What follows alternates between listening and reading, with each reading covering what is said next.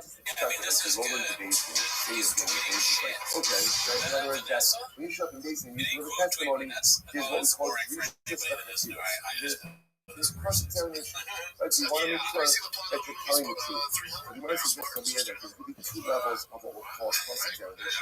There's Ginos and Chakiros. If you look at Rashi, this is very interesting. Because Rashi says, "Zeh Omashira Shabbat Shekori." It's all about the ratio of things like this. The Ginos is where you go ahead and ask me a series of questions about the parties involved in the intermediate event. So, for example, in the shop and they say Reuben committed adultery with Rachel, or whatever. Reuben committed adultery with Shimon. Okay, what was to be worried? So we'll ask the questions about the parties involved. Hakiros, on the other hand, Hakiros actually says so let's say Hakiros are more general, we'll call it situational questions. What was the case? What kind of did it occur?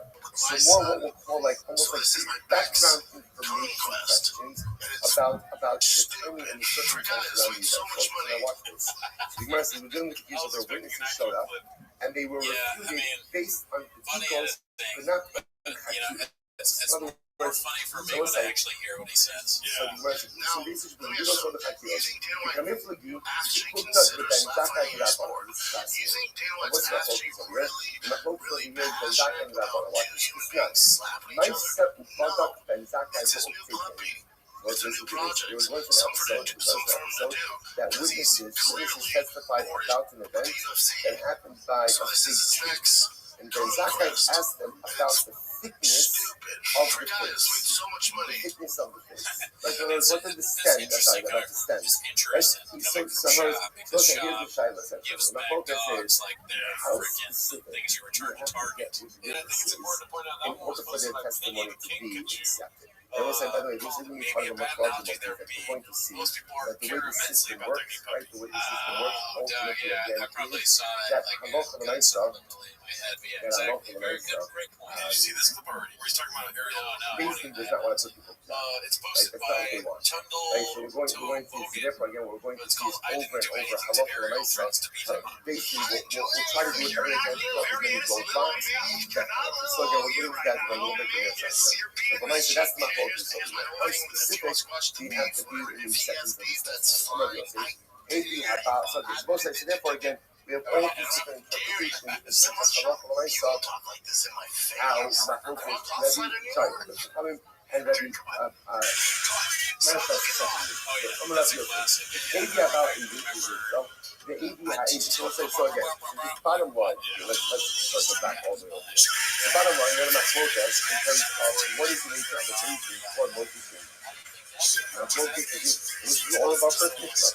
My focus between the Chachamim Tanakama with Rabbi Meir and the Chachamim. Rabbi Meir says a basis of three Tanakama and ultimately again, and the Chachamim say a basis of 20. This is, the way we commented on our past ones is that most of Shimra is built with the creation of 23. Why? What's the logic? Again, the logic is quite simple because there is a significant concern that what even though most people are trying to do as well, but if you escalate into what? Into a battle. Because that could happen, you put that solution in the 23 from the beginning, that's how we can stand up for it. But again, beautiful revelation of Maybe about Egypt is stuff. Maybe about the Hades.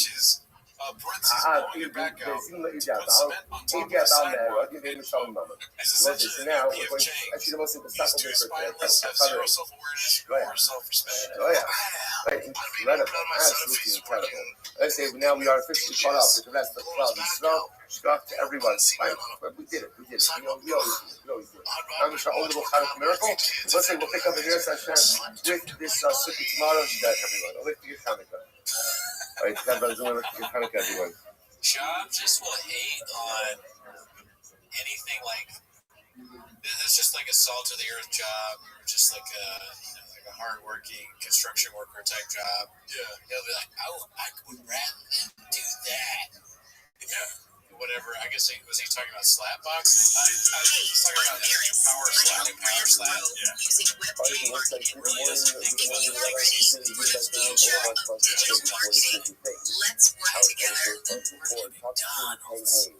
These are things he shouldn't be saying out loud. You should have a podcast. Yeah.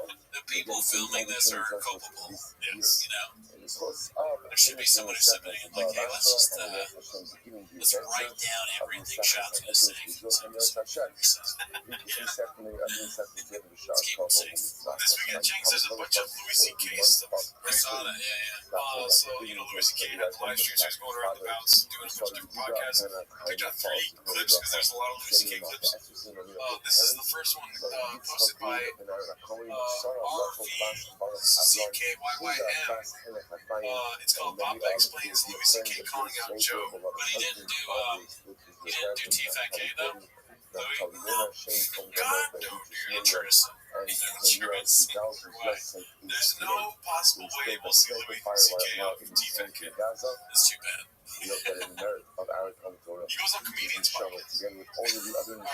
We talk about hot flashes and hot flashes. Yeah, Sean Lewis. Oh my God, stupid. We kind of like to have when you have to get a cold bath and then a hot bath and actually have a conversation about it. I was like, the same time when I was trying to argue, you're not. I got super awkward. I was like, nothing. I was like, yeah. He's like, you're not living reality. He's like, you're a buffer. You're this weird stratosphere up here while everybody else, nobody can relate to that. Rogan had a good answer too, though, because he goes, if you have a human body, you want your body in the way, you want your body to work optimally, but that can be its own job. Yeah, that can be its own job. He was right. He was just like, how well does your life go where you're debating about the whole planet? I was like, he's so right. That was just like a well thought out agreement. Yeah, good point. That's the most, what's the word, clear and accurate job I've ever seen of being, Louis is bringing out, like, maybe Louis is like his entire group tonight. He's the muse. Louis C.K. is the muse for Shop. I'm sure we'll see some poorly crafted, stolen Louis bits in them too, so that's look forward to for Jay. Speaking of being the muse for Shop, this next clip has something about a similar story that Louis C.K. tells about Shop. So it's called Brenda Has an Oddly Similar Story to Louis, hosted by Brenda the Sloth. Let's see what this is all about. But I started flying right away, and the airports were all empty. And everyone was allowed in the lounges. And everyone was getting upgraded to first class because the planes were empty. And for a while, it was part of the protocol that before the flight takes off, they used to say, they would give you the safety stuff, and then they would say, you can use your seatbelt detaches, you can use it as a weapon. Oh, Jesus. You can use your seat as a shield. And they would, yes, they would say this is part of the thing for like the first month after 9/11, and they would say, we're here to protect you, but you have to protect us. They would say that. And there was one flight I took where I was flying first class, like seat 1B, I was right at the bulkhead, and this other guy sitting one seat across from me, the captain came out right before the flight, and he kind of squatted between us, and he said, listen, fellas, because it was the red eye, he said, you're the last line of defense, so I need you not to sleep on this flight. Jesus Christ. I need you not to sleep. Those nights, yeah. But of course, there's part of me that's like, oh, guys, so I'm like, oh, yes, sir. I was excited. Here's how I know I'm sick. I like Louis' stand-up. I think he's a great comedian, right? The reason I know I'm sick is because I would have rather heard Shop until that seems sweet. I want to hear Shop's attempt at whatever Louis just said. That's not that, because it's so crazy. That's how far I've gone down the Shop. Yeah. I want to see him mess it up. Well, I don't think you gotta wait long, dude, because I think he's. Yeah, I've seen the clip before, but yeah. I've never seen this. Get on the plane. I fell asleep for about 4 hours. Took a red eye because my son had his first football game was so fine. So I had to make it on time by 9 a.m. So I take the red eye.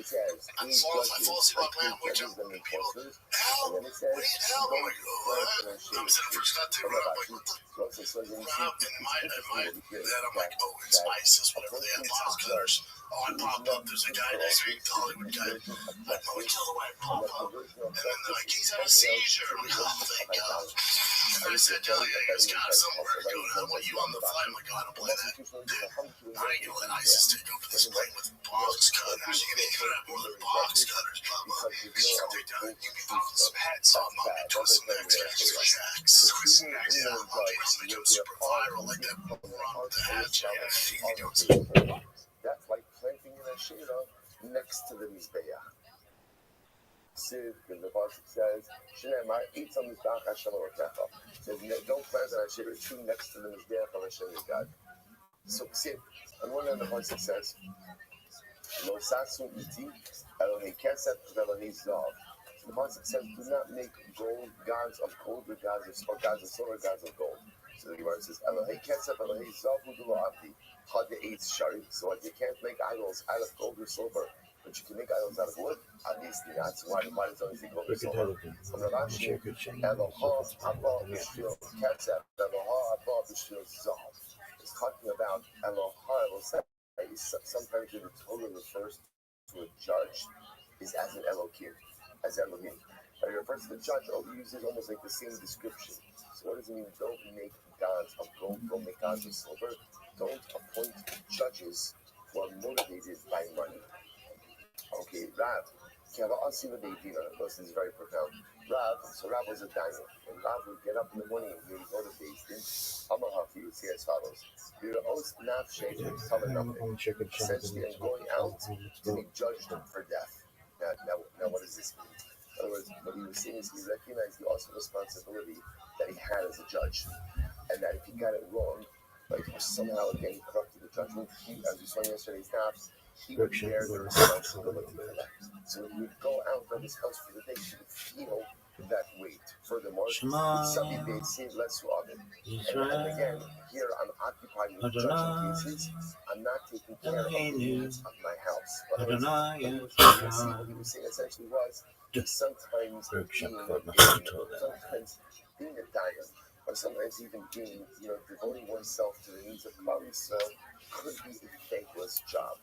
Right? Because again, you hear all the complaints, you hear all the problems, but that you get the shkoyach, or it's here, I'm neglecting the needs of my family. Rabbi was saying, I'm devoting myself to the cloud. And again, what am I really getting? Furthermore, he's saying, I don't get paid for this. Now, this is an interesting schedule which we'll discuss. What he was saying essentially was that here it's not like, okay, it's one thing to have a lot of stress and at least make a lot of money. Right? But if you're going to have a lot of stress and not make a lot of money, so again, you have less quality of life and less money also. So Rabbi was saying, I have all this responsibility. Don't get really paid a lot of money for it. Don't have the opportunity because it's all consuming. So I'm so much more caught up in the needs of the klal than in the needs of my family.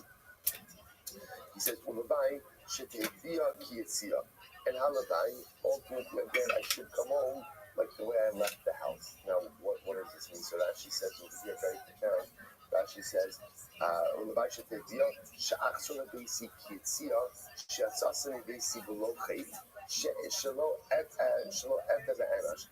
left the house in the morning and I was free of sin. I should at least be able to come home free of sin as well. Now, in that context, what he was worried about was the corruption of judgment. So he's worried again, I left my house shut up for work, so to speak, and I haven't done anything wrong. I hope that over the course of the day, I don't chas v'shalom corrupt judgment. Incredible. So the Gemara says, Kavi Chazi, and the Lord is Safia Basrei. This is incredible. When Rav would see a group of Talmidim following him, so he says, sometimes because he sees a group of Talmidim following him, so it could go through his head a little bit. Like he can go ahead and he perhaps could become a little bit of a Baal Gaiva. So when Rav would see this, Amar, in Yara L'Shamayim Shiod, he would say this pasuk. He would say this pasuk to himself to remind him, pasuk from Mishlei. Pasuk from Eov. Even if someone's stature goes up to the heavens, he may only be remembered as a piece of excrement. Again, it's a big humbling pasuk. The idea of here being right that just because the world thinks you're great, don't get carried away with yourself.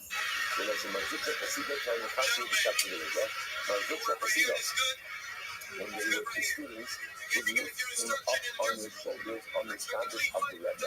Remember again, the Shabbos of the Rebbe was the 30 days prior to the Yom Kippur obligation to the halachos of that Yom. So that Shabbos, like a big gathering, so they would lift up on the shoulders. So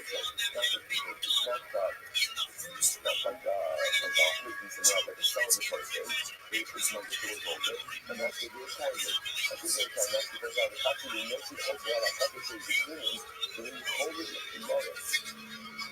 And that even if that's what I'm doing, if you don't tell you, I'm very noticing Osamai, because you can say, well, it's old, and also, in order not to go ahead and stand up to God, you're choosing to say very quickly.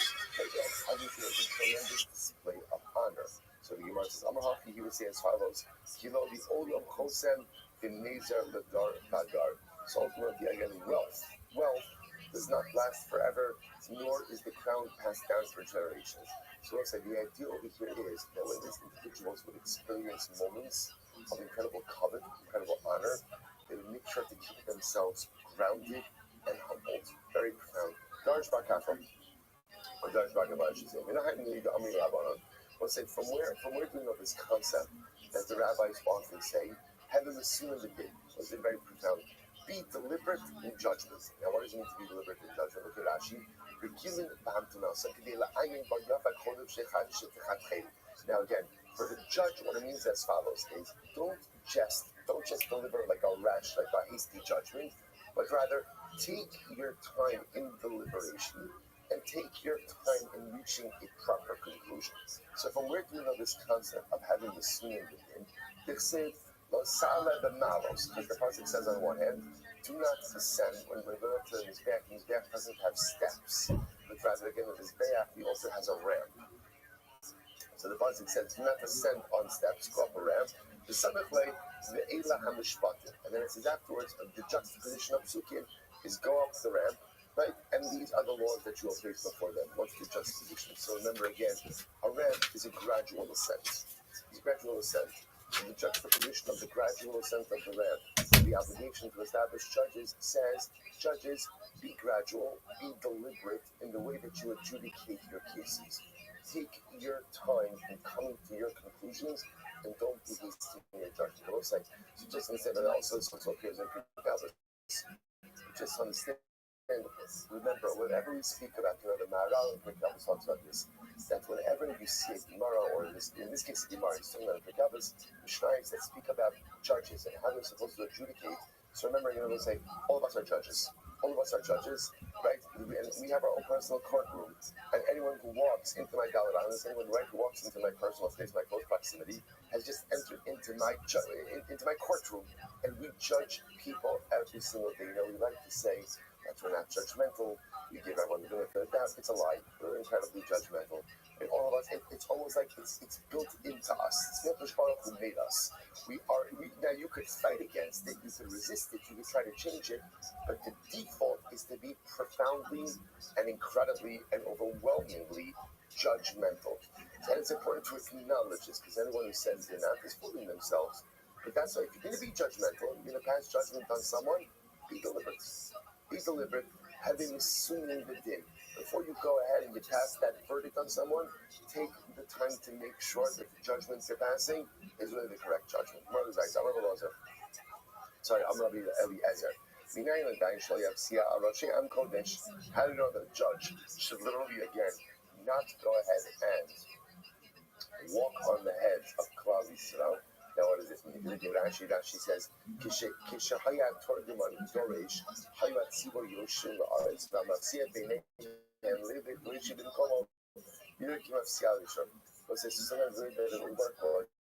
like the Talmidim would be sitting on the ground, right? And the Rebbe would be sitting like on a chair, a higher spot.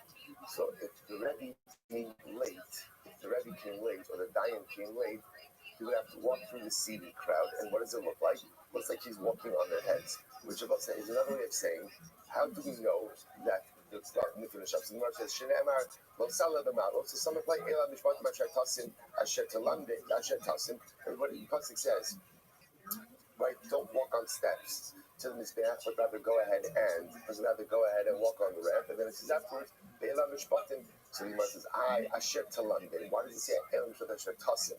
Why does it say these are laws that you shall place? It should say these are laws that you shall teach them. So this is a new drasha. So this is just a second. But it's very profound. What does it mean? What does it mean when it says the Rebbe shouldn't, or the Dayan shouldn't trample on the heads? What it means is, let's say essentially that the Rebbe or the Dayan has to make sure to always be on time. To always be on time. Like if the Rebbe or the Dayan is late, what ends up happening?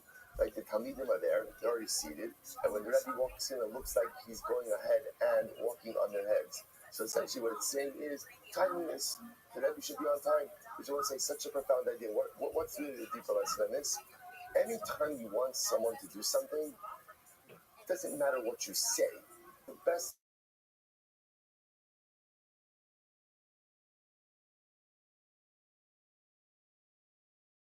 the Rebbe got to show up on time. So saying be on time, but the Rebbe himself to be late doesn't mean anything. Such a Yisodin parent, we spoke about this so many times, such a Yisodin parenting as well. If you want to convey something to your children, it matters very little what you do, and what truly matters very little what you say. It tremendously matters what you do. Model the right things for your kids, and you have a chance of potential emulation. Just talk about it.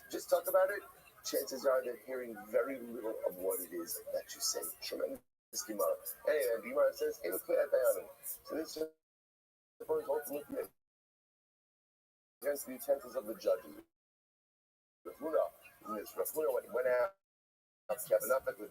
it's great. When Rafuna, he said as follows. He says, I'm sorry. Rafuna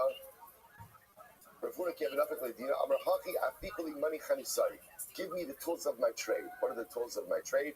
Makel, a staff, and actually points out over here, the staff was there to go ahead and give rabbinic malchus, rabbinic lashes.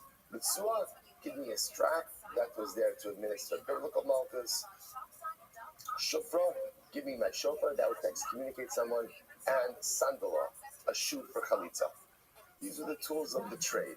Right, a staff to hit people for malchus, right? Ultimately, again, a strap to go ahead and hit people for biblical malchus, a shofar to excommunicate people, and the sandal, a shoe for chalitza. Incredible. That's how it's and I will command your judges at that time.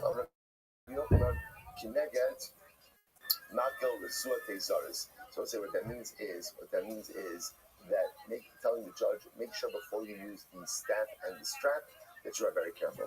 But we'll get this will come when we get to the second markers, that before you administer lashes, that halacha l'maisa, person has to make sure to evaluate what the person is capable of receiving. So literally again, listen to your brethren and then judge.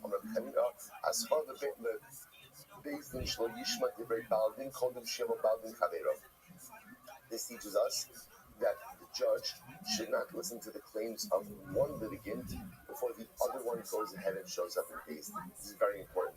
That phrase, Shamoa bein acheicha, listen between your brothers, means that both litigants need to be present before the judges begin to listen to either one of them.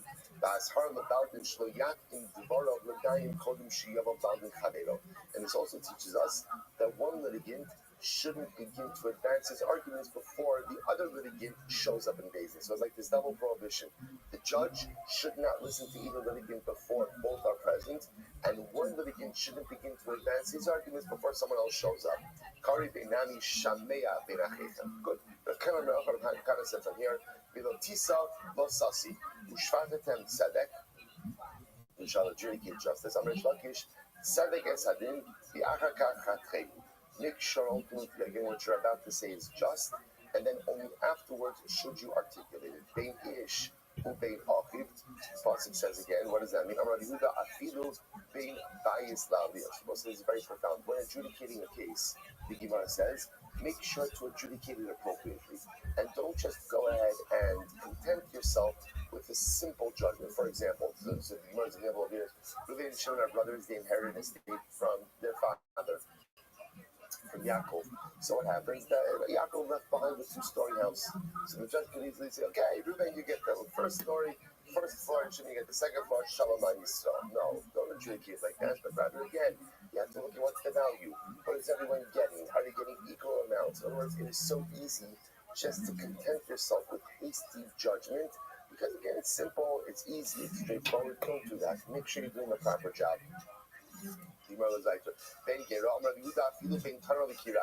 Even again, when dividing up between different types of ovens, even when dividing up amongst two different types of ovens, make sure that, again, you're doing a good job.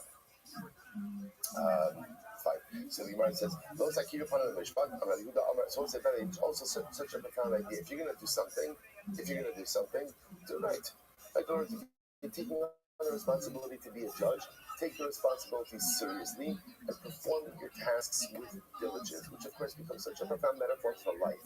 I would say, how many times do we take our responsibilities and we do things, and what happens?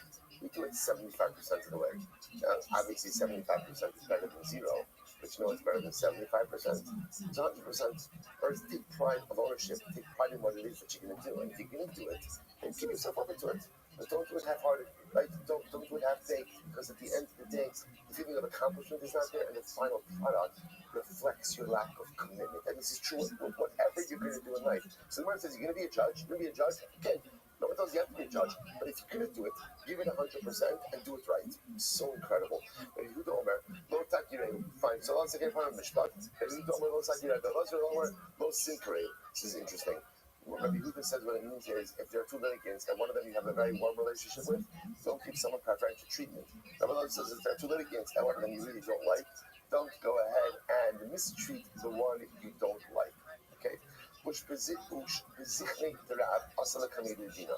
to this. One time the host, right, Rabbi, this was a tenant, the one time his host showed up in his basement to adjudicate the case. So the host goes over to Rab. Hey Rab, don't you live by me, right? Don't you live by me? Rab said, yes, I do. To which the landlord said, well, you know what? I'm here because I have a din Torah.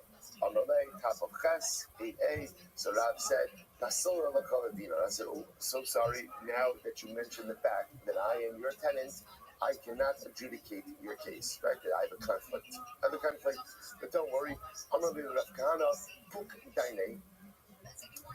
So, but Rav said, Rav Kana, don't worry. Rav Kana, you adjudicate this case. Chazi to have a Karim day. But nevertheless, even after Rav Kana took over the case, Rav Kana saw that the landlord was kind of like chumming up to Rav, right? He was trying to curry some favor with Rav. So Rav Kana was a little bit sharp with the guy because he felt the guy was trying to manipulate the outcome of the case. So he says to the guy, listen, buddy, if you listen to my psak, good, we're in good shape. But if you don't listen to my psak, I will remove Rab from your ear. Which Rashi says was an expression ultimately of excommunication. All right, 4 lines up from the top, Chasam Dalet. Kikatam kibedel tishmun. So say you shall hear big and small. You shall hear. So ultimately, again, this is a warning to the judge that a judgment or a case of a pruta should be just as important to you as a case of 100 money. In other words, that don't give more attention to a $10 case than you would to a $1,000 case. So what does this mean? If it means that the judge should really make sure that he's issuing a correct psak, so that's kind of obvious. Ella lak dume. Rather, what does it mean? It means ultimately, again, for precedence. In other words, also the way it works in the Jewish court system is what order is your case heard? Like when you arrived in Beis Din that morning, there's an order. Whoever shows up first gets heard first. So again, let's say Lugan and Shimon show up and their claim is for $100, and then maybe you just show up and their claim is for $1 million. You might have thought that you should hear the $1 million case before the $1,000 case. No, that's not how it works. So the Gemara says, what does it mean when it says literally again, do not be fearful in the face of other person? The Gemara says, Ki mishpat lelu kimbu. Lo dayan l'risham shenoten mizeh mamon v'nostim mizeh shelo kidin ela shematrichen osi lahachzum mamon l'baylo. So also this is so profound. The Baruch Hu says, what does it mean when it says that judgment belongs to God? The Baruch Hu says, it's bad enough that unscrupulous judges award money to the wrong person, but then what do? They make me have to take back the money and give it back to the right person. So let's say, isn't this absolutely profound? The Baruch Hu at the end of the day will make sure that all money gets to where it needs to be. You can't cheat the system. And even if you cheat the system, it's only temporary cheating. Like I said, a judge could go in and rule erroneously, or it's just not even about a judge. A person could cheat, a person could steal in life, and you could perhaps benefit temporarily, episodically. But just not at the end of the day, the Rebbeinu Shel Olam always writes the system and puts the money back where it needs to be. Incredible.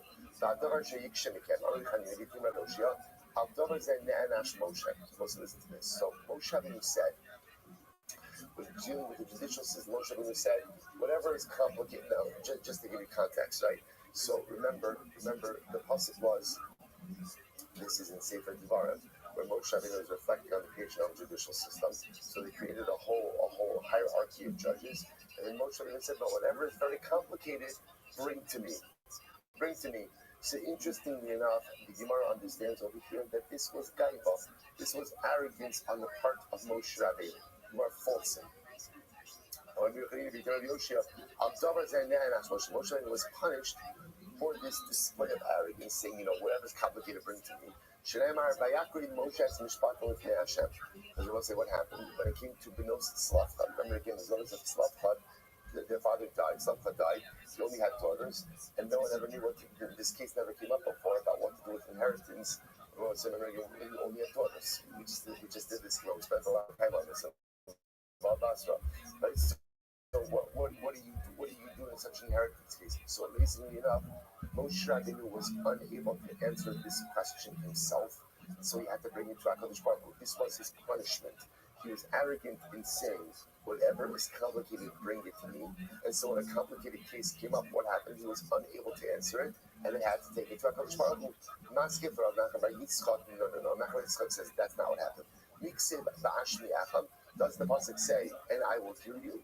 Rather, no, Ushematim, it says, I will hear it, which indicates ultimately, again, Moshe will say like this: if you have a complicated issue, bring it to me. I'll listen to it.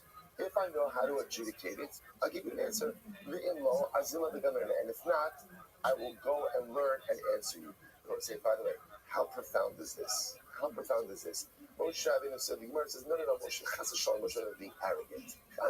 Remember again, they will say, why doesn't it even make sense? Why doesn't it make sense that Moshe Rabbeinu was arrogant? What is the Torah's eulogy about Moshe Rabbeinu? Va'ish Moshe, well, it's not his eulogy, it's after the episode with Miriam, with Lashon Hara. Va'ish Moshe, Anav Mikol Adam. So how can you say about the man that the Torah calls the most humble of all men, he was arrogant? Not true. What happened over here? Moshe would say, Chavra, if there's a complicated situation and the judges below me can't answer it, bring it to me. If I can answer it, I'll answer it. If I can't answer it, I'll research it and I will find the answer to you. So I say, by the way, such a profound Gemara. What does Moshe Rabbeinu saying? What do you do in life when you are confounded by an issue for which you do not have an answer? And what's the answer? Go for number one. Be brave enough to acknowledge that you don't know. As Mama said in Shabbos, teach your tongue to say I don't know. And then number two, go and figure it out. The way to deal with life problems is not to throw your hands up in the air and say, I can't do it. But rather it's to say, okay, right now I can't do it. Right now I don't know it. And let me go ahead, roll my sleeves up, and try to figure out the answer. That's what most of it is. We come to where the question is, the answer, we go figure it out. You have a right problem, you have a right situation, you have a right time, you don't know what to do. It's so easy just to be like a deer in headlights. Roll your hands up and say, I don't know what to do. No. Roll your sleeves up and go and figure it out. And let's do the sign yet. Don't talk about rather what happened in those stuff comes together. Please, I just not want to do that. I do want to in reality, the section of the stuff of an empty ball should have been written by Moshe Rabbeinu. However, the judges will just take the next stuff out of your head. And then once again, not the judge, that's what happened.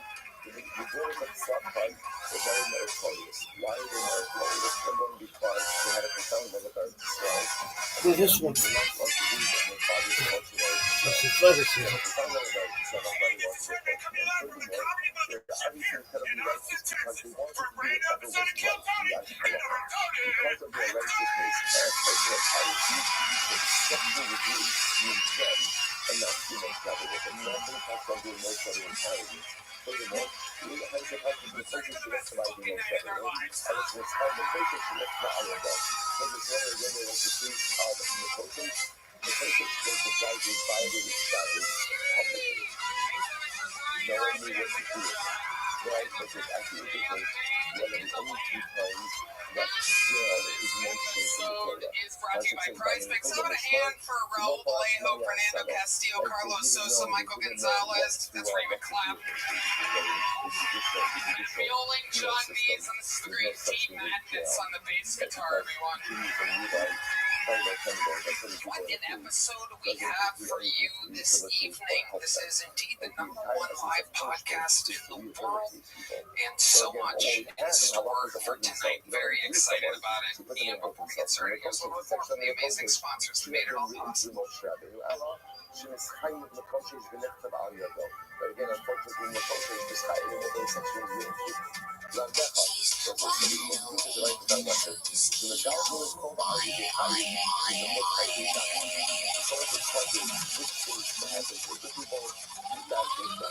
You guys ready to start tonight's episode? Every single week I have two of the funniest comedians in the world on this show. This week, absolutely no different. I mean, wow. Sometimes it's fun to introduce new people. Sometimes it's fun to have a guy from New York or Philly or LA or somewhere that you've never met before. This one is a homegrown episode. These two guys are absolute Kill Tony legends. One of them for being one of the best panelists, one of them for being one of the greatest regulars in the history of the show. Both of these men, well, one of them looks like an American and the other one doesn't. The one that doesn't look like an American is an American.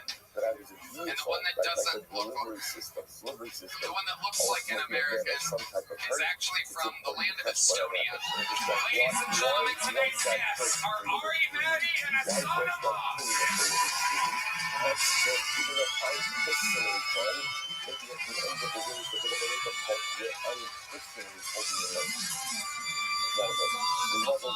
Ari, Matty, the Estonian assassin, and the brown bomber. How exciting is this, ladies and gentlemen? Ari, welcome back to the panel of the show. Happy to be here. Me and Hassan look like we're planning the next 9/11. This does look like a press conference for that. I'm getting the funding. We almost nailed it all. They shot down United 93, took a loss there. We have to plow forward onto the next one. 9/11 press conference. You guys know how the show works. You both know it very, very well. Hassan with one of the best jokes of 2025. Famous Indian woman's vagina joke. He says, do you want to see what an Indian woman's vagina looks like? And then he goes like that. You guys get it? It's a little slow audience here. It's got a hairy vagina, everybody. This crowd. How about this crowd? Might be some locals trying to fucking look at the fucking Gucci's, fucking hoodies. Yeah, I should be the douchebag to be with this guy. Yeah. What's up, Uncle James? Oh, the boy. His earrings and gel. As far as dining, It did look like it planned it. incredible. Yeah. And It wasn't planned, that guy said. Absolutely. Incredible. These are very These are those real? You guys really have that? What do you do for a living to have Gucci? You don't work, you retired, you sold your company. What kind of company was it? It was what? Software. What kind of software? What is it? Tremendous amounts It's complicated. of garbage. People are ridiculous. Right? You sold SAP. What's SAP? SAP. Rich people was real big. Yeah. So to SAP, we got the GPT. Now we got into EBTs. It's together. You keep throwing more letters at it. Yeah, that's how they have to write it. You're coming across as a real FAG. You should be able to explain what the company was. But From my perspective, you're going to wear a Gucci hoodie out. You know what I mean? You have some explaining to do, sir. Well, welcome to the show, everyone. You guys know how it works. Over 250 human beings signed up for tonight's show. Very exciting. If they get pulled out, they get 60 seconds uninterrupted. You know their time is up and hear the sound of a kitten. It's a tidal wave. A some audience member did it better than the man who's been doing it for 12 and a half years, where he panics and just starts hitting random buttons for no reason. Anyway, I have to wrap it up then, or else they bring out the angry West Hollywood bear. There it is, and that interrupts their set, and then I conduct an interview with them. They go from being a lucky comedian to being interviewed on the biggest live podcast in the world. They have no idea if they're going to get selected or not. I pull the name, we go wrangle them from the bar next door. And in the meanwhile, while that first bucket pool finds out that he or she is indeed about to have the opportunity of a lifetime, I have a golden ticket winner that's going to show you supposedly how it's done with a brand new 60 seconds. You guys get it? Ladies and gentlemen, your first comedian tonight is the long-awaited return of golden ticket winner. This is Mason Bird, everybody.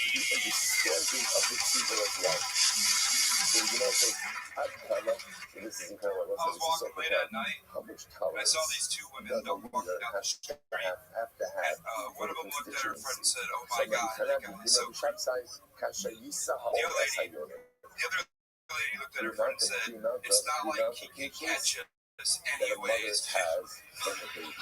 I turned around, I couldn't stop. Bitch was right, I couldn't catch her. She was so fucking fast. Uphill, not a good advantage. I was talking to Rance with it. Don't ask why. She asked me, she said, "Mason, you believe in trans women? You think they're real?" And I was like, I view trans women the same exact way I view God. Only in a time of dire need. You will find me on my knees praying, God.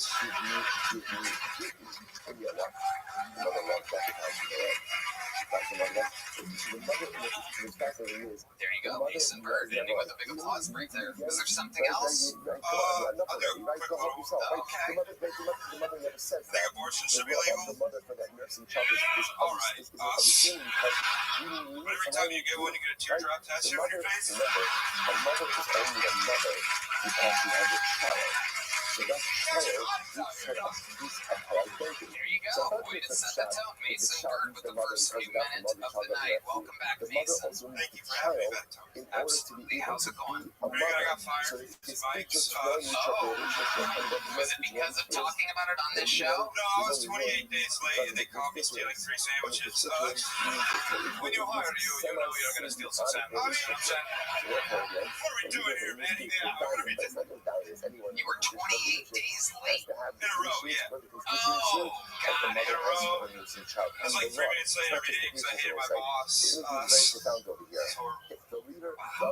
So that's what it takes to get fired from Jersey Mike's. Yeah, I was also pretty bad at the job. How can you be mad? How can you be bad at making sandwiches? I wasn't very fast. I was always in the back doing something I was supposed to be doing, like eating cookies or, something. I'd mix pops together, they get really mad about it. You mix pops Yeah, together. if you do like Mountain Dew and like cherry, you make your own real bread. If you just, Okay, yeah, Jesus Christ, for real. Real chemistry set over here. oh yeah. It feels like cherry Mountain Dew is your blood type. It's a Mountain Dew Live Wire, actually. Are there any more wild mixtures or food experiments that you're good at? Food mixtures? Yeah, I love just, I call it doing chopped at the house. Like, let's make tacos with potatoes and apples and cereal. It's just like, I'm hungry, I have no food. I've been doing this new thing, it's probably this week. Right? If you eat a pizza, you eat the cheese, and then like the actual bread, it feels like you're eating 2 slices instead of 1. Jesus Christ, that's the best thing I've ever heard. Hell yeah. You said tacos, and then this is the 2 most disgusting ingredients for tacos I think I've ever heard in my life. I'm trying new things. A potato and apple taco. So you put those in a taco shell, or you're using the potato as the shell? I should do that. That's such a good idea, dude. I should flatbed fry it, make it into a tortilla. I have good fat guy ideas. I have some. I was really, I came home a little bit tipsy the other night, and I made myself a sandwich in the middle of the night. You would love this, right, man? This was so you. This is the most you thing I think I've done all year. I had a sandwich, and the only I looked at my fridge, and there's a little, one of those yogurt. There's like a little yogurt there, and I opened the yogurt, and I have the sandwich, but I forgot to grab a spoon. So I fucking started dipping the sandwich straight into the yogurt, ate it, and dipped it. Normal shit. Oh, normal. Is that a normal fat guy thing, Mason? I mean, I'm fat, but Jesus Christ. It's wild. It's funny. I eat like a fat guy sometimes, and look at me. God loves me. What do you think the fattest, what is one of the guiltiest fattest, like just at weight where you're like, God, I can't believe myself, these ready, here we go. So what I do is I'll get like a party size bag of Doritos, and I'll cut the top off, like not the top, like the side, so you get like a bowl. Then you put meat and cheese, make a bag of nachos. Oh, that's sad. Alright, what a party! Frito pie, but with Doritos, pretty much. Zach, Red Band is the senior disgusting food correspondent here, live on the scene. How about you? Do you have any confessions? I mean, you literally have no shame in your game. You post in the middle of the night. I mean, my favorite, of course, the classic, you take an Olive Garden breadstick and you put your finger all the way through it so you hollow it out, and then you just pour Alfredo sauce inside of it. Holy shit. It's like a gusher, an Italian gusher. Love it, Red Band. Ladies and gentlemen. How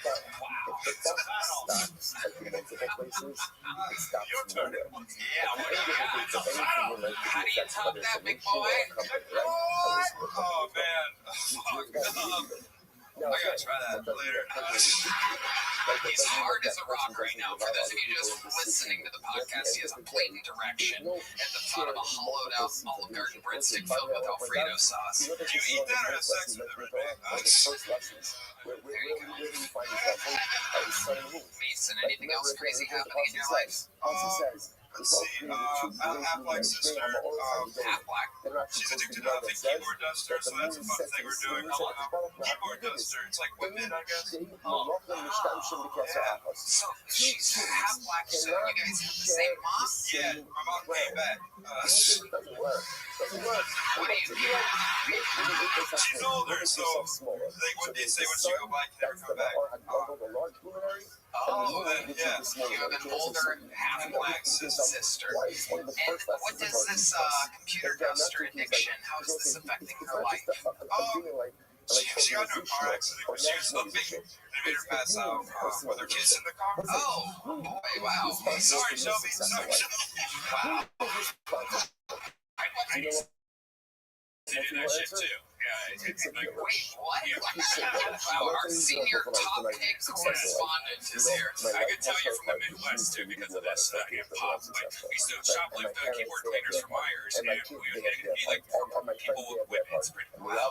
And my friend did while he was driving, and he passed out, and I had to pull up the emergency brake and crashed his car, and he blamed me for it. Like, dude, we were going towards a train. Like, what the fuck? Wow, absolutely amazing. Have you ever taken Olive Garden breadstick, emptied it, and sprayed computer duster in it, and then inhaled through the Olive Garden breadstick? Because we could hit black belt levels of bigotry. Mason, you had a solid minute. Anything else for Mason, guys? I love that tropical joke so much. Yeah, it was a really good one. Transcon joke. And it was impressive after the joke after everyone gave you the applause for that one, and you landed that as well. I thought that was really fun. Great stuff, Mason. You're showing the difference between a golden ticket winner and a red bucket full. And this is the part of the show where we go to the bucket, everybody. The bread, the hollowed out bread and butter of the show, if you will. The bucket. This is where we meet people. Anything can happen. They could be the future. It could be an insane person. Ladies and gentlemen, your first bucket full of the night goes by the name of Luke Aaron, everyone. Luke Aaron. I think that people need to stop making fun of Lizzo. I mean, she's one of the most popular artists of our generation. And I just heard that she's starring in a new anime show. I'm not sure if y'all have heard of it. It's Avatar, The Last Chairbender. I think it's funny that people use the same word of the thing that turns them on also as an insult. Like, a girl will be like, I need some dick right now. And then she'll also be like, that guy's being such a dick. But then guys will do it too. They'll be like, I can't wait to get some pussy tonight. And then they'll be like, bro, why are you being such a pussy? Well, I mean, I'd be lying if I said that I don't also do that, because I say to my friend, come on, man, why are you being such a retard? I'm sorry if that joke offends you. I'm just looking for my special someone. Thank you. That's all I got. Alright, Maddie. Number one suggestion. How long have you done stand-up, sorry? Like 4 months. Like 4 months. Number one suggestion to everybody who watches Kill Tony, and everyone's done this when they start stand-up. The mic stand is the focus point of the vision of the crowd right now. That needs to be out of the way as soon as you get on stage. Move it over as soon as you get on stage. Right now, half the crowd, look at the stick. Thank you. Yeah. Okay, it's just a suggestion. Thank you. And you gotta put the mic up closer to your mouth. Okay. I'm sorry. Commanding control of the room. Okay. There you go. So it's a little bit more natural. You're like, it's very creepy. Yeah, you're doing it. Okay. So, look, let's talk about it. What made you want, how old are you? I just turned 26. 26. What made you want to start stand-up a few months ago? Well, I had 2 jobs after I graduated college. I was hating them, and so I wanted to try something fun. What were the 2 jobs? I was managing a restaurant, and then I had a sales show. Okay, what was the restaurant? It was in Greenville. It's called Sully Steamers. What type of food did they have? It was like What was it called again? Sully Steamers. Sully Steamers. It's not a sponsor. Gucci guy's asking questions. Shut the fuck up, Gucci guy. Was that in South Carolina? Shut the fuck up, dude. You fucking... God, I hate you. No crowd. So, tell me, look at him with this fucking pink drink, this entitled fuck Gucci hoodie pink drink, just asking his own questions like he's on panel tonight. God, I hope you get hit by a CAR after the show. Salute. Yes, sir. One job was the salty steamer, which sounds like a gay sexual maneuver. It was. And the other one was a sales job. What were you selling? I was selling windows and doors. Windows and doors. Well, that must have been easy. Everybody needs windows and doors. No. Sell me a window or a door right now. Just go to someone that doesn't have a door like, hello, is anybody in there? Good news for you. Do you feel in the building? Exactly. You're inside. So how would you do windows and doors? Would you go door to door, or was it a phone call job? No, it was even worse. It was like I was the kind of person that's like standing when you're about to go into a store and like trying to get your attention. Oh, You have that face, by the way. it's always cutie patooties like you. That's the worst insult I've ever gotten. So let's hear it. Let's say a guy like Hassan is walking up to, where would you be, Lowe's or something like that? So he didn't have a home. Right. There you go. Okay, look, with his biggest punch of the night right there. Thank you. Quick on his feet. So, but seriously, obviously he would need windows and doors for $1 million to take out. Okay. So I was I'm a willing customer. So I'd be like, hey, how old is your home? That's how you old. I don't even have one. I never have. It's your home, Yeah, I know. And then I'd say, and then how old is your, daughter? No, it's a man. I'm kidding. I was like, how old is your home? And then they would say, it's this many years old, which would mean it was either wood or vinyl. And then I would say, so I'm guessing there's craftiness or rust or whatever it was made of. I hated it. Yeah, I can So see comedy, I hated it. That's what I'm trying to get. Thank you. Okay, so you're 26. You just started this. What have you learned in your few months of doing stand-up, of doing open mics? What surprises you about this industry? Tell it to the people at home. I'm surprised how many people are trying it that are horrible at it. Not clean Right, and carries you are with it part really of two that. parts. What are the two parts? So number I one know. is But it's loss good. of Your freedom. window's not It's a financial situation. Ah, Number two, it's the weaknesses. The fact that she went ahead and committed those legal lots. Ladies and gentlemen, Definitely. Now this one someone I has don't understand. activated the lights. That What thing means is that, that the right? lighting and sound guy in the back found that hilarious. Okay. He saw. All right, so Luke, Aaron, here you are. You're chasing your dreams. What else surprises you about the industry? You do a lot of open mics. not enough. Why haven't you been practicing? Why haven't you been trying hard? Part of me is scared that people will steal my jokes. Great job to everyone. Okay, but it's fine. You can see again. Tomorrow. We've got further down the next day. So we'll catch up tomorrow. Christmas is Sorry, around the corner. I know. I'm better at writing them than delivering them, to be honest. But I mean, I just wanted to get a job doing something that I actually enjoy, and so that's why I'm here. But I know I need practice. I should hit more open mics. I've just been working a lot. Yeah.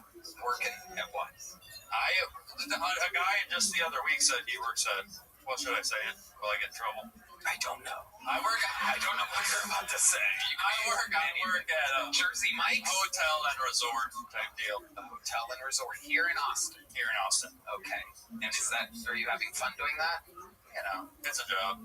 All right, we'll say this morning, I love it. begin by thanking all of our sponsors for this morning's trip to thanks. I actually have a Co-sponsor girlfriend. for Talk Shin Hey Hey, year 5785.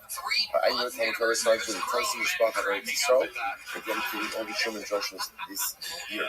And we're supposed to finishing the second of last row and the next Hashem beginning the adventure of the second Sanhedrin resort from the Hashem. This is second May other second year of the Shah October. I'm the co-responsible for the month of sleep. Josh and the freedom of nation of the architect of Josh's father.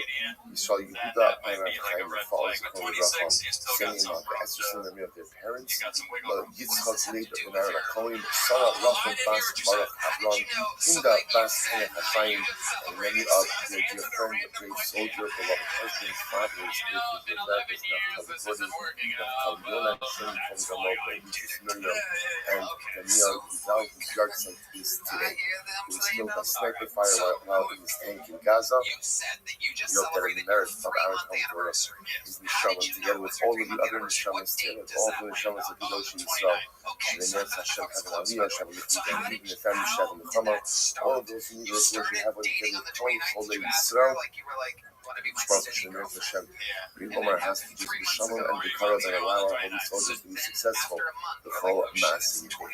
But so with that, let us begin. Today's daf is daf Ches. She has absolutely no idea that is true. This is starting today. It'll be a pretty coming. You'll notice it repeats the head. You see a lot of shoulders That's down. all it takes. 4 weeks of trickery to get a necklace from you. We're picking up on sign of the days. Of straight trickery, ladies. You get a necklace out of this fucking guy. All you have to do. It was on sale. Then you see in the white line, My favorite part of that was listening to all the men in the audience slowly start to lose down into the white line. Little band line. Okay. But into the white Let line. me ask you this. This is the Then you see up. huge $1 million question. What did you do for her 102-month anniversary? What some people would call the paper anniversary, or perhaps the yarn anniversary. These gold, diamond, silver, platinum. So they This would said be to the you, yarn anniversary. The 2-month. Normally it is a string of yarn. What did you do on the 2-month anniversary? Argued. Looks like that necklace wasn't on sale quite enough. Okay, do you bring your girlfriend to the open mics? No, because I'm going to steal her. go ahead and go do me a favor and Okay, be here's the billion-dollar question. The world wants to know the 3-month anniversary just passed a couple days ago. What did you do? There's this cool Texan guy, like, come on, Luke. We're rooting for you right now, Luke. What did you do for her on the 3-month anniversary, a.k.a. the oxygen anniversary? Really? Is this true? So, I don't remember. What do we do on the 3-month anniversary? We probably went for a walk. I don't know. Okay. When you guys argued about the most, just tell the truth. This is the vulnerable, compelling part of the interview. That's what makes this show different. I'm like, well, I grew up like super religious, so I'm just trying to like go into like the real world and date like regular people. So I'm having trouble with. Explain to us exactly what you mean by that. Be very specific. I mean, it's your argument that you got into, so you will know the answer to this question. You don't want to say too much. Come on, it's okay. Well, I mean, just like she'll understand. You're on a big show. My sisters had to wear skirts past the knee. Yes. I mean, I'm sure I'm doing skirts below the knee right now. So, I'm like, if they're on her Instagram, there's bikini, which what is Red Band? There's a whole bunch of when she goes, I went to like a super small Christian school, and she goes to a big school, a lot of anyway. What did that lady say? What? Mormon or Amish? It was independent fundamental Baptist. Oh my God, Jesus Christ! So you only want to use the back door?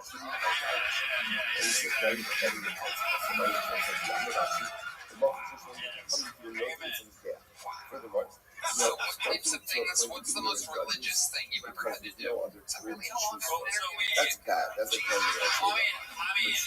I grew up going to church Wednesday, That's like Sunday morning, Sunday night, and the school was part of the church. So anyone that like wasn't really involved in the church was like an outsider.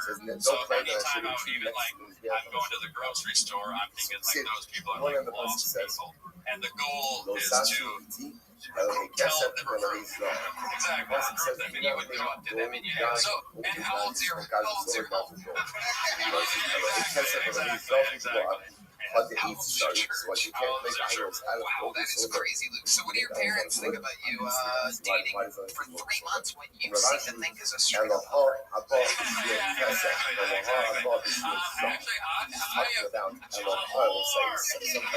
way, that exactly you just said is what's going to get you in trouble. I know. That's going to be the part right there, but it's funny. Everyone enjoys it. I know. 4-month anniversary. Oh, yeah.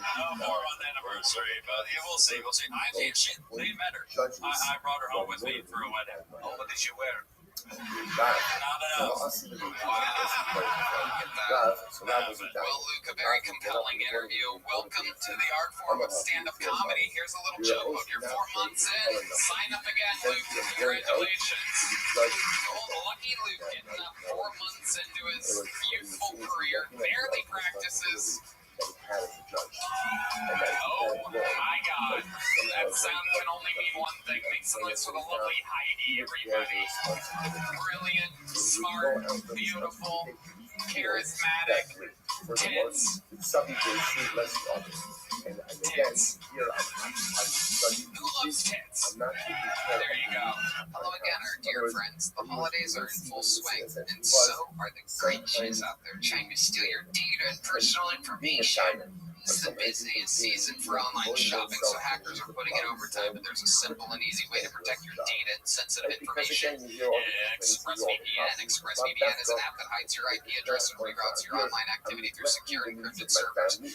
Their best in-class encryption ensures that your online activity remains invisible to data brokers and keeps hackers from getting a hold of your sensitive data, even on unsecured essentially Applying was that Bobby, it's a digital fortress that'll keep you in Santa's spy network out of your business. And right now, ExpressVPN is offering 3 different plans, allowing you to customize your VPN experience. So You just want the again, VPN that is you have rated less number 1 quality by of the life, experts and at the also, Verge and CNET. I was No saying, problem. I have all ExpressVPN's this basic plan responsibility. starts as Don't low get as me $3.49 a month. That's less than 12 cents a day. Protect your online data for cheap, so you can spend your money on gifts and eggnog. Great, man. Tony, I love ExpressVPN. I use it when we travel, so I know my precious data is safe. Eggnog lover, great man. So if you want to get ExpressVPN at its lowest price ever, plus 4 extra months of service, go to expressvpn.com/Tony. That's a price as low as $3.49 a month, plus 4 extra months of service by going to expressvpn.com/Tony. Hello and good day, my friends. This podcast is sponsored by Shopify. Guys, 2026 is the year you launch your business. It's the year you transform into an entrepreneur, founder, and boss. One powerful move puts your future firmly in your hands. Starting a business with Shopify. Maybe you've got an idea that you can't shape or craft. Everyone tells you to sell a story you've already designed in your head. With Shopify 2026 is when you finally make it happen. Shopify gives you everything you need to sell online and in person. It's why millions of entrepreneurs have already made this leap from household names to first-time business owners just getting started. Hell, if it's good enough for Mattel, Gymshark, and Ray-Ban. Tony, I love Shopify. It's the best e-commerce platform, hands down. Shopify gives you all the tools to easily build your dream store. Choose from hundreds of beautiful templates that you can customize to match your brand. Setup is fast, and Shopify's built-in AI tools that write product descriptions and headlines and help you edit product photos. That's right, Red Man. I was listening to every word you said. In 2026, stop waiting and start selling with Shopify. Sign up for your $1 per month trial and start selling today at shopify.com/GoTony. Go to shopify.com/GoTony. That's shopify.com/GoTony. Hear your first this new year with Shopify by your side. Alright, your next bucket pull, ladies and gentlemen. We've seen him before. It's been a while. Make some noise for Charles Adams Jr., everybody.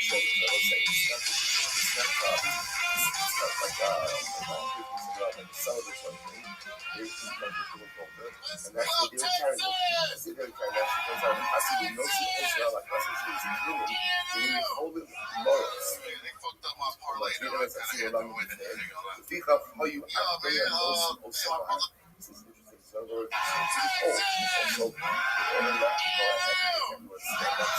They fucked up my parlay. Though. I kind of had to win it. Yo, man. My brother's getting married next week. You know, the old 07 in nature of the well, does not last forever, nor is the crown Get your ass out, man. What the fuck? It took me a whole 2 days right there, Joe. Fucking big ass. Damn. Anyway, we went to the little fucking bachelor party the other night, and I got Darsh Barcasso. I went to give it to me. From where do you know this concept that the rabbis often say? Heaven is sooner than given. I threw up on a pussy, but I caught it in my mouth. What does it mean to be deliberate? And I'm squirting. Now again, for the judge and the new testament, don't deliver like a rat. So one time I was partying, but rather this idiot got killed to the game and friend. Can I have a Negroni? and take I said, bitch, what you call me? Hey, that's my time. So from where do you know this Alright, concept? Charles Adams Jr. Very interesting. I'm pretty sure that's assault. I'm pretty sure vomiting inside of a stripper's pussy is $20. Wow. Is that real? What did she do? She Some said of the the tail top of the toilet. What an industry. What an amazing industry that these strippers are. Again, it's a gradual. Damn, for real? It was perfect 10. Perfect 10. Yeah. She about a 3. Judges, Can I get my change, man? Wow. they kick you your out or? time No, they couldn't tell them. conclusions, I covered up just enough. Oh, that I did just sneak but out. also it's also appears in that is incredible. just That is, understand I don't even know what to say about that. That's And then what, did you just tomorrow, swallow the or rest in down this case, or tomorrow. spit it out? Like, this is disgusting. I just held it together and I got out So of the remember, club. it was like all of us are judges. Outside. All of us are judges, right? Amazing. And we have our own personal courtroom. Well, And your anyone 1 month who walks anniversary into is my coming dollar up any house, second right, with walks this into one, my so personal custody. might be time to buy a into neck. my courtroom. Charles, you've been on the show numerous times over the past years ever since we moved to Texas. Tell us how life's going. It's a lie. This was 6 times right now, man. It's been going great. Built into us. Headlining the shit. We are, now you could fight against it. What happened? Explain to the people. Fucked up my minute, man. How did he fuck it up? Found He you was just like, and incredibly I was well like, shut your retarded ass up. judgmental. And it's This front row is filled with rich, entitled douchebags That's tonight. it. You It be is judgmental. You quite have shocking. judgment on someone. I definitely served him a couple Be drinks. deliberate. I think it's Negroes. before you go Sir, ahead if you and yell one more thing out, I'm gonna have him vomit on your crotch. Better Get it together. Charles, anything else crazy happening in life? Tell us about it. I know the judge is literally again not to go ahead and I mean, do you have to really deal with anything that's up in the domain? It's like a shopping center. It's been there for years. I still am yet to even walk into the place. Cap City. It's in such an odd place. Where's Rich with boy? They call you boy. They call me boy, yeah, you know what I'm saying? Yeah. But that's because they like dress like that. They fucking act stupid. To be fair, like that's what all the rest of them walk want. through the seat crowd, and what does it look like? It's It's right like there. he's walking on their heads, which is also another way of Yeah, man, they saying, fuck with me. how do you know that the club with yourself? לא סל לדמר, also some play Elon Musk Marshall Crossing, that's a London Marshall Crossing, is what it Crossing says. Like, don't walk on steps. So you just gotta go ahead and walk on the ramp, and then exactly, Elon Musk I do feel like you've been gaining a little weight. Is that correct? Why does he use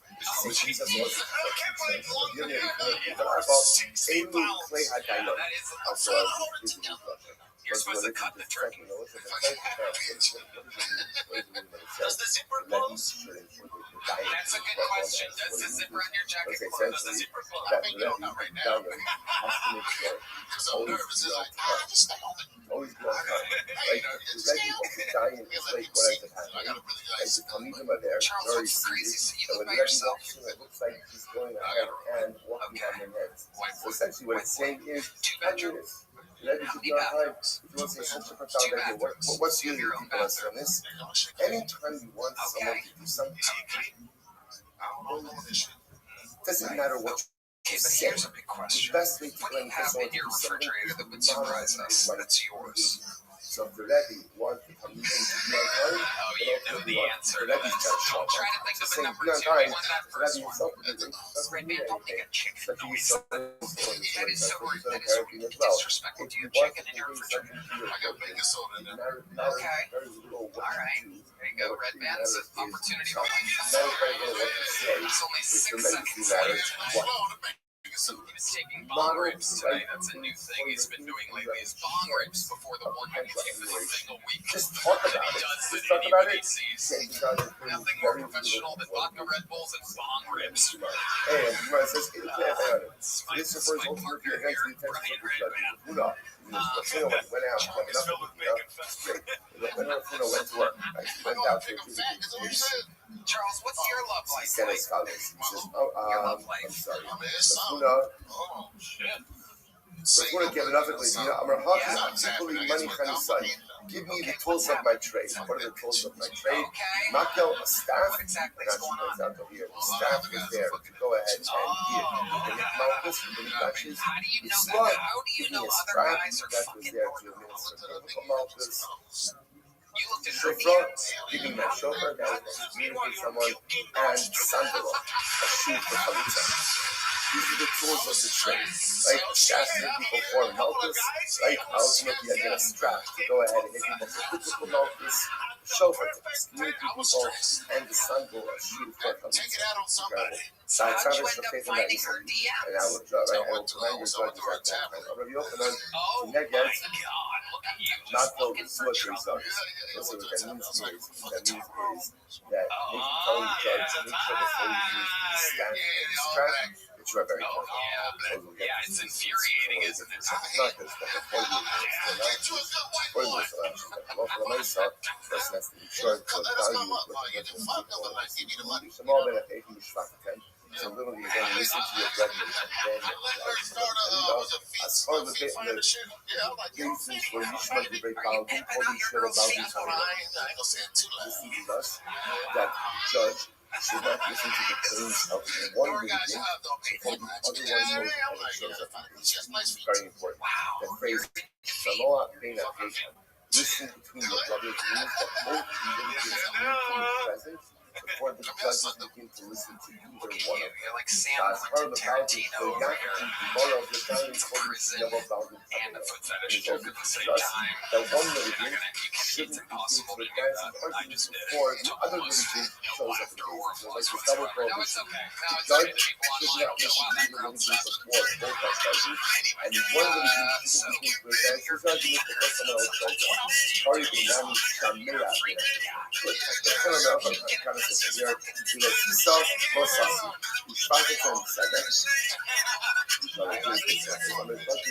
Sadek and Sadim, the Ahakar make sure that they were about to say thus, and then only afterwards who they call each person said, and what is that? And what is that? Afilu sing by Islam. Make sure and don't just go ahead and tempt yourself with the simple judgment. For example,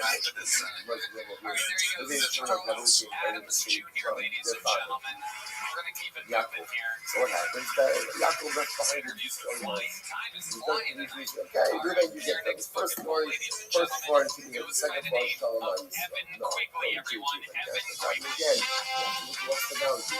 What does everyone get? Everybody gets equal amounts. In other words, it is so easy just to content yourself with these judgments. It's simple, it's easy, straightforward, don't do that. Make sure you're doing a proper job. I think I still have enough left for a Thank you. Even again, when dividing up between different types of ovens, even when dividing up amongst different types of ovens, make sure that again you're doing a good job. Queef would be the outlet. So the Gemara says, "Lo sakiru pana mishpat."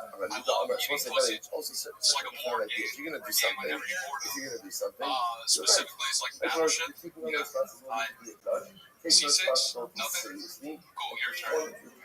With diligence, which of course becomes such a profound metaphor for life. Necessity. They say necessity is the mother of invention. She must have been desperate or drunk the night rollerblades were conceived.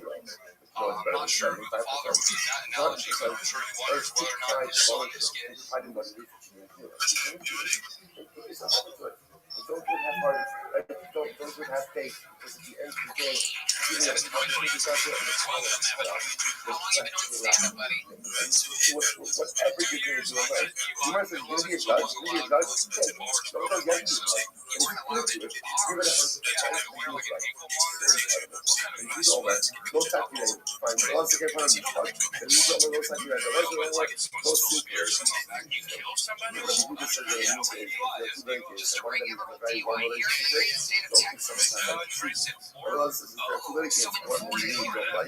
don't go ahead and mistreat the one you don't.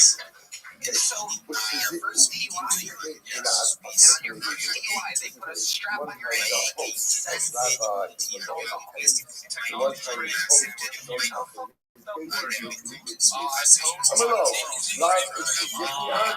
So the whole thing is I'm alone. God said, yes, I do. I'm alone. Tina is me. To which the landlord said, well, you know what? I'm here because I did the Torah. Amalei, Apokes, to A. So Rab said, so sorry, now that you mention the fact that I am your tenant, I cannot adjudicate your case. Don't worry, I'm going to leave Raftana,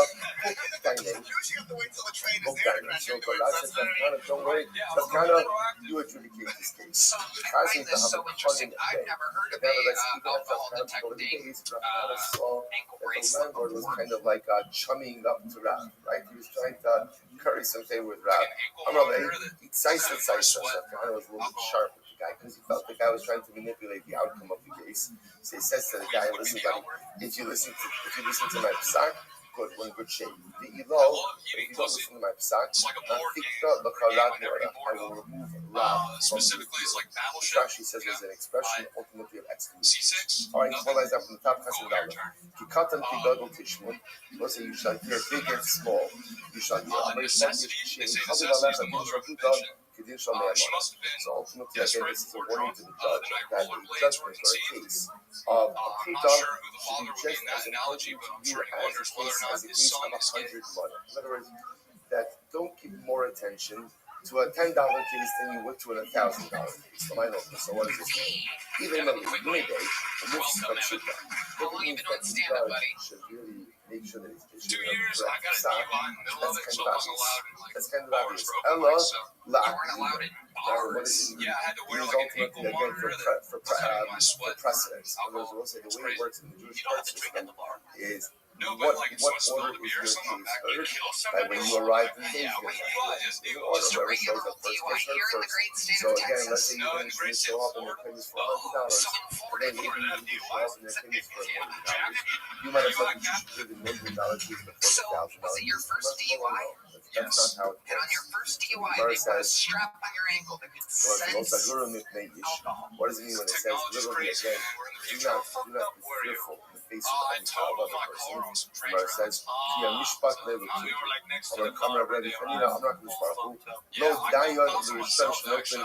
zet I was mamon wearing a v'los train. v'zeh It was like shenopen. but it was Ela like shematzivin terrorist osi lahachim some on the Bible. Also, which is so supply profound. chains. The Shbaruch Hu says, what does it mean when it says that judgment belongs to God? I want to get into It's what that bad enough. They don't stupid these judges award money to the wrong person. And then what do? They make me have to take back the money and give it back to somebody. So let's say, isn't this absolutely ridiculous? So the point of the end is that all money gets to where it needs to be. So I find this so interesting. I've never heard of a alcohol detecting ankle bracelet before. That's what it was on your ankle. Or is it just maybe that a judge like a residential neighborhood, long families, and I got into fitness too. perhaps benefit So temporarily I was worried about doing the ankle monitor, and I would put another sock under my sock and do like when I'm running, like leg lifts, stop signs, so people think I'm stuck in the 80s. והדבר שיקשה מכם, אורי לכם, יביטים על יושיע, I have no idea הדבר what זה you עניין just said. של I'll never be able to make that out exactly, even if you repeated it 1,000 times. I don't think it would ever actually make whatever sense. is complicated, just to give you context, It was right? fun. So remember, the house People was would just point at me and say, ankle monitor. yeah. So how long did you have to wear it for? So A full year. a whole A full year. You couldn't drink. And most of it, they said, no, And you whenever were it's very afraid complicated, that bring to someone me. would spill Bring to me. alcohol on So your ankles, so interestingly you enough, didn't even Gemara practice understands what comedy. this was Gaibal. This was arrogance on the part of Moshe Rabbeinu. What do you do Gemara for false. work, Evan? I'm an arborist. Rabbi Yochanan, Rabbi Yoshia, I Avdavas trees Zernan, for people. Moshe I Rabbeinu don't was do anything punished with the trees. I for just this tell them display that of it's sick. arrogance, saying, whatever's complicated, bring to me. Good game. Shneimar, Vayakrid Moshe Mishpat Lefnei It's a Hashem. tree Because with they will say, what happened? When he came to Benos Slavcha, remember You again, kind of Benos thought about that, Slavcha, didn't you? their father died, Slavcha died, Confusing only sick had trees with brothers, fall. and no one ever knew what to do. This never came up These guys before are looking about around what to at do a bunch of with sick inheritance. trees. So they're Sick trees in September, you know? Business is booming. I'm sorry, what We need to take all did these you do down. in such inheritance? So reasoning enough, Evan, you make good Moshe money Rabbeinu doing was that? unable to Pretty good answer for this like right out of question college. himself. So he How had old to are you? bring it to HaKadosh I'm Baruch Hu. 20. He's supposed I'm to turn 25, 24, 25. arrogant, You're insane. 24. Whatever is complicated, bring it. and unable When to you answer turn it, 25, and just they out have of curiosity, since you said you're about to turn 25 like a 5-year-old does when they're about to turn 6. That's not what happened. I'm curious now. Same thing with the guy that had Does the the 40th pasuk say, anniversary. and I How will soon heal you? until your But actual no, birthday? should not It said say, I January will heal 2nd. it. Wow, Which it is right indicates around the corner. ultimately, again, Do you have any big plans for this like big this. birthday here? If you have a No complicated issue, DUI this year. bring it to me. Are you I'll drinking listen to again it. since everything's If I know off? how to adjudicate it, I'll give you an answer. I'm The metered imlo, it? Azula Yeah, Begamer, and metered if it. not, What do you mean I by will meter go it? and learn. I don't let myself Was go it, by the way, crazy, you know, like once I start wanting to sing Pearl Jam, Moshe Rabbeinu said, the Gemara says, no, Moshe, it's a Shalom, Moshe Rabbeinu. There you go. That's a That's a Shalom. good Remember joke. again, That's it better was than like, why everything you doesn't did it in your make set. sense? I Why would make doesn't that it one make of your sense? Moshe was jokes. arrogant. What Okay, is the there you Torah's go. eulogy You ever about talk about Moshe Rabbeinu? are you Vayish gonna Moshe, eat for a year? well, it's not his eulogy, it's after the no, like lifting, No, I don't do that Vayish one much. Moshe, oh no, Yeah, he called that up. right, I want to So how can train you say myself about the to man that the Torah calls the most Where are humble you of getting all men? rapist from? You said He was this twice arrogant. now. And it feels What like happened you're over here? confessing We're going to something. say, Chevra, if there's a Yeah, complicated he's saying situation, rapist. and Even the judges even will with only his can't job, he answer was it, like, I don't bring like it to do me. anything If with I the can answer trees. it, I'll answer it. If I can't just answer like- it, I'll see if research they it, turn and I yellow will or find not, the you know, answer I don't to like it. It was like, touch that is them or such a wanna profound rub love. up What against does Moshe Rabbeinu Or say? stare What do at you him do in from life across when the you are room for a confounded while by and then an issue approach for which slowly? you do not have an answer? Yeah. And what's the answer? You go What's the answer? bark to your Well, bite. for number one, What do you say we be branch brave enough out to of here? acknowledge that you don't an know. arbor rapist. Remember, teach your tongue to say, I don't know. And then number two, go and I figure it can out. understand that. Go and figure it out. The way It to can be like deal a with comfort life's zone for problems somebody, but is yeah, not if to you throw need your to put your hands up hands to where the they air know, and say, oh, people I can't can't see do your it. I eyes, can't and do your it. eyes Rather, are it's to say, so okay, slow. right now I can't do it. And Right it's now really I hard don't to know relate. it. And let me go ahead, Sometimes roll my guys sleeves up and try to put the figure hat out really the low. answer. It's kind of That's what Moshe Rabbeinu did. better. They You come always to him with wear a a hat. question, you don't know what the answer is. Always, Go figure it out. yeah. You have a life problem, you have a life situation, you have a life I challenge, like you the don't fact know that you're what a to do. rapist. It's so easy just to do like a deer in headlights. Throw All your of a hands up sudden, and it's say, oh, very I don't know what clear. to do. No. Roll your sleeves up Evan, and what go else do you do? and You have any figure it special out. skills or hobbies or Ella talents or anything like that? So it's Seem like the rather kind of what guy that happened knows was how to like jump incredible. rope. We approach this not because I wish, in I reality, try to sing. the I've been trying to section get out of to the karaoke stuff more and of see. inheritance law Here we go. should have been written by Moshe It's Rabbeinu. not. Ella, Yeah, no, it's Shezach not. What Ukinos else? Slav Kandanik Once you Al get Yadon. walking from And I will say again, heavy, it's heavy not that focus. Pshat. Oh, that's what jumping. Okay. The daughters of the Slav I didn't want were very meritorious. I saw that. Why were they meritorious? Number one, because they had a profound love of Eretz Yisrael. They did not This is, want to lose my their hobby, father's portion of Eretz Yisrael. What else? They There had a must profound be love of something Eretz else. Yisrael. That's why they You wanted to collect affection. anything? Furthermore, Are you a they're fan obviously of going to be anything? righteous because they At all? want I'm a fan of a lot of music. I like Rush. because of their righteousness Band and Rush. personal piety. So the Trying to get section was movies. I really watched to Jackie them Brown and recently. not to be Moshe Rabbeinu. You just watched that for the first time. Yeah. Arrogance. Furthermore, we are Haisa Pashas Mekoshe Shinech by Moshe Rabbeinu. Alish Nitzchai Mekoshe Shinech Ba'ayado. This is one of them was the case of Mekoshe. Mekoshe was the guy who violated Shabbos. You finally said something funny. Right? This is He'll get you. You try to make fun of D Madness, he'll get you. But you like, so you like, there's some movies that you like listening to. You can just kind of digest funny. Like they I didn't love know, that. they didn't Are know there any what other to do with it. It's interesting that in You can the think of judicial color penal purple. system, there's no such thing as because Judaism realized Death very warrant. well time Okay. people in the cage. Jean-Claude Van Damme, that's interesting, but an action movie. I find that also intriguing. Isn't that interesting? Like hearing men. So again, they have in halakha is a holding cell. You don't abuse Why someone. not? If there's anyone I know for a fact that doesn't like hearing Should men have been grunts, it's our written famous through Moshe resident Rabbeinu. homophobe. Haim Mekoshe is the next of our level. Everything Again, gay. unfortunately, Mekoshe is higher than every sexual rich. You like Ramdecha hearing other men was getting their a ass. teacher's right for that lesson. Shemegal Gulin Chova Ayidei Chayiv was a close All right, Evan. Well, historical causes. you were here. Things Here's a that little happen joke to book. people. Congratulations. You got pulled tonight, Evan. Quickly. There's a very We go for on their and on, part, ladies and gentlemen. Let's look at your name here. Hello, y'all. This podcast is sponsored by Blue Chew. Not that you need it when you're around a girl like this, but I mean, what you guys have to deal with, you're gonna need it. And they just dropped drop something crazy. I'm talking about next level championship build gold-plated energy. Lucha Gold is the newest innovation from the #1 chewable ED brand. This ain't your grandpa's little blue pill. This is the 4-in-1 beast that's setting the gold standard for performance. And we're talking ingredients for blood flow to keep that rocket pumping, mixed with apomorphine and oxytocin to turn up your arousal and connection to your brain and body. Lucha Gold dissolves under your tongue and works in as little as 15 minutes. That means you can get it quicker and stay in the game longer. Elevation without hesitation. This is peak passion and peak performance in a single tablet. Tony, I love Blue Chew. They're providing some amazing ED treatment. Ladies, if you're listening, send your man the link and make him a trophy husband with some Blue Chew Gold. Make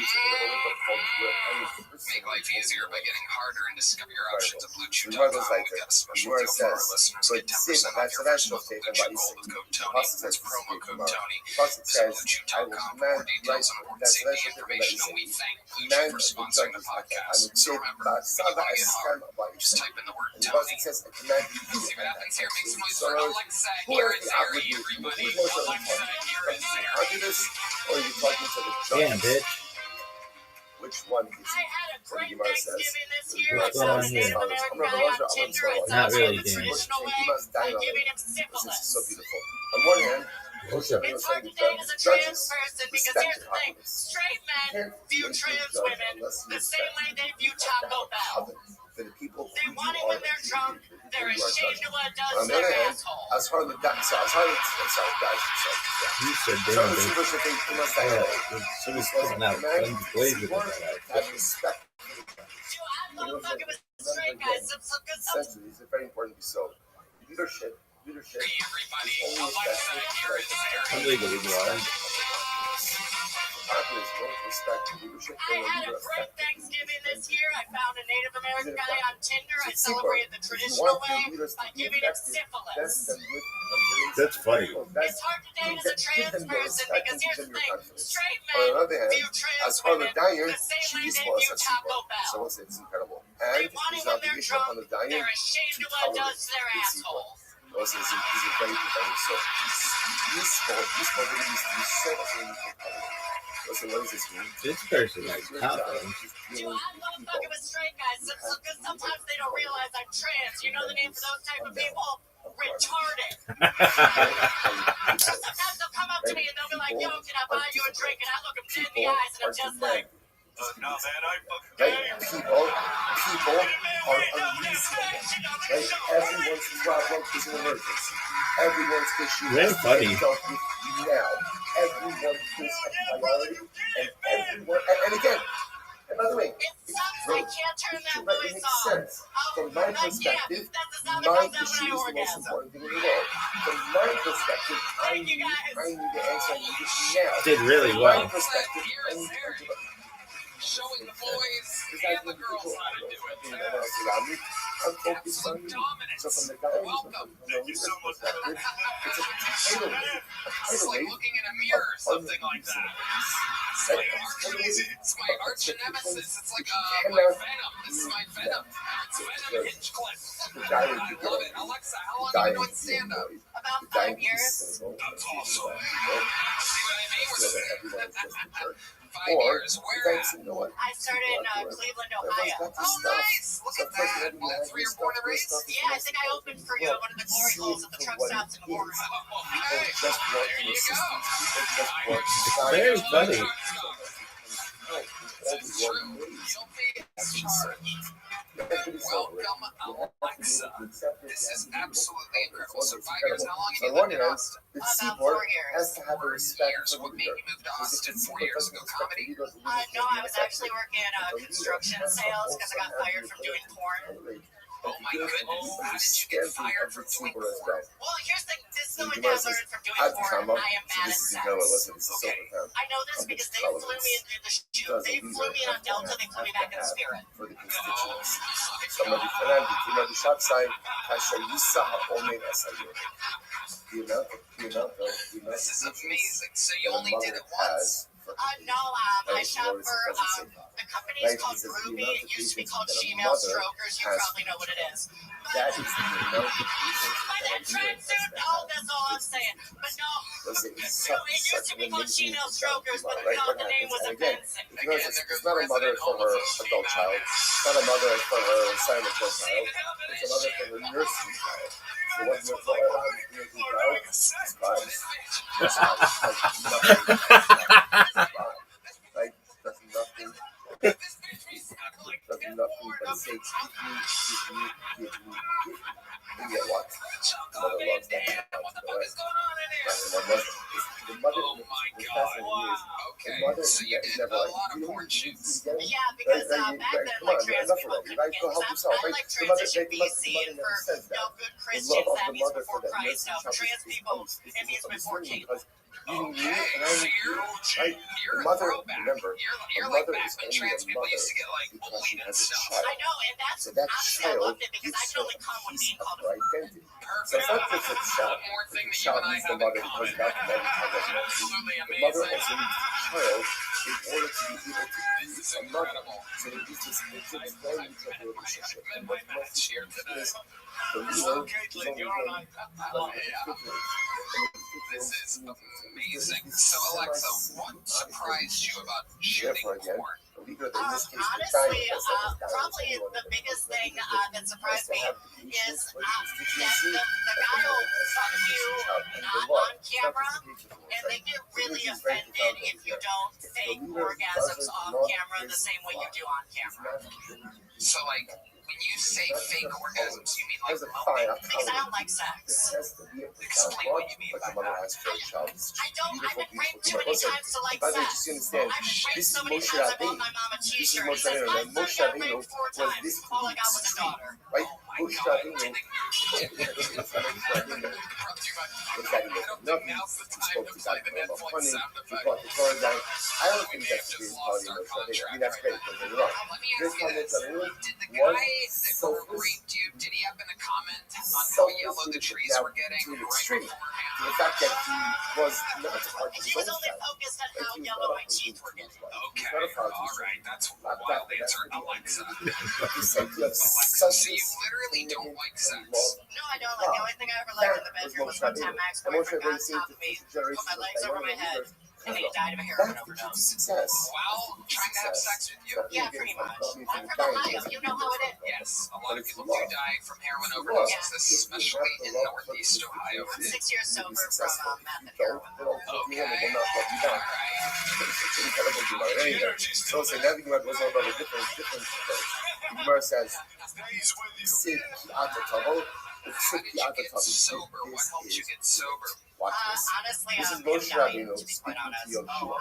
I remember that's actually kind of why I started doing comedy. Because one time I was like, I was digging through a trash can. This is Yoshua saying, you will come with the elders to Eretz Yisrael. John Mulaney's special. Ata Sabo Esa Amazeh El This Haaretz. is the gayest word Harold You said. will come with the people. So Moshe Rabbeinu says, this guy referred to Yeshua, you come with me with Eretz Yisrael.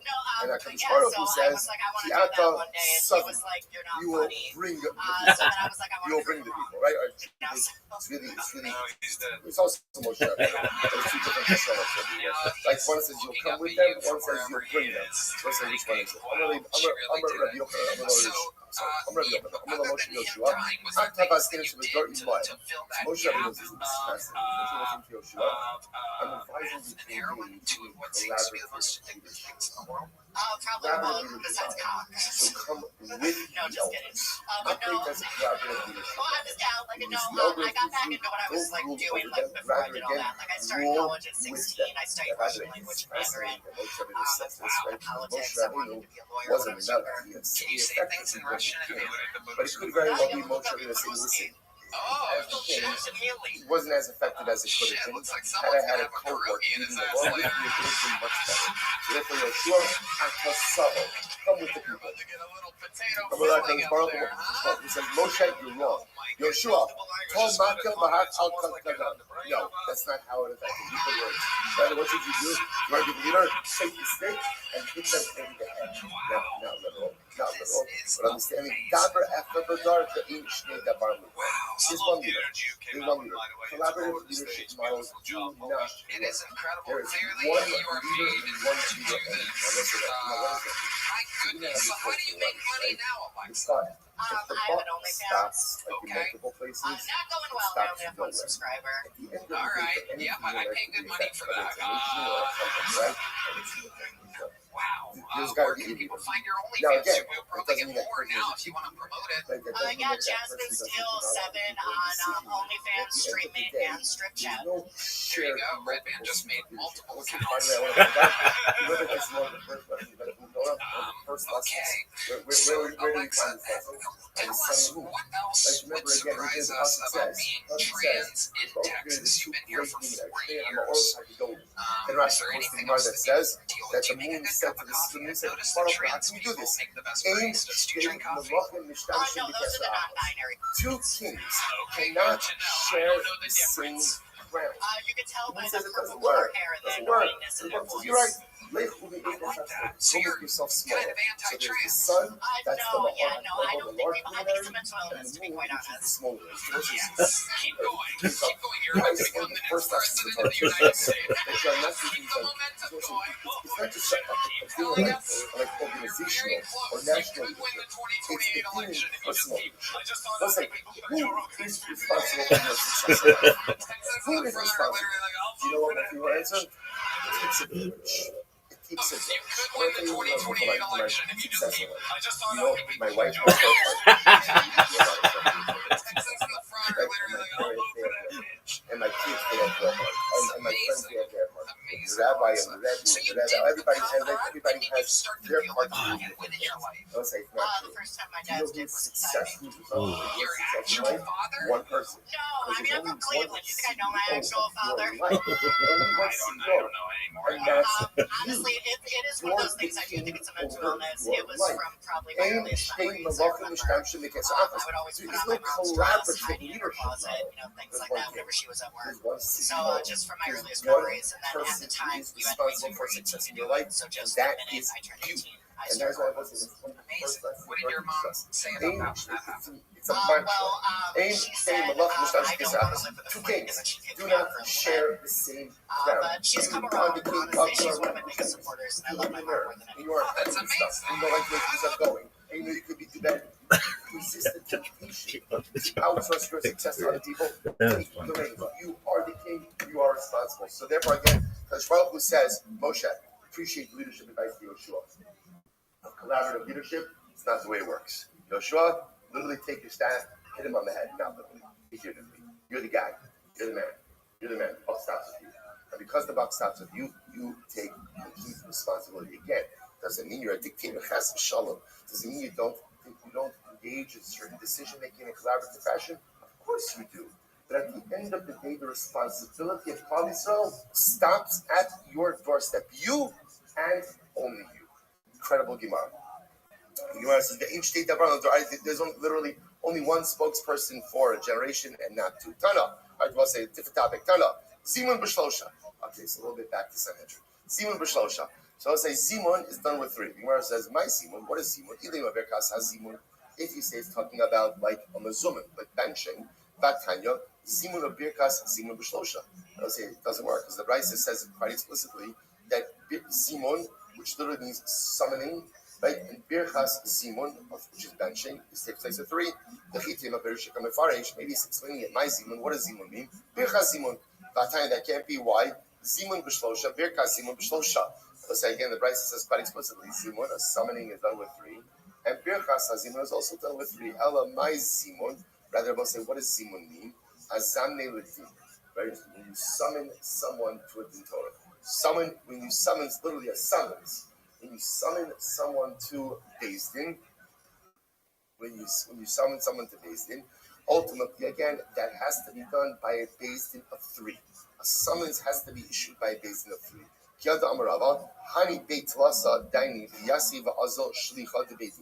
Listen to this as well. This is incredible. If three judges are sitting, they want to summon Ruvain to Beis Din. And what happens? They dispatch a messenger to summon Ruvain to Beis Din. And let's say again the messenger comes and he says, I hereby summon you to base in the name of Shimon Avram the Dayan. But he only summons in the name of one judge. That is an ineffective summons. So we'll say, interestingly enough, a summons has to be issued by a court of three, and if there is an agent delivering the summons, it has to be done in the name of all three judges. So again, unless of course he goes ahead and says it in the name of all of the judges. So the Gemara says, by the way, Sahani Mili below Yom Tadina. That's only if it's a day in which the court is not in session. About the Yom Tadina, less than one. But if it's the day that the court session, let's say normally the court is sitting session on Mondays and Thursdays. So if let's say again a court sends out a summons on a Thursday, so then Allah, even if do not say it in the name of all three judges, it's still effective because everyone knows that it's a judicial day. So it's a very important halacha. So number one, our topic number one was about the basic size of Batei Din, which depends on the matter, depends on the size of the Beis Din. But now we see when you issue a summons must be done by a Beis Din of three and must be delivered in the name of all three dayanim. Incredible. Let's go weiter. Says the Gemara, Tashlumi Kefal. So back to the Gemara, we'll say. So remember again, the Mishnah said that when adjudicating cases of Kefal, right, Kefal is double payment. Ruvain steals from Shimon, and then we find the stolen object with Ruvain. So not only does Ruvain have to pay back principal, but he has to pay back double. That is adjudicated by a Beis Din of three. Shalom Leirot Nachem Barat Chistel Rav Nachem Bar Yaakov. Yam Den Rabbeinu. Dinei Knas is Bekama. We'll say in general, when dealing with Knas law, Knas, remember again, is penalty money. How many judges do you need to adjudicate penalty law? So my coming, why don't say what's the question? We learned this in the Mishnah. B'Shlosha. We already learned this. That you need three people for Knas law. Rather, Elo Yochid Mumcha coming by lay. De'in Da'in Dinei Knas is law. Rather, the shadow was like this. I know the Mishnah says you need three for the halachos of Knas. Here's my shayla. What about a Yachid Mumcha? What about an individual who's an expert? An individual who's an expert is such an individual qualified as an expert, a single expert, to adjudicate Knas law. So Amarle, Tinisua, we learn this, Tashlumi Kefal, Arba V'chamisha, Bishlosha, right? Cases of Kefal, or cases of Arba V'chamisha, are adjudicated by a Beis Din of three. My Shlosha, what does it mean Shlosha? Ilema Shlosha had Yotos. If ultimately we're talking about three regular people, Amar Avud Avuch Mishmei Drav Afidu Asara Venedotos Psulum Dinei Knasos. That was say Knas means three people. That was say what kind of three people? That's interesting. Knas requires experts. Which makes sense because Knas law is a bit more nuanced, right, and requires a bit more expertise. Ela Mumchin V'Kamar Shlosha. What do you see from here? Knas law, two halachos. Number one, Knas law requires three judges, and number two, they have to be expert judges. And therefore, again, you can't use a single expert for Knas. Good, weiter. So the Gemara says, so as I said, at least they will begin this sugya. A Moti Shemra. Remember again, what's Moti Shemra? Moti Shemra is Ruvain marries Rachel. After the marriage, Ruvain claims Rachel was not the Basula. She wasn't the Basula. Now, essentially, what Ruvain is claiming, what his real claim is, that she had relations with another man after Erusin. After the first stage of marriage. Now, that claim carries with it really two parts. What are the two parts? So, number one is loss of ksuba. There's a financial piece to it. Number two, if there are witnesses to the fact that she went ahead and committed adultery, then what? Death penalty. Now, listen, it's important to understand how is it. Let's figure this out, right? Ruvain comes to Ruvain says, after the wedding night, my wife wasn't a psula. Okay. How exactly do you prove that? Right? So the nice we're going to see is this is Rashi at the end of, I was going to say at the end of tomorrow's stuff, but it's actually at the end of today's stuff. Right? But on the base, let's say, so we're going to see that ultimately he is vested with a certain level of prayer. The answer was, we'll stop a little bit for today. We'll pick up with Moti Shemra. Great job to everyone. Okay, but it's fine. You can see again already tomorrow. We've got shorter dot on the next day or so. We'll catch up tomorrow. Both sides. Shkoyach, everyone.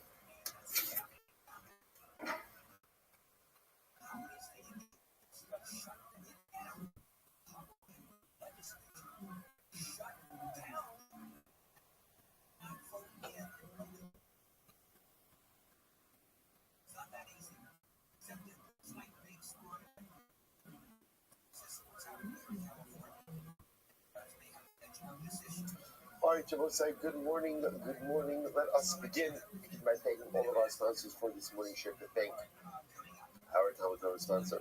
Protection Peher, annual Talmud response to the Toast Mishpach of Eretz Yisrael.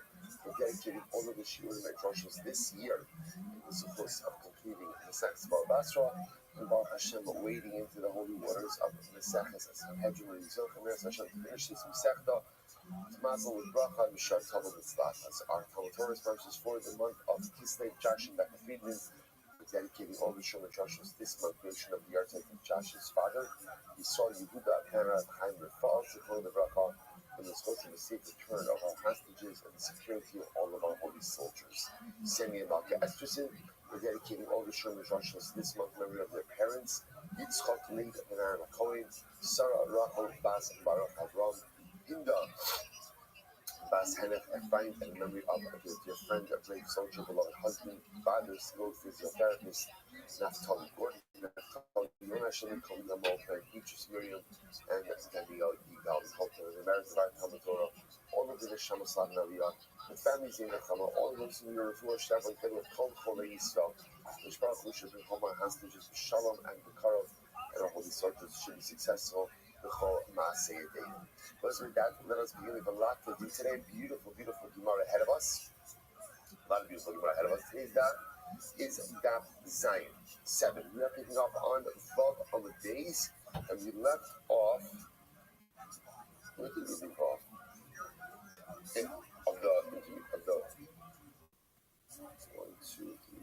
Of the intermediate white lines. Okay, got it. Reish Lakish. Fine. So the first of the widest lines, right? Correct? Good. First of the widest lines. Excellent. Okay, good. Reish Lakish says. So let's just remember again, we're still in the midst of the topic regarding pshara, regarding compromise, and what does one do in a situation? Should compromise something we strive for? Compromise something that we do, we don't do? Again, the time. Sorry. Topic over here, Reish Lakish. So the word says as follows. Reish Lakish says as follows. Shnaim sheba'ol l'din. Echad rach ve'echad kasha. It's interesting. So imagine for a moment you're the diet. Two people come before you, Ruvain and Shimon. Ruvain is very rach and kasha means Ruvain is very soft, easygoing, and Shimon is difficult. So everyone said, now what am I concerned about? Now watch this. Achelo tishma divrein. So again, if they have not yet begun presenting their cases, or they presented their cases, but I don't yet have judicial clarity,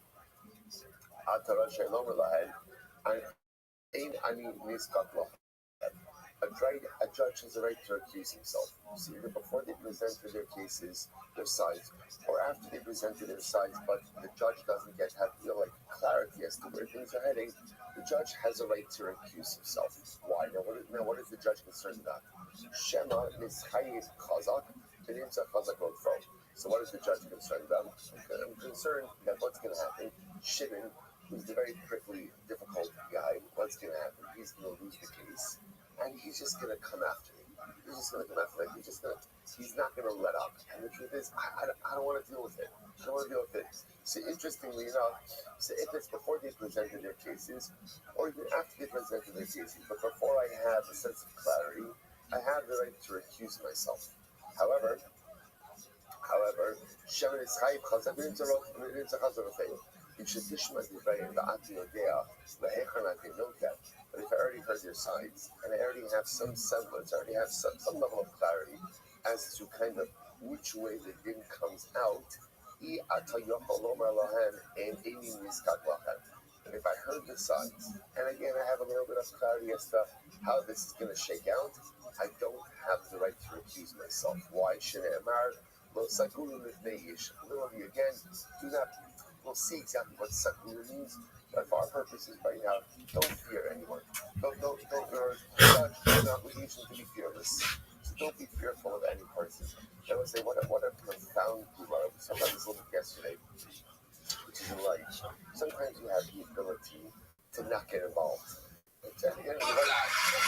Alexa, so fun. Hey, Alexa, your star. I love it. Yeah, and sometimes people think it's always like too late to start stand-up, when to start stand-up, but you live such a full life that now you have perspective to tell it, and it's awesome. It shows. It's true. This person is really funny. just the straight up roller coaster that this whole experience was for you. From the set being like that, fucking I got raped. So I'm off heroin, the guy died inside of me.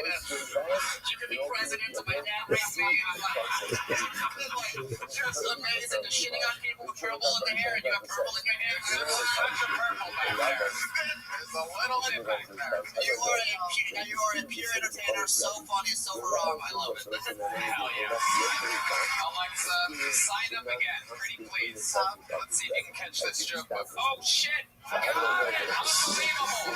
She catches like a man, ladies and gentlemen. How about one more time for the Kill Tony debut of Alexa Irizarry, everybody. Isn't that something? Well, we have momentum, ladies and gentlemen, and your next comedian is one of the newest, most prolific regulars in the show's entire history. Ladies and gentlemen, I present to you the dark storm of Atlanta. This is Kendrick Flynn.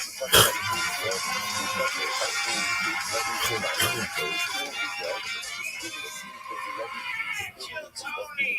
I ate an edible the other day and I started watching The Blind Side. What the fuck is that movie? Alright, nobody ever told me this movie's gonna be bullshit when I started it. So you see The Blind Side, you know what I'm talking about? So all The Blind Side was supposed to be about was this dude named Michael Oher. It's a real person. And he played football in Memphis, and he got adopted by a white family, and they get a nigga white privilege, and he made it to the NFL. Alright? And that's a beautiful movie. Alright? That's a beautiful movie. That is the sequel to Remember the Titans. Got football in America, everybody can come together. And then somebody in Hollywood was like, let's make this nigga retarded. Right, I don't even like using that word. Alright, I don't even like using that word. They made that nigga retarded. They made it for no reason. Let me tell you, the first scene where he get adopted by Sandra Bullock, right? He get adopted by Sandra Bullock. You walk him into the house, they walk him up the stairs, and they walk him into a bedroom, and he goes, "What's that?" And then Sandra Bullock says, "It's a bed." That nigga know what a bed is. That nigga know what a bed is. I've got so many retarded, and all the fucking specialty, them niggas go to sleep when they know when they go to sleep. Crackheads make beds out of anything. This nigga know what a bed is. Then later on in the movie, just to make sure you know this nigga is dumb as fuck, and it's not a real story. He's not dumb. He made it. He's doing good. He made a lawsuit against it and won it just recently. This is where they fucking did. They said, hey, Sandra Bullock, your new son that you brought to this private school to play football. We gave him these tests to see where he's at. They said you got a 0 in math, 0 in science, 0 in social studies, 0 in everything. But don't worry, he scored 100% in protective instincts. That's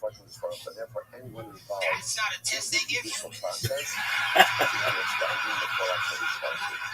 Who got the highest protective instinct? That's the shit they give the canines to become police dogs. I'm done. With a new 2-minute 48-second set. It's only our regulars need to do.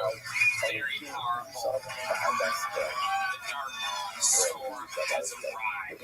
Welcome back, Kendrick. Good to have you back, buddy. God, I fucking miss it. I had a good time in Atlanta, but that whole Monday, I was so used to coming out here from doing it like week to week. I couldn't wait to fucking get back there. This is so fucking this club is fucking gorgeous. This fucking stage, the band, everybody's so fucking good. Y'all don't know what it feels like to walk out here, but it is better than drugs. I used to sell them. I used to sell them, so I know what they do, and it doesn't do this. Alright, this shit is fucking great. I love it. Perfect analysis. It is true. Mondays are weird without the show. Once you're part of this thing, Mondays are really weird for Red Band and I. Have we ever randomly have a Monday? 7 times, maybe 6 times. 12 years. Mary, shut up, girl. Hello. Hello. Hello. Hi. Hi. Hi. Hi. Hello. How was your day? Hello. Hello. How's your day? I'm good. Excellent. Awesome. I've been all through. The thing is mumbling, so I have to allow it to rest. Okay. There's so much mumbling on it. Okay. Yeah, I think I'm on the fifth one or thereabout. Just be doing it. But I Excellent. say let me chill and rest. Absolutely. Take your time. There's no rush. I've seen 3 of them right now, and they're very good. I like the taste that you have, and I think that they're very professional. So I think you're doing a good job. You're on your way. Yeah. The write up you gave me. So what I did was to redefine it. Sure. They should give me kind of 10 of them, the same, so that it won't pass 10 seconds. So that was what I did. That's I'm using it. that's Just great. to rewrite it, to write it. So, That's great. yeah. Very well. So what is remaining now? Once I complete it, I'll let you know so that Yeah. So okay. So here's the game plan. move to the next level. You got the once you get to 10, and they're all good. We're gonna upload those to your YouTube with the right titles, hashtags, descriptions, and hashtags. Then you're gonna have some content on your different account, your YouTube account. Then you're gonna upload those same 10 videos to your other social media.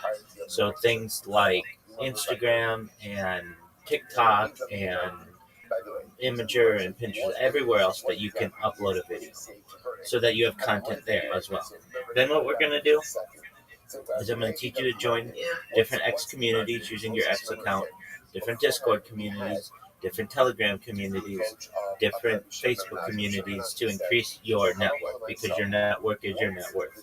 And we want to increase both of those for you. Then what I'm going to teach you to do is how to clip people's I'm spaces. excited. Excellent. I'm going to teach you how to clip people's spaces. And what that's going to do is you're going to tag the host, tag the co-host, tag the speakers, and that's going to put you on their radar. They're going to know who you are. They're going to say, hey, this person is an active listener.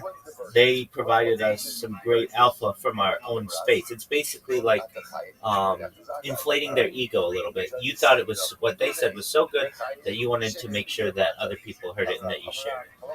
That they're going to know who you are when you start doing those kinds of things. I'm also going to teach you how to make memes, just using meme generator, nothing too complicated. But what you can do is put your link tree in the meme, and what people will do, especially if it's a big project, you're going to make a meme about their project, something simple that they like, and people will copy that and paste it and share it all over the internet, and it's free advertising for you. Once you've done all of that, we're going to teach you how to make a Fiverr account, fiverr.com.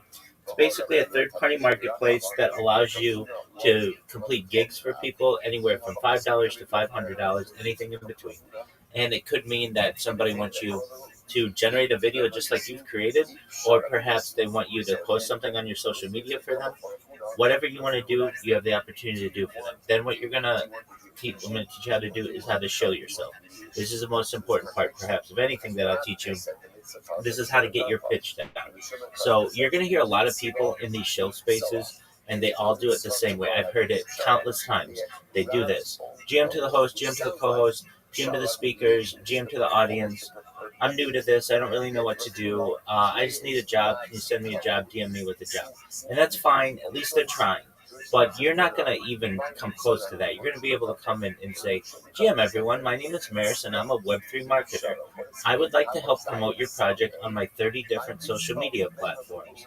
What this is going to do for you is ensure that you rank higher in search engines, on social media, and in AI. Additionally, this means you're going to get more DMs. It means that you are going to get more people interested in your project. You're going to get more visibility to your project. You're going to get more people who have positive impressions on what you do. If this is of interest to you, send me a DM. I would love to work with you. And then what people are going to do, they're going to send you a DM. I would say, depending on how many spaces in which you do this, you might get one or, like, let's say it's a big space with like 500 people in it. You might get 3 or 4 people who send you a DM maybe. And of those, you might get 1 or 2 who want to work with you. And then you're going to send them a follow-up message when they DM you, and it's something like this. I appreciate you reaching out. I have some packages below if they're of interest to you, and you can say something like, "I will repost your content, 5 pieces of your content on my social media for free."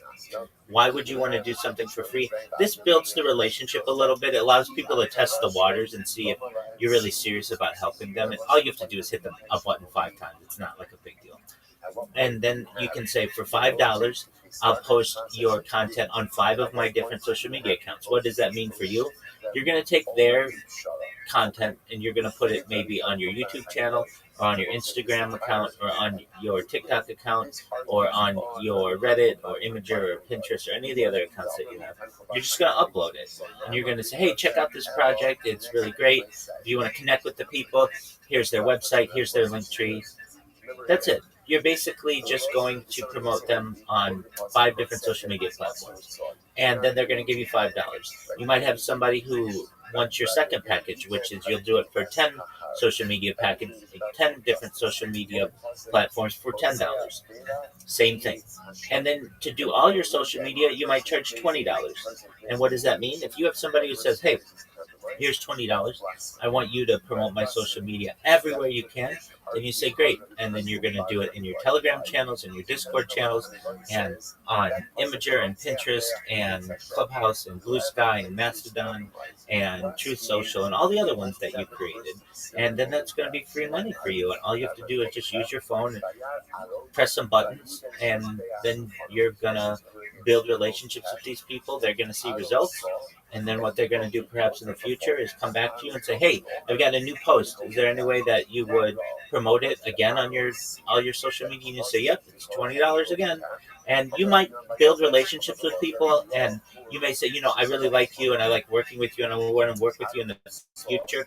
For you, I'll post it on all my social media for $15. And that gives them a little bit of a discount, and it helps to build the relationship that you have. And that's how you're going to be able to start making money. Now, that's just one way you're going to be able to start making money. There's Fiverr as well, where you're going to get people who, from not just Twitter, but anywhere on the internet, are going to be able to find you and connect with you and have you do things for them. There are other ways for you to make money as well, especially with your background as a registered nurse. You're really unique. There are recruiting organizations out there that may be able to help you. You may be able to do telemedicine, if you know what that is. Basically, where you use the skills that you have as a nurse and advise people via video call. And that means you don't have to leave, you don't have to take care of anybody. You just have to advise people perhaps who want a nurse's opinion on something. These are just some basic strategies that I think we're going to be able to use with you. And with that, let me know, what do you think? Whatever you're saying is great, because I'm following you one after the other. I have to follow your deal on this. Go one after the other. Once I finish this, I'll let you know. Then I'll upload them. Then tell me what next. I have to follow everything you're saying, because that's just the truth. If I don't follow them, so what else am I here to do? All you're saying is great, and they are good, and they are awesome. So I have to follow you one at a time. Absolutely. That's the structure. Exactly, and it's all free. Yeah. So I'm not charging you anything, and none of the things that I'm telling you to sign up for are costing you anything, and I don't want them to. Everything that you're going to be doing is free, so it's like, all right, well, I could be doing nothing and not getting anything, or try this free route. It doesn't really cost me anything at all except a little bit of my time. If anything, let's say just we never talked again, you're going to have the benefit of having all this different social media that's already getting followers, already going to have people who are looking at your account. You're already making an impact on people. You have a beautiful link tree. No. We're here. No. I understand. But what I'm just trying to say is you've already accomplished a lot. But no, I'm here to help you for the rest of your life, so don't worry about that.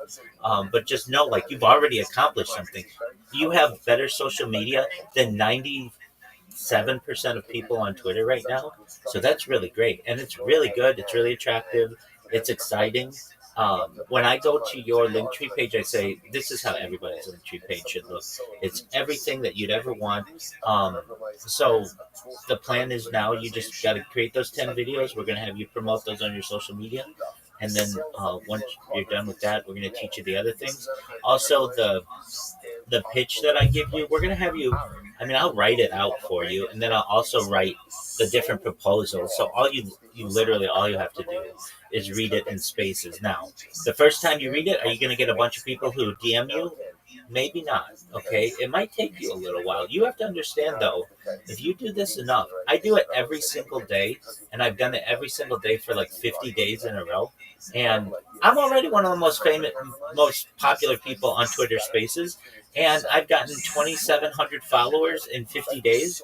Um, that's what I'm saying is like basically, if you put in the time, you're going to be able to do the same. And of those 2,700 people, if I were asking them for something, a lot of them would be able to help me. I mean, the only thing that I want people to do really is to follow this strategy to be able to help themselves.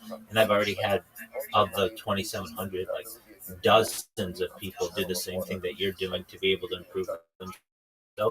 And so what I'm saying to you is if you do it enough, you're going to be able to grow your account. And I have other people with whom I've done this, and it's not a bad idea when you're going to be basically pitching yourself in different spaces, and we'll work on this too. You can say, I'll follow you if you follow me back. But also, if you have other social media, let me know. I'll follow you on all that social media as well. You just follow me back. So basically, when you are shilling yourself in an X space, and you get a follow from someone just on X, and they're going to connect with you, and they're going to say, hey, here's my YouTube account, or they'll basically just say, here's my Linktree. Follow me on all my Linktree stuff, and I'll follow you on all your Linktree stuff. So every follower that you get on certain platforms, you're going to get on all your different platforms. So it's just a unique way for you to be able to connect with people. Like essentially what I'm saying is you're going to be promoting yourself on one platform, but benefiting from 30 different platforms. And that's how you're going to get other people who are going to connect with you. You have a major advantage as well, being a woman. That's a major advantage in social media. People like women on social media more than they like men. It's just part of the game. And you're also really unique in Web3. There are, for every I would say 20 men there are on Web3 in a Twitter space, there's one woman.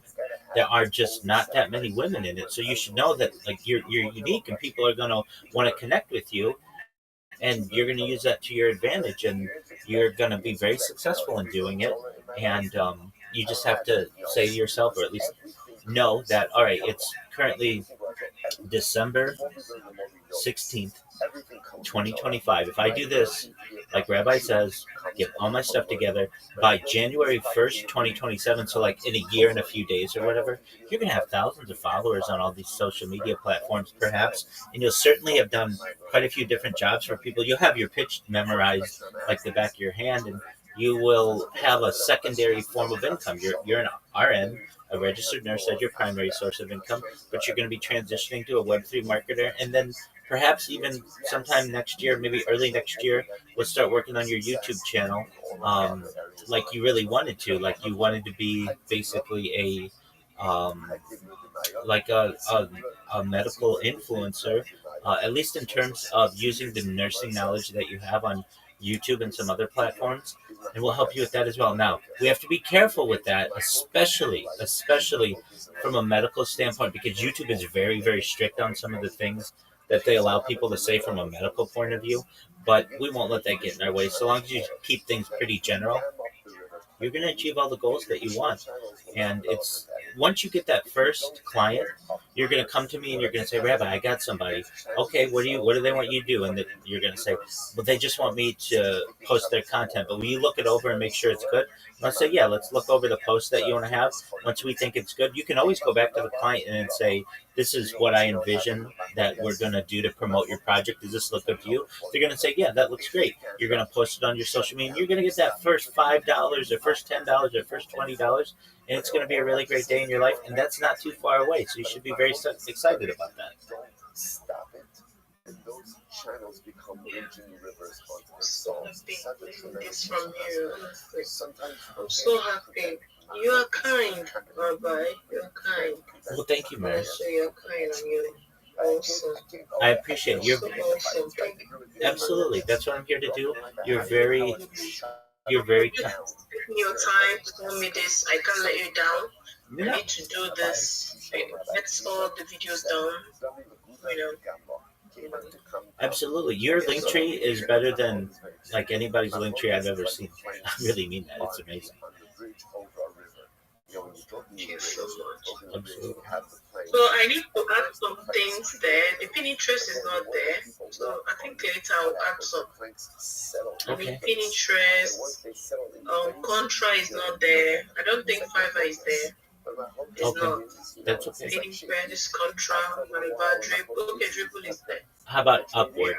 Do you know what Upwork is? Upwork, yeah, Upwork. Upwork is not there. Upwork, Contra, Viper, and Pinterest. 4 of them are not there.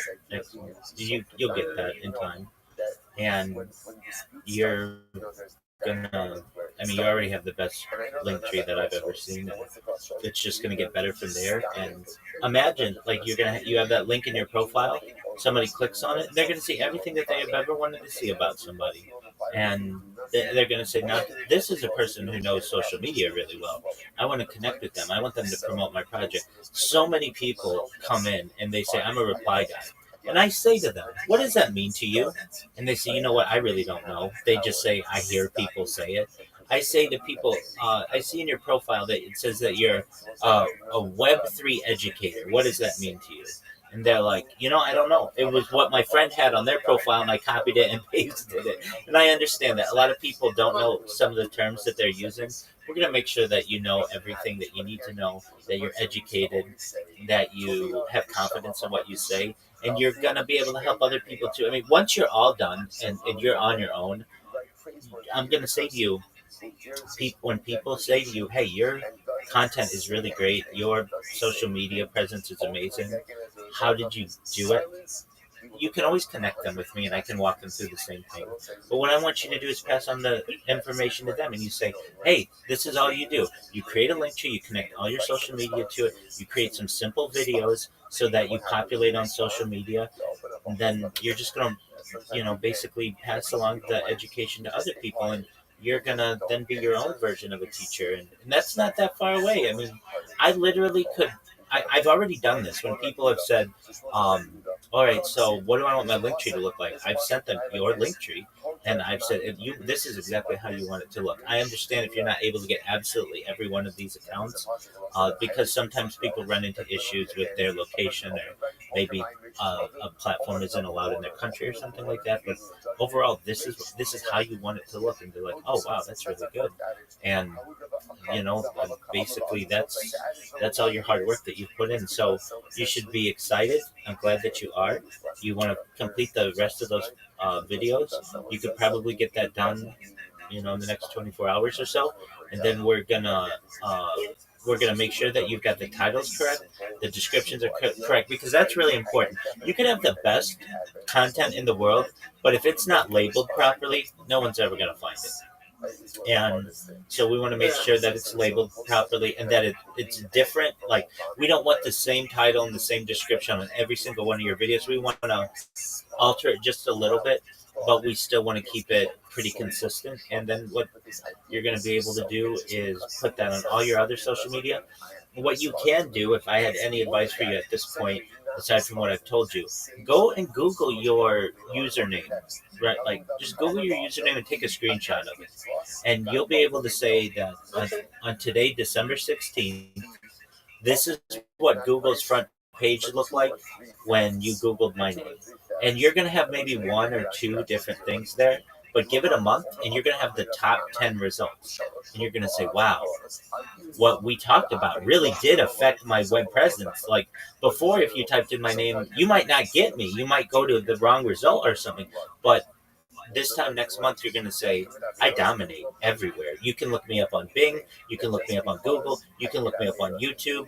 I have a presence on all of these different platforms, and that's going to be really exciting for you. Thank you. You're welcome, madam. Thank you, honestly. Yeah.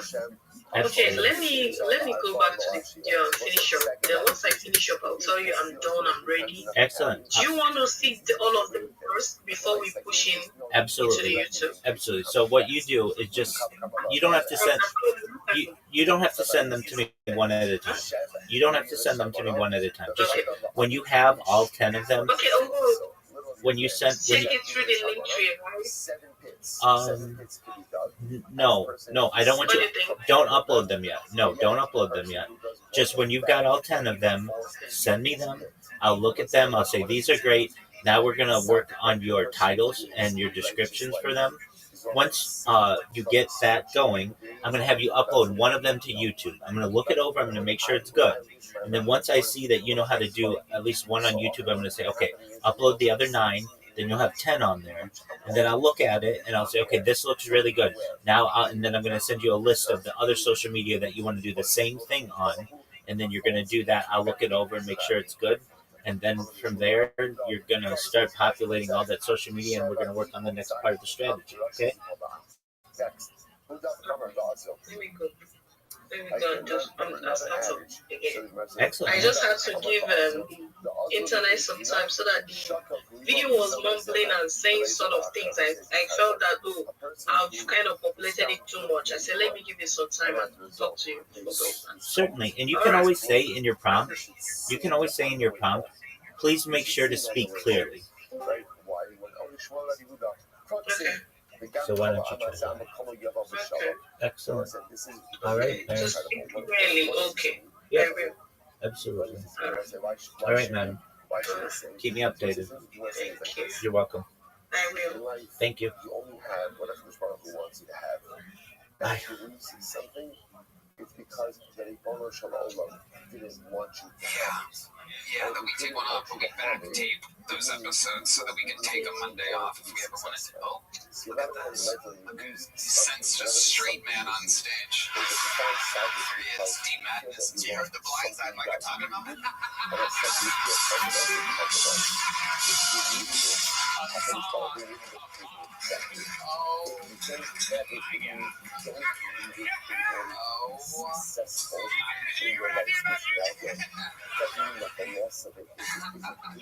So Tedrick, welcome back. Ari Maddie, this is a regular of yours. Yeah, Tedrick, you know what I'm about to say. How crazy is it that the day you became a regular, both of our personal Facebooks reminded us that we were at an open mic together 7 years ago. Yeah, on that day. How crazy is that? And on that same day, and I remember that open mic that it was horrible. Is it for you? By the way, so ask that man. By the way, you're right, because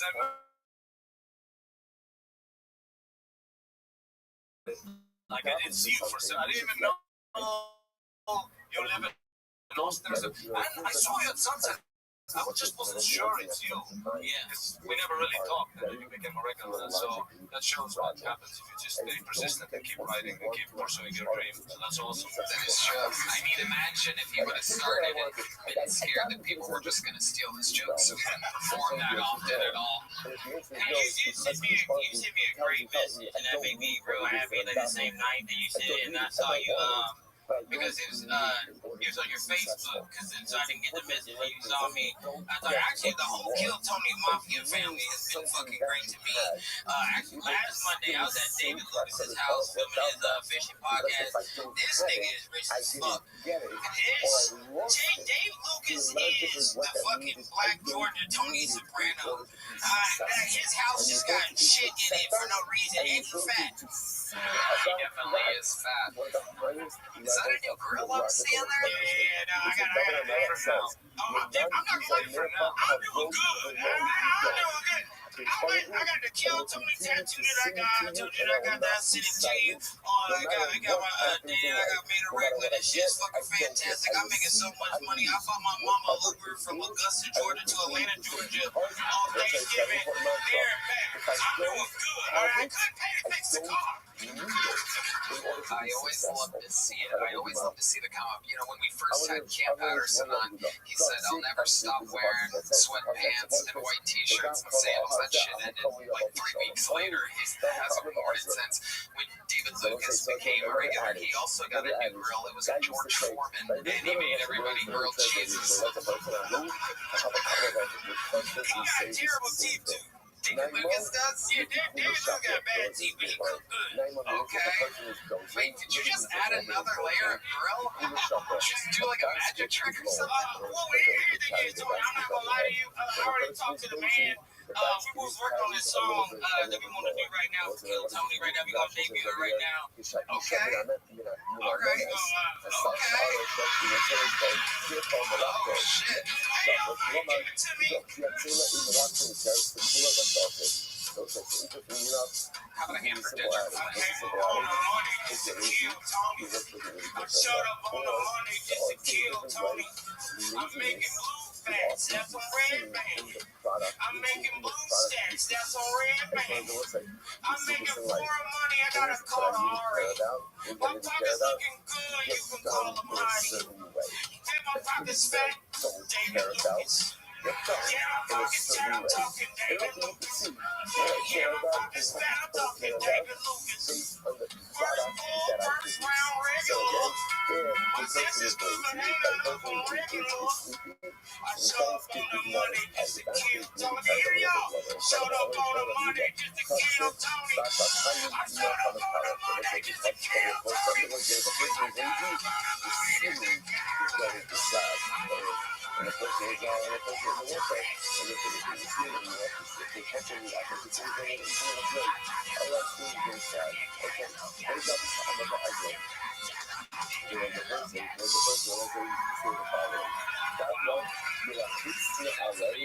I'm so glad you did a song. I thought you were going to rob everybody for a second. I'm doing good now, Tony. Y'all niggas is lying a lot. I love it. Yeah, they trying to slander me. Cut to my there go. When I got this tattoo, they tried to say, why would you do that? I said, nigga, if your big cow look like Heidi, you would look just like me. Oh my gosh. I love it. Dedrick, you were absolutely killing it. All right, what are you doing? They do love grills in Atlanta. Yeah, you with me? Atlanta is the only place where a sign that says grills on happy hour. You know, grills was a decision that you just walk past and see it.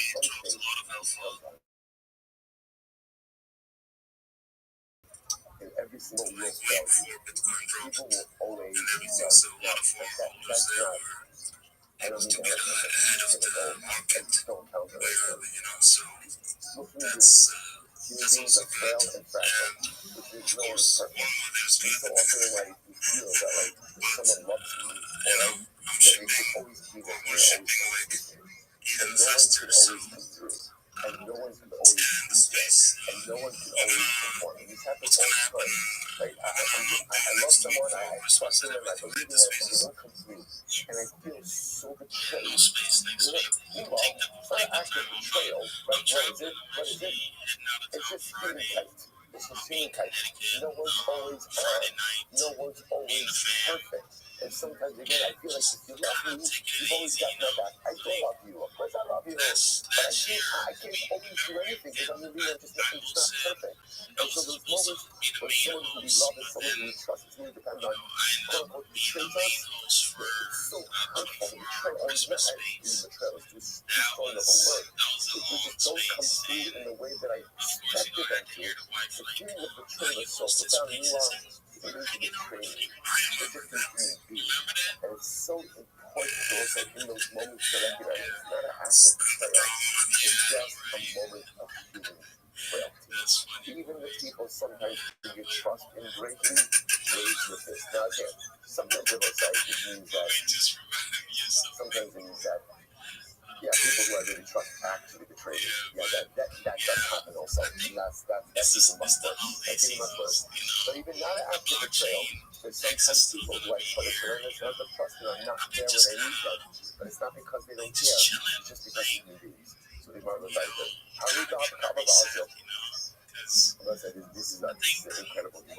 there's another person who says, Carlos, يخنسن هذا عزيزة عبوسة بسفسيرة شكيبا. It's incredible. The Rabbi used to say the following adage. You know, when I was madly in love with my wife, right, and the love was passionate, we were able to sleep together on the sharp edge of the sword, right? Hashtag below Azizura Nisan. Now that our love is not as passionate, even a bed that is 60 amas wide is not big enough for us. Now let's say that this is a profound Gemara, What is the Gemara saying? That you know, when the love is passionate and intense, right? We don't need our own space, right? How are you going to occupy the same space, right? And we're fine. We can sleep together on the edge of this sort of. I don't need my own space. Just we're all together. And then it depends on what happens. Husband needs his space. The wife needs free space. And suddenly again, there's not enough space for everyone. That looks like so. That makes some like, what do you do with a Gemara like this? What exactly is the takeaway message? So let's I think there are many takeaway messages. But I do think what's very important to understand is that love and marriage evolves. And sometimes again, you know, once I've often thought about this, I don't know if this is true. You know, when people get like caught up in these distinctions, like, I don't know, like, oh, they just like that. Right? Yeah, people get really caught up in this stuff. I don't know. I don't have any like expert information on it, but I've often wondered to myself, you know, getting caught up in this kind of an extinction presupposes that things are supposed to last forever. You said the humpback whale is supposed to be around forever. You said maybe the humpback whale is supposed to be again. I'm nothing against the humpback whale. They should live and do well, right? But again, I just wondered, like, people get caught up on like global warming, right? I know it's global warming. So, who said that the Earth is supposed to remain at a constant? In other words, all of these things presuppose that things are supposed to remain as they are. Maybe not. Maybe it comes down to the world is in a constant state of evolution. Everything is always so maybe the species that existed, you know, 100 years ago are not supposed to exist today. Or maybe again the temperature of the world is supposed to. I don't know. But one thing is true, which is definitely in the realm of relationships, things don't remain the same. So I will say it's true, right? Like, you ever see like Chassan and Kala, right? And you know, sometimes couples they marry a little bit longer, or a lot longer. And like, but you know, why don't we have that? Right? Why don't we have that? And I was like, why don't we have that? Because we have responsibility. Right? Because no one's supporting us, right? Because like, oh, and suddenly again, you have all these, you realize that it's supposed to evolve, right? If you're married for 20 years and you're still the same childish, like looking into each other's eyes, whispering in the corner, that's immature, right? That's immature. You're not supposed to have that. It's supposed to evolve, and that's nothing wrong with your marriage, and there's no less love, and there's no less intensity. It's that marriage and love and everything evolves. So this doesn't have to be like a damning statement about the lack of intensity. It's just like, this change, yeah. So husband and God are inseparable, and they can occupy the same space. Oh, you're stepping on my toes? That's so sweet, it's so step on my head. You know, I agree, step on, you know, it's great, it's fantastic. Yeah, side of the sword, but I don't need any space, well, smother me. Right? And then it's normal, and as time goes on, and people mature, and life changes, and there's other responsibilities. I love my spouse no less, but the relationship looks different. Things take, and that's not a bad thing. It'll say sometimes again, we become so disillusioned because, well, how come I don't feel the same intensity in my marriage that I felt under the hook, or that I felt at the bar, that I felt with this? Yeah, because that's life. It's like stuff changes, and there's absolutely nothing wrong with that. That's part of the dynamic of human evolution. Incredible. We want to dive in. Gemara says, "Oh, no, no, quite see, and encourage it." So what's the pasuk says, "But the Araki Lukas Sham the Barki Kamiyala Kapores." So what's that? You're not going to originally again. That's part of the begins the relationship with Bobby Star. It says by the Aris. I will speak to you from on top of the lid of the Aris. The time your Aris is like Kapores, that part, how you can start. Remember the top of the Aris head talking. So originally when the Prophet began the relationship with us and began to speak with us, he spoke to us from a height of 10 talking, very low down to the earth. Uksin, Va'adayis Shefona HaMelech Shlomo, Shishim Ama Arko, Shishim Rachbo, Shishim Ama Kamaso, Ubaso, Kama Hashem Kamayim Yisi, Va'aret Hadom Ragli, Asia Fayis Asher Tivni. So what's interesting enough, so what happens then later on, the Prophet said, my home, or like my throne is in the heavens. So in the beginning, Hashem spoke to us from on top of the Kapores, 10 talking off the ground, and then he spoke to us from the heavens, meaning relationships change, they evolve, and sometimes again the intensity and the closeness that mark the beginning changes. The love is still there, but the relationship has evolved in a different way. Incredible. So my master, the high-low side, you go to a Mishnah of the commission, so it's on the word going back to what it's stated on Bob on the base, 6 feet. So the Gemara says, what now? Remember again, we're Sagulu Meknish. The Gemara says, how do you know that Sagulu is a Lashon of the Kavuchi, a Lashon of holding back? And I'm not going to call the Yain of Kishta, the Losaka, Akabayakova, the Hafa, talking the Kaita, Agra, the Katima, Hava, the Rakari, the Kika, the Hafa, Olga, the Kait, the Master. So these are all different Lashonas of holding back. So therefore, remember, you have the Gemara used it. As you go to Negish, if a Talmud is sitting in front of his Rabbi, and you see that the Rabbi is making an erroneous ruling, so what happened? The Talmud should not hold back. Right? The Talmud should go ahead and express his opinion. They see that Sagulu is a lot of holding back. Okay, I'm not going to write that. I'm not sure what I'm funny. I'm not the only son. Kodayu Satan is the only son. Very beautiful Gemara. Any judge who adjudicates correctly, Mashrish in the Yisrael, causing the divine presence to rest within Klal Yisrael. Shneimar, Elokim Yitzhak, Ba'adat Kel, the Kel Elokim Yishbon.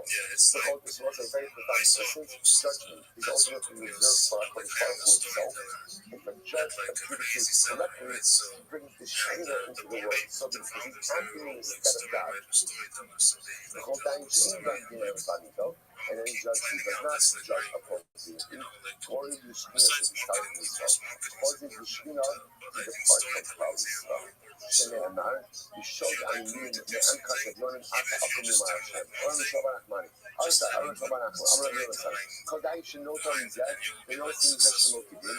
Any judge will say, rules erroneously, and takes from this one and gives to that one. In other words, that the judge is wrong, is ruling erroneously, is ruling incorrectly, and therefore again, he gives and takes to the wrong person. So what happens? Mishpar who know from another nostril, Hashem takes his life from him. It's very profound.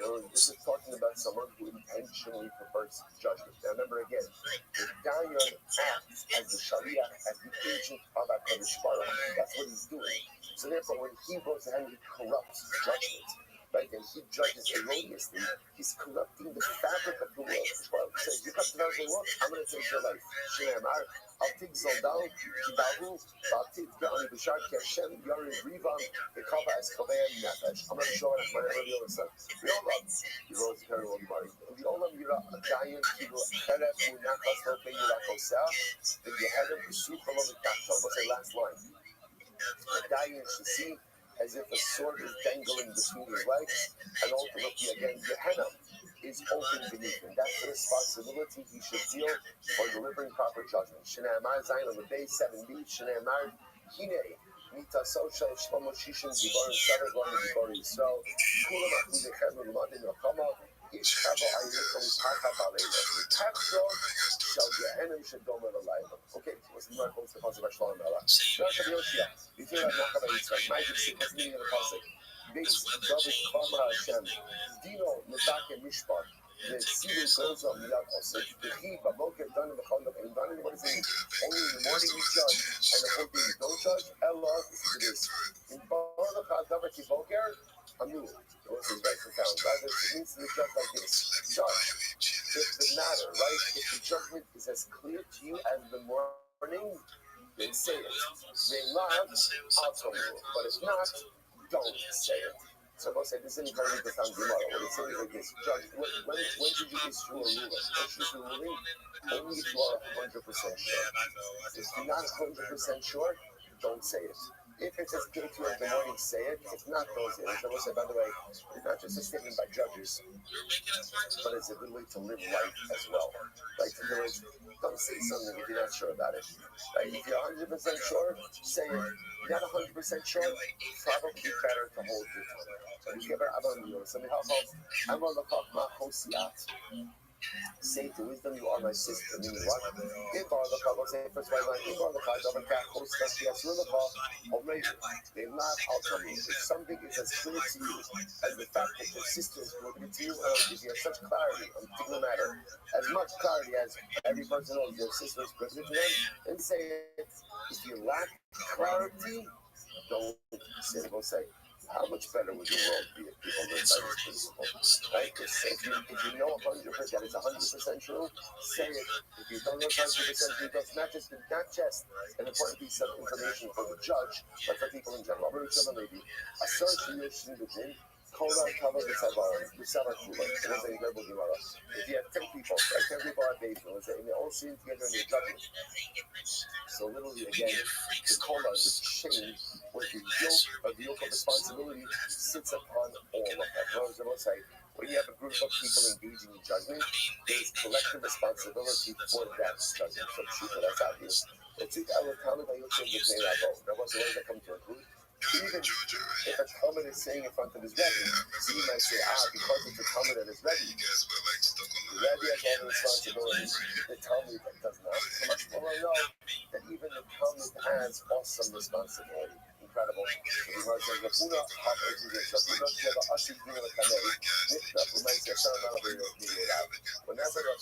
would adjudicate a court case, he would always gather 10 people from the base members.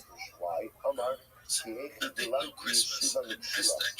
this way, again, I only have a splinter of the beam. In other words, we'll say, what was Rafuna doing? Rafuna wanted to kind of spread the responsibility a little bit. So what he did was like this: if he would judge alone, then he would bear half his responsibility. So what did he do? He incorporated other people into judgment. This way, again, there was shared responsibility. Should there be in a willingness for the action? Can be also Rashi, when he would rule on a case, literally again have to seize property. So not when Rashi would have to rule on a trick, right? Somebody bought him an animal, and they weren't sure was the animal kosher or the animal not kosher. In other words, they found some type of blemish, internal blemish. What did he do? He would gather all of the butchers of the city together to help him casting. This way again is only spirit of the beast. What it was meaning that he wanted there to be collective responsibility for the tzak halacha. Okay, so he asked Rabbi Amar shall not mean bar Cohen.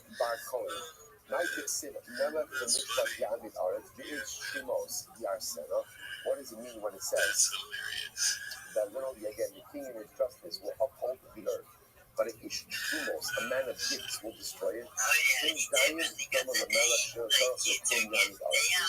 the king, the judge is like a king. Now, a king doesn't need anything. He's fully self-sufficient.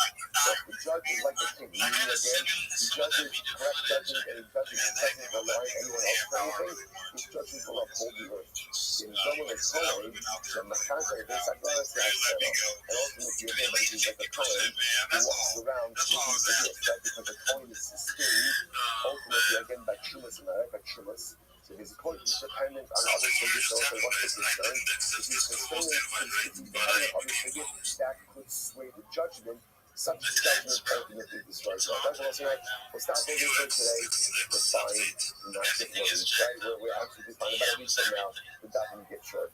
Right? We'll be all right. I'll say, what a job. Tremendous. I will say, going back, I want to say something. I was going to say something real quick, but Rose not getting enough props for it. And his boy, man, his new partnership with the card, that's as Web 2 as you can get. Like he's really trying to bring his project into Web 2, and I think that's like real big. Like if it was like a Doodles or something that did that,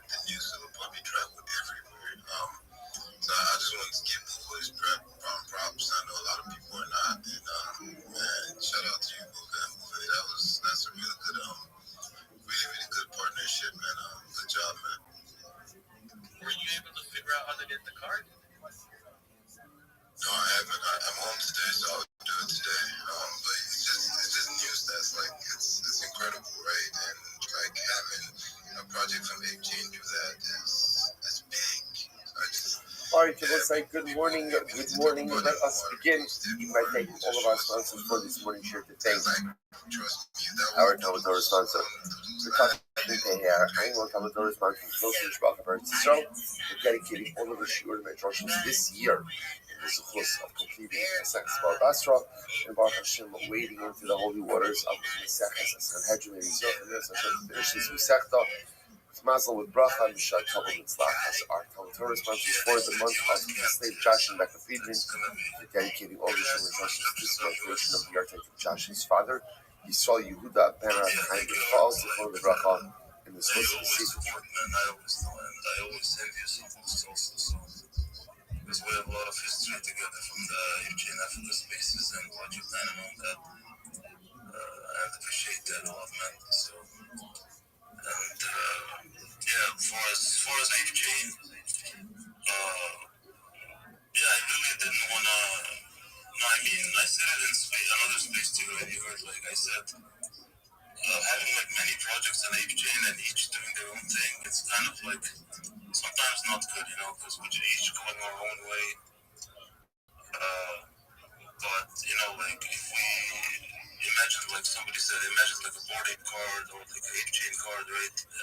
That would be crazy, right?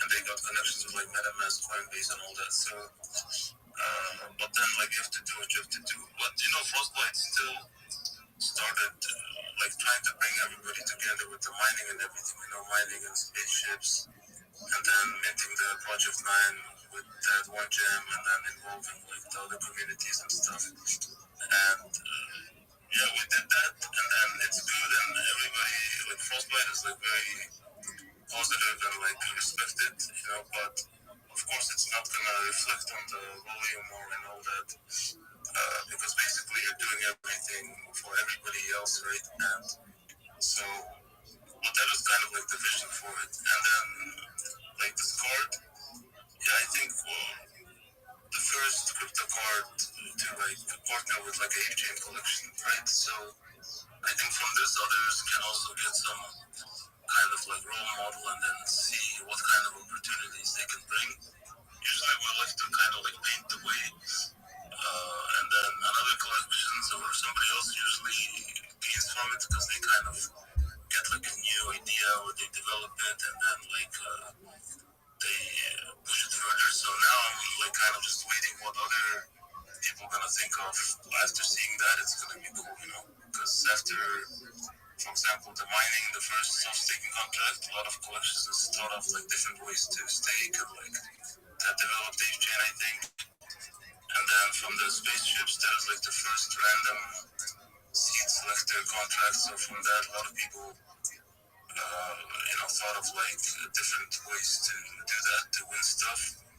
And from the Project 9, a lot of people got ideas on like on-chain weapon and like equipping, unequipping, updating metadata on-chain and stuff. So now with this, like now I think I think we like kind of like to do that, like just innovate a little bit, and then that way exchange is gonna develop. Because if we just not do that, we're just gonna be a bunch of PFPs, and then we're not gonna stand out from the other chains, you know. So yeah, but each founder have their own way, you know. Art is doing his thing, like Laura's doing her Bush Babies like differently with like, and I love that because each one has their own kind of attitude, you know, like just to like kind of analyze though. I think back to the storytelling, this I like the art style actually. I'm noticing that your style is like kind of take over, you know, like a lot of the problems have spaces and they PFP it, and like community, your community is so strong, man. Like chain wise, like I know there's some collections like higher or have like in the top volume and all that, but I think like for example Frog Wings have the most kind of community like, you know, like, you see, like, PFP of, for example, gobs and G's, right, kind of, and then you see frogments. Like, imagine that. That's, like, crazy, right? That's crazy. Like, that's, like, top three, PFP-wise, showing up in spaces-wise, building-wise, handling the heart-wise, like, ranked crazy high, man. And these are, like, kind of things that people don't measure, but it's... people notice that, you know, it's what matters actually the most. You know, Buffet, I saw someone, I don't know if it was Coffee Captain, the captain, or in a post somewhere, but somebody mentioned, like, maybe it was in a post, people, you know, like, back in 2021, 2022, you know, wearing a Bored Ape or a Mutant or a CryptoPunk or, you know, one of these, I guess, what you call it? Like, oh my god, I'm trying to remember the word, but anyway, wearing one of these NFTs, you know, you post something, you get like 10,000, 20,000 followers, you know. But now, you know, it's changed. Things are changed, right? Like, you know, there's a lot of projects, a lot more projects out here. People are repping their own brand, right? So, you know, like for me, if I was to have like a PFP collection, then yeah, obviously I would have to rep it, right? But then there's just other people with other, you know, consensus, like what they think, right? Like I was having a conversation with someone else, and they were like, you know, they have their own collection, but they rock a name because you know they feel like, hey, you know, it's what got them started in this space. Like, you know, it's their, like, I guess their Web3 persona, you know, their PFP. And even though they've got a successful NFT project, they feel like they'd rather rock their ape, you know. But, you know, everyone has their own way of thinking, right? And doing things. So, me, personally, I like rocking my ape, you know. I joined the club at a time where, you know, I I wanted to escape, like, reality, right? And, you know, the club gave me that opportunity to go travel after my mom passed, you know, going to, like, events and, you know, it just hit different. So, you know, I feel like, you know, for me, this is the best NFT project that represents me, right? Because it you know, I collected this PFP, you know, at a time where I needed that escape from reality, and this is my persona, right? You know, I rock with the apes hardcore, but of course, you know, my wallet has pretty much every NFT on Ape Chain, you know. Yeah, that ape definitely represents you. Like, I would recognize you without it. And yeah, no, right? They and, a lot of the others, I wouldn't know who they were. If they came in a space, I'd have to, like, look at their profile. But, real quick, Vivek, do I need to, when I go to frostbite.org, on the line, should I claim and let's see, what did it say? Should I go back to the screen? It said claim and mine again. Is that what I should do? And then do the burn? Oh, I see. So, yeah, that means you finished mining. So that, of course, you can claim the gem and then mine again on the mine menu. But on the burn menu, you are not burning your own gem, but burning the gem from the burn pool. So already there's like 9 million gem in there. So everybody just go there, and then you click burn, and then you're collectively burning from that gem pool that's there. But if you do want to deposit to it, to just contribute to it, then you say add to the pool or contribute, and then you can put your own gem in there as well. But just know that everybody else will be burning it.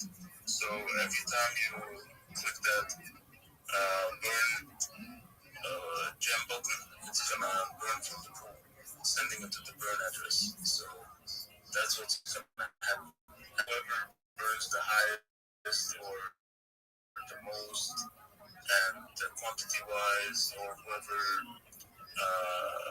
deposits to the pool the highest, they each have their own leaderboards that they can rank on. Does that make sense? Yes. And the other question is, so when I am at the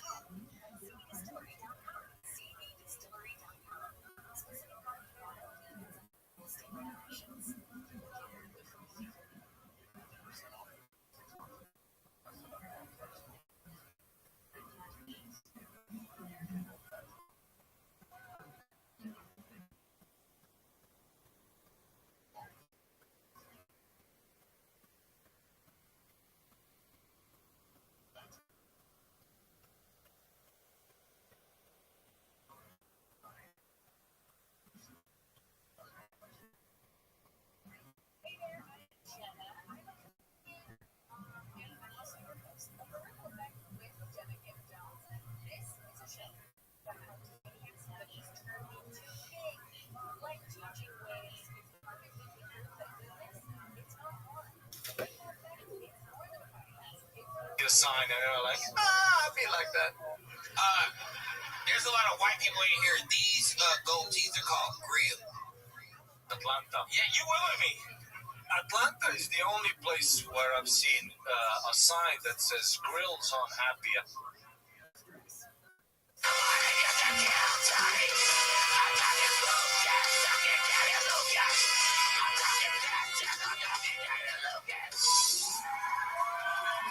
Wow. That's amazing. I'm so glad you did a song. I thought you were going to rob everybody for a second. No, I'm doing good now, Tony. Y'all niggas is lying online. I love it. Yeah, they try to slander me. What? I cut the mic. There you go. When I got this tattoo, they tried to say, why would you do that? I said, nigga, if your big account look like Heidi, you would feel like just like me. Nigga. Oh, my gosh. I love it. Tetrick, you are absolutely killing it. Ari, what do you think about this guy? They do love grills in Atlanta. Yeah, you with me? Atlanta is the only place where I've seen a sign that says grills on happy hour. Yeah. I didn't know grills was a decision that you just walk past and see a sign and they're like, I'd be like that. There's a lot of white people in here. These gold teeth are called grills.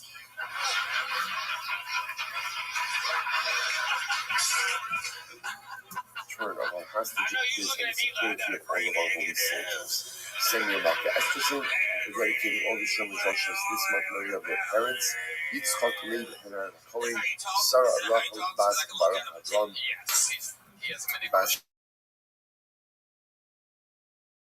Shannon, Ephraim, and her husband, father, school physiotherapist, Naftali Good, Naftali Yonashin, from Demo, and Jesus Miriam, and American Bible from the Torah, all of the Roshana Saharia, the families in the Torah, all those who are seven, get it comfortable in Israel, the Prophet should be home and has to do the Shalom and the Torah, and I'm usually successful to call mass.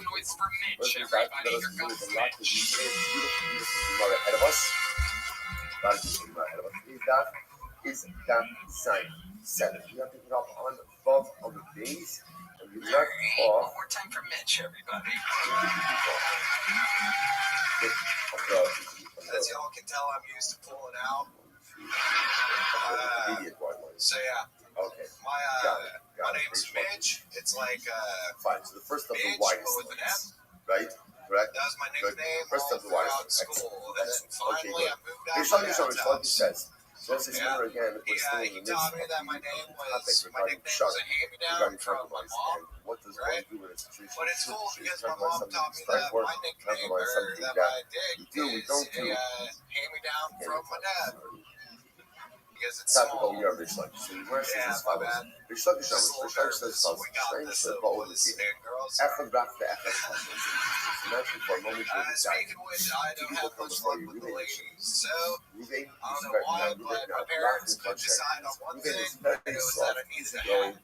So they went ahead and went with the blue chew hat, right? Shimon is difficult. And I was like, Mom, Dad, how's that going to help me get laid? And they're like, well, because, you know, women will read it and get super horny and then want to fuck you. I was like, how dumb do you think they are? And they're like, they're fucking my son, dumb enough. Thank you guys. Alright, Mitch, let's talk about it. How long you been doing stand-up? About 2.5 years. Where at? St. Marcus, and then I moved to Austin, but I started having seizures. So it's like, Oh shit, why'd you start having seizures? I think it's from gabapentin. What is that? Described it. What is that exactly? For me, it was a nerve blocker. I got my back blown out. So what is the judge concerned about? Concerned about what's going to happen. Tell me someone else has something in common. Yeah. Okay. How did you blow out your back? He's just going to come after it. He's not going to let up. From the army. I don't want to deal with it. But I didn't. It wasn't while I was in things. It was a little bit afterwards. It just kind of happened. It was a herniated disc, and that was most likely from the army, and then it pinched my sciatica nerve. However, so then that's however, Shemon is high. So like I can't feel half my toes right now. and that all since 2023. I already have some 2023, and that's how long you've been on this medicine. And as then to I kind of stopped taking which it way the in thing comes out. July This year, 28th birthday. Yes, because I made it past If I heard 27. the songs, and again, I have a little bit Okay. of clarity as to a lot of how grown men this is going to celebrating shake their out. weird birthdays. Well, 27 club. Why shouldn't it? Okay. Well, If Sakura it can is happen to them. really, again, do not. It can We'll happen. see exactly what Sakura means. The thought process is playing out. Don't fear it.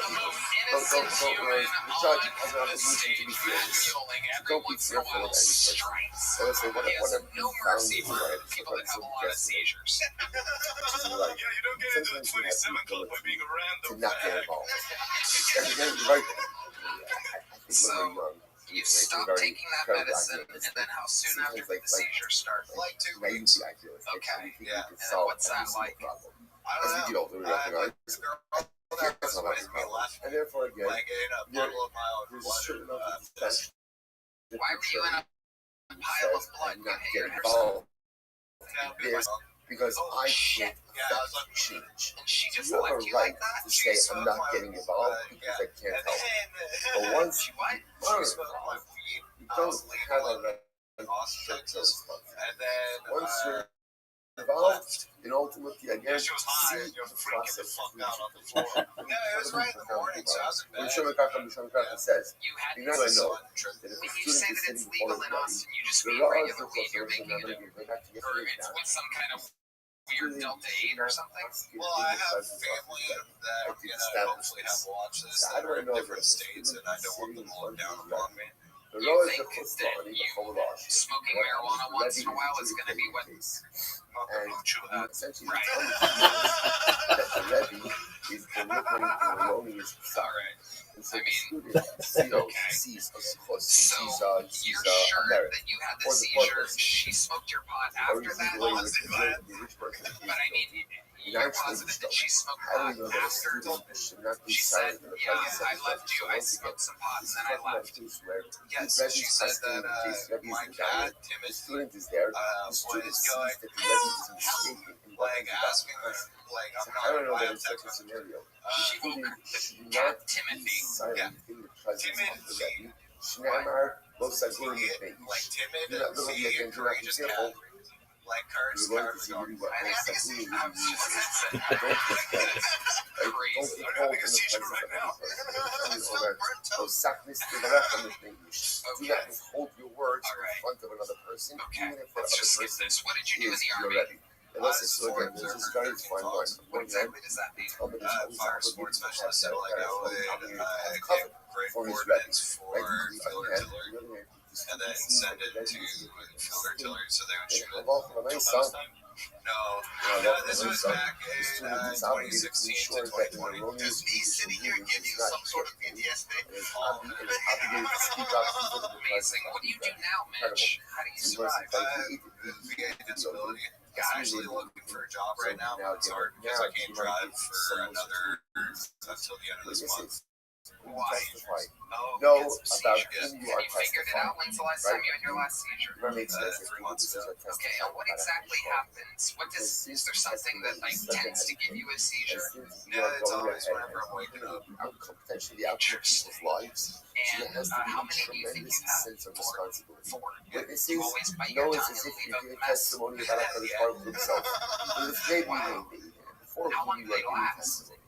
Anywhere between from what I've told, a minute to 3 Who is minutes. going to extract Okay. punishment from you? But שניהם, I think it's from says, יום תשמע אנוש משל החמריב it's a לפני השם. Interesting. Plus This is an interesting thing the doctors are defending. The big pharmaceutical company directly to your face. against each But you other never had a know seizure that they are before that, standing and you before had Hashem. 1, 2, Because or the 3 weeks testimony after quitting is coming the before medicine. God. Because again, ultimate judgment They'll defend is reserved for Him all the way. for anyone involved Interesting. in the judicial process. Me neither. It's as if they are standing before Me Hashem. neither. But I You have find that that young also yoga being interesting. done. And the judges should know who are they judging. So Kiviyachol, they're judging HaKadosh Baruch Hu. So Mitch, give us another fun fact about your life. Before whom are I they used to giving work at a that helicopter judgment? company. Will be possibly part not of as a it. pilot Who is or going to anything. extract I punishment was a from them? photographer. Should Okay. Yeah, so take photos of people that were going on the helicopter. It's just south of 35. Okay.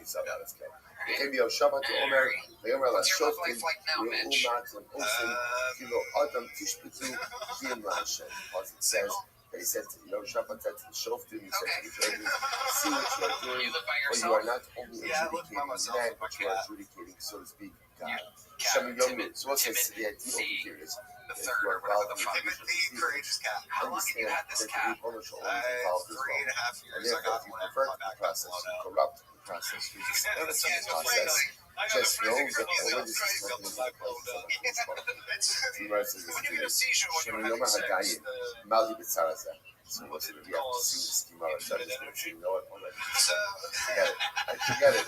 What do I need this moment because for? if a girl gets a seizure while I'm banging, Imachem B'Tvar Mishpat.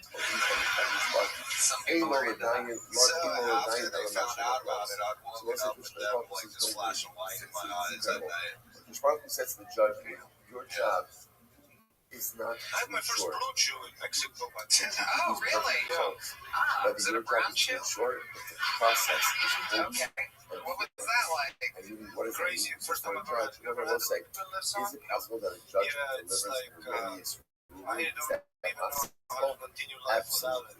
So what is the job of the judge? The Like job of the maximum judge is to potential execute all properly times. based on what he's After able to coming, see. still the vein That's is it. out. Aim the guy in London, aim the guy When in you woke up Alamashim. after that The judge first night, is were you only wearing able to that act based jumpsuit? on what he's able to see with his own eyes. A very profound lesson. Mitch, anything else crazy about your life we should know about? And other than to do the best you can with the information you I have. really like the Because line it comes over the scares, judge will deliver an and erroneous I've ruling. been It's getting back possible. into That's not like a rule to couple. feeling like everything happens for a reason, and I feel like the seizures were a good thing that happened to me because it taught me how to get out more and how to be more productive using the things around me and When not we being pass just judgment, understand? I like We're only that. passing Good judgment answer. based on what we see with our own eyes. Keep writing. And as we go, Keep we signing recognize up. that what we see It'll get with better, our Mitch. own Here's a eyes very often medium-sized joke is book. never the There you go. complete There goes a it's never Mitch, the complete everybody. picture. So some kind of important. What you see, Sometimes interviews is just go back to seizures what you and the see cat is every once in a rarely while. the entirety of the picture. Is that thing in there good and deep, Heidi? Now it is. Very good. By the way, The old tape what the is microphone. The what old exactly taping is the microphone. verdict? What is the Just verdict? how it all started in the beginning.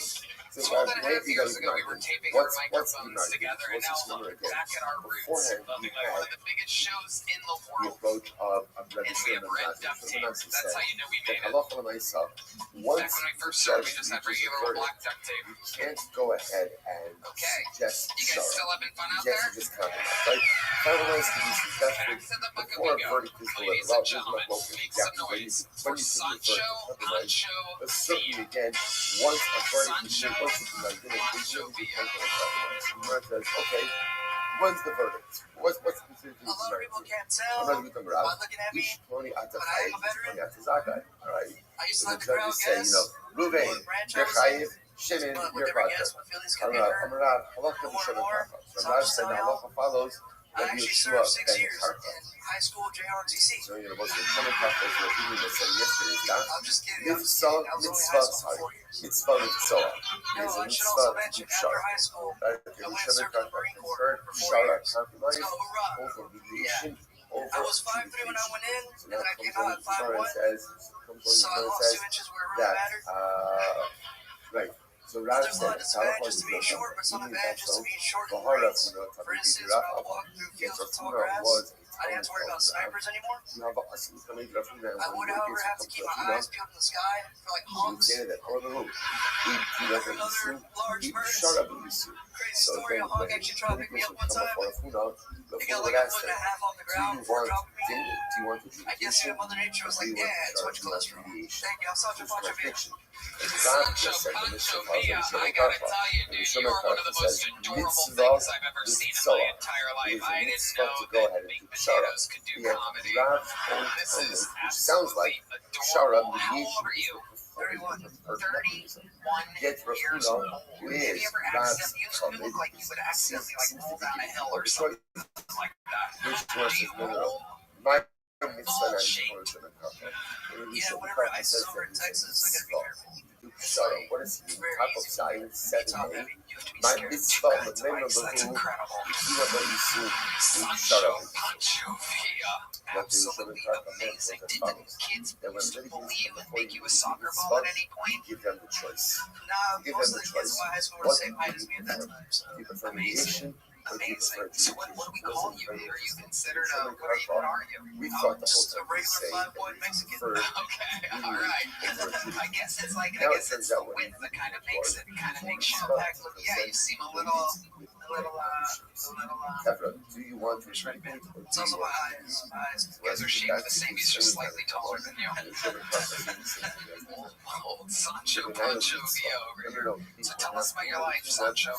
Is that your real name, Sancho Pancho? It's a nickname. So Sancho is a really dear name in the Hispanic community.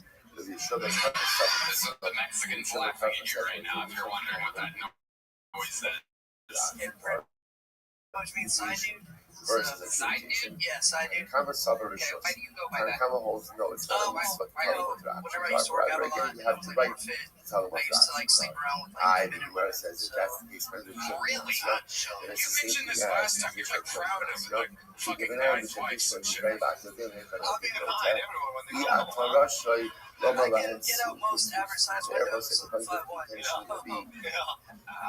At what point Windows is an ongoing theme in this episode. I don't remember this from your last time. Remind us, how many married women do you think you've slept with in your life? If you had to guess, just a ballpark.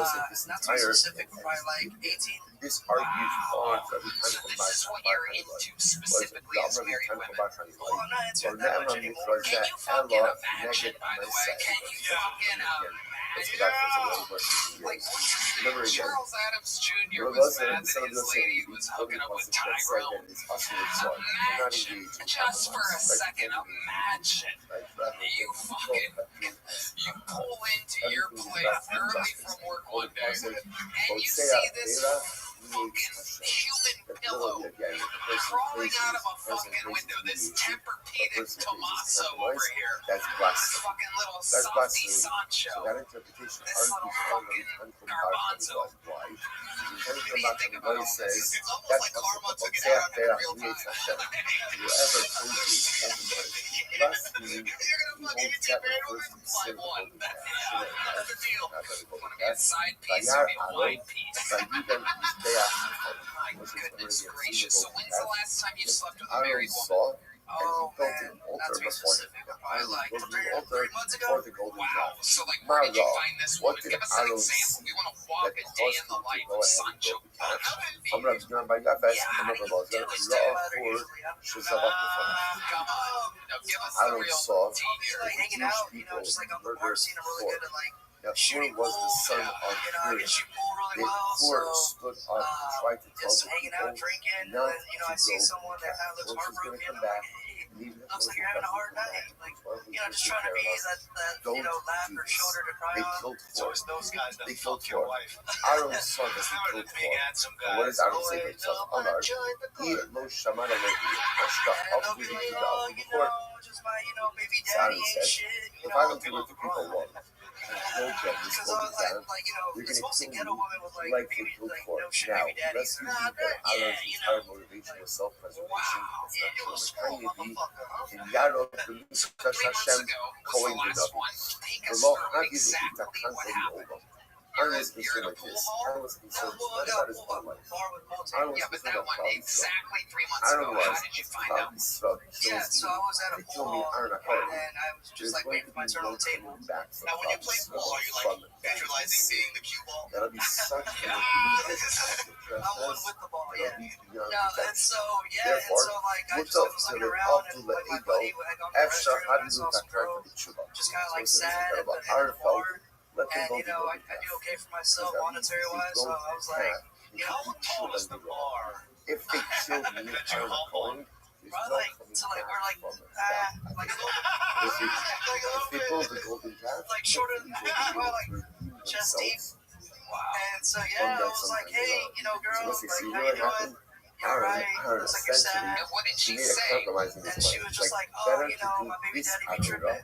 of the And she golden was path, like, of he's which out with my hopefully car again right now, and he back left me from, here, and I don't rather know where than he's at. killing me, And I was which like, they will looks not like you could use another beer. Like, and if what I are make you some drinking, compromise. Modelo? She was So I like, must say, yeah. so And I was just like, all right, enough, cool. what's happening over here And is then you might have So then, like, after a few for more that Modelos, I was like, I hey, well, I mean, the bar's gonna like close soon. what should I I have have a done? card. What should he have done? And she You was should have like, yeah, stood all right. up to club And so yourself then in from this there we went to like a moment. hotel. Probably And so. I had like tequila as well, and like my No. cooler. So like, you have a little cooler that you keep. The logic is so profound Hold on a and so second. beautiful and so clever. I was trying to say probably so. What you begin to say in the scene, This feels like no fan fiction. See, you have a little cooler that you keep where in the back seat in the trunk. Usually behind the driver's seat because my seat's far up. So behind. Oh my god. Dream lift driver. My god. So, what made you get a hotel and not take her back to your place? I never take her back to my place. Because then, like, when they make up with their baby daddy, they come clean and they're like, oh, fucking Sancho, like, you were cheating on me, so I was cheating on you with so-and-so, and I can't have them coming back. Where does this guy live? And I'm like, the Holiday Inn Express. Exactly, yeah. Holy shit, so you're like a master of this craft. Building of a golden path. Yeah, I mean, hey, these are play time. These are nice big. For him, yeah, exactly. 400 square feet, it's a mansion. He looks in an elevator like, damn, bro. Two rooms is sweet at the Holiday Inn Express. Yeah, my personal bed's a full size, but I still have to do a few rolls to get out of it. Hell yeah, absolutely. How small are you? Let me stand next to you. Sometimes Yeah, it's exactly. so clear, like so Oh fast. my god. It's like episode of Twins. That's what's happening. You guys look like mascots for human trafficking.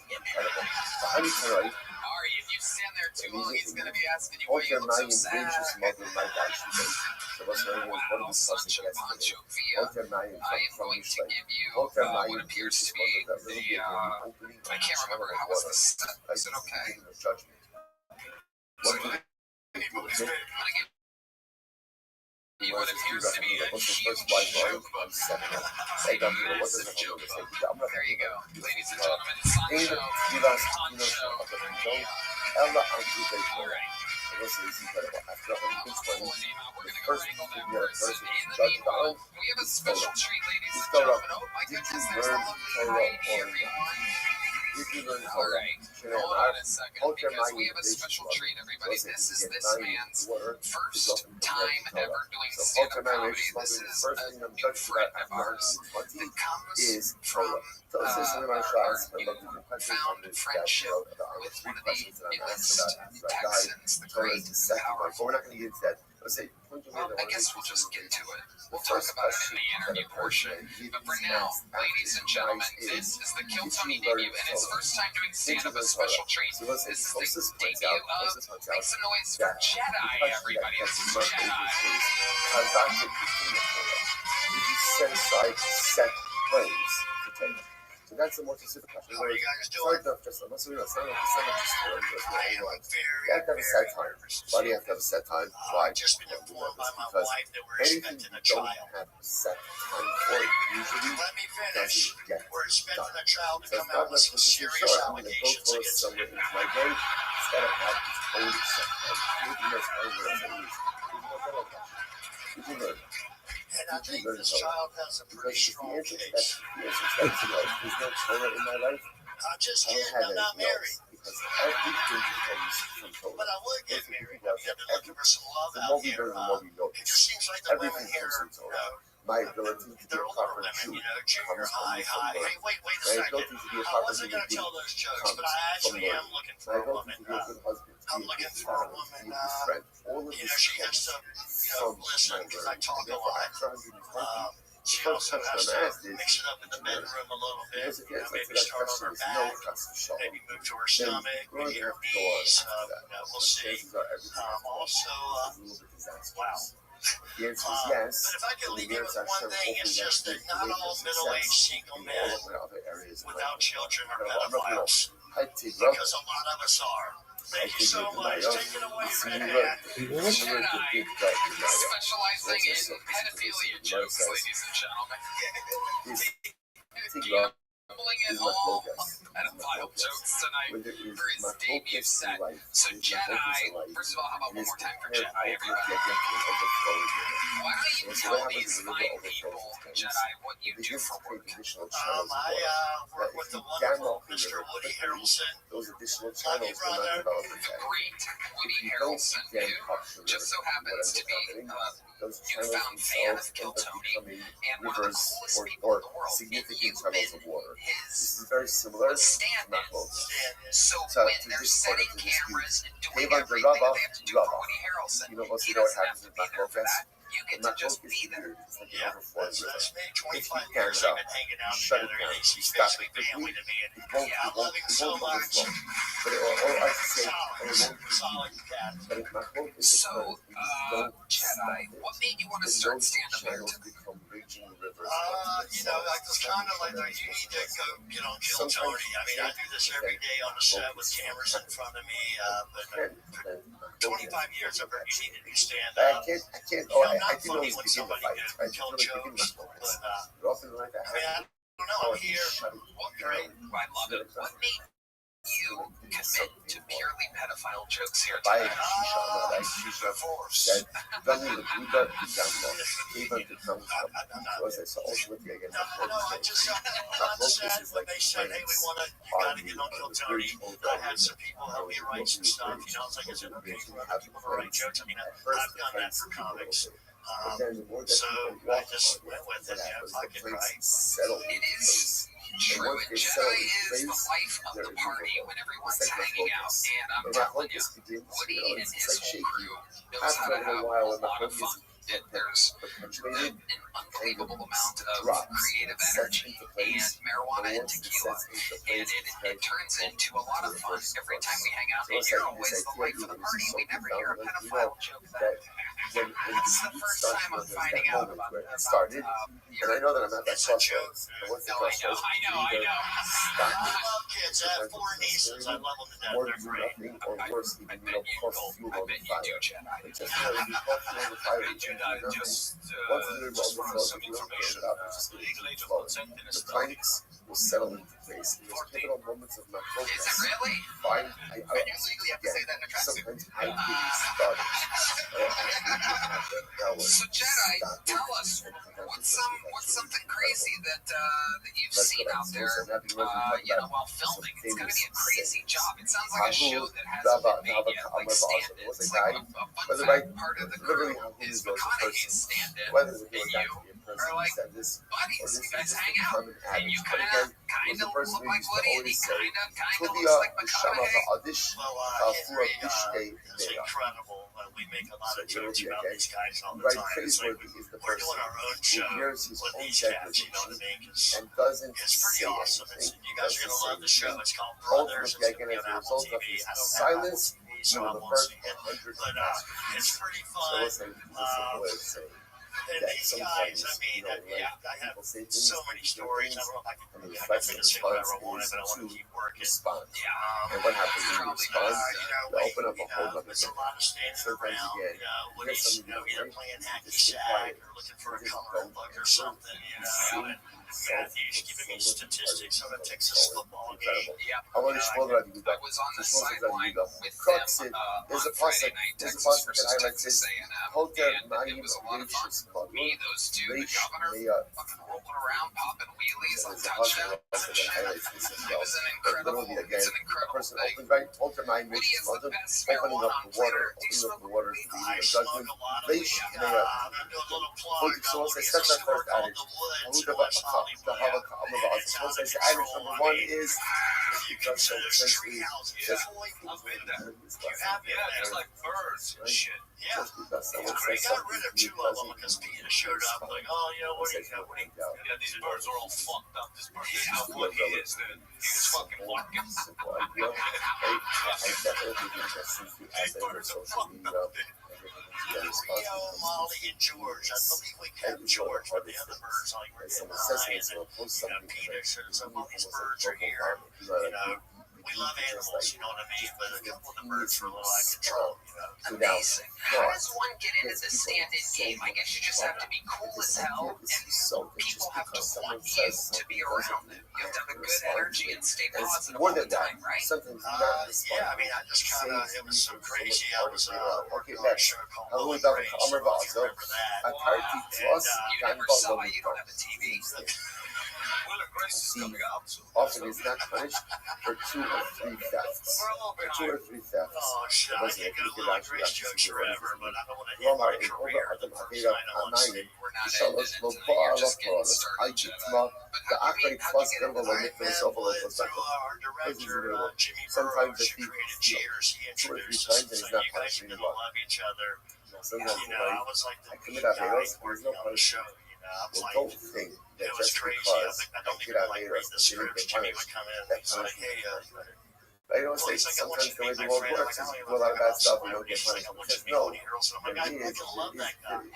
is an accounting for everything we do. It's called the Truxit Farmer. I'm supposed to appreciate yourself our ball the last year. What's it? The second attitude. The people steal 2 or 3 times and nothing happens. What do you mean exactly? When I said this, just know that they're reckoning is coming next. Would you come about another adage? Somebody used to say, Shev Yiri Shamana, the Chada La Avish. So what does this mean? So, little of you again. Shev Yiri Shamana. 7 hits. 7 hits could be done, and a person can be saved from all of them. But yet, the person who does one bad thing falls into his pit. What does this mean? On Friday night, we ended up gravitating from the sideline up to McConaughey's suite. He handed me a little sneaky vape pen, which is like the size of a, I don't even know, it's a giant vape pen. I don't even know where it came from. I hit it twice. I handed it back. And he goes, you want to hit it one more time? There's a part where I kind of knew like I should let that settle in. And now but he's kind of like, come on, buddy, I'm a Woody Harrelson. It's like, peer pressure. And I did. And then almost immediately afterwards, I'm like, okay, I'm gonna go for a another adage. Listen, you guys in a little bit. I got lost outside of Texas Stadium for about 20, 25 minutes. I was outside, back inside. It was crazy, and I'm a grown ass man. And this is so good. And I smoke every single day, continuously. I said, look, you can walk. You should see it on the way home. It's very Right? tricky. Why? When only Shlomo Yehuda, Proxim, Jedi, the Gam Kala Amazah, I'm a Kama Yava Tony, B'Shalom. we were making So what's jokes, this? but what's your love life actually like? Tell us What about does this mean? You mean my run What life? does this mean? Why should we sin? What's this thing like this? All right, Like, she's ready. if you lose something, What I mean is, almost out of lotion in the green room is what I mean. I'd like this course to get sponsored by Jerkins. Seriously. Really? What do you do? What do you watch like porn or something? You know, I don't have cable. there's a profound sadness because you feel that you lost something that you did, and as such we feel Do you just use your imagination? It's been since the year 15. I had my first Asian taco. It was incredible. Successful Wait, what do in you your mean? life. I slept with an Asian woman. Oh my goodness. Why is that more gross than when you were talking about pedophilia?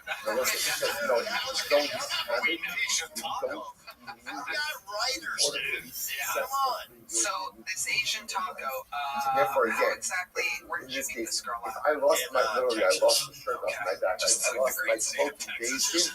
But Somewhere you between were El walking Paso home, and Corpus like Christi. same you matter. Right?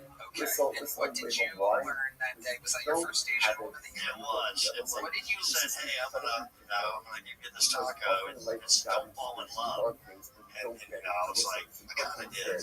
Oh my goodness. I love her now. Did you pay for a 30-minute massage? Secret, that if you got into something, you should get it. So you were saying you were hungry for more 30 minutes later? That weed is really strong. She spent the night. Very theologically fragile. Jedi, you have made your Kill Tony debut. The I Sandman. think that I wanted to. I got into this couple idea. minutes at the secret show. It's open for you anytime you want to try it out. If you want And to if you want to do it again, tells me I don't need what it is that I'm happening. I don't need it, and I want it. But I Ladies and gentlemen. It's important to know when you maybe don't when get Brothers what comes you out want. on Apple TV. When do you think that's Something coming that out, Jedi? to be able to February, March? No, it's coming out next. Because if I don't Next have fall. it, I Incredible, you didn't guys. get it, It's or fucking I insane. lost it. Kenny Power shit. Theoretically, It's what that hilarious. means is I don't The need return it in of order to be McConaughey and Woody successful. back together. Thank you guys so much. Thank you guys. And you're Jedi, going to ladies and see gentlemen. about that. Maybe we'll be able to talk Woody and McConaughey into joining us on panels sometime. Who knows? Leman is Make some noise for your next bucket. below you go. Ryan Shields, everybody. I will Ryan continue Shields. to sing to you, and I will not be silenced. No matter what happens in life, no matter what I get, I don't get. I receive, I lose. So I raised my Whatever kids it in the is, suburbs I of will San continue Antonio. to sing And because when my daughter that's our first starting started point dating, mantra. one of her If I friends let it don't slip that her have boyfriend it, was in a I gang. don't I said, no, need he's it not. in order to He be lives in the successful. cul-de-sac. Incredible Gemara. I want to First time I met the kid, he even Truck I save looked at him, I was like, who are you possible. repping? The lactose intolerant That's kings? the guy color of us. I'm a color of I took your weed out of Oh, you, get the fuck out of here. cover also.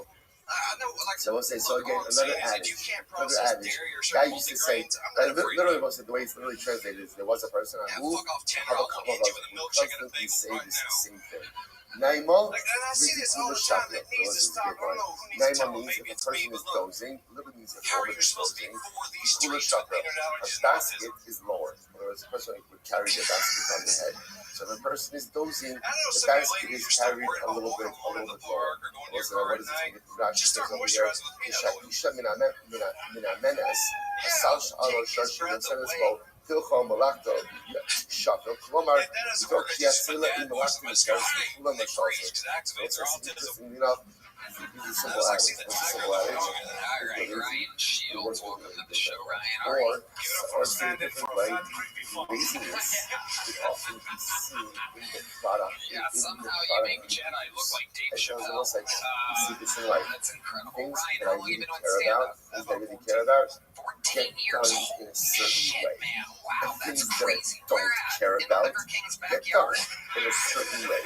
I don't think you can see what I Where care have you been about doing and stand-up what I for don't 14 care years? about I'm out of San based on Antonio. the product I'm that I San Antonio. produce. That's where you've So always again, lived. If the person is lazy, right? Person is sleepy. Basket is not as high. Basket is really kind of a little bit lower. It's kind of always going to do that. Taksib, Basatayim, Ima, Hamakara. So listen, let's go here towards that. If a person is lazy, the ceiling is going to sag. In other words, when a person is a worker, and this is the ceiling, you know, if they put in the effort, the ceiling's going to look great. Otherwise, the ceiling's going to sag. Okay. Hold up, Amar Ba'azil. There was a person, I will say, used to say the following. God wrote, Derachitzna alei, actually, so let's say, Rashi says over here, Ajit sees the comes, Ibn Egrofo alai ba'amdir. So let me translate it. God wrote, Derachitzna alei, a person who was trusted, Ajit raised his fist against him. Someone who I trusted turned against me. I'm going to show that you got trust him. So I said, God, you told me I should attack you. So we'll say, what's the point of this one? So we'll say, this is like 4 hours later, like, oh, those coconuts have turned. Sometimes the people you trust turn against you. I found out what the rum is So we'll say, these are very important. So I'm going right back to aluminum. I know it's bad for you. I know RFK's like, your cause is awesome. I don't give a shit. People will fail. I can use a touch of the tism, I'm fine. Like, I could be in the train. That's not. Yeah, it's better than the other trains I've been a part of. Don't help it. Look, I was an engineer on that train, all right? I don't think something weird. Like, that's where you want to be. You want to be an engineer on those so trains. often in life, you You feel don't that want to be like, a caboose. someone loves me, or right, Because you're pushing a then they lot should of always loads be in front of there. you. Always confuse me. So no one should always. All right, Ryan, let's talk about it. How How much money are you making a year doing stand-up? Right? I love someone, I trust in them, I believe in them, and they Okay, don't come and you through. love it. And I feel so You would betrayed. never do anything else. Well, it's not an act of betrayal, right? Do you have What any is it? side What is it? hustles or anything like It's that? just humankind. I do a podcast. It's just I humankind. do No an one's act a little always bit. on. What have you No acted one's in? always There's a little perfect. show on And Paramount Plus sometimes, called again, I Landman. feel like if you love Okay, me, you've you've been on always got my Landman. back. I don't Okay. love you. For Of 37 course I love you. fucking seconds, But my I minute, so can't always do Okay. anything because Yeah. I'm being just Well, not you have a little perfect. cheering And so section there's moments of when what someone appears who to we be love and someone who we mentally ill trust and hillbillies. sometimes betrays us. Ryan, tell us something So wild about your hurtful. life that Betrayal would or is not surprise us. even betrayal is too strong of a Yeah, word. you do had a They just colonoscopy. don't You come know, that's through in wild. the way Oh, that I Ray Kansas had his expected them first to. colonoscopy. The Okay. feeling of betrayal is so He has a profound. Meanwhile, colonoscopy, brother. it's just insane. Let me tell you, it It's sucks so when I was getting mine done. They're wheeling you down the hallway with all the nurses and doctors. It's And just one of a the moment of nurses or doctors recognized me and goes, even "You're the really people doing it, Red sometimes Man. who you It's fucking trust and greatly raise your fist. Now again, sometimes it'll say it means that sometimes it means that people who I really trust Are you actually serious? that does happen also. That's even my point. But even not an actual betrayal. Because sometimes people who I put a tremendous amount of trust in are not there when I need them. But it's not because they don't care. It's just because of the news. The mother's like That's that. amazing. How would that become What did he about say? Does he go to a special center? Listen, I guess this is incredible. Oh, yeah, Here's that what the makes person sense. says, Carlos. I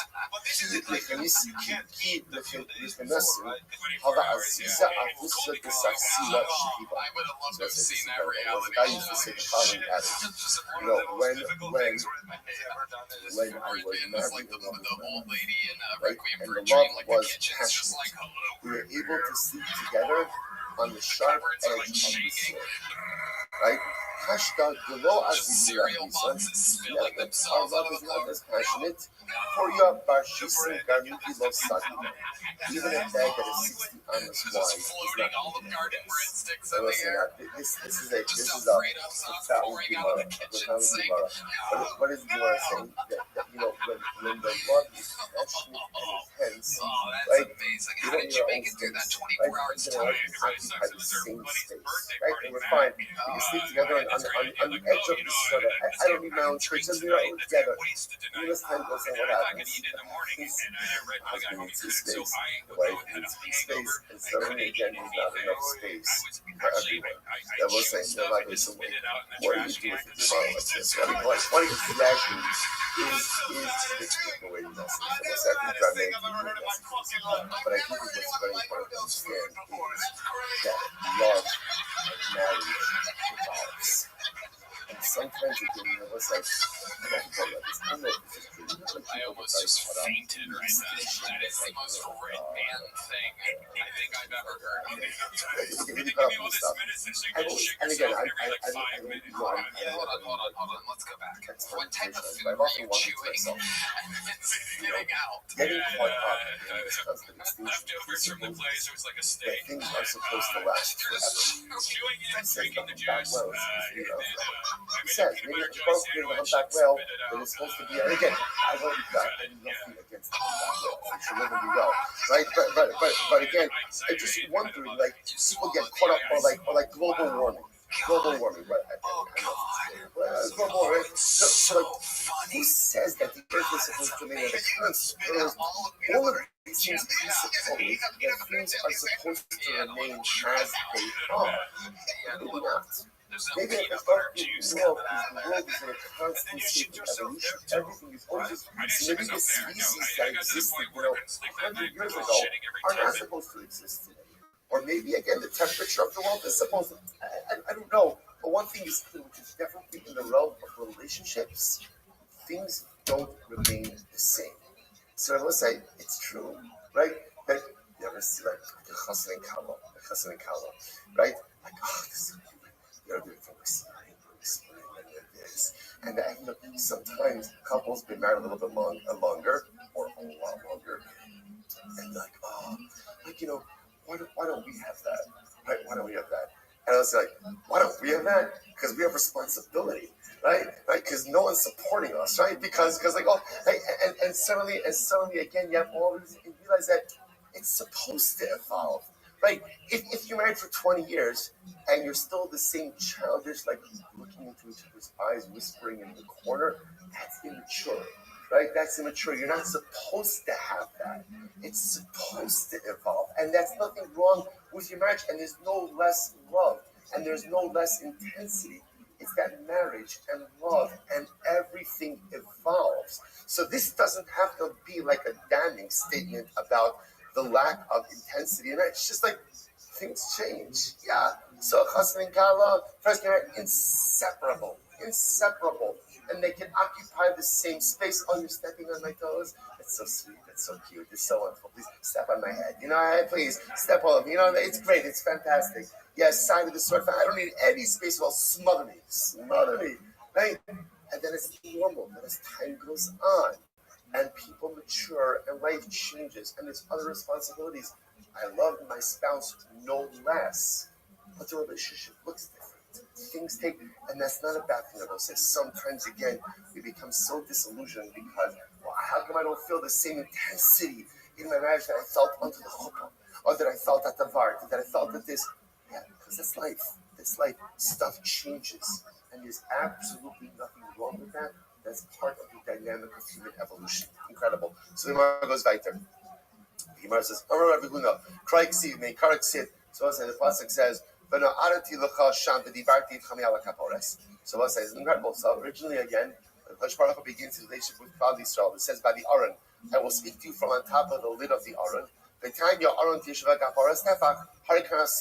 Remember, the top of the Aron was 10 tefachim. So originally, when Kodesh Baruch Hu began his relationship with us and began to speak with us, he spoke to us from a height of 10 tefachim, very low down to the earth. Uksiv va'abayis asher bana hamelech Shlomo shishim ama arko v'shishim rakbo u'shloshim ama kamaso u'lbasof ksiv kamar Hashem v'shamayim kisi va'aretz hadom ragli eiz abayis asher tivnuli. So Rabbi says, interestingly enough, so what happens? And later on, he says, my home, or like my throne is in the heavens. So in the beginning, Hashem spoke to us from on top of the kapores, 10 tefachim off the ground, and then he spoke to us from the heavens, meaning relationships change, they evolve, and sometimes again the intensity and the closeness that marked the beginning changes. The love is still there. The love is still there. But the relationship has evolved in a different way. Incredible. So my masha the high low saguru lishna the kinushi so what's on the ground going back to what it's stated on above on the base 6b. So the Gemara says, what now? Remember again, lo saguru mitnei ish.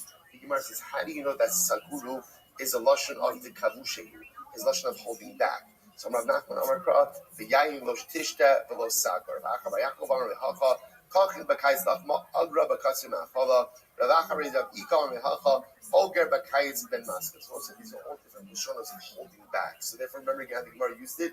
Asagar Neish, if a Talmud is sitting in front of his Rebbe, and he sees that the Rebbe is making an erroneous ruling, so what happens? The Talmud should not hold back, right? Rather, the Talmud should go ahead and express his opinion. So you see that Saguru is a lashon of holding back. Okay, so the Gemara goes right there. I'm Rabbi Shlomo Nachmani, I'm Rabbi Yonasan. Kol dayin shedan din emes lami. That was a beautiful Gemara. Any judge who adjudicates correctly, mashresh china b'Yisrael, causes the divine presence to rest within Klal Yisrael. Shneimar Elokim nitzav ba'adas kel v'karev Elokim yishbot. The whole this was very profound because since judgment is ultimately reserved for HaKadosh Baruch Hu himself, if a judge adjudicates correctly, he brings the Shekhinah into the world. So because he's acting in the stead of God. And any judge who does not judge appropriately, causes the Shekhinah to depart from Klal Yisrael. Shene'emar, B'shod aniyim me'ankas evyonim ata akum yomar Hashem. Rabbi Shlomo Nachmani. I'm Rabbi Yonasan. Kol dayin shenotam mizeh v'nosim zeh shelo kidin. Any judge, I will say, who rules erroneously and takes from this one and gives to that one. In other words, that the judge is ruling erroneously, he's ruling incorrectly, and therefore, again, he gives and takes to the wrong person. So what happens? Hashem takes his life from him. So we'll say it's very profound. In other words, this is talking about someone who intentionally perverts judgment. Now remember again, the Dayan acts as the Shaliach, as the agent of HaKadosh Baruch Hu. That's what he's doing. So therefore, when he goes ahead and he corrupts judgments, right, and he judges erroneously, he's corrupting the fabric of the world. HaKadosh Baruch Hu says, you come to the world, I'm going to take your life. Shneimar, I'll take Zoldal, Kidalhu, Ba'atitka ani b'shar ki Hashem yarev rivam v'kava es koveim nefesh. I'm Rabbi Shlomo Nachmani, I'm Rabbi Yonasan. V'olam, Yivos very well Gemari. V'olam yira dayan kilo cherev munachas lo ben yirakoseh v'gehedem pesuch lo mitachto. What's the last line? A dayan should see as if a sword is dangling between his legs, and ultimately again Gehenna is open beneath him. That's the responsibility he should feel for delivering proper judgment. Shneimar Zayin of the day 7b. Shneimar Hine Mitaso Shal Shlomo Shishin Gibarim Samev Rami Gibarim Yisrael Kulam Achuzei Cherem Lumadin Lokama Ish Chavo Ayrecho Mipachad Baleinos Mipachto Shal Gehenim Shadom Elayim. Okay, so what's the Gemara goes to the pasuk of Shalom Allah. Dar Shabbi Yoshia B'Tira Nachar Yitzchak. My big say, what's the meaning of the pasuk? Beis David Klamar Hashem Dino Lebake Mishpat. What does it mean? Only in the morning we judge, and the whole day we don't judge. Ella, listen to this. In Baruch Davar Kiboker, Amru. So this is very profound. Rather, it means to the judge like this: judge, if the matter, right, if the judgment is as clear to you as the morning, then say it. Being love, I'll tell you. But if not, don't say it. Shabbos said this is an incredibly profound Gemara. What it's saying is like this: judge, when should you issue a ruling? When should you issue a ruling? Only if you are 100% sure. If you're not 100% sure, don't say it. If it's as good as you as the morning, say it. If not, don't say it. Shabbos said, by the way, it's not just a statement by judges, but it's a good way to live life as well. Right? In other words, don't say something if you're not sure about it. Right? If you're 100% sure, say it. If you're not 100% sure, probably better to hold your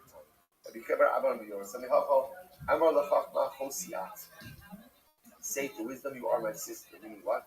If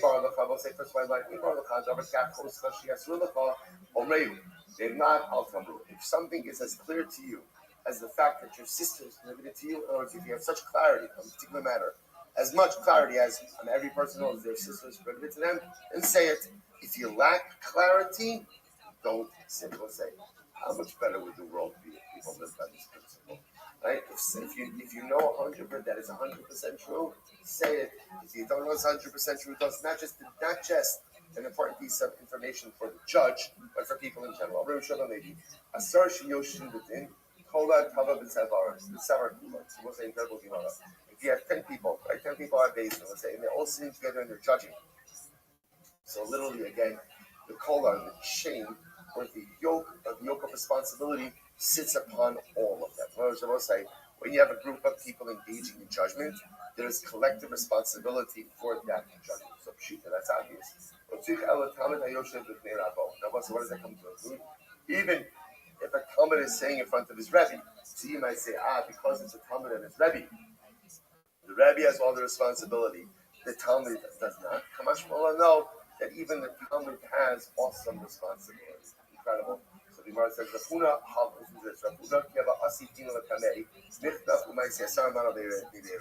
whenever Rafuna would adjudicate a court case, he would always gather 10 people from the base medrash. Why? Amar,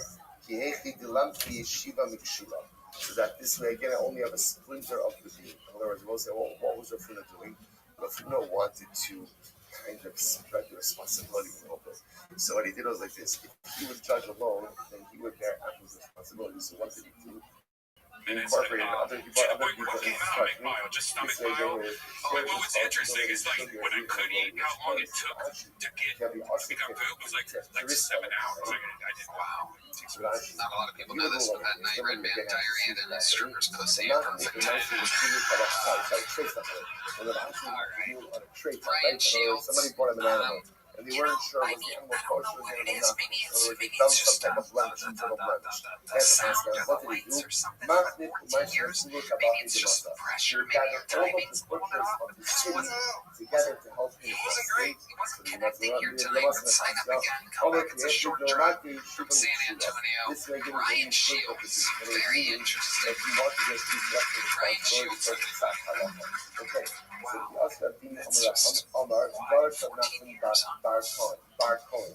And there we end up talking about your colonoscopy for having this interview. All right, let's do this. This will be our final bucket full of the night. We're in overtime here. Make some noise for Matthew LaCour. Everybody, Matthew LaCour.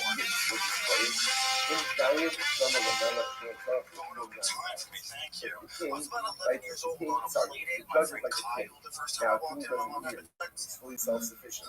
It's my fault. I was about to kitchen for a marketplace. Judges, correct judging, doesn't rely on anyone else for anything. I'll never forget. I was walking down the hallway. I turned the corner. I was supposed to tell Tiny Tail. There's only 2 adults in the house. He's like a coin That's it. who walks around looking for gifts, right? Because the coin is sin, ultimately, again, by Chumas and right? By Chumas. So he's dependent on others to give. So what's the concern? If he's dependent on others to give, that could sway the judgment. Such judgment ultimately is right. We'll stop over for today. Yeah, just give him that one. Yeah, put that down. Right? We're absolutely fine. About a week from now, what a job. Tremendous, I would say. I turn the corner. Yo, what up, I'm And she's pinning this one to the wall. Left hand, Hello. right hand thigh. What up, big I dog? fucking freeze, right? Before I can run back to the room, she grabs her on her ass cheek, picks her up, and pins her to that. She pushes her pelvis forward. I don't know why, but I'm so proud that my mom's at top. Does that make sense? Like, I never told Kyle, but I didn't feel a sense of superiority. Like, kids at school be like, my dad will beat up your dad. My mom will fuck your mom, dog. What are we talking about? What the fuck are we talking about? Am I not 90s kid? She didn't have great moms. That shit works. All right, we got there. Matthew LaCour, welcome. Matthew LaCour. Okay. Welcome, Matthew. Is this your first time on the show? Second time. I used to have long hair, but I shaved it so I can use slurs again. What kind of slurs are you doing? Why does the hair stop? You're like, Matthew,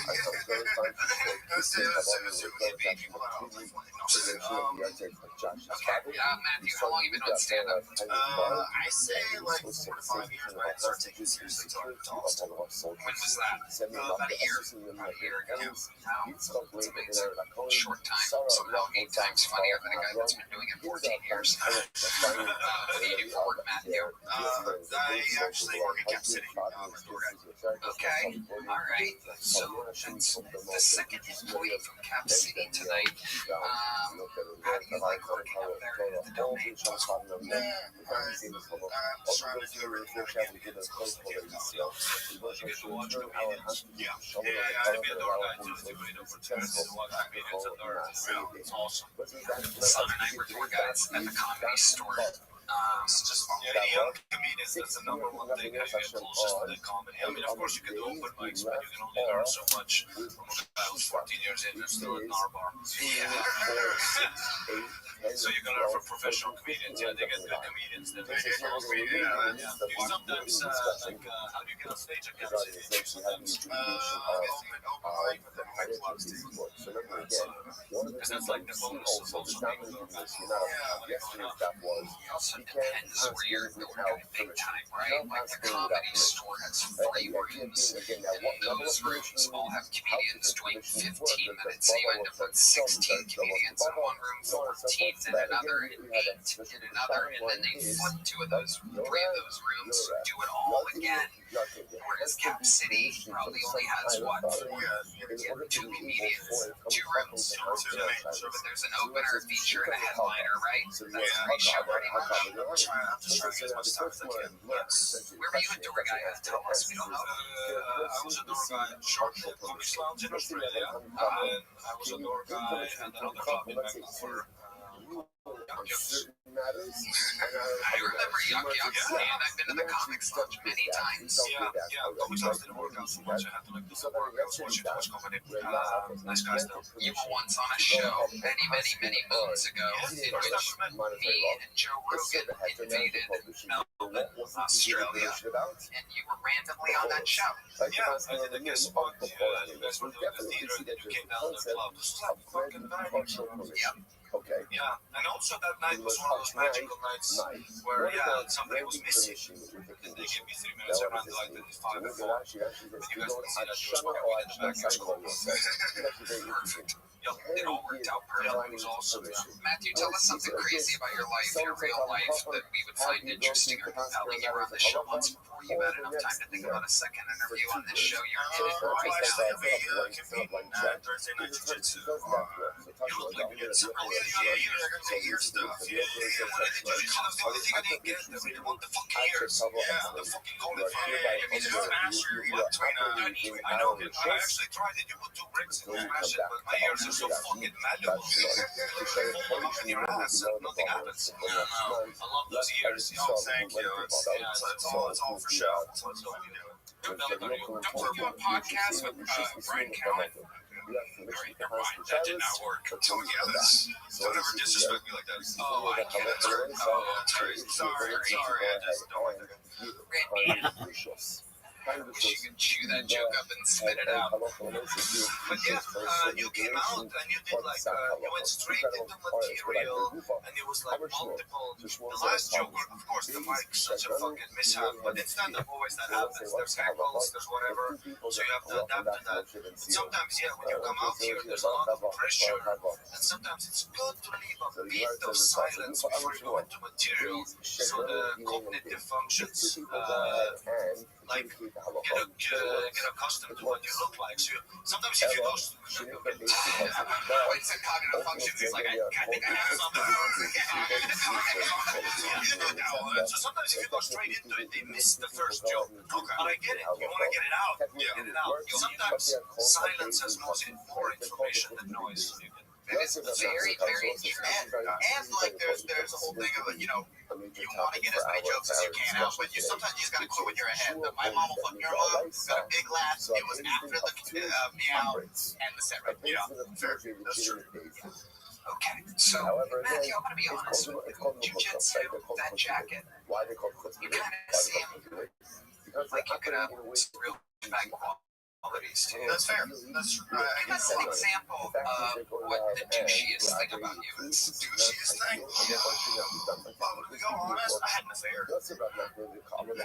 Talk about it. So you were married. I was. And then what happened? The marriage wasn't going well, and then I met this beautiful yoga teacher that fucking broke my heart. Okay, so did you take her yoga class? Where'd you meet her at? We were actually working together. I had just gotten out of the military, and she was a swim coach. I was a lifeguard. At a gym. You were a lifeguard. She was a swim coach. And then what happened? We gave each other the eye. Across the board. And then what happened? And then, things happened. I ended up being honest with my wife. I did that. And afterwards, What No, judge says? I didn't do anything physical with her until me and my wife were divorced. So you said to your wife, you go, look, I've been given eyes to a swim instructor. To the swim instructor, yeah. And the instructor know you're married too? Yeah. But that's harder for us. Yeah, dude, I So know. what's I knew it. Women love that. She's like, I'm gonna take them. So you have to add on a third judge. Because if that third judge left the panel, like, You were gonna leave her. Yeah, I was in love with her. And then how were you in love if you had never had Because I was 24 in Jordan. Okay. And now how old are you? If Shmuel is correct, that a base din of two, technically speaking, works. Although again, I got it. That's not ideal. But when you started with a base din of three, and two of them say, let's say the defendant is innocent, and the third one says, I don't know, fine. So why do you have to replace the third one? You still have a base din of two that's masculine. So I say, so this is Kashan Shmuel. Shiny husband, they call I died in the plus yasi.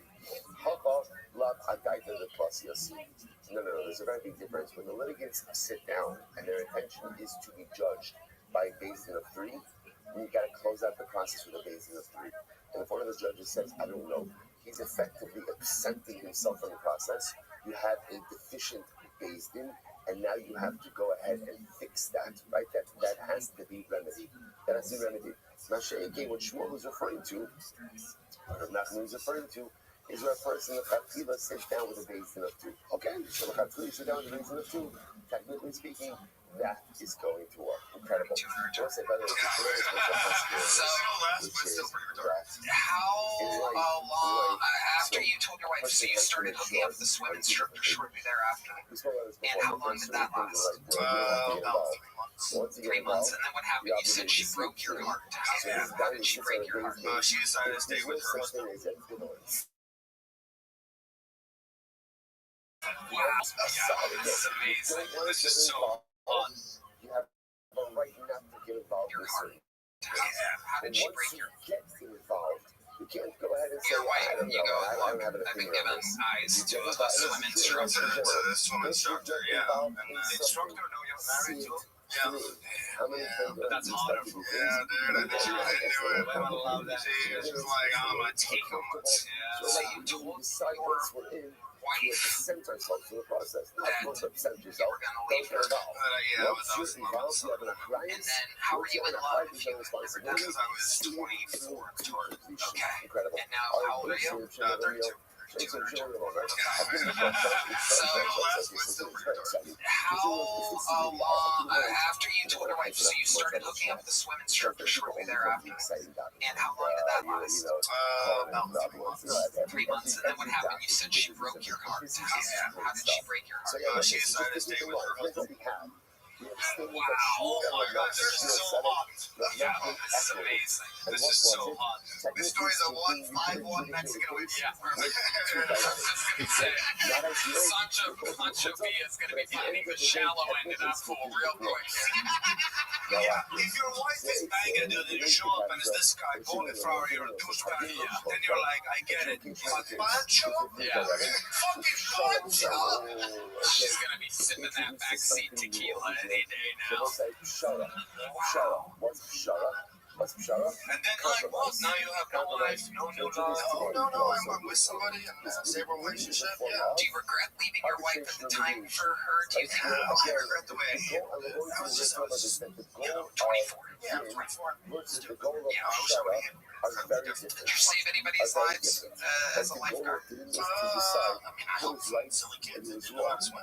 Fun fact, though, not a lot of people know this. The world's worst lifeguard of all time, D-Matt Slater. Not only is he blind, but he also definitely can't swim. Is that right, D? Oh,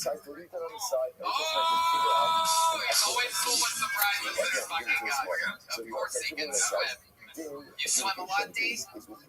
Okay, very good. No, Matthew, you're not allowed to make jokes at D-Man. Shut your motherfucking mouth, motherfucker. I will find you. I'm feeling you. Were you swimming or did someone put you in a bathtub? Oh, Hassan, how dare you? D-Man is about to beat you to death with a bass guitar. But if you get the show, Damn right. All right, Matthew. Fun times, buddy. Here you go. Here's a medium chip book. Congratulations, Matthew McCore, on to the finale of the night, ladies and gentlemen. With Ari Matty here, Dedrick in the middle. There's only one way to end a show like this, and that is with our Hulk Hogan, if you will, our Hall of Famer with the most appearances, the most interviews, a living member of the Kill Tony Hall of Fame. Ladies and gentlemen, this is the Memphis Strangler, the Big Red Machine, the Vanilla Gorilla. This is William Montgomery.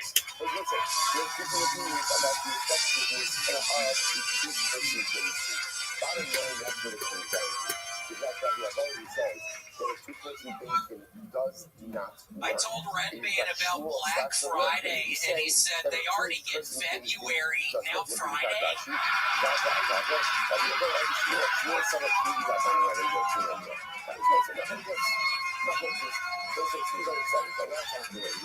I feel like the results of my polygraph tests are gaslighting me. The other day I watched a David Lynch film dubbed in Portuguese, and it finally all makes sense. A doctor ran some tests on Kim Kardashian and concluded that she has low brain activity. A few years ago, that same doctor ran some tests on LeBron James and concluded that he is black. Okay, that's my time. Thank you. William, lights out Montgomery, the fighting pride of Memphis, Tennessee. And here he is with a brand new look. I love it. When he was freezing outside. You are adorable. I'm very bald. I don't know people. It's always very, it gets my head a lot when I have to lean down and grab a napkin or something when I'm on stage. And I lean over and I'm always like, wait, hold on, am I going bald or something? Not a lot of people know this, but that's why Indian woman's vagina looks like. We do look like a photo negative image. So what the election says over here, Dennis had been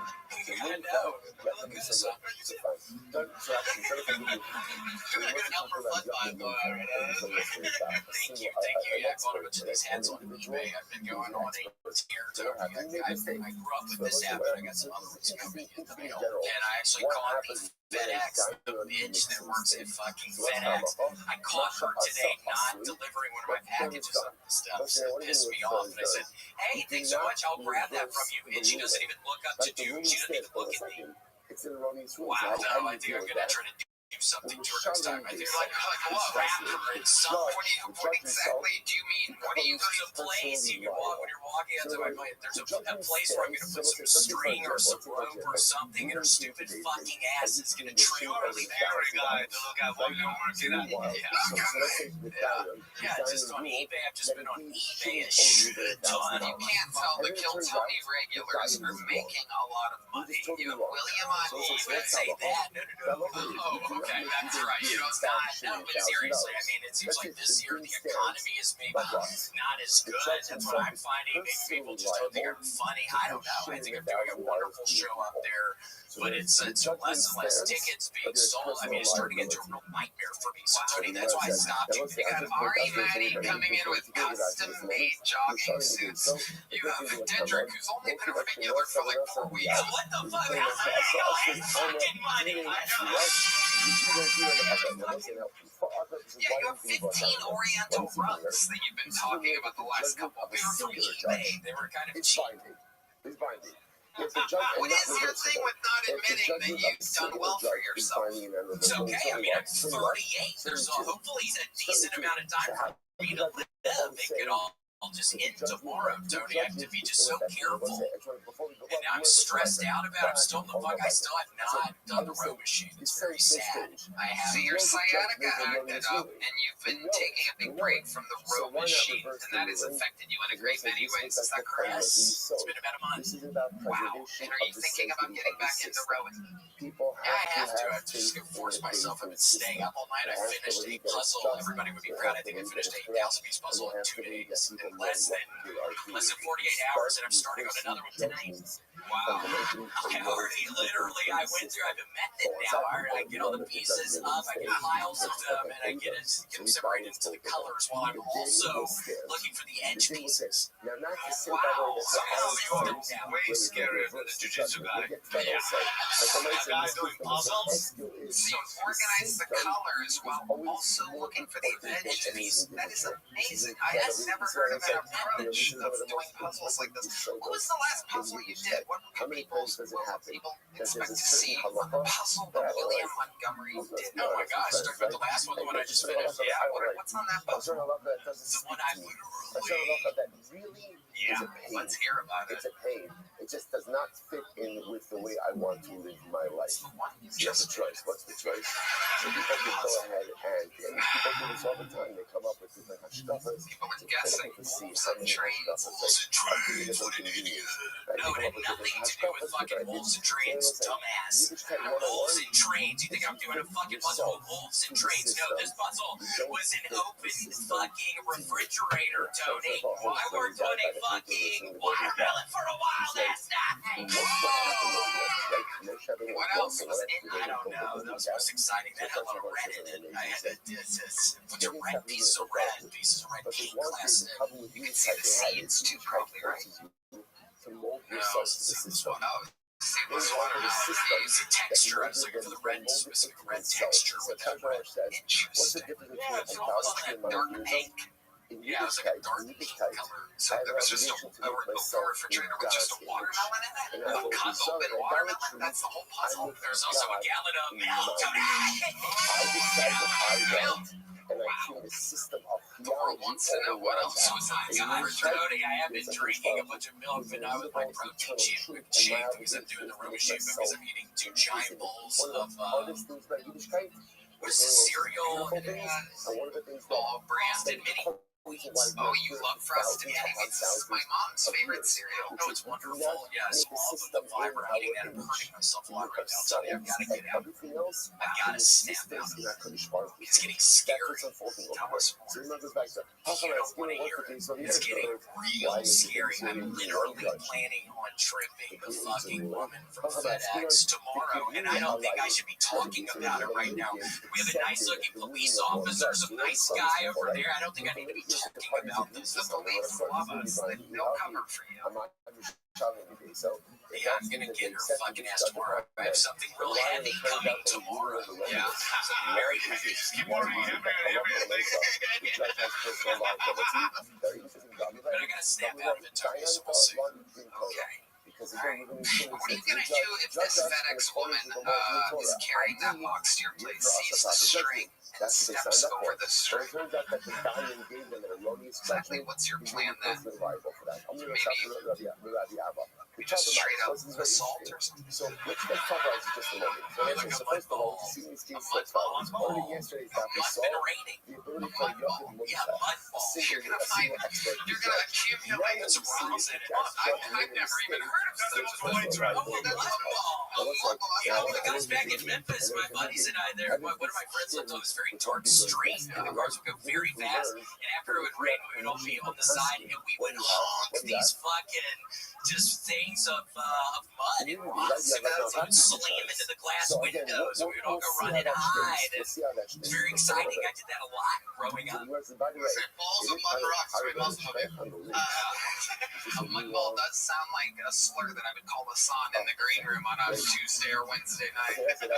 I usually call him a sand rabbit. Little fun fact, you can call anybody you want a slur if you make the slur up yourself. You can't use a slur that's been used before. Very easy. You take something of that ethnicity and you mix it with a cute animal. Was that when you were kind of talking about the other day, Rabbi, and you were doing something? You could talk. Actually, I called David Lucas a mud ball. That's what where you found that from. Is that true? No. Yeah, that'd be embarrassing, Tony, if that's really what I talk about mud balls, because his fucking dumb ass. That would be. Alrighty. Is reversed. So, for example, What's in the new puzzle before I let you go? What's in the puzzle that you're working on? This one has a bunch of cakes. I was confusing myself. This one has a whole bunch of cakes. It's got a bunch of primary colors. It's got reds. It's got blues. It's got yellows. I feel like you're still playing this puzzle again. You have the whole like Bob Ross puzzle thing. Oh my god, to go do it. Wow. Well, very excited about it. Nothing brings the show to a climax better than you. Thanks for having me. Starting a new puzzle. We love you. Thanks for having me. William Montgomery, this episode brought to you by Crazy. We did it again. This is a crazy show with a crazy bucket tonight. We had a lot of fun.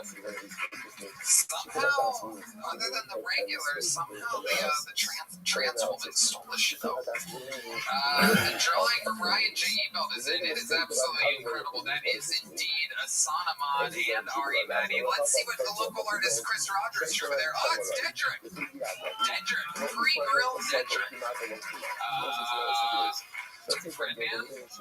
Check out my Fake Band Cap Red 7 on iTunes and YouTube. What do you guys want to plug? I got a podcast called The Solid Show with my friend Derek Poston, and then I have a special coming out soon in January called Too Soon. Look for it on the podcast chat. There you go. Ari Matty. I am on my first national American tour called Here to Stay.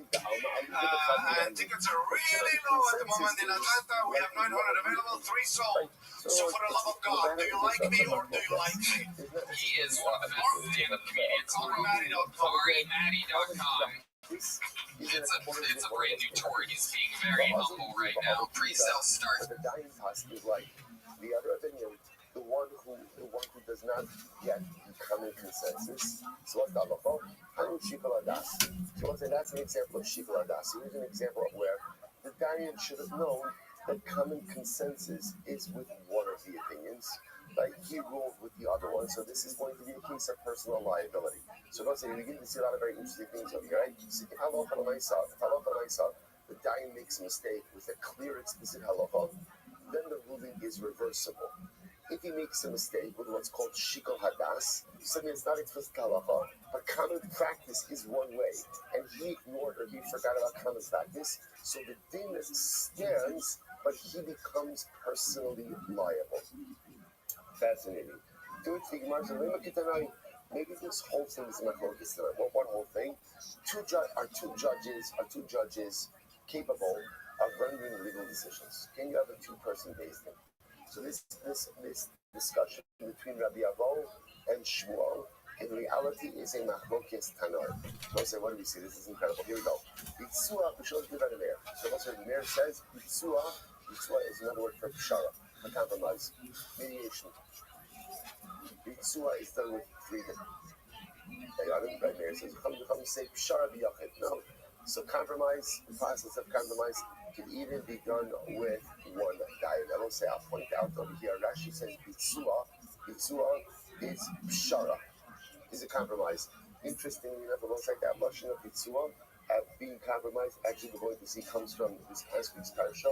Yehuda, ma'betza, what do we gain by going ahead and killing our brother Yosef? Let's go and sell him. So again, we're going to get to that. But I will tell you also, the fact that you have two different words in the same line for pshara, just keep it in mind. We'll see why that is in just a little bit. So bitzua, again, so just so you know, bitzua and pshara mean the same thing. The process of compromise, process of we'll call it mediation, as opposed to find an equitable solution, as opposed to din, judgment.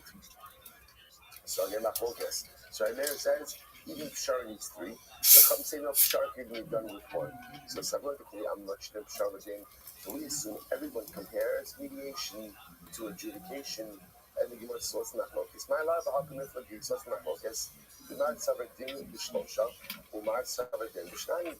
So maybe the machlokes are going to say, since we're comparing, right, the mediation, compromise to adjudication, what's the machlokes? One says din is with 3, and therefore pshara is also going to be with 3, and the other says din is with shnayim.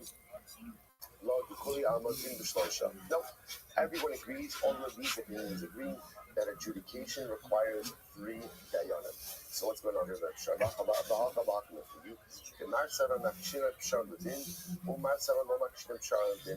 what's the machlokes? The machlokes is do we compare the process of mediation to adjudication or not? And obviously, again, the results of that machlokes will also determine how many judges or how many people you need for pshara. So let's tonight the pshara. Let's say so maybe the need for 3 dayanim is a machlokes by pshara. The marsara b'shlosha, marsara b'shnayim. One says you need 3 judges for pshara. The other opinion says you only need 2. So let's say that there are 3 opinions when it comes to pshara. One opinion says you need 3 dayanim.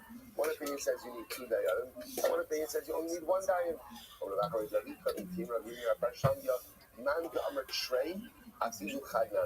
really.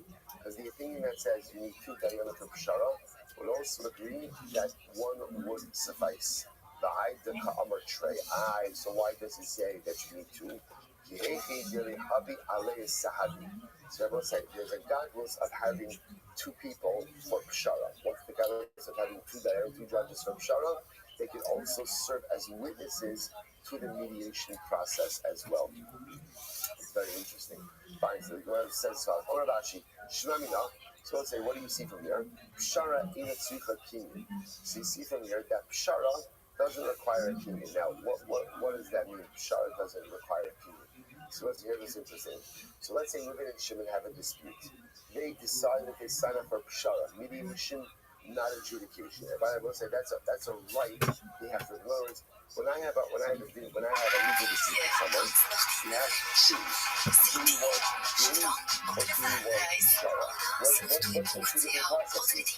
Which process do we want? So as soon as Reuben and Shimon go out and they so that's how you get out the cleaning up at the end when you go Yes, sir.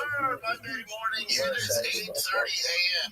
8:31 to be exact. Your boy's been up since 3. Boy's been up since 3. Listen. Before I moved to Texas, everyone's like, "Oh, get ready for the summers. It's so hot." That didn't bother me at all. Nobody said get ready for the winters. That's the biggest difference from California to Texas. The winters are terrible here. It is freezing. It is freezing. I prefer the hot. I hate the cold. I did not sign up for this. There's no snow, though, so it could always be worse. So if you're on the East Coast, I apologize for my complaining of this cold weather. But this morning I went to the gym at 4 a.m. It was 30 degrees out. Well, you're kind of born and raised in Texas, so you know it's fucking cold, Jen. But I like it though. That's what you're like, oh god, so you always like, you do this. I don't know, I hate it. I fucking hate it all. Yes, sir. Man, I was at Ways to Well on... Why doesn't it require a kinyan? I was there on Thursday. I usually go there at least once a week, maybe once every 2. It just depends what's going on, how I'm feeling. And I'm getting my IV of all the goodies, the Jelly Roll special. And my boy Adam Greentree blogs it. Now, if you know Adam, Adam is probably the best bow hunter on the planet Earth. Definitely top 5 Australian lad. And he's the man. And I go, I haven't seen him since shit. You met him when we were to Australia. He came to the show in Melbourne, or is it? He came to one of the shows. He's backstage with us. I probably didn't know who he was. Yeah, I know he is. Yeah. So he was there, and then I was like, oh man, you think I started hunting that? He's like, yeah, I figured you'd just only got time for you to get into it, blah, blah. And I go, yeah, check this out. I show him this dare, right? And he goes, oh man, that's gay. Oh, he goes, that's gay, man. I go, how in the world is hunting out of all the things that call me gay? Well, there's a lot, but not hunting. He goes, yeah, he used a gun, right? And I go, yeah, dude. What the fuck would he think? He used a spear, his bow and arrow, man. Bow and arrow. He goes, guns are for gays. He goes, you know how in America, like, gays drive electric cars? He goes, that's how we in the bow and arrow community look at guns. Like the way people hunt with guns, we view that the same way you view electric cars. Like, oh shit, I didn't know that. I was like, yeah, I said when I was a kid, these are facts. When I was a kid, my dad would take me not bow hunting, but to a range. We would shoot bows. So I had a bow as a kid. There was a camouflage one. Now, my family's not big hunters. The only reason I got into the bow is because of Rambo and like Arnold Schwarzenegger. Those were my heroes. You know, today's kids' heroes are like fucking Jake Paul, Mr. Beast, like, you know, this is different. We'll just leave it at that. Different. My generation's heroes were Sylvester Stallone, especially Rambo, Arnold Schwarzenegger, even older than that, Chuck Norris, like the guys, that was our shit. So I want to be like Rambo or Arnold Schwarzenegger. I'd go to shoot a bow and arrow. So my dad got me a cheap used bow and arrow. I remember it was all camouflage. I go shoot it. Like twice a month, growing up at the age of 6 to 12, you know? So I was a little familiar with it, but yeah, never hunted, and it's pretty close when you have to range and you're a kid. So I tell them that the story is, oh man, I'm telling you, if you like hunting, if you like shooting, I'm not that big into shooting.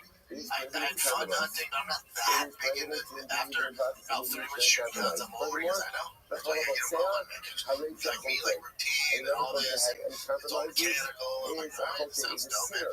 He goes, what are you doing tomorrow? Tomorrow, what's up? I can figure some stuff out. He goes, well, meet me at Archery Country. I'm like, what the hell is that? He's like, it's a bow shop, man.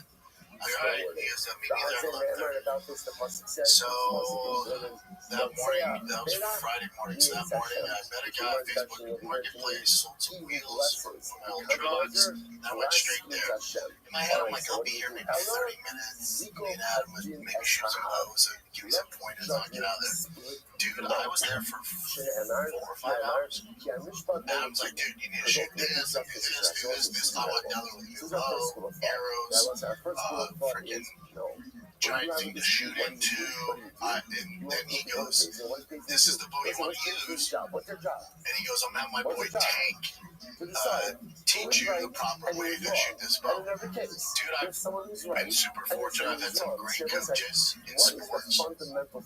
This dude Tank at Archery Country might be the freaking bow whisperer, dude. He goes, yeah, usually I can, on average, when I start working with somebody new, I can get them to shoot a bullseye within 50 arrows. I said, sick, man, let's do it. I'm down to start shooting.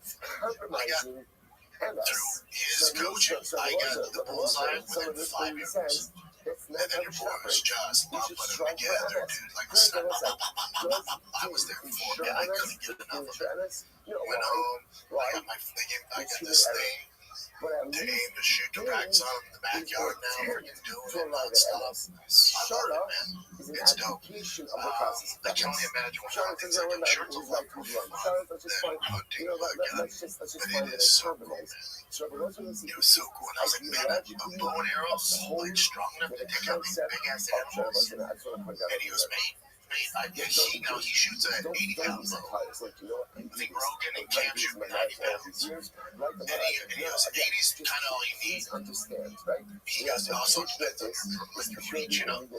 He was saying at 80 pounds, he was hunting water buffalo and black buffalo in Australia. And I think Australia. He might have black buffalo, but either way, he's hunting somewhere with black buffalo. I'm sorry, water buffaloes. Yeah, water buffaloes. And he said they're smart, but the way their ribs are, if they turn, it creates like protection armor. So he's like, so you gotta be careful when you shoot there, it's not gonna go through the rib. He goes, I shot one, I had a draw, I let the arrow go, get this thing balance. He goes, when you hit him in the ass cheek, like the hind leg went through his ass out his mouth. Straight through. So when we found out there was enough room for everyone. What you doing here? Like Rambo. That's cool. That's cool. Have you ever shot one arrow down? You like it? I can't. So I did the recurve, which is like the old school. It's just like the one that just bends. Oh, wow. Yeah, first like target practice, but then I tried the compound bow. I think because my friend does it, he loves it. And I tried the compound, I could not for the life of me. And then finally I was like, how about the college was it though? I was like 40 or 50. That's my first time trying the arrow. I think mine said it like 65 or 70. Because he was like, you can, you know. Absolutely suffocating. I could pull 90, but he was saying, he's like, what you don't want to do, you want to get used to it, like being smooth. It's not about like jerking it or starting out here, you got to jerk it up. He's like, because animals see this. They see up and down. They don't really see this. He's like, so you want to be where this is easy for your body every time. Every time. Oh, it was fun. It is addictive though. Even with the research, it's fun. I told him, because we're at the range, I looked at him, I said, oh, it starts out. It's going to be a problem. I got to be careful. Addictive personality. I got to be careful where I point it. That's dope, man. Shout out to those guys. Especially Big Tank. Oh my God. Adam's such a good dude. Me and Adam are hunting, dude. He's coming back out here. He's seen the States after a few months. He's like, man, I'm going to take you out here. Let's do it. I wish we'd film these things, man. Come with us. Why not? Because how else am I going to film it? We'll put it on the Patreon. Let's do it. All right. That's it. It's a done deal. It's a done deal. I'm going to take the money that I sold those wheels. I sold some innovative wheels for GRX. My favorite wheels. I just didn't work on my curb setup. Take the cash from that and then go get the boys for Christmas that feel blue. Now listen to my podcast. Like, we go get them gas powered ATVs. Oh, actually, ATVs. I'm thinking some racing cars.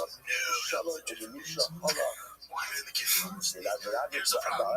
Joking aside, the electric ones, whether it's go-kart, ATV, they just break all the time. We've got so many of them. They last maybe a week. Some I've had last 2 days. They're expensive too, man. It's not like they're cheap ones. They just always have an issue. I'm saying hard. Gas powered RC cars, I'm not going to get those. But no, I'm getting one. Yeah, I'll take someone small enough for Boss Deep and for D. We had 2 of them. Cruise around the neighborhood. Should be fun. It's fun, a little dangerous zone. Yeah, try to put a helmet. But they know the best thing that happens is help me flip my DRX. The mom showed that video. Bossy's terrified whenever I go fast now, but they know that scared both of them. Turning fast, turning fast, and forward. And when we were last time we were hunting, I brought Team Boss with me. We were all in ATVs. Boss Team was on mine.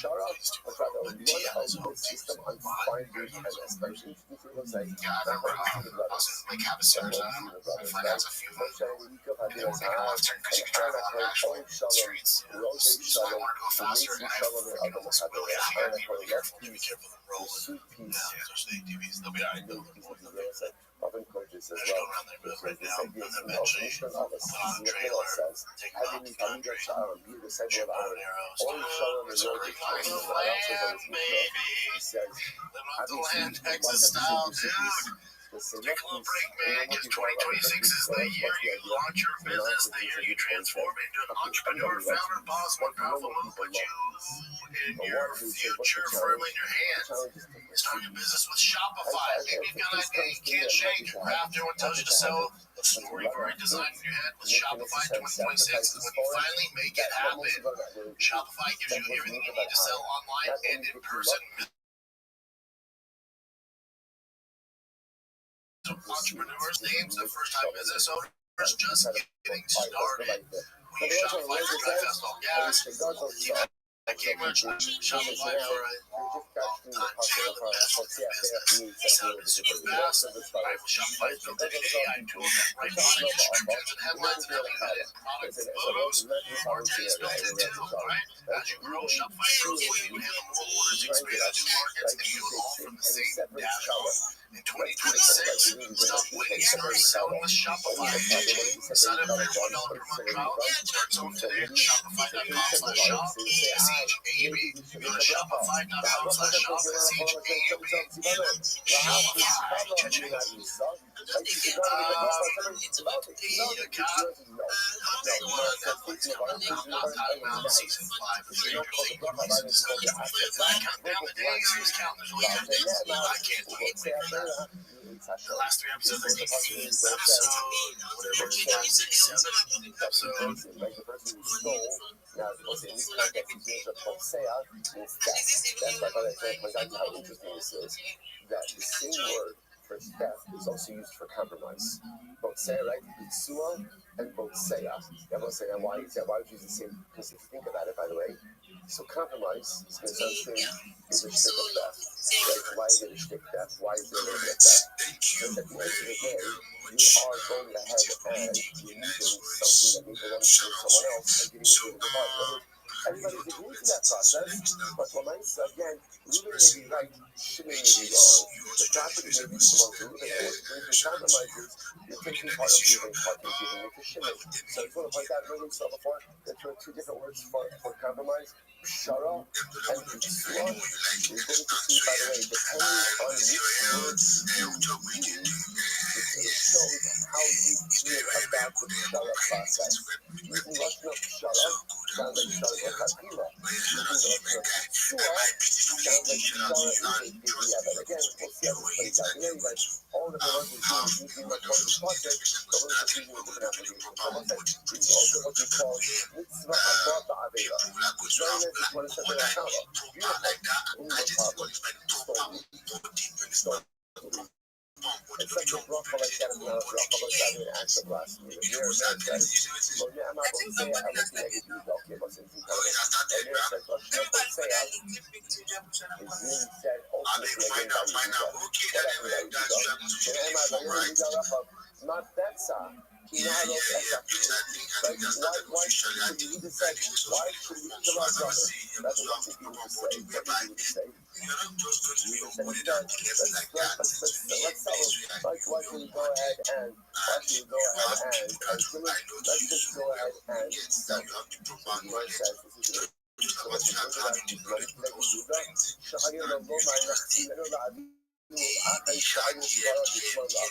what did you have done? You should have said, guys, cut it out.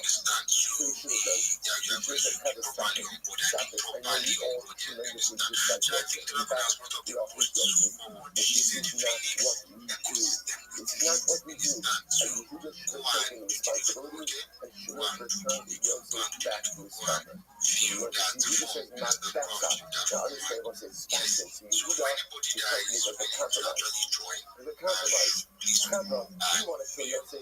I'm saying let's compromise. Let's not kill him. Let's instead sell him. And you can sell him. And Yehuda falls to Yehuda for this compromise. Listen to this. Yehuda says the Alzen Ne'emai Hosea Bela Nes Hashem.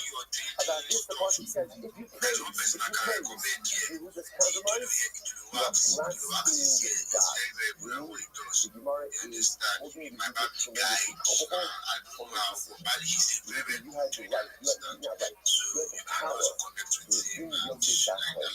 You had the power to go ahead and shut this whole thing down. But instead, he struck a compromise with the brothers. And the Gemara says, whoever thinks that you did something good is blaspheming HaKadosh Baruch Hu.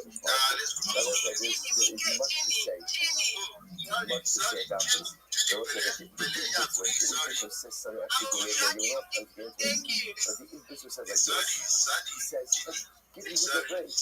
Like Yehuda was just trying to navigate a complex situation. And so the next one says the Ibishur something absolutely amazing. When you know that something is right and something is wrong, you have no right to it. When it comes to what the right to it, you have no right to fight what it is. You have to step in and you have to do what is right. There's a place for and sometimes in life it's not clear what's right and what's wrong. But when it's absolutely clear what's right and what's wrong, you have no right to shut up. You have no right to punish. You have an obligation to step in and to do what is right in that moment. And for that reason,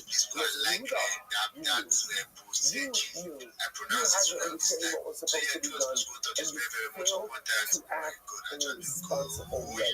And because of that, the Gemara says, Hosea Bela, whoever thinks that whoever gives you the strength for meeting the compromise, that's not compromise. That's not compromise. That is a shirking of responsibility. And it was like, this is so incredibly important, right? Because so often we find ourselves in situations like this where there's a dispute. And you know, you want to be friends, you want to maintain friends, you want to be friends with everyone. And it was like, right? Really not a bad habit, right? And that's the knowledge that life will be up to you, right? And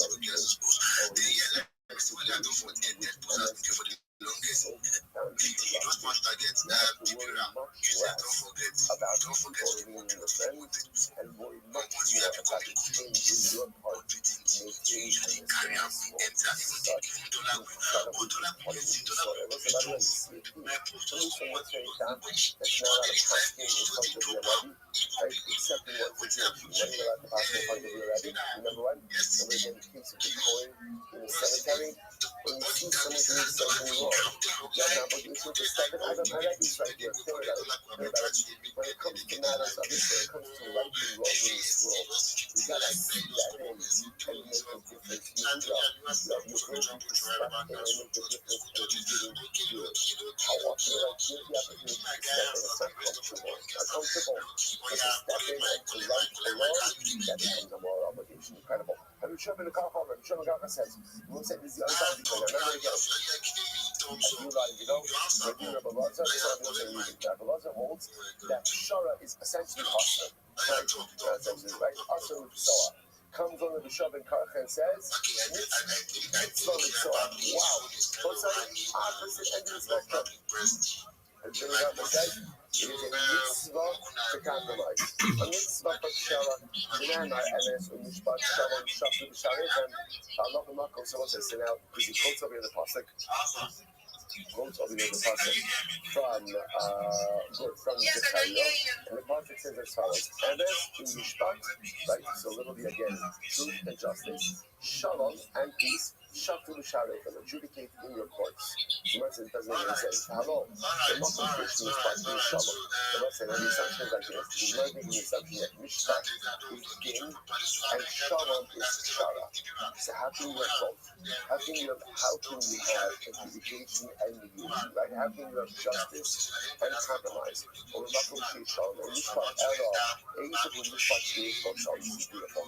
And I will say, how do you have a case of Mishpat that also has Shalom? Right? How do those two things go together? I Omer Zebutzlah, this is compromise. This is compromise. I will say it's interesting that we have Yeshua and Karcha's worldview. So Shara is really a form of Mishpat. See, up until now we've been looking at Mishpat and Shara as two distinct things. There's either Mishpat or there's Shara. And Yeshua and Karcha says no. Shara, like compromise, is a form of Mishpat. And essentially there's like two tracks of this, two tracks. There's absolute justice. GM to you as well. Every day is a holiday, every meal is a feast. Thank you for the opportunity to be here. I have some alpha to share, and then I will pitch myself. The alpha that I'd like to share is a website. It's known as spacesdashboard.com. I put it in the purple pill. If you have never been to this website, you are missing out. It has a list of every space that's currently happening on X. It shows you every space that's occurring simultaneously and orders it from largest to smallest, or by most recent to longest duration. This website also organizes the spaces in terms of NFTs, cryptocurrencies, investing, finance, entrepreneurship, whatever your interest may be. Additionally, if you speak other languages, it has every space from every language on there. You also have an amazing search feature so that you can find excellent spaces like the one in which we are currently. You also can use keywords or key phrases to find important topics that are relevant to you. If you're using an iOS device or an Android device, you're only going to see 10 or 20 different spaces at max. And while that is at least something, this website shows you everything. So if you want to check that out, it is in the purple pill. And with that, here is my shill. I'm Rabbi ROTHSCHILD. It's a pleasure to be here. Thank you so much. If you don't know who I am, you will. I stream my life 24 hours a day, 7 days a week, 365 days a year for world peace. I've been doing so for more than 4 years. My streams go back to the pandemic. We've seen the death of a queen, the birth of AI, the coronation of a king, and everything in between. This is a real-life Truman Show, real-life Big Brother. This is a timeline and time capsule of human achievement. In the 1990s, Bill Gates coined the phrase, content is king, and I'm making it true today. I'm king king of the internet. This is the biggest event in global history, and here's why. In 2018, The Economist magazine stated that data had overtaken petroleum as Earth's #1 resource. And I have more data archived on the internet than any person ever, which is making me very influential. I'm going viral, and when I do, I want to make you, your friends, your family all financially independent if you're not already. I want to ensure that you have generational wealth if you don't already, and I want you to be able to start charities and philanthropic organizations of your own. I'm unlike any influencer you're ever going to meet. I'm not live on one YouTube stream nor two YouTube streams. I'm live on over 20 simultaneous YouTube streams, 24 hours a day. You can view my life in 360 degrees. I even have a ceiling camera. If you want to view these YouTube links, they're available in my profile. Additionally, they're in my pinned post. You'll also find in my pinned post a link to my link tree. I dare you to look at my link tree. No one dares you to look at their link tree, but I do, because I have more social media than any person ever. I have more content than any person ever. You will also find a link to my Discord, discord.me/Rabbi. We have over 2,700 people in the community and continue to grow each day. In addition to making you all wealthy and wanting to promote world peace, I want to help end world hunger through the use of technology such as agricultural drones, floating greenhouses, saltwater greenhouses, hydroponics, vertical farming, cloud seeding. I want to help end world thirst. I'm sponsored by a cryptocurrency that's worth about $100 million. And one of the things that we do is we build wells and water towers in developing nations for the benefit of the less fortunate. Additionally, I'm an advocate for the Life Shore program and, most importantly, desalination technology, where we pump earth seawater onto land to make it drinkable. If you are a reply guy, if you're a Web3 marketer, if you're a raider, you're a shiller, and you want a free mentor, coach, and friend, send me a DM. I will respond. Send me a follow. I will follow you back. For everyone listening to me right now, send me a follow. I'm the easiest follow back in the game. I will follow you back immediately. I want you all to know that I'm here to support you both personally and professionally. I'm here to be a positive person in your lives. I'm here to have an optimistic view on the future. And most importantly, I want to give people hope. And with that, I sincerely appreciate the opportunity to share.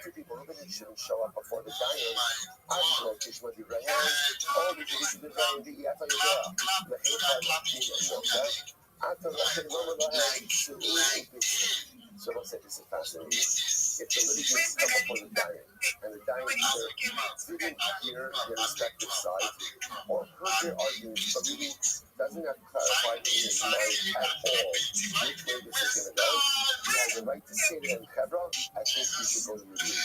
And he should compromise.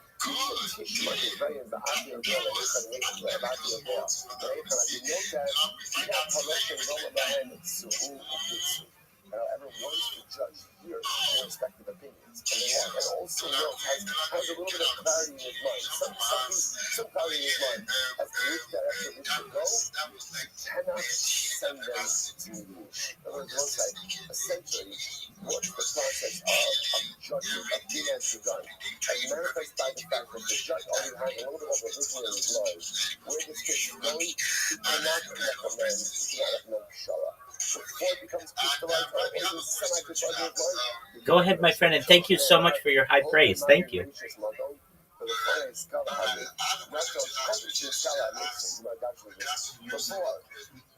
Before the dispute becomes crystallized, at the Yoko will not show each direction. You can push them off to Pshara, which is hilarious.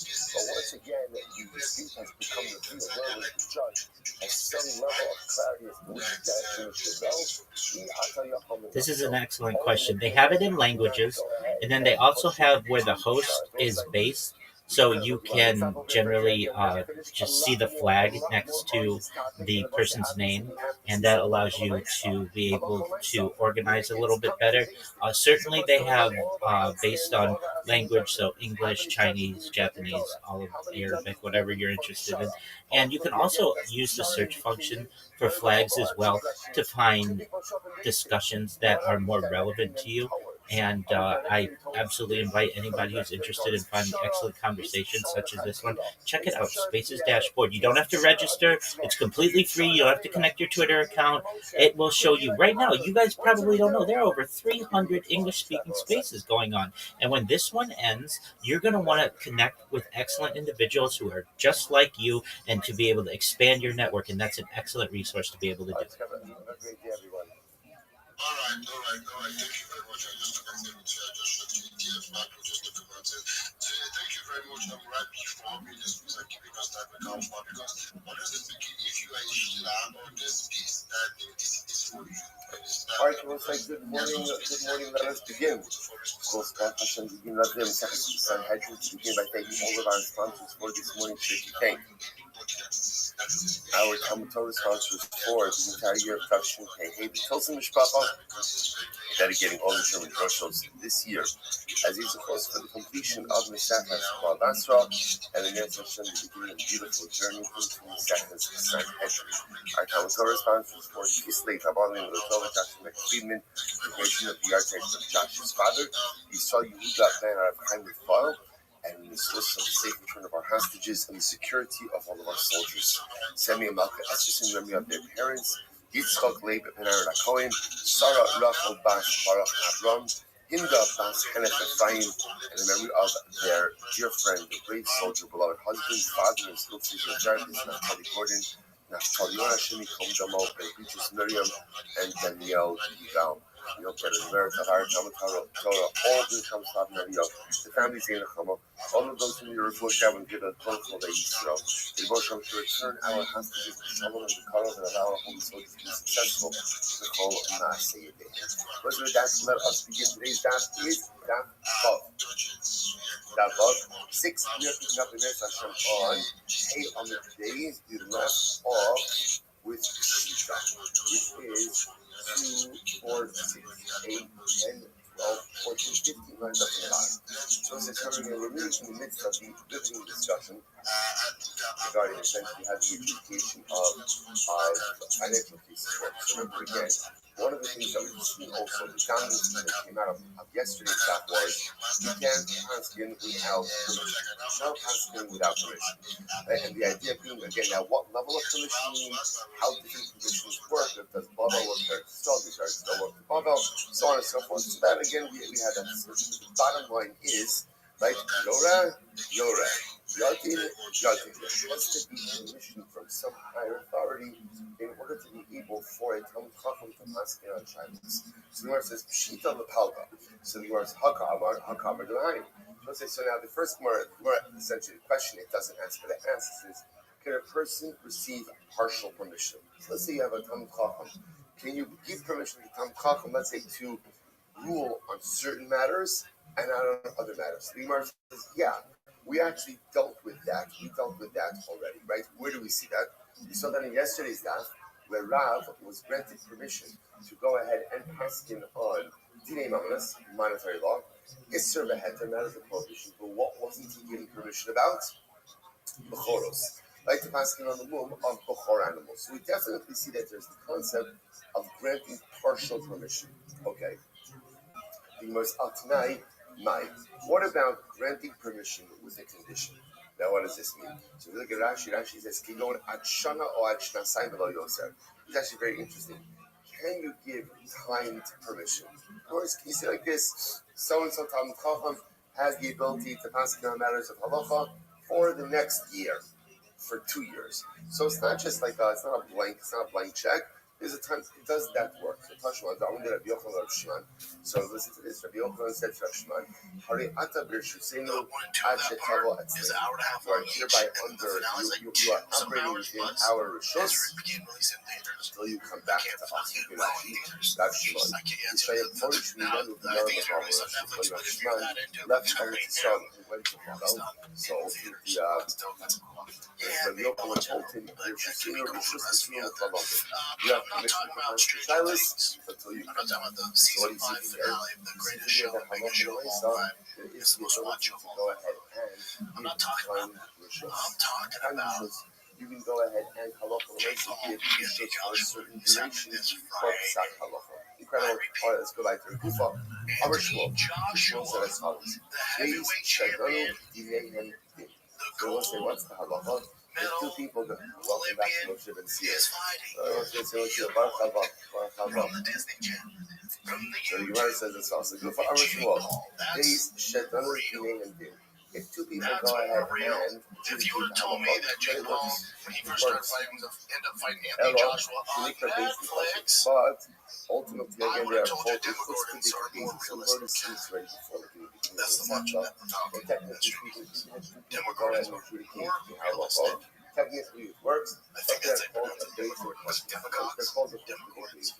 Yosef has not been a this is very The point is, if you would tell me those are real, I would believe that more than I would Jake Paul actually fighting Anthony Joshua. Shmuel holds that Here's with my the take on Oraisa, this, and so a I know basis it's a of big two one because I always judge it as a stupid way to judge things, but however, again, Demogorgon, it's called Mechusa, right? They're called Demogorgon. why are they called Demogorgon. Why are they called because they're operating in a way that they shouldn't be operating. In other words, Sounds like a fucking we have three dimensions. Pakistani wrestler, some shit I can't pronounce. This is not They ideal, look and like therefore flowers should with not teeth, be done. whatever. Yosef Rav Nachman, the Decide judge fights, so I get my coffee every morning from the same spot every morning. Today, Rava, If there's a big fight, so Rava, people Rav will randomly Nachman come is under your quoting dude. Shua, that a base in of Whether two it's works, but it's called the Jake Mechusa, Paul, right? Mike It's called Tyson. Chutzpahdik. So Rav Nachman If it's a is big giving UFC fight, you know, the dude, how about this? How about the John Jones, Conor McGregor?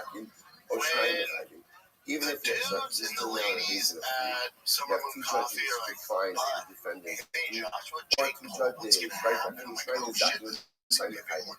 two judges This, find because the it's hit defendant the, guilty, it's or hit the two masses.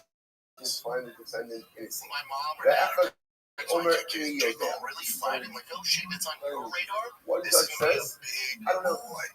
I don't know. Now, Here's my thoughts. what happens effectively when a judge It's says, well documented. I love Jake Paul. He's such an entrepreneur, such a that third judge trailblazer. What he's done is absolutely insane. So what's now? Him and his brother So Logan, Gemara the says, stuff they do is you'll wild, see and who their work you ethic have is to add inspiring. on a third judge. I know it might not seem like you guys don't see everything, but they are so brilliant and everything so calculated. Everything that they touch turns into gold. They're crushed. But again, This is Shmuel weird. is correct. If Shmuel is correct, This that a based in of two technically journey speaking of works. Although Jake's again, I is got at a crossroad. This is where and two of them say, there's let's a say the fork in the defendant road. is innocent, Meaning, and the third one says, I don't anybody know. who thinks that any fight previous to this, that the fights are fixed or pre-choreographed, any of that shit, I get the hate on them, I get the shove off on that. No, that is fake. The best example of that, you see, Nate Diaz is down to lose to Jake Paul. By You think of three, your beloved Jake Diaz, like Stockton gangster, is gonna succumb to money and agree to take a fall against Jake Paul with a great ugly, the multiple-time world champion welterweight UFC is gonna risk his legacy and take the fall, or Ben Askren is going to let him knock him out fucking cold. Or Anderson Silva, the great Anderson Silva's going to take a fall. You know how stupid that is? You know how uneducated opinion that is? Mike Tyson, when we can talk about it. That one's different. That was a glorified sparring match. That one's different. I'm not talking about that one. That one's different. There's certain things in life where we don't have to get involved. When it comes to Anthony Joshua, Jake Paul, you're obligated to see it through. So this and I'm not saying Jake is, there's no but such let's thing say as even if he was God's gift to boxing, you have to choose but a side. even if Again, he was you the don't most want to get talented involved. You have a boxer right not to to get involved. ever lace up a pair of But once you gloves. get involved, He's you been can't boxing go ahead for and say, 4 I years. don't know. Even I if he don't was have that guy, If you get involved, even if he was Anthony if Joshua's you get size, involved he's not. in something, But see even it if you through. take all How that many into times account, we start to do where he's things? God's gift to And boxing, again, he's the same size as Anthony Joshua. In the 4 years that he's been boxing, there are not enough hours in the day to make up the gap in experience and talent between Jake Paul and Anthony Joshua. See it through to completion. Incredible. So I leave you with this question. Jake's not God's gift to boxing. It's very exciting. He's not the same size. I didn't want to hype it up too much In on the what chat. world does Just Jake people Paul become excited any about it. Call it in for the other ones. Every doctor should give this. But this is great And stuff. if this is a So real yeah, fight, which I think keep it in mind, is, here's what we have. We have a statement of Shmuel it and will Rav be the most Shmuel watched said it. Jake Paul fight Rav because he Nachman will echoed get it. knocked And out. what was it? Technically speaking, you can And adjudicate a case The reason why I with think two finally that, not ideal, finally, I shouldn't say finally, but the reason why but at the finally end that of the this day, kind of technically speaking, it works. almost false sense Now watch this. of achievement will stop for Jake Paul is because for Anthony Joshua, you're talking about a real, has all the history, has the pedigree, is a world class boxer. What's pshara? Compromise. Compromise. Today, but also this really is a form of arbitration or mediation. Right? Where again, it's the goal, and we're going to talk about this, the goal of din versus the goal of pshara are very different. Like the goal of din is to decide who is right and who is wrong. The goal of pshara compromise or mediation is to decide, create some type of equitable compromise. It's understood that pshara is not coming out with who's right and who's wrong. Pshara is we decide to leave that on the side and we're just trying to figure out an equitable solution. Again, we're going to this more. So the Tribunal says, din adjudication is pshara is two. You have the clock hadin, and pshara is more powerful than judgment. How so? Shishnayim shedanu bali dinin, yecholin laksar lahem. L'shem she'asu pshara, ein bali dinin yecholin laksar lahem. Because if you are judged by a basis of two, you have the ability to go ahead and negate that judgment. But if you did pshara with two, that's what he's doing here. That din made by two dayanim is not binding. That can't be top of vav. He took his final short notice, right? To what they do is the original opponent. So what they had taken account to, I think this is going to be an absolute because Rabbi Abba says that if two people adjudicate a case, again, their judgment is not binding. To which the Gemara says, what are you getting all excited about? Gavra Aramis? Okay, it's not focus. There are different opinions about the effectiveness of different. Bottom line, that's what it comes down to. You got Rabbi Abba who says that a two-judge case does not work. You've got Shmuel / Rabbi who say that a two-person case does work. Look at the top Rashi. Gavra, Rabbi Abba has Shmuel Samar Kizulab on another Shmuel.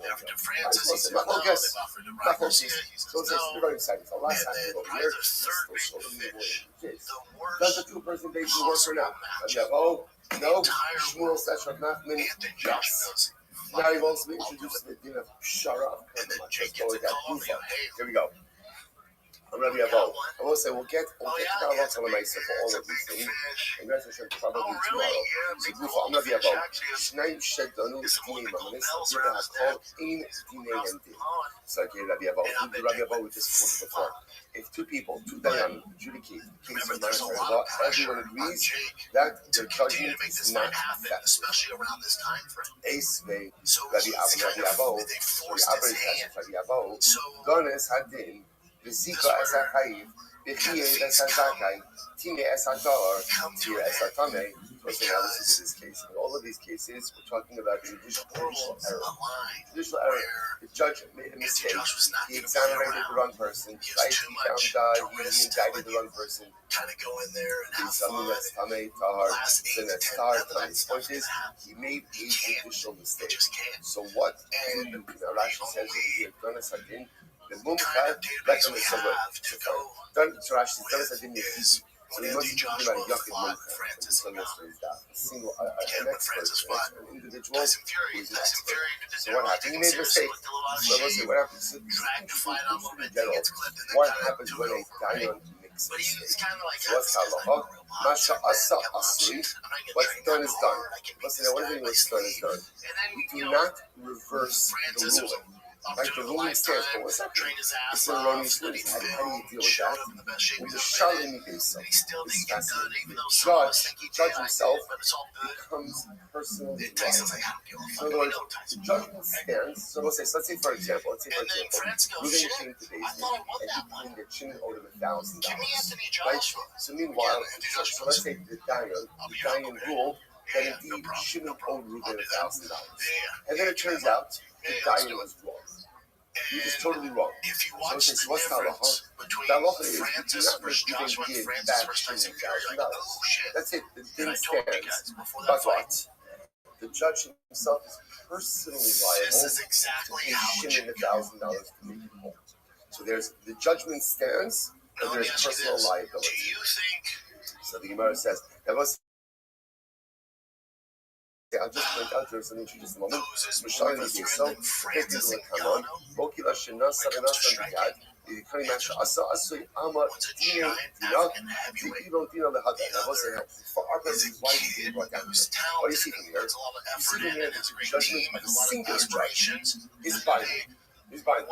If the judge, and not reversible. If the judgment of the singular judge is binding and unreversible, it's only what? It's only what? It's only two. How could I be at home saying that the judgment of two judges is first? Before we go, let's go back there. This sounds so strange. We know the judge made an erroneous ruling. We know it. We know it. So why not reverse the ruling? This is about your fundamental soul. This is about preservation of the sanctity of the system. People have to have faith in the system. They have to believe that it's done. They have to believe that it's correct. And they have to believe that people know what they are doing. Start reversing the judgments fundamentally for those countries and systems. Go on second. Know that the judgment is can't just let them believe them. So we balance both of them. The din will stand. The din will stand. Now, not to say, by the way, that there aren't times where we don't reverse the judgment. We'll get to that also. But when I say this case, the system is always more important than anything. This is incredibly, this is like, this is one of the most important sodos in Yiddishkeit. How many times does it happen that there's a certain halacha that I don't like? Let's be honest with friends, right? Like there's a certain halacha that I don't like. A certain halacha that doesn't speak to me. A certain halacha that really is a pain.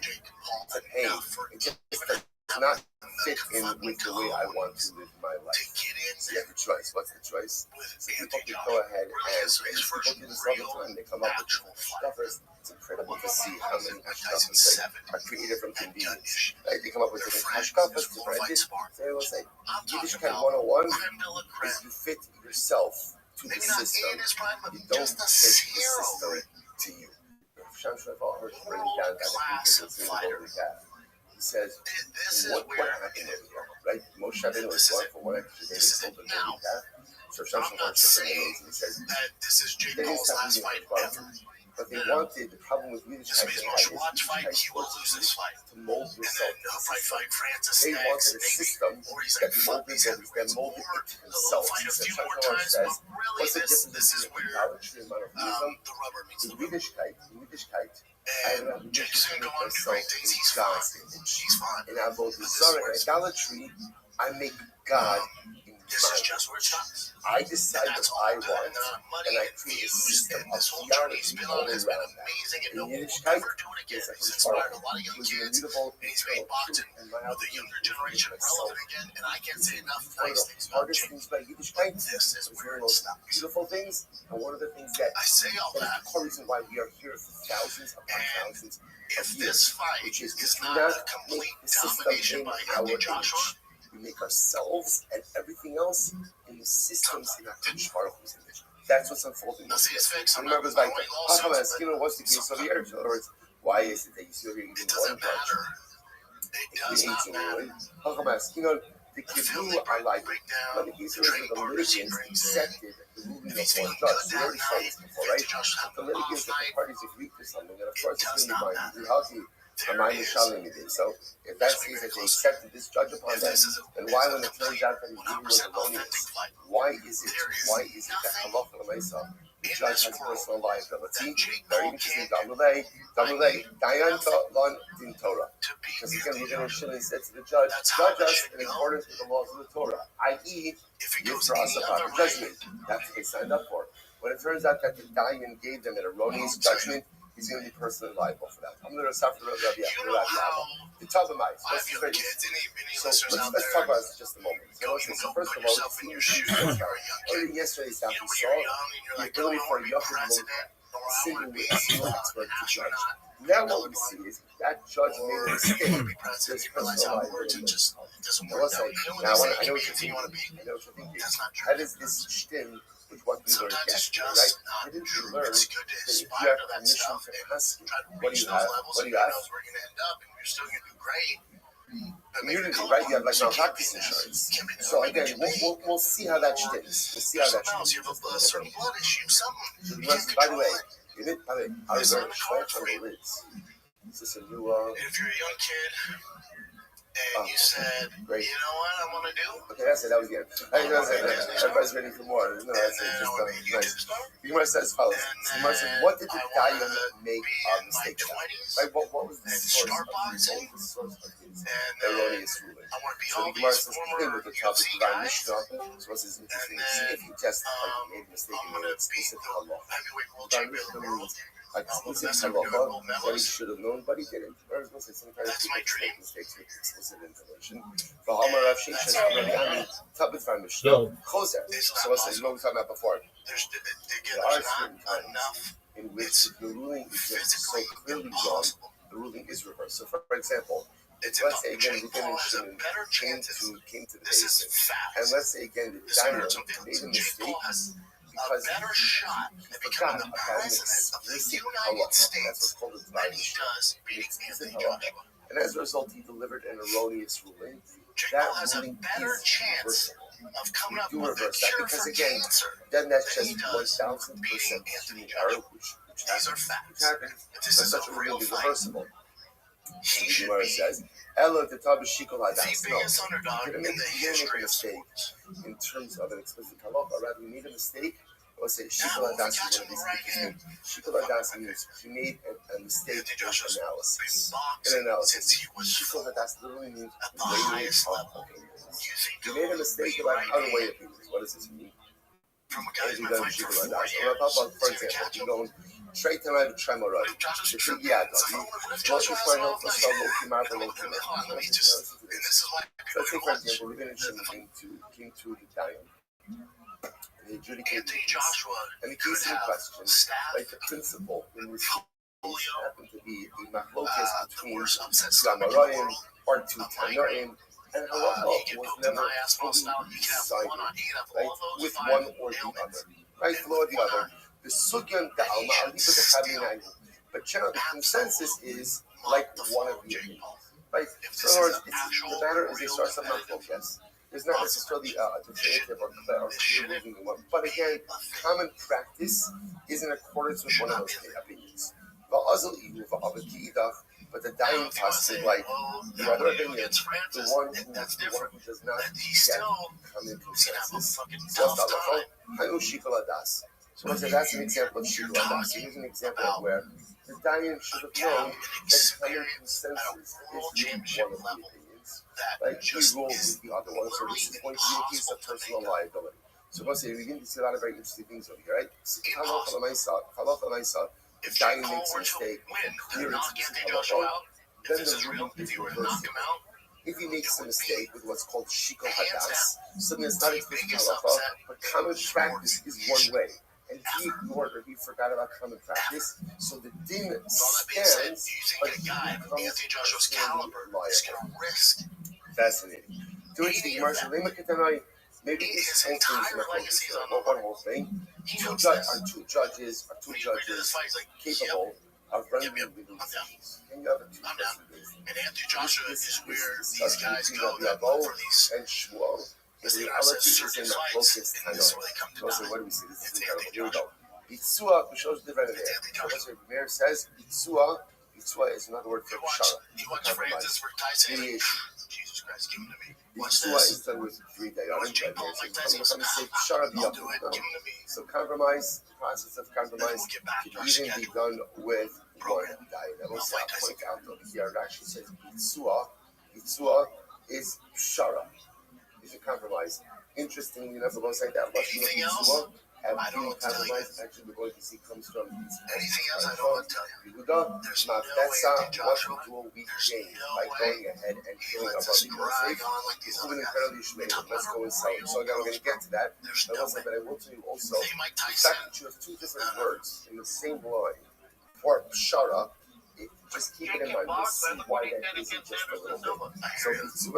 So just Bitzua and Shara do the same thing. The process of compromise, process of mediation, as opposed to find an equitable solution, as opposed to judgment. Did you see him fight Tommy Fury? So again, machlokes. So Meir says even Shara needs 3.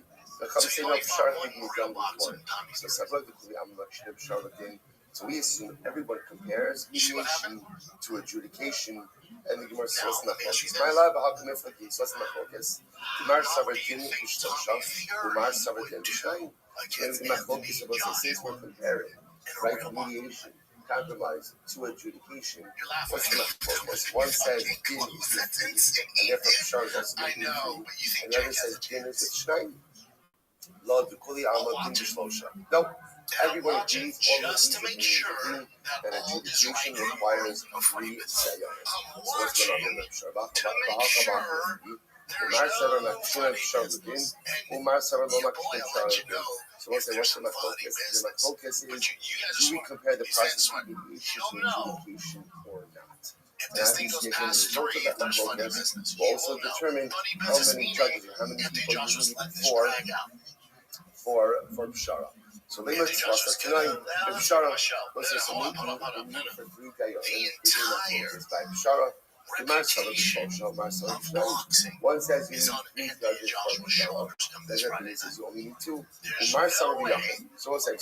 Let's say there are 3 opinions when it comes to Pshara. One opinion says you need 3 dayanim. One opinion says you need 2 dayanim. And one opinion says you only need 1 dayan. The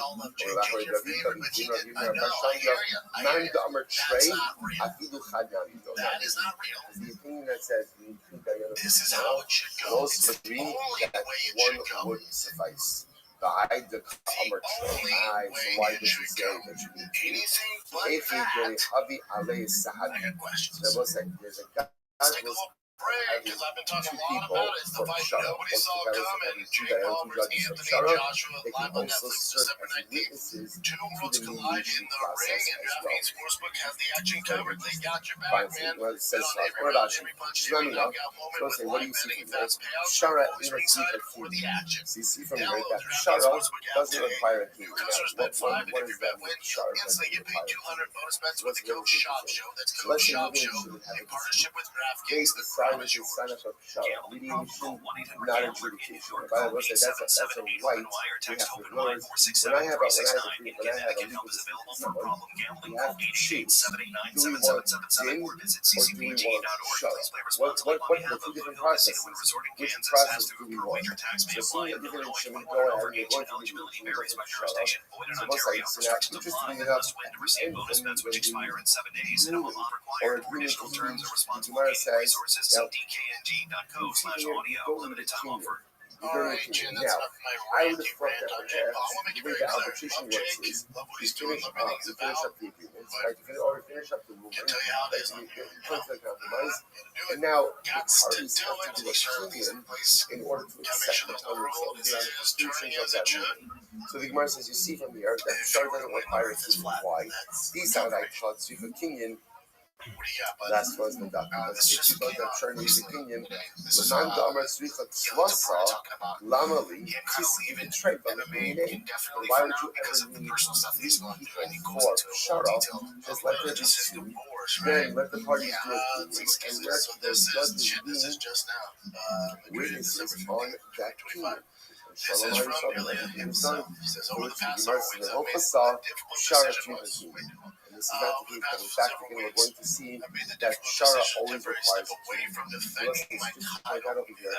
Din This was doesn't not require a decision I took Why lightly. doesn't it However, when require circumstances Because arise Din that is part threaten of a your normal legal personal process. integrity, your And family, Torah or your gives us reputation, halachas that say there you comes a have point to where we listen must address because them directly. Shara is In different. recent months, I've been subject to severe, unacceptable pressure, including threats, disability, false allegations of domestic abuse, unless financial demands were met. These allegations are entirely unfounded. The truth is not a matter of opinion, it's a matter of evidence, y'all. But again, like I said, we have a lot of outstanding issues over So he this. says he has evidence that's Number one, documented, how many people do you audio, need for a recordings, basic written kid, right? Because we communications, moved written on to statements, Shara now. video material, How much do you need for kid? yikes, Is it 2 or do multiple you threats. need 3? So My that's initial still decision out to there. remain silent was made solely For to protect my Shara, children who are how the most many do you important need? part of my Is it life. 1? Is it 2? I Is do it 3? understand that silence That's under these still circumstances does not protect Does the truth or Shara false claims require or a king? facts. Here, the Gemara seems to say Any pretty individual that faces definitively situations that in order for Shara to work, Shara absolutely requires a king. Again, we'll see whether or not that's echoed in the halachah. So let's go back to it. Turn around, shame. Shadin b'shloshah, kach bitzur b'shloshah. What's that Brisa? The Brisa says that the same way that adjudication is done with three, mediation, compromise must be done with three as well. The issue requires a basin of three as well. Amar Beis will say, Amar Beis, Nigmar Hadin. Now this is very interesting. Nigmar Hadin. Right now, what is Nigmar Hadin? Look at the transaction above on the base 16 Nigmar Hadin. Shamru Ishtoni Akazaka, Ishtoni Akakai. So literally, the Gemara understands is if judgment has been passed. So Bezdin says, Reuven is Chayiv and Shimon is Pater. What's Talachar? You cannot then go ahead and resort to compromise. Which I will say, makes a lot of sense. So if the party that lost, the legal says, I changed my mind. I really found you shot. So instead of going ahead and working on legal proceedings, why don't we try to mediate? It sounds compromise. It sounds you can't do that. Once you've gone down the route of din, you can't then revert to we'll see more about that in just a little bit. So now we get to the core, like the core issue of compromise. And whether or not, how does this work? Right? We're getting to what is the proper path for them to take? Is it din or is it shara? So here we go. Now ready for this. Problem base 60, 7 right now. The most of the rest of you see it. The most of the time usually says as follows. Sir, it is prohibited to compromise. It is prohibited to engage in classes of mediation and compromise. Furthermore, the whole of Seah, I raise the Chote. Whoever goes ahead and compromises is a Chote, is a sinner. The call of Mevarik is Habal Seah. Whoever goes ahead and compromises, or literally blesses the compromiser, Hare Zet Minais is a blasphemer. The Abzeh Nehemiah about this, the Pasuk says, but Seah Bera means Hashem.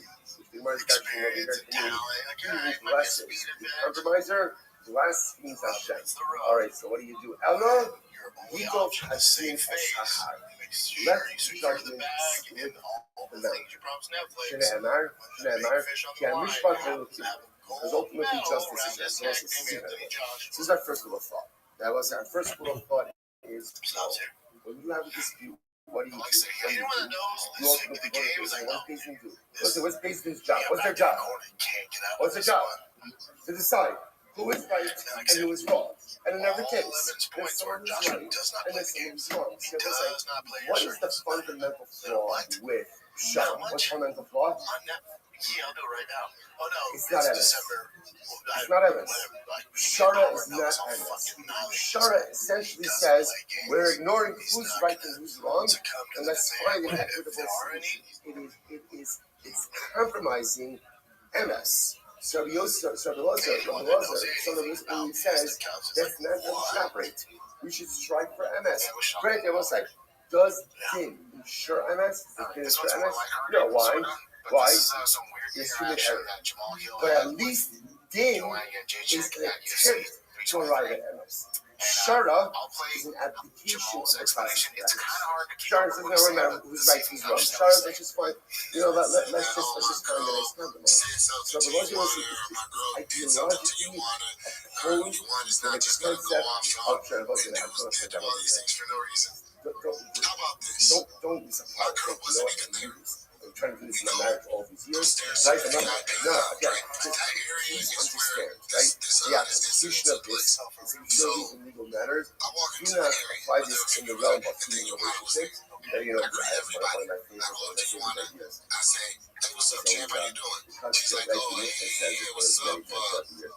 Because he says that one of the miracles that occurred in this research was Odin's speaking is tackling the doctor. When you stand in the base of the part that is packing like certain, they're packed in like shoulder to shoulder. And when you bow down, it's Yo! So Rabbi Yonah comments and he says, what is it talking about? How are you? What's up, Lavender? Hi. So, this is going to sound really weird, but can you tell me more about your username, like Rabbi Rothschild? Because I just became a conspiracy theorist recently because I'm noticing too much. I'm just like trying to find people that are like me. Well, That's so lonely. I don't know if I'm like you. I don't know if I'm like you. I'm a rabbi, which is Hebrew for teacher, and my last name is Rothschild. Oh, shoot, I'm so sorry. You okay? Never mind then. No, Never mind then. I'm sorry. no worries at all. How's your day going? Yeah, so you're a rabbi? Are you serious? Your last name is Rothschild? Absolutely, 100%. Oh, I'm sorry. I thought it was like those conspiracy theorist people that just like would like to make fun of people. I thought that was the last name that you had. My bad. No, that's I got confused. just my name. So, how's your day going? It's going good. And yours? Oh, it's going well, thankfully. Do you mind if I tell you about what I do? Yeah. Excellent. Well, thank you for being here. As I said, I'm Rabbi Rothschild. I stream my life 24 hours a day, 7 days a week, 365 days a year for world peace. I've been doing so for more than 4 years. My streams go back to the pandemic. We've seen the death of a queen, the birth of AI, the coronation of a king, and everything in between. This is a real-life Truman Show, real-life Big Brother. Have you ever seen the movie The Truman Show or the television show Big Brother? No. All right, well, it's essentially the story of someone's life that's always on camera, and that is essentially what I do. Essentially, it is, I think, perhaps one of the great undertakings in global history. It's like a timeline or time capsule of human achievement. In the 1990s, Bill Gates coined the phrase content is king, and I'm making it true today. In 2018, The Economist magazine stated that data had overtaken petroleum as Earth's #1 resource, and I have more data archived on the internet than any person ever, which is giving me some influence, and I'm going to go viral one of these days, and when I do, if you want, I'll make you, your friends, your family all financially independent if you're not already. I'll ensure that you have generational wealth if you don't already. And I'm okay with that. I'm not really seeking financial independence at all. oh, okay. That's why everything is certainly voluntary. But anybody who helps, well, who just essentially has helped me along the way, I want to help them. So, but if you don't want that, I completely understand. But that's what I do. I stream my life 24 hours a day. Nothing. Wait, why though? What is the reason? I'm essentially creating the largest time capsule in global history, so people can go back and view my life, not just 1 week ago, not just 1 year ago, but 4 years ago. It's like what somebody would do as a diarist, someone who writes in a diary, or a journalist, someone who writes in a journal. But I just do so with a camera. Does that make sense? Okay. Exactly. Did you do something important for history? Is that why you record yourself, or like, why? Well, I mean, I think it's important certainly to be able to archive my life. I'd like to share it with the people of the future so that they're able to not just know what's going on in my life, but also in world events, because I archive world events as well. It's like it's like I mean, you're familiar with what a timeline would be or a time capsule, right?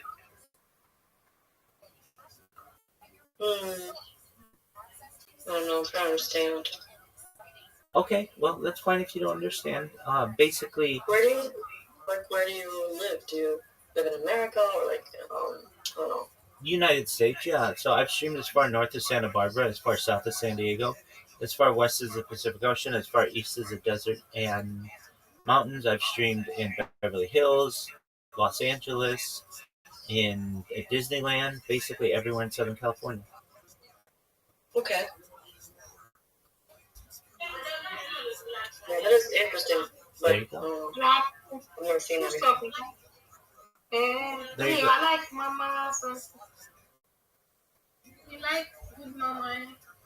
I'll be going now, but I'll catch you later. Take care, my friend. Peace. Queen, how are you? Queen, can you hear me? Can you hear me? Yo, can you hear me? Queen. Okay. Am I supposed to go? Yeah, how are you?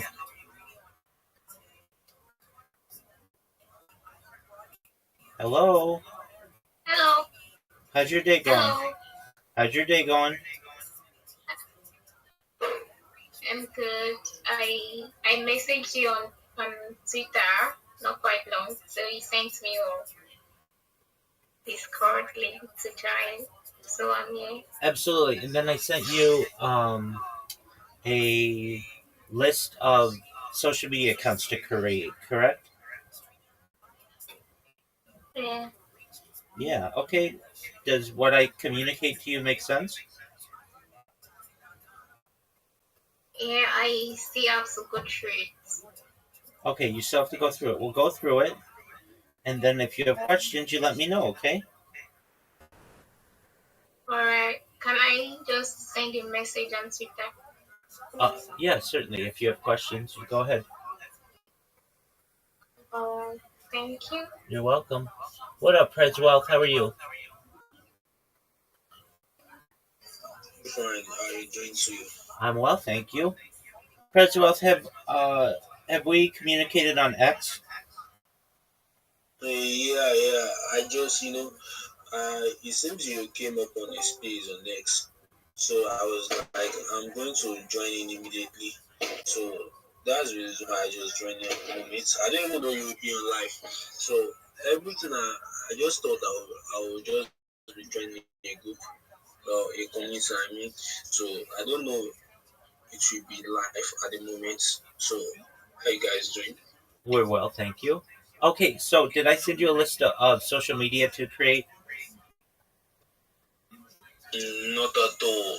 I said I'm just joining the group at the No, moment. no, I understand. I understand. That's fine. Okay, so I will send it to you. It's the message that I send to everybody. You want more of a social media network, right?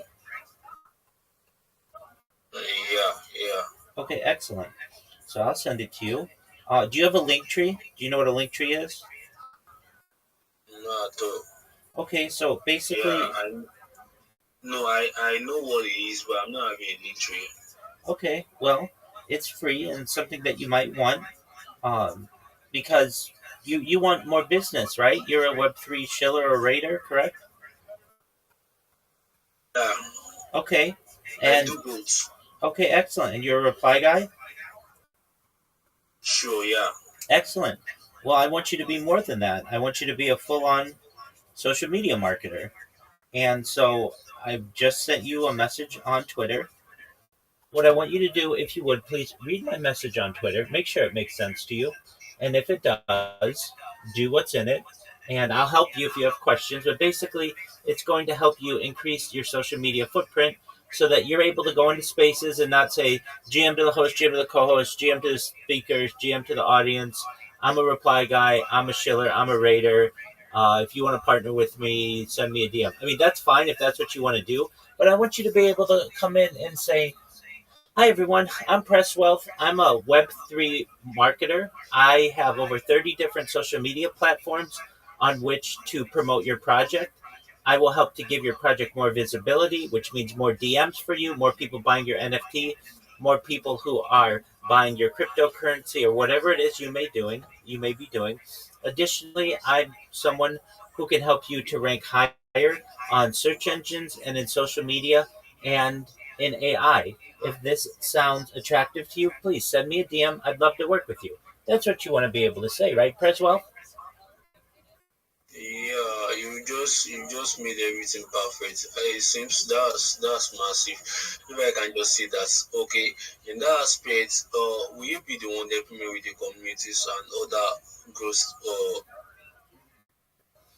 Can you repeat Do that? you get my point? Can you repeat that? So I said, in that aspect, you said, I would just say I'm a Web3 marketer and a lot of stuff like that. So I said, you have helped a lot of projects grow. So in that aspect, if they need a pro one helping out to do all those stuffs. You just cut out at the end there. So I heard you say Web3 market and a lot of stuff. And then what did you say? I said you said the other time that you have helped a lot of projects. You said I will sound somehow like that. So you said I've helped a lot of projects grow their project, grow their stores, and build up their community. So That's correct. If I need any help, will you be the one? Like, am I going to DM you for help if I want to build a community? Absolutely. Or you can just come in here and we Like, can talk your strategy. okay, no problem. I'm live 24 hours a day. But you're absolutely right. I have helped a lot of people, especially recently. In the last month, I've helped about 50 people with this strategy, and they're becoming more successful on X and on all their other social media. So what the plan is you create your link tree, then you're going to connect these 30 different social media platforms to it. What that's going to do is give you 30 different places for you to promote yourself, 30 different places for you to promote your clients, 30 different places for you to open communication channels with new clients. It's going to allow you to dominate social media, search engines, and AI. And then finally, it's going to make it very difficult to impersonate you. We don't want you finding a lot of success on one of the different platforms and somebody impersonating you, right?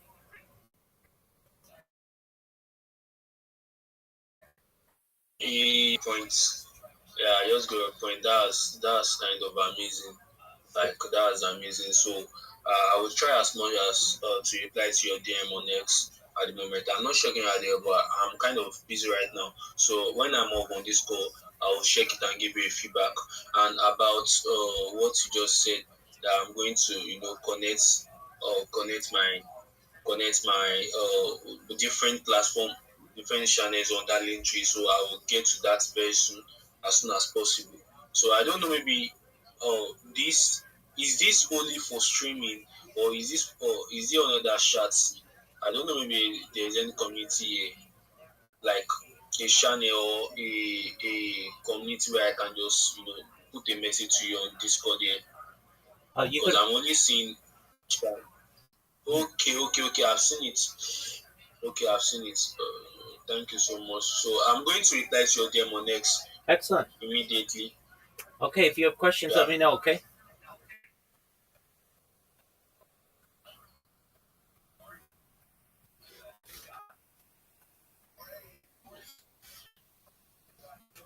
Ah, Hey, I'll be there. Rabbi, putting in all the good work, Rabbi. 100%. So kind. Thank you. I'll be with you in just 1 second. No problem.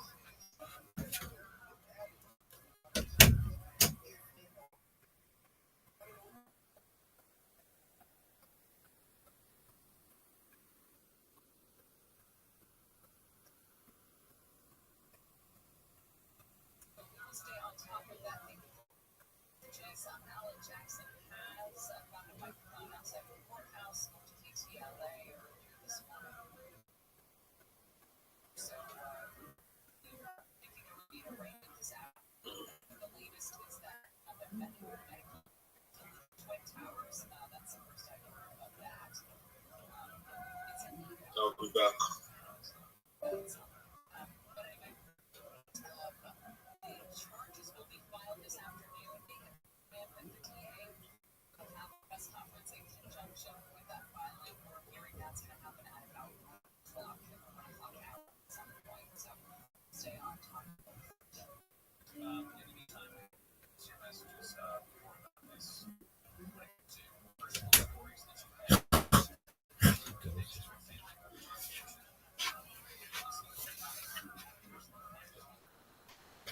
Ah, the land of Oz. How you living, pimp? Living in a great big way. Excellent. Life is good. That's wonderful to hear. So last we spoke, you were the judge in some movie film festival. I actually told somebody about one of the movies that you told about, which you told me, the one about the VHS tape time machine. I think that's a phenomenal idea. Thanks, man. Absolutely. Yeah, we followed up. All the judges we had a dinner afterwards with our significant others. So we had dinner for 8 at my house the other night, and it went great. Cooked a bunch of good food for everyone, and hung out and talked about the future. And then today we're having a follow-up meeting, and might be starting a feature film. And yeah, I'll find out today at like noon if that happens. No And way. if it does, then I'm going to LA next week. I'll be there on Sunday. That's beautiful. And Yeah. what would the feature film be? Oh, you're all right. Yeah, the feature film it's kind of an interesting story. So it follows a group of college men, right? Yeah. Oh, no problem. I'm just talking to my room, but one thing. Yeah. So it starts. It's a group of college men that basically use a bunch of ancient techniques to create like a cult. And it's not like a fraternity. It's more like people are in the cult and don't even realize it. That's how good it is. So it's an interesting film, and I can't really tell you the details other than that. But it's a culty movie and college age, kind of thriller. Very, Gonna film it in our hometown up here in Northern California. So very cool. yeah, should be fun. And do you plan on directing it, or somebody else going to direct it? Yeah, we're gonna have someone else do everything. I'm probably just gonna be producing it, but I don't know. That's the conversation we're having later. Okay. Because it's all about the if you have a director like me, then we can get name talent, and that'll really help, as opposed to just going with somebody that's never done it before. So that's the conversation we're gonna have. But if some of the other people want to direct and they already have a cast in mind, then I'm all for that. If there's already a cast that's available and wants to do the project, so Excellent. That's what we're gonna figure out. If I may ask, how do the people find the ancient information to join the cult or to start the cult or whatever? Oh yeah. So it gets into like demons and devils, kind of like inhabiting bodies. Okay. Yeah. Like a cursed item. Like he finds something that he shouldn't, and then that's it. Okay. Do you know what it's going to be? What they find? No, they haven't made the catalyst yet. That's the thing. See, there's a lot of holes in the plot still. But yeah, it's going to be some sort of item, like a monkey's paw or some Sure. Absolutely. Yep. Okay. Cool. If you had your choice, Get what? off on 32 right there. Yes. Sorry, Rabbi. I'm in the middle of working. You're good. If you had your choice to make the catalyst something, what would it be? Personally, I'd make it one of those Bibles, like an old Bible that they find at like a thrift store. Okay. Something like an old book, old Bible, old text like that would be neat. I think that'd be pretty creepy and easy to do too. I whenever I think of ideas, I try and think of the budget too. Right. I understand that. Big. Definitely makes sense. All right. And so you're gonna have you have a meeting on that in 55 minutes or so. Yeah, 11:30 noon. Yeah, that's when we're meeting. You're doing good. Okay. Well. And then, if I'm in LA, or what are you doing on Monday next week? Oh, I'm streaming my life. Cool. I might I'll come drop you off a gift IRL. Oh. If I'm in town. Well, I'll tell you what. You hold on to it. When I go viral, we will hang out every day for a week if you want. Right now, I'm focused on my stream, though. But what I can tell you is that you'll have your answer right by Monday on whether you're going to be starting your movie. Is that correct? Yeah, the feature, yep. Okay, Yep. Excellent. Well, I want you to update me because it sounds really interesting. Yeah, we'll do. I got to run right now. I'm driving, I'm still driving cab and doing the limo thing, so I got to run. But I just was excited and wanted to tell you. I appreciate it. I'm excited for you. You keep me updated. I want to know how your meeting went. God willing, everything goes smoothly, okay? Yeah, man. Yeah, and I love what you're doing. You're such a good person. Like, thank you. I really appreciate you. Absolutely, my friend. You take care. You too. Bye. Bye.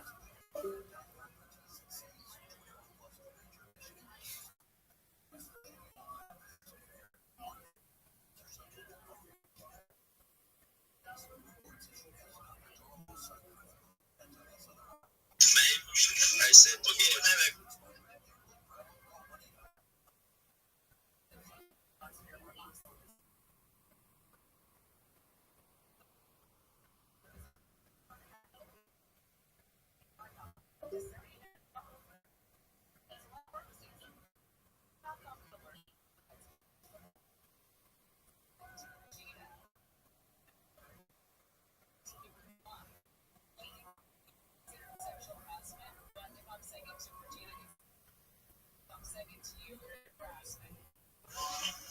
Jim, everybody.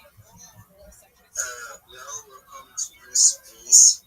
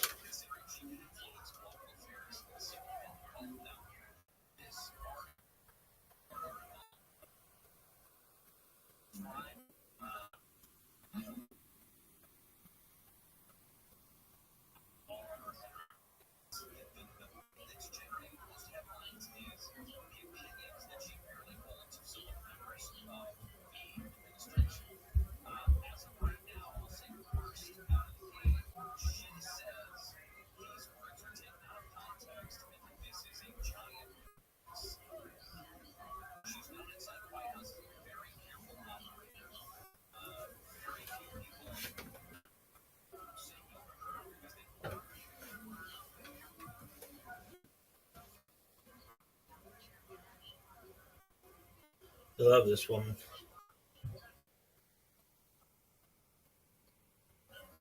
No, go back. This is my girl. Did anybody else from the Northeast threaten to call typhus on their parents when they were younger? Like if my mom won't let us have like, I don't know, like frozen pizza for dinner or something. You're like, this house is a prison. I'm gonna call typhus. My mom was like, go ahead, call him. Tell him I said hi. In fact, I'll dial the number for you. Did anybody else from the Northeast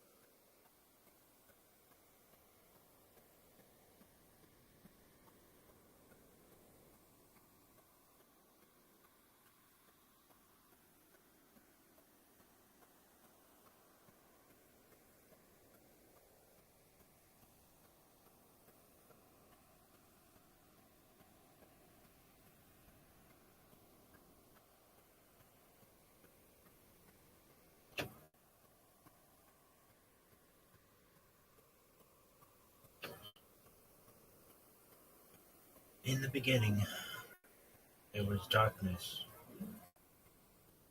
upon the face of not only the deep, but over my face.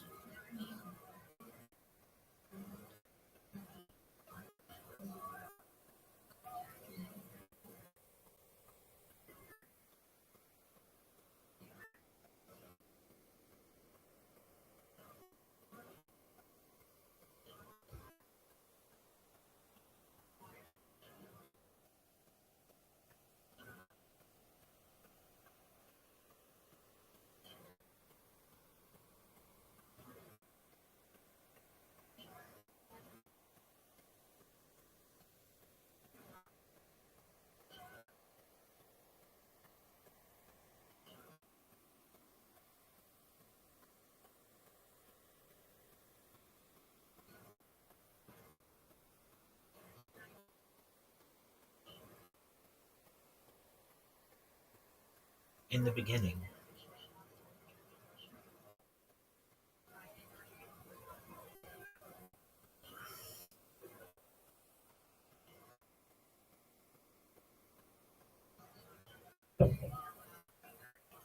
in the beginning, nothing less than a creation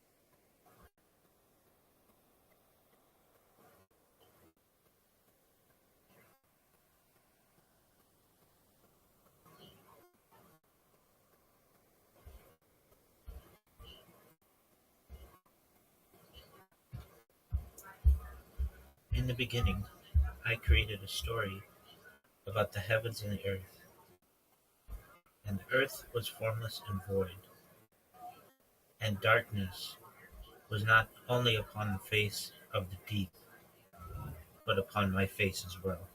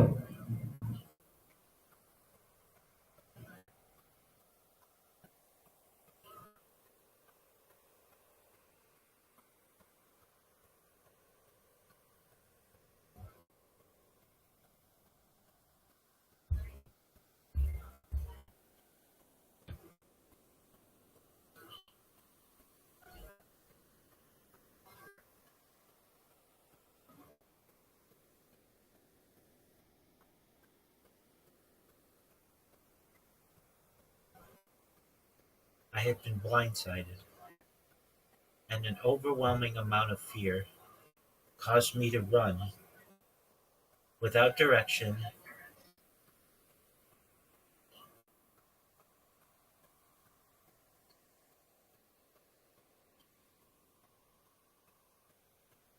I had been blindsided by a pair of granny panties, and an overwhelming amount of fear caused me to run aimlessly in whatever direction my feet would take me.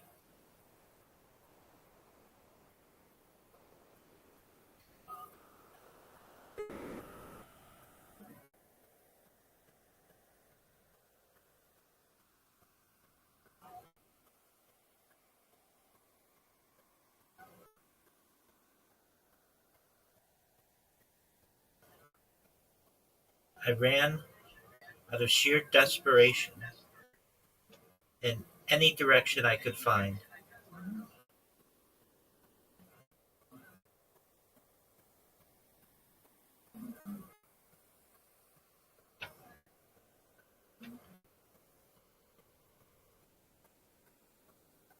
I ran in any direction.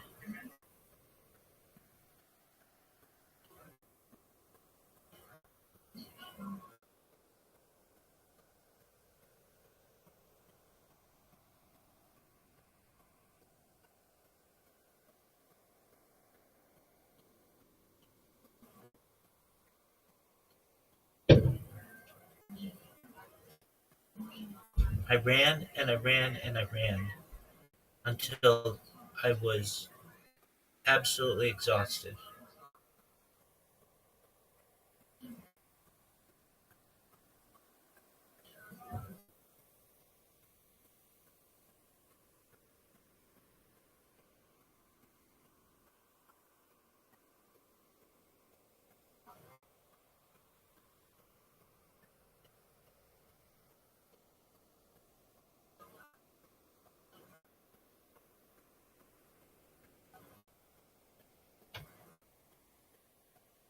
I ran out of pure desperation, not knowing any direction, knowing that my life was in danger.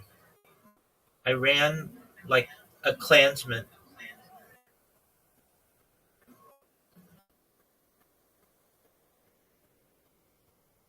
I ran as fast and as far as I could until my body had no further energy. I was exhausted. My eyes had been. I ran and I ran and I ran until exhaustion.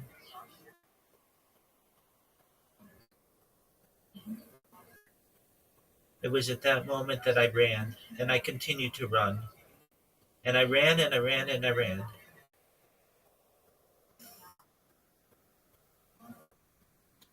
It was at that moment that I ran, and I continued to run until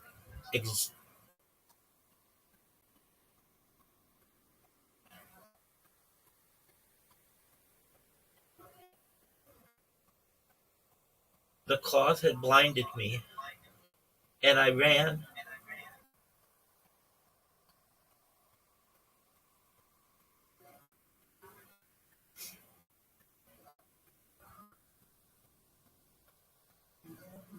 Even though the cloth had blinded me,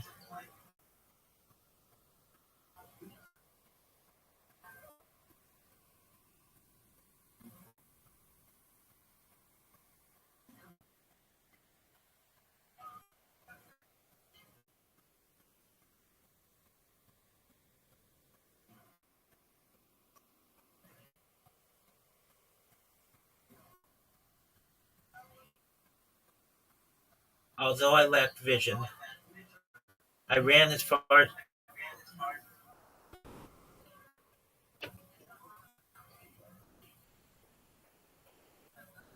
I ran as far as I could and as fast as I could until my body had succumbed to exhaustion. I looked like a Klansman without eye holes.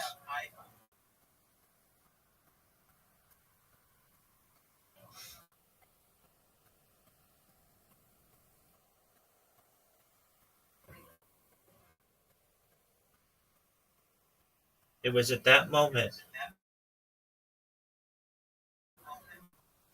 the cloth fell to the ground, and I found myself in a field, a seemingly holy field, and I knew I was the real deal.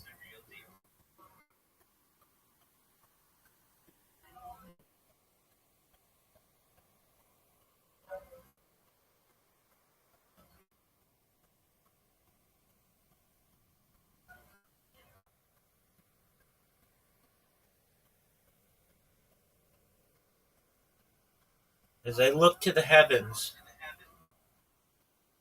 My eyes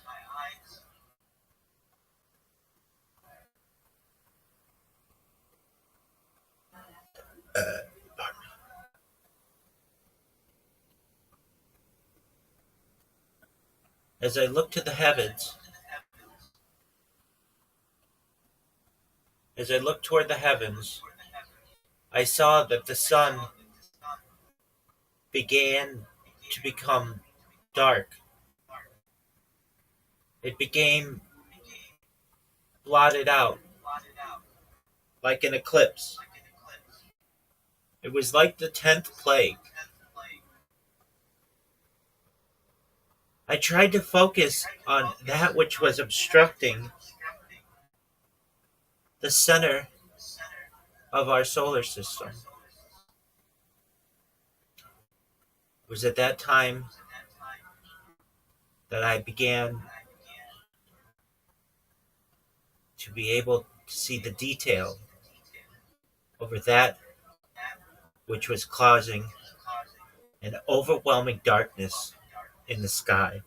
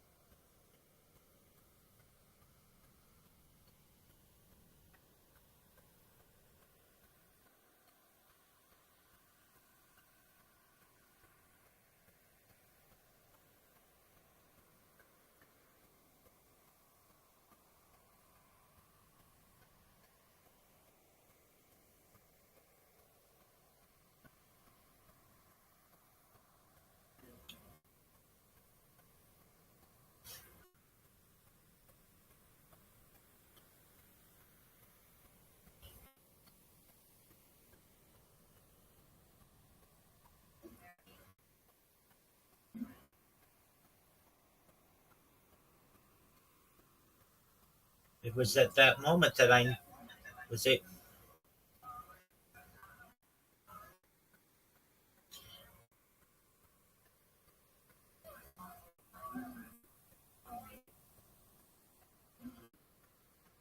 The sky quickly darkened to the point where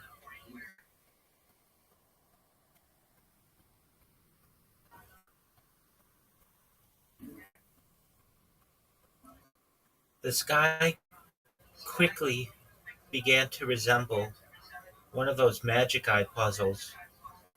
And as I tried to focus on that which was causing the great obstruction, I began to perceive that the darkness was being caused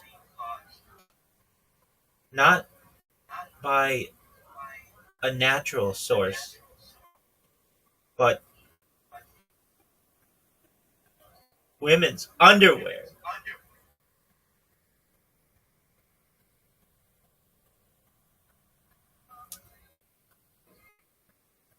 A rainbow of colors of bikini and briefs and hipster and boy shorts and thongs and G-strings and C-strings and cheekies and high-waisted briefs, French cut, tanga, Brazilian, seamless, control, shapewear, crotchless panties, lace panties, cotton panties, mesh panties, sheer panties, string bikinis, tap pants, bloomers, period underwear, maternity panties, postpartum underwear, disposable underwear, thermal underwear bottoms, open back panties.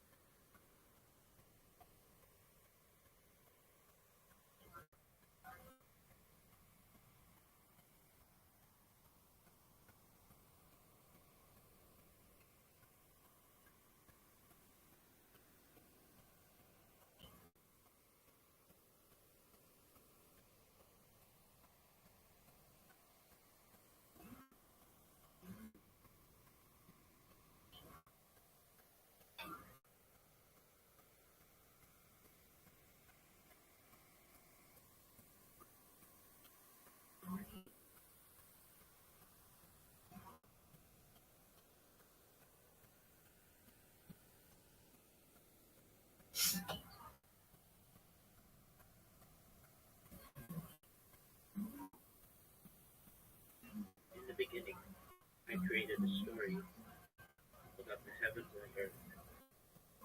And the earth was formless and void, and darkness was not only upon the face of the deep, but upon my face as well.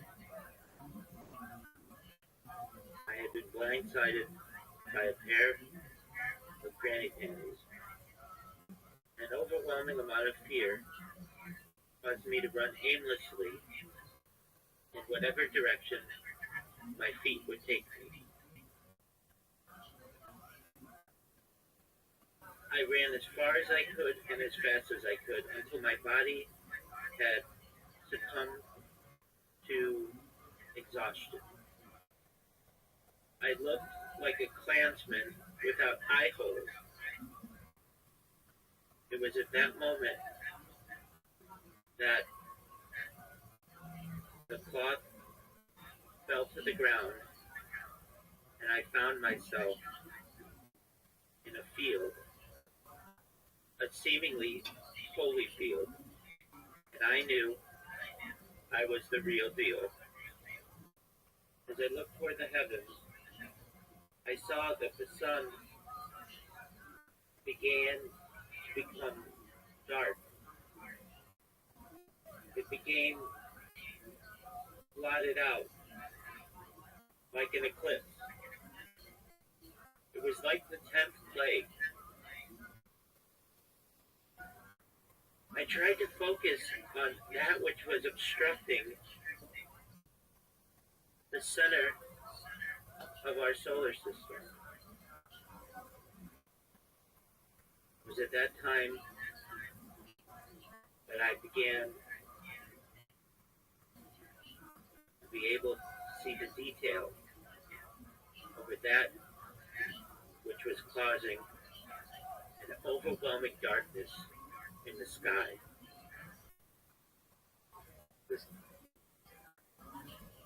Which was causing see the detail over that which was causing an overwhelming darkness in the sky.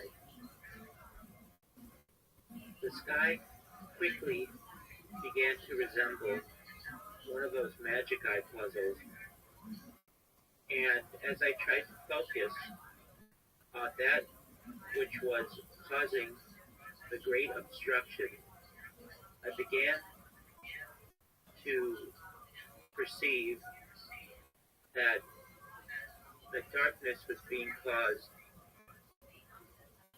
not by a natural source, but women's underwear, a rainbow of colors of bikini and briefs and hipster and boy shorts and thongs and G-strings and C-strings and cheekies and high-waisted briefs, French cut, tanga, Brazilian, seamless, control, shapewears, crotchless panties, lace panties, cotton panties, mesh panties, sheer panties, string bikinis, tap pants, bloomers, period underwear, maternity panties, postpartum underwear, disposable underwear, thermal underwear bottoms, open back panties.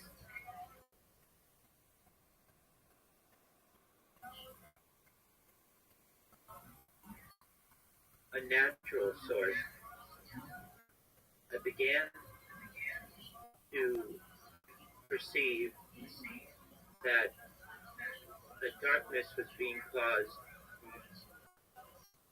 not by a natural source, but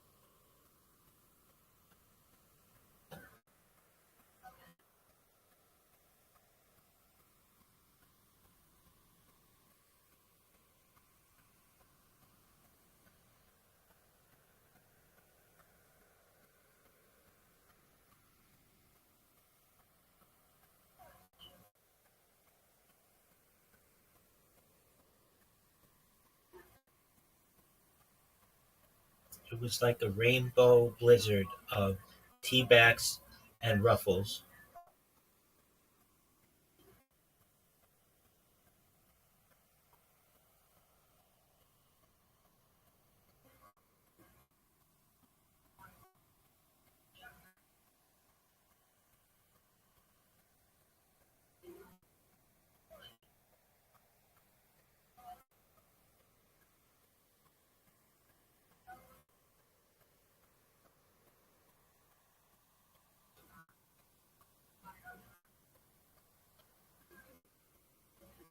It was like a rainbow blizzard of everything from tea bags to bun huggers to ruffles and everything in between.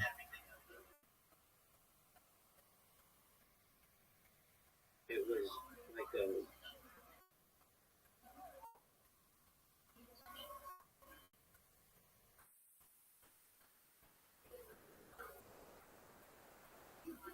it was like a rainbow blizzard of everything from tea bags to bun huggers to ruffles and everything in between.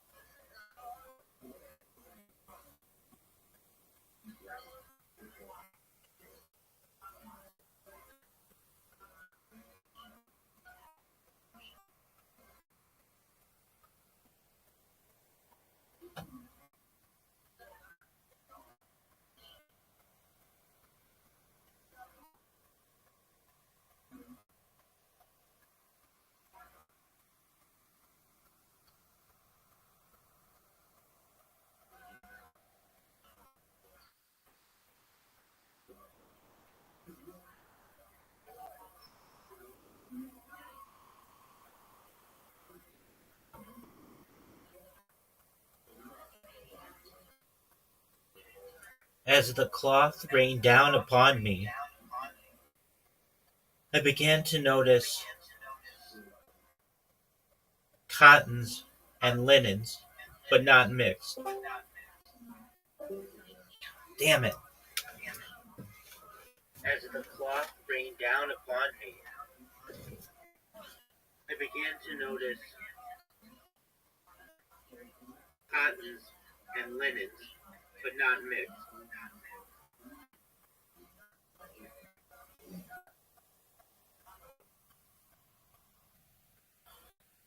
As the cloths rained down upon the earth, I began to notice cottons and linens, but not mixed. Wool, silk, cashmere, hemp, ramie, alpaca, mohair, rayons, modals, bamboo, acetate, polyesters and nylons, spandex and acrylics, microfibers, lace, mesh, chiffon, organza, satins and velvets, fleece and jersey, even ribbed. As the cloth rained down upon the earth, I began to notice cottons and linens, but not mixed. Wool, silk, cashmere, hemp, ramie, alpaca, mohair, rayons, modals, bamboo, acetate, polyesters and nylons, spandex and acrylics, microfibers, lace, mesh, chiffon, organza, satins and velvets, fleece and jerseys, even ribbed.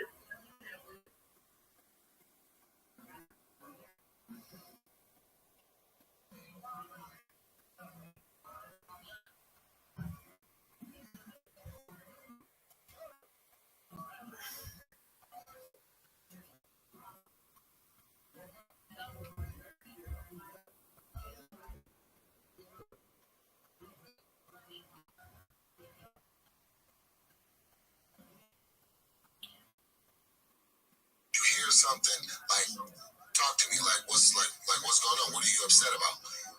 It's been said that, oh, my girl said something to you, or my girl did something. This lady just completely flipped her shit. Like she's going off. She said, "No, motherfucker, you like motherfucker, you like talking shit. Like you like talking shit." After polling, like I fuck you up. I fuck you up. I'm not fucking scared. I'm like, whoa. Now she's threatening me. Then she says, well, I should have smashed your girl's head in. Go over and fucking smash your head in too. I don't give a fuck, man. I don't give a fuck. Now I'm like, she's threatening me.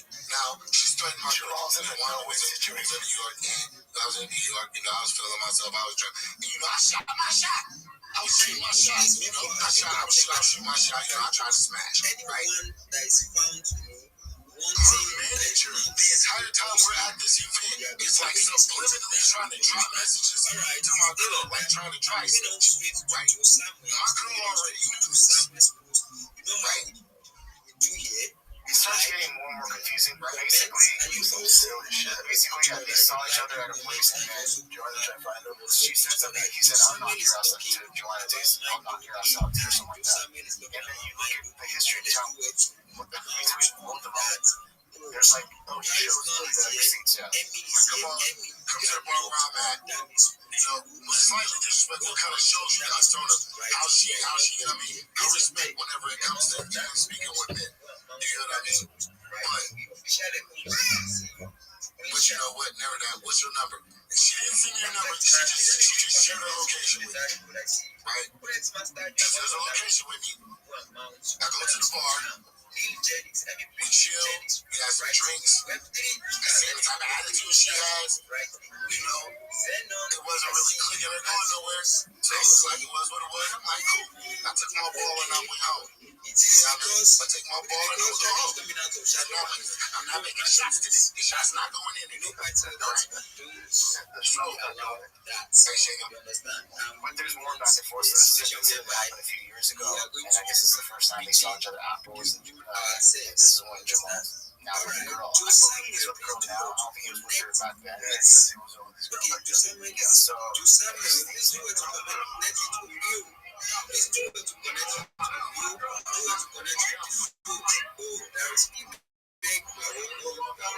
of those people in that VIP got their money's worth. You want the UFC experience, you're dealing with Knucklehead.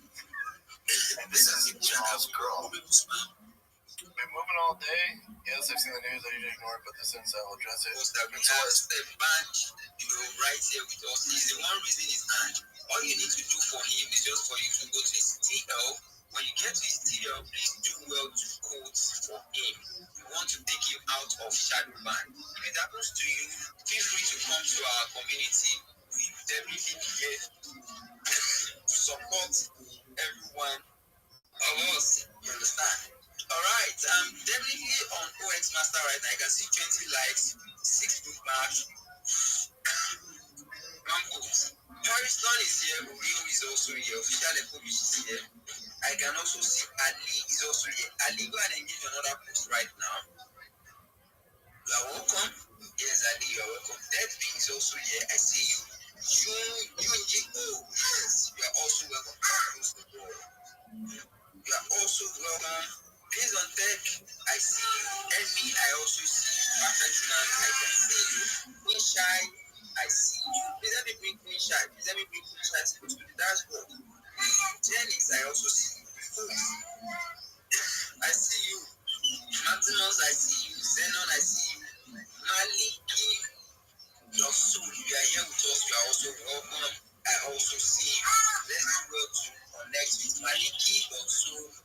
Definitely connect with us back. With 3 stars, I see you, my bro. Joe, Samuel, Easy, I see you. Darryl Speedberg, I see you. Toski, and Dana Alpha, I see you. That is my bro. Alright.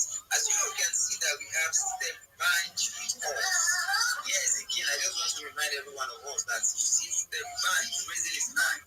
You want to click on Step Bank and quote for him. You want to lift him out of the shadow.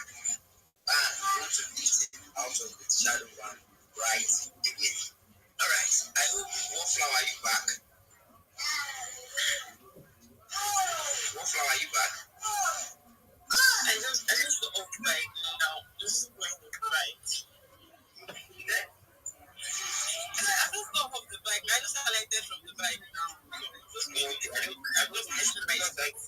It's like you are the one bringing up the boost. You understand? Yeah. Alright. Okay, alright. That's massive. I'm moving on straight to the next person right now. Moving on straight to Adana's post. Adana is talking about the Japan. Now, wow. Okay, now. Dear Santa, 5 million for business. New iPhone. Okay, Santa, please do well for us so that we can at least. Okay? Oh, and all of now, we want Bella Adana. She's available. She don't talk her. You understand? You know something of them. I know you. Adana matter. Now that time you energy, they always stay. You know they stay. If Adana matter. This guy wants to finish me at night. Just before I sleep. Now I'm very angry. I don't know if I can get something to eat, but I'll try to get something to eat. Adana, I hope that ear can hear me so well. See, I told you what to do. Let me send my BTC address to you, or let me send my TH address to you. I am the manager, I'm the account manager for Adana. Forget about it. Leave the rest for me. You understand? I know how to talk to her. Send money, send ETH to me. And of course, forget about any other thing. But now person will do well. Pass. Are you before?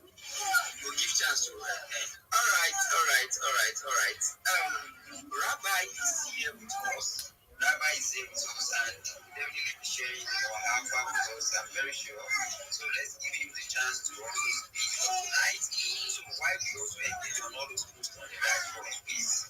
You understand? All right, Rabbi, what's up? How you doing? Introduce yourself and give us that how far you got it. 100%. Thank you so much for the opportunity to be here. If you aren't following me, please do. I will follow you back. I'm the easiest follow back in the game. I follow back everybody. I want you to know that I want your accounts to grow. If you're looking to be able to network with more people on X, I highly recommend a website known as spacesdashboard.com, SPACESDASHBOARD. It's amazing. It ranks all of the current Twitter spaces from largest to smallest. Additionally, it will show you the ones that have been started most recently to the longest duration. Additionally, it will categorize the different spaces for you in terms of NFTs, cryptocurrency, investing, finance. You should know that if you are using your phone or your tablet or computer, you're only going to be seeing maybe 10 to 15 different spaces. Spaces dashboard shows you the hundreds that are going on simultaneously. It also has a search function so that you can find excellent spaces such as this one. So if you haven't been to Spaces Dashboard, you absolutely should. I will put it in the purple pill when I am done sharing my project. In the meantime, here we go. I'm Rabbi Rothschild. If you don't know who I am, you will. I stream my life 24 hours a day, 7 days a week, 365 days a year for world peace. I've been doing so for more than 4 years. My streams go back to the pandemic. We've seen the death of a queen, the birth of AI, the coronation of a king, and everything in between. This is a real life Truman Show, a real life Big Brother. This is a timeline and a time capsule of human achievement. In the 1990s, Bill Gates coined the phrase content is king, and I'm making it true today.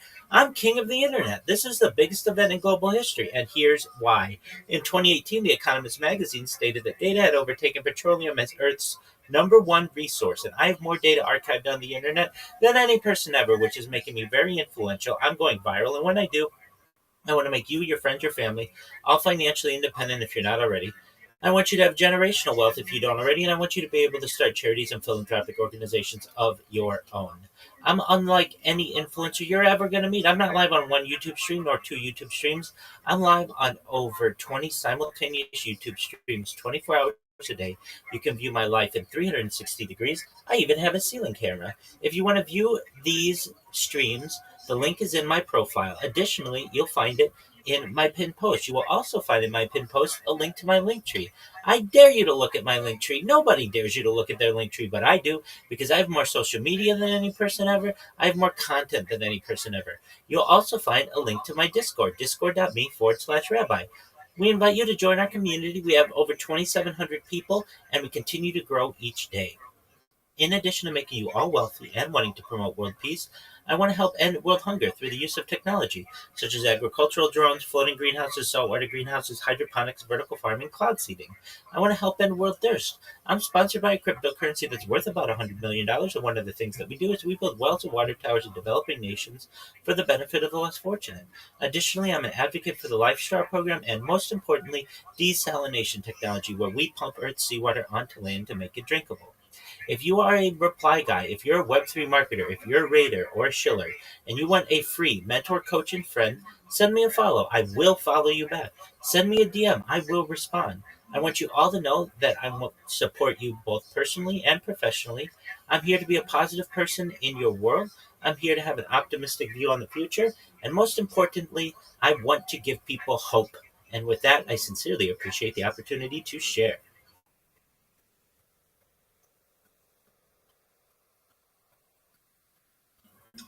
Alright, that's Rabbi for everyone of us. Yes, always coming in to an alpha. Let's go to connect with Rabbi. Let's go to connect with Rabbi. Alright, thank you so much, Rabbi, once again. It's so nice having you on the space again. Alright. Yes, let me remind every one of us again. We have step bands right there. If the band is right there, let's do it. Put the band. Let's tap on the band. Let's go to his sticker right now. Let's go to his sticker right now and put his post. And why we are doing this specifically for him is because we want to help him come out of shadow ban, and if it happens to any one of us as well to definitely do this. We have done it so many times for us. And I believe so well that we are supporting small accounts, we support each other, and that's our purpose here on this space. All right, you have the speaker. Thank you. I wanted to shout out Rabbi. I don't know if anyone knows if you're on the link step up right now, if you just join this group, that you go there, you see Rabbi is actually live. Actually, right now he's on this space, and he's actually live. You can see him on this space while he's speaking on this space. Big shout out to you. Your work ethic is always commendable. But Rabbi, I'd like to put you on the spot today, okay? I've always wanted to do this. I wanted to ask you, okay? You are advocating for peace, which is very massive from you, because very many people don't consider that. So I'd actually want to hear your take, okay? I don't know what is your take about what is happening and has been happening in Gaza, or maybe what is your take on what has been happening in Nigeria.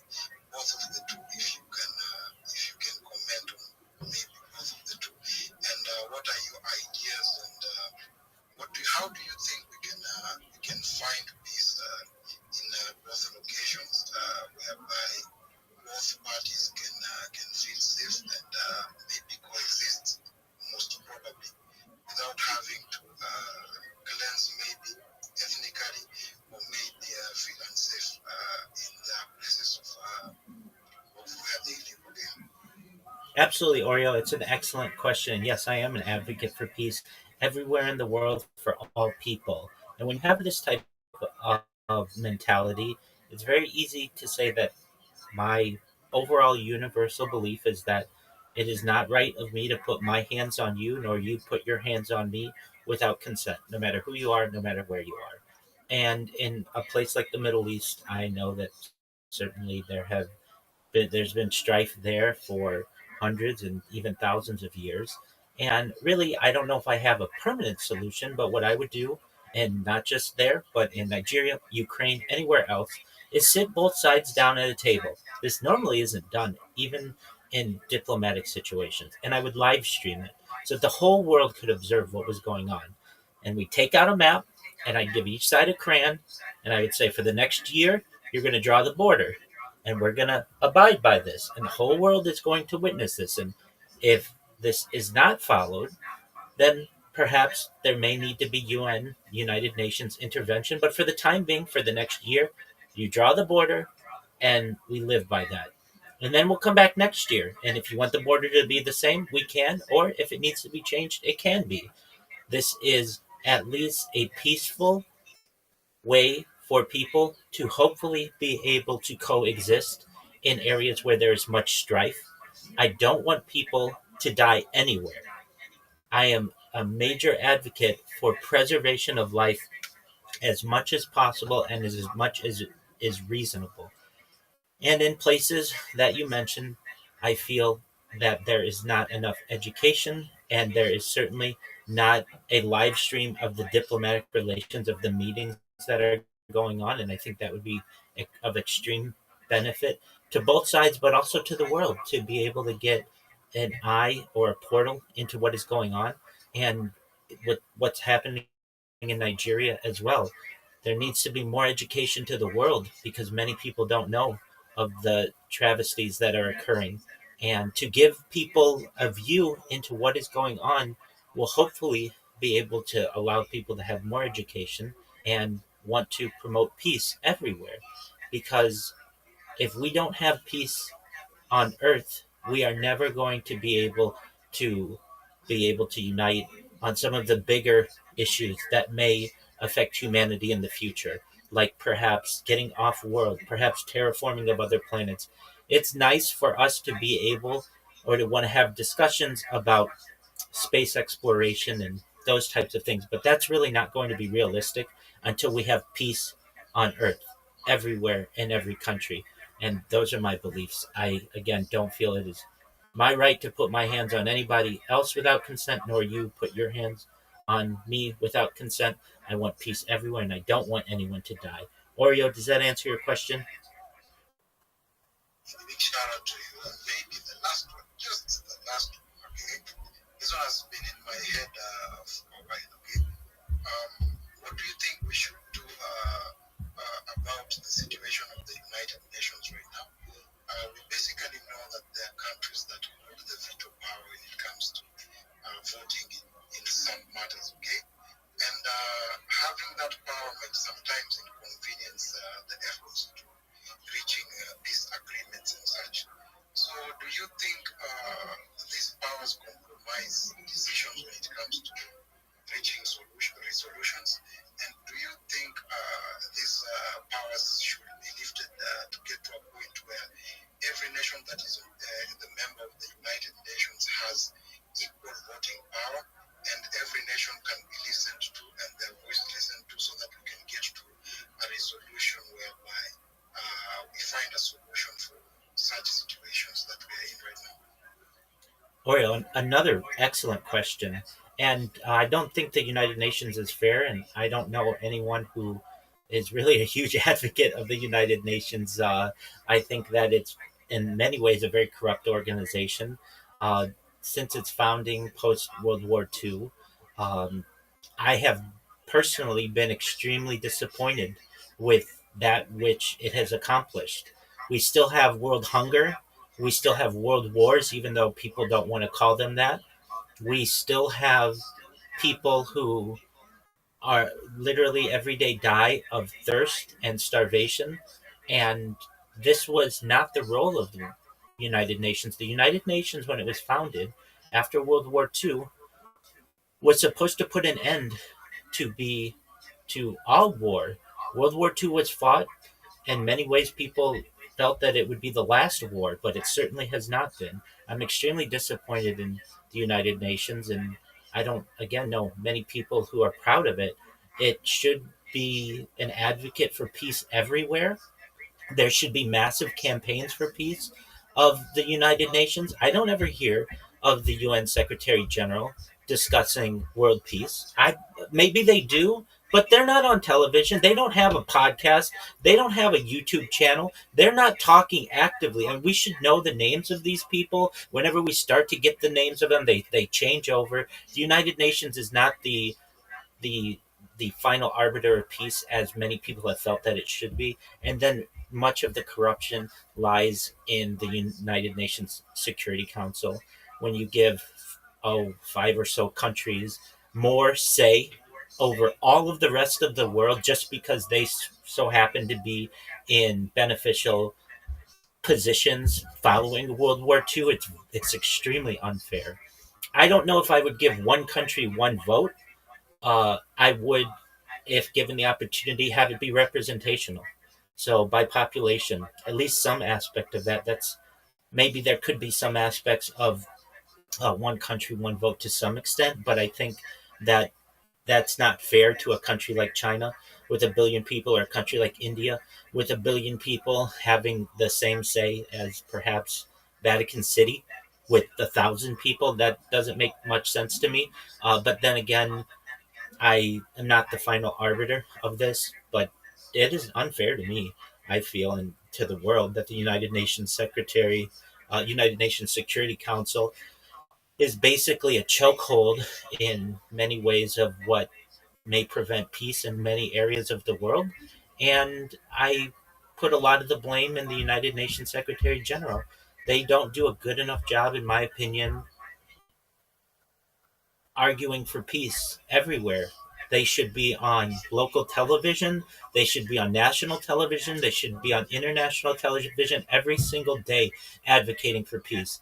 To me, it's very much a show. It's very much a non governmental organization that is powerless. They need a good leader as the United Nations Secretary General. And frankly, I don't think we've ever had one. And I look forward to a day, perhaps one day, where we have an excellent, charismatic leader who focuses on peace, who focuses on ending world hunger, who focuses on ending world thirst, so that we can focus on that which is really important in the world, and that is unification and coming together as a society. Thank you for letting me contribute.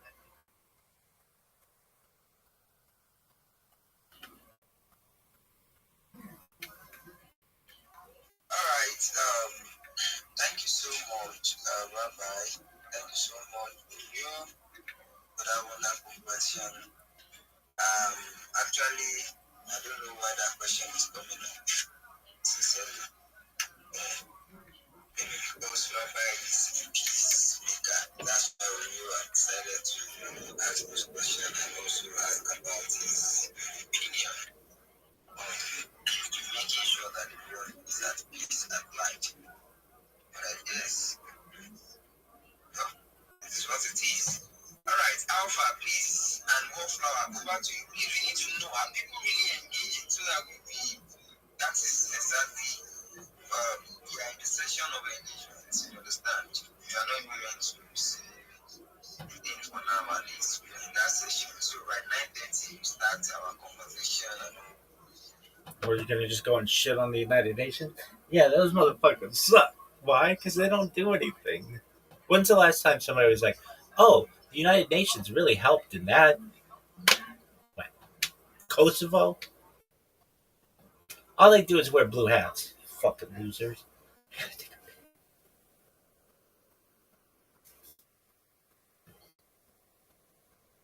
Korea?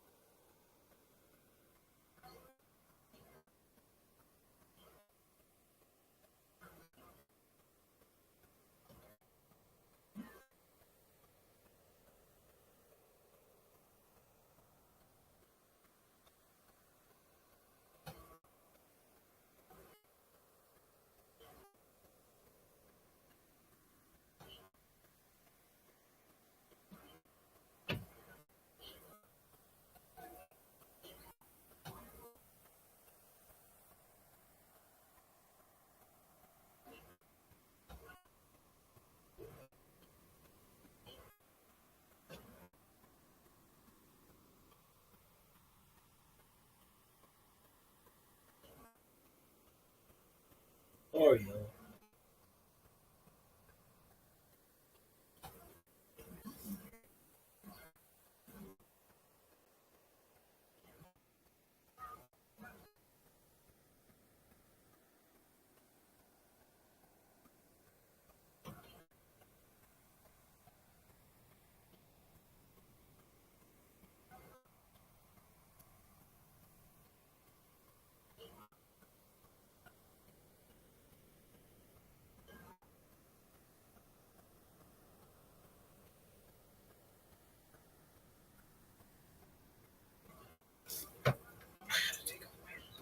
Look at this athleticism, though, folks. Look at this move. Look at this move. I'm like leaving Larry in that Seinfeld episode. Look at this athleticism.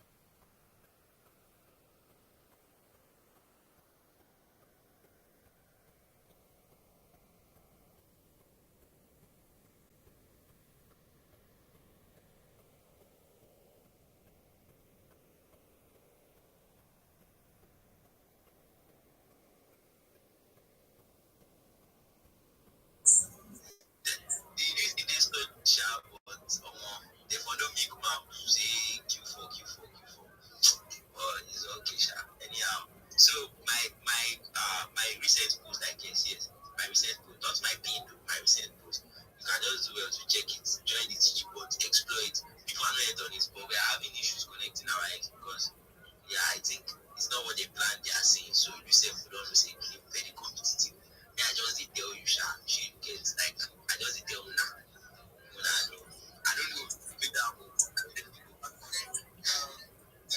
People are just looking for the next thing to go on. That's just what it is. Yes, there's like what's going on, sentimental, everything.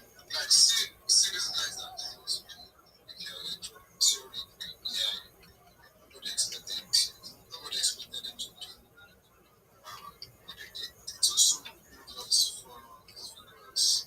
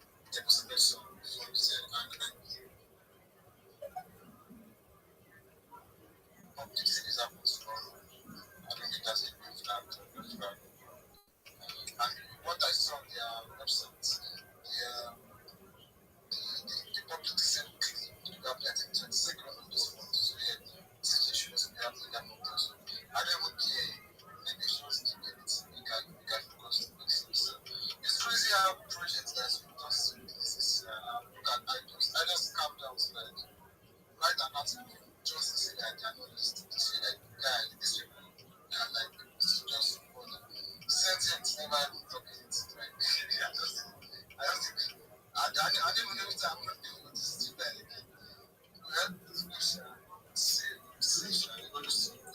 I just don't say, kill Diddy, I mean, no, kill one before the end of the film, like, God, I'm playing. Well, I don't talk too much about that. So I'm bringing the door stuff now, guys. This is my phone. That's what it says. Let's be frank. I'm posting up information.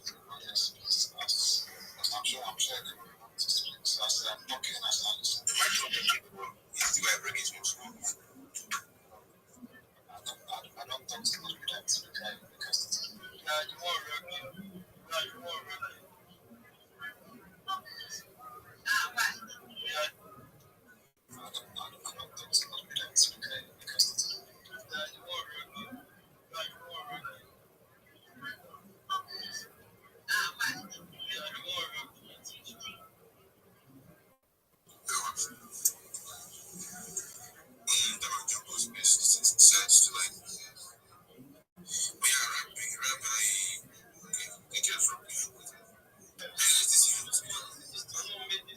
Yes, Rabbi. How many times you want to meet? How many times you want to meet projects? I'm bored, sorry.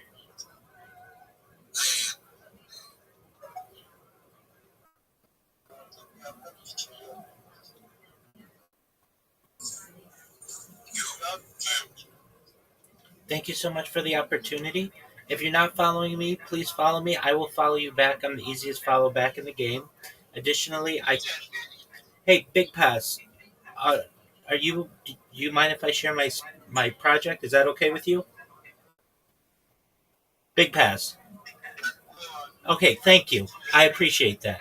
I'm Rabbi Rothschild. I stream my life 24 hours a day, 7 days a week, 365 days a year for world peace. I've been doing so for more than 4 years. My streams go back to the pandemic. We've seen the death of a queen, the birth of AI, the coronation of a king, and everything in between. This is a real life Truman Show, a real life Big Brother. This is a timeline and a time capsule of human achievement. In the 1990s, Bill Gates coined the phrase content is king, and I'm making it true today. Hey, guys.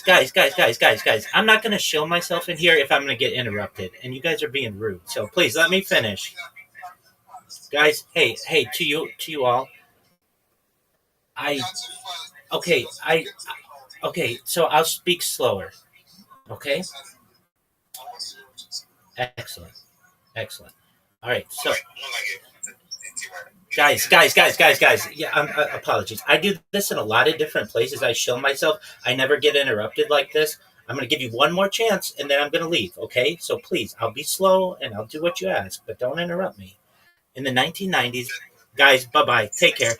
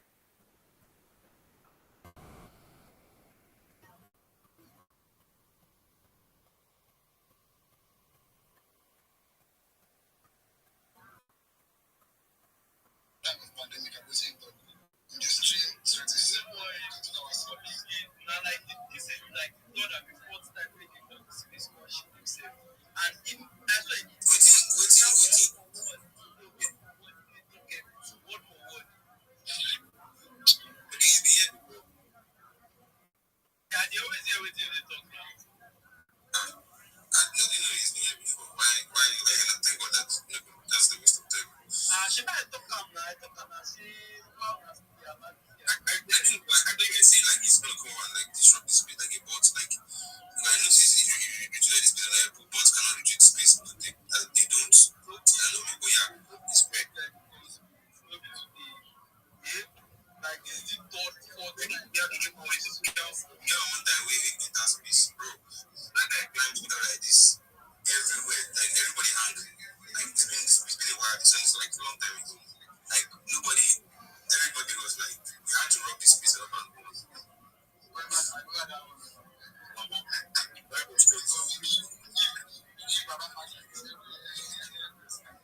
Everybody scattered like those people spoke again.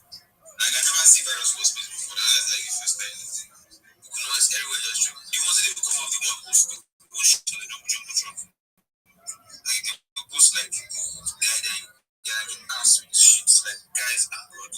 Bro. But they say in Africa and Nigerians have you seen when those people are doing crazy things? You'll be so irritated. They say we're not civilized, but we see what those people are doing crazy ass things. We see maybe they're crazy. Like person will just carry shit from Yash, come post about Jungle Tron. Like and they'll post it like multiple times. And they want to have the other day but post this thing like before you go clear and finish. I think Eric should remember that. It was some great space, yeah. That was the space. He posted it like multiple like bro, what the fuck is this? I could barely even look at it. Finally, you've changed this your guys before I go ahead and post a comment up on Jungle Tron. I don't know in case you're not seeing it in your login. But I can see Kelly's the last person here, so please guys check it out. So Suzanne, finally you changed your listing. The pressure that you don't even need. I just say peer pressure that you want to.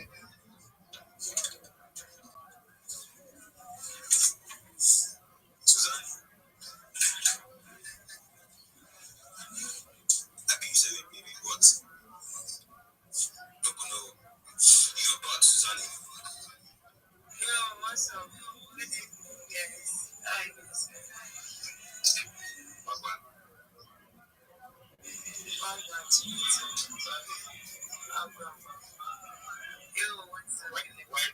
Why did you change your DP?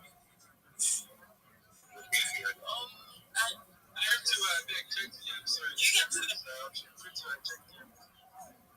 What do you guys think about this one? This one is I love it. It's better. It's simple. It has that. It's not bad as surprise. Who is someone? It's not like it. We did it yesterday.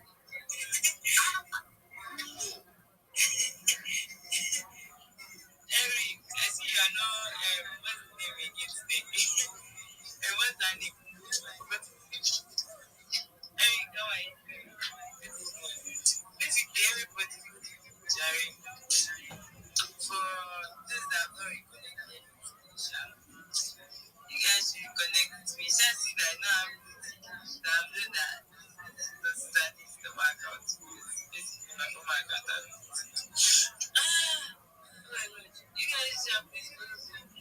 Like a very deep Facebook back. If I didn't follow me, what would you have? I don't say try to advise you back in the day.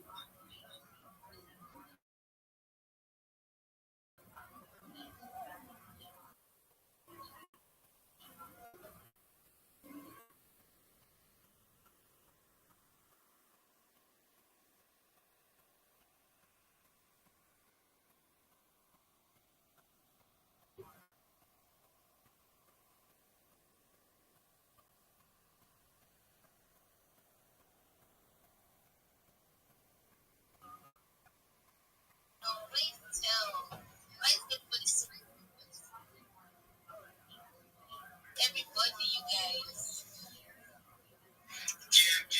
Everyone. GM Jerry. Merry Christmas in advance to everyone here. Yeah, Merry Christmas to you, Jerry.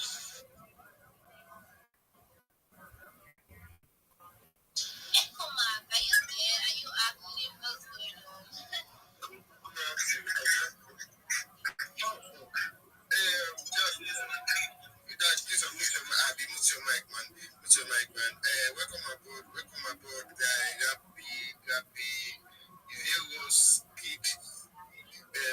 skid, I mean, anyhow, sha, if you go for the MS situation, come and correct me, that's your name, like that. So, welcome aboard. Welcome aboard. Rabbi. Speak to us, man. Speak to us, man. You have to make it. Thank you so much. May I please share my project with everyone? Jim, man. How you doing, man? Every day's a holiday, every meal's a feast. May I please share my project with everyone? Yeah, shoot, man. Shoot, man. Shoot, man. Thank you so much for the opportunity. First and foremost, I'm the easiest follow back in the game. If you follow me, I will be sure to follow you back. I'm Rabbi Rothschild. If you don't know who I am, you will. I stream my life 24 hours a day, 7 days a week, 365 days a year for world peace. I've been doing so for more than 4 years. My streams go back to the pandemic. We've seen the death of a queen, the birth of AI, the coronation of a king, and everything in between. This is a real life Truman Show, a real life Big Brother. This is a timeline and a time capsule of human achievement. In the 1990s, Bill Gates coined the phrase content is king, and I'm making it true today. I'm king of the internet. This is the biggest event in global history, and here's why. In 2018, The Economist magazine stated that data had overtaken petroleum as Earth's number one resource, and I have more data archived than any person ever, which is making me very influential. I'm going viral, and when I do, I'm going to make you, your friends, your family all financially independent if you're not already. I want to ensure that you have generational wealth if you don't already, and I want you to be able to start charities and philanthropic organizations of your own. I'm unlike any influencer you're ever going to meet. I'm not live on one YouTube stream nor two YouTube streams. I'm live on over 20 simultaneous YouTube streams 24 hours a day. You can watch my life in 360 degrees. I even have a ceiling camera. If you want to view the links to my YouTube streams, they are available in my profile. Additionally, they're in my pinned post. You'll find as well in my pinned post a link to my link tree. I dare you to look at my link tree. No one dares you to look at their link tree, but I do because I have more social media than any person ever. I have more content than any person ever. Additionally, you'll find a link to my Discord, discord.me/rabbi. I invite you to join our community. We have over 2,500 people and continue to grow every day. In addition to making you all wealthy and wanting to promote world peace, I want you to know that I want to help end world hunger through the use of technology such as agricultural drones, floating greenhouses, saltwater greenhouses, hydroponics, vertical farming, cloud seeding. I want to help end world thirst. I'm sponsored by a cryptocurrency that's worth about $100 million, and one of the things that we do is we build wells and water towers in developing nations for the benefit of the less fortunate. Additionally, I'm an advocate for the Life Straw program, and most importantly, desalination technology, where we pump Earth's seawater onto land to make it drinkable. If you are a reply guy, if you're a Web3 marketer, if you're a raider or a shiller, and you want a free mentor, coach, and friend, send me a follow. I'd be happy to follow you back. Send me a DM. I will be happy to respond. I want you all to know that I'm here to support you both personally and professionally. I'm here to be a positive person in your lives. I'm here to have an optimistic view on the future. And most importantly, I want to give people hope. And with that, I sincerely appreciate the opportunity to share. Fire, fire, fire, fire, fire. I think it's able to take a link, and that is so massive, man. That is so massive in front of social media accounts. And how do you manage to control all of them, man? How do you fucking manage to control all of them, man? Shout out to you. This is a real grind. Almost 50 plus social media accounts. Wow, wow, wow, wow, wow. Shout out to you, the new chat that I just joined this way. Sit tight, look at it. Welcome aboard, welcome aboard, subs. Welcome aboard, you are going to prepare the space, like the space suite, we post the space suite. Thank you for that, having in the comment section. And then, 3 days, you check the comment section. See our Telegram and Telegram Desire, how you doing? I saw your hands up just now. What do you have for us, man? And Ripu, just for the mic, let's go and hear what you have for us tonight. Thank God. You now have to get from this in the listener session tonight. I've been told 3 days ago, I can't take over now. You know, be doing my back. Wait till you talk. I mean, like, I mean, they told me 3 days ago, play my woman side. Sorry, Lord, I'm so sorry, man. I'm so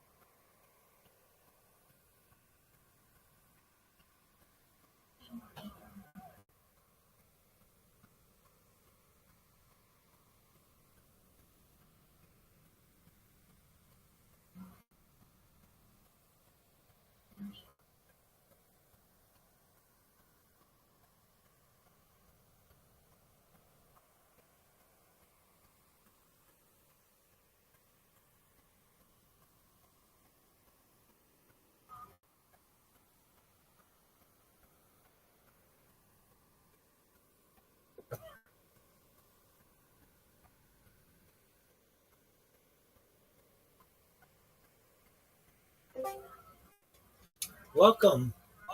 How are you, Meta Courier?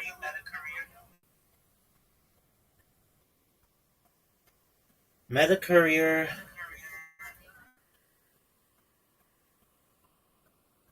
Can you hear me? Meta Courier. Can you hear me?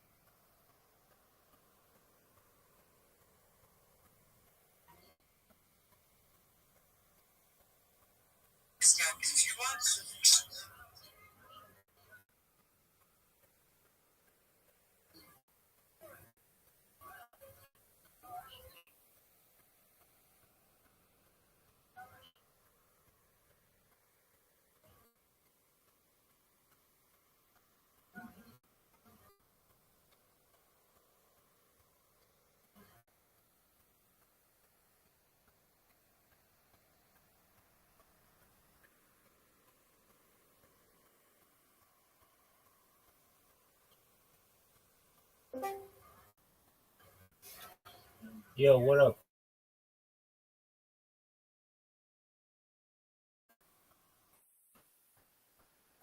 Can you hear me? Can you hear me? Hello?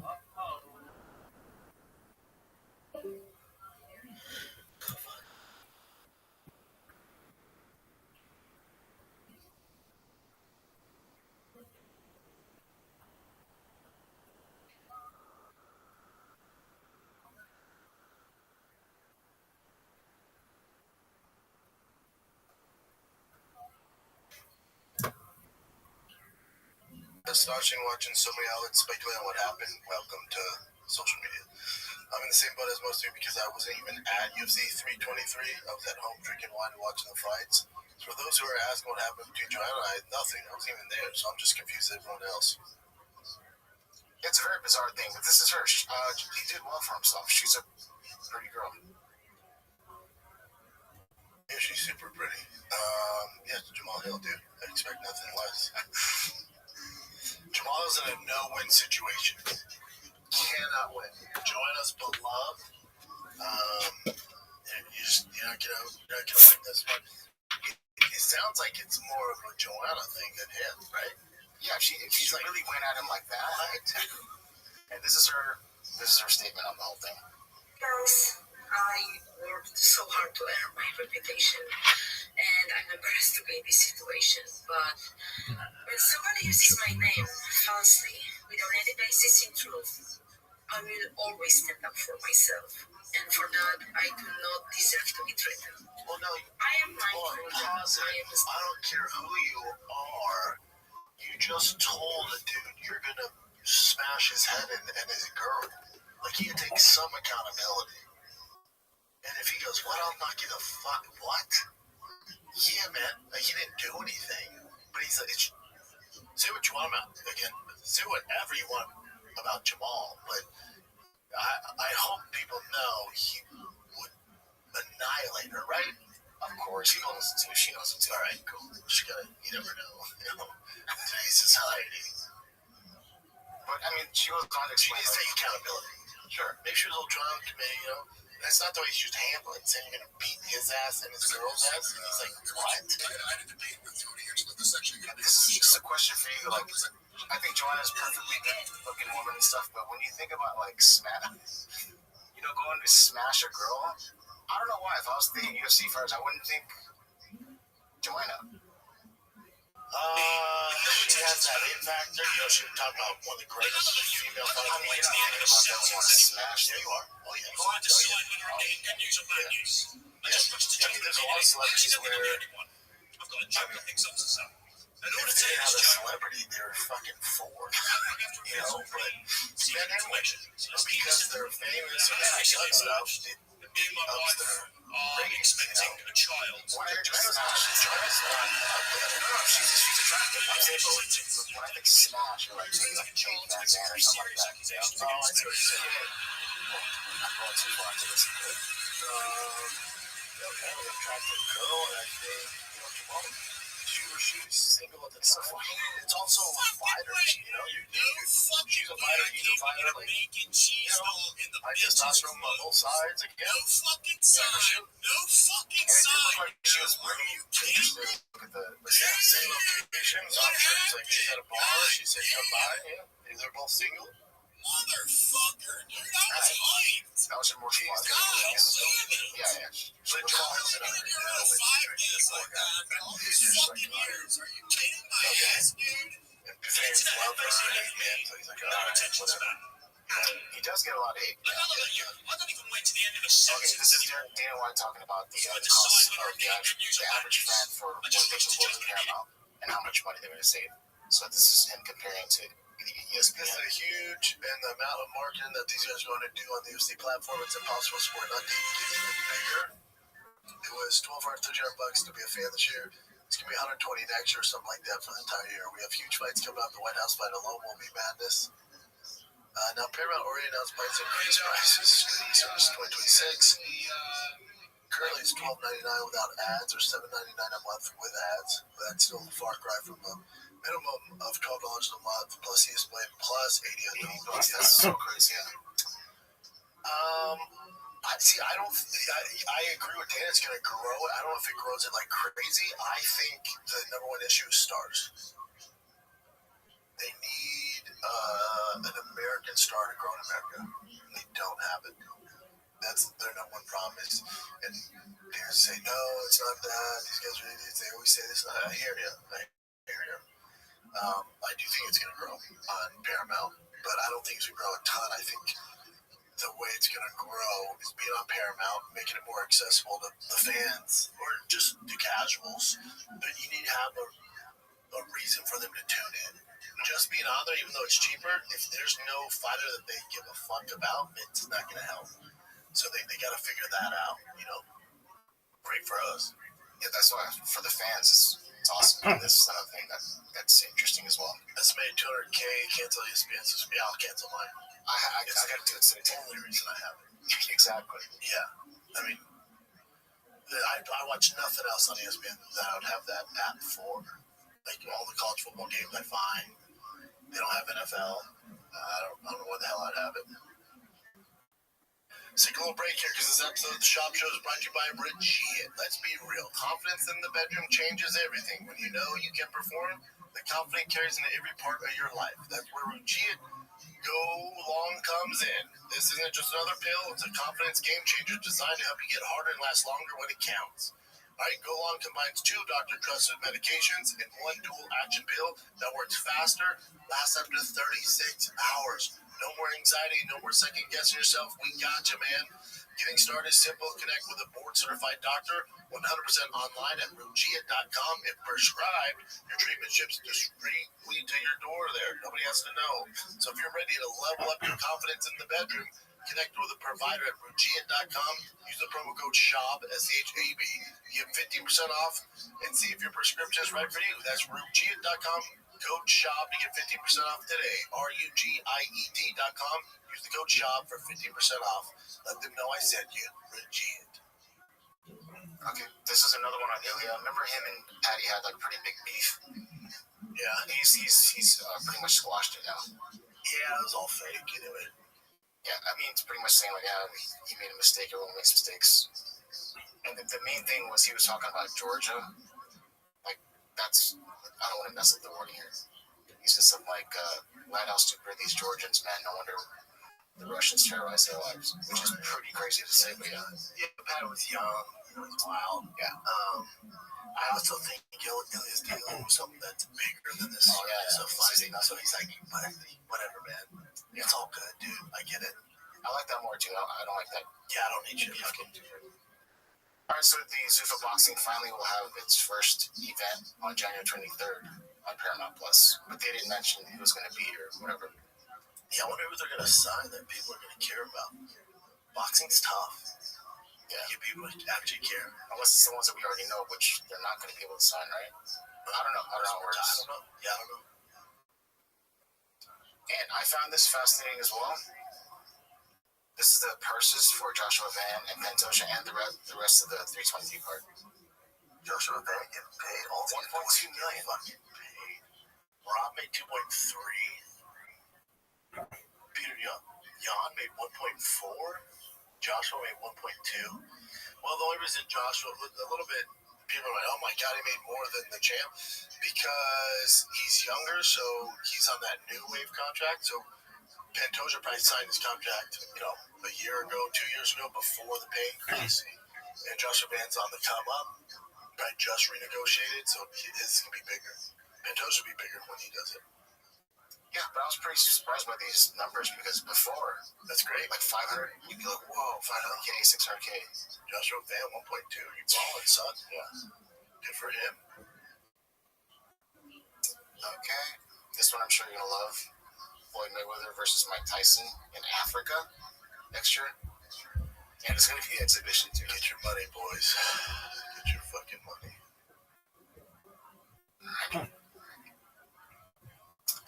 Oh, we saw this, I think it was last week. Yeah, we saw it last week. Yeah, and then, so Sam Alvey was getting just destroyed, and the referee didn't stop it. So the referee had so much hate. Sam Alvey came out and said this. I think this video is going to be a little hard to post because, well, it's me getting beat up. But the referee is taking way too much trash talk from everyone. Before the fight night ever started, the referee came up and introduced himself to us. I told him, I said, listen, this is a title fight. I'm aware I can take a butt kick. Please let my butt kick kick if it's going to happen. Don't stop it early. And he didn't. He let me get finished. He let me go out on my shield, and I am proud of him. It is how I think all referees should ref. And if you look, I blocked his kick, which means I read the kick was coming, I got my hands up, and I blocked it. It just also means what you did was kicked him the whole point with a big dude. He kicked me round one in the leg, and I kicked my leg off from under me. I wasn't expecting that much pressure to hit. And it hit. It was just, shunned me how much power he had. Let me ask you this. You've known Sam Alvey for some time, right? Does he always talk like that, or is it a little bit different? Like, is he more elusive, more clear? Okay. Yeah. But he is concussed, but fat. Well, definitely still jacked up in his face right now. You can't judge him based off that. Let's see in another 2 weeks. Just a question. Yeah, there you go. This one, too. I kind of thought we all knew this, but yeah, the White House are not going to have any tickets for sale. It's just whoever's there is going to be whatever invited. Yeah, I think it's going to be the lead of the lead.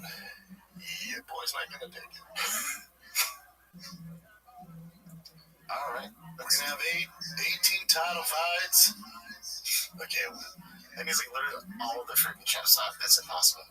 It's not impossible. You can do it. All the champs? You can do it.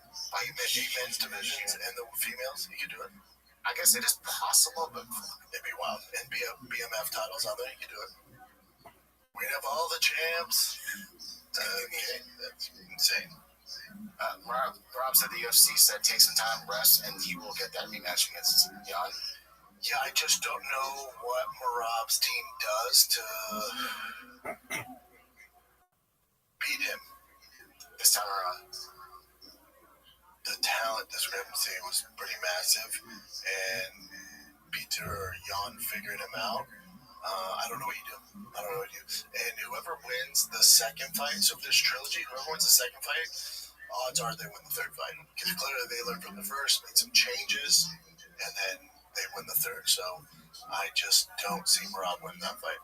It's Marab, so you never know. But yeah, Jan's doing something right. This is a tough fight for Marab. And Rob didn't have that much of a break between fights. He was fighting a lot.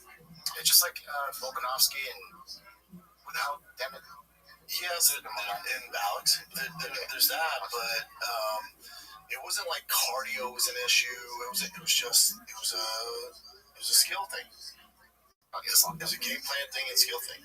So it's not like oh man, he looked lethargic or he just wasn't shooting enough. No, you just got stuff, dude.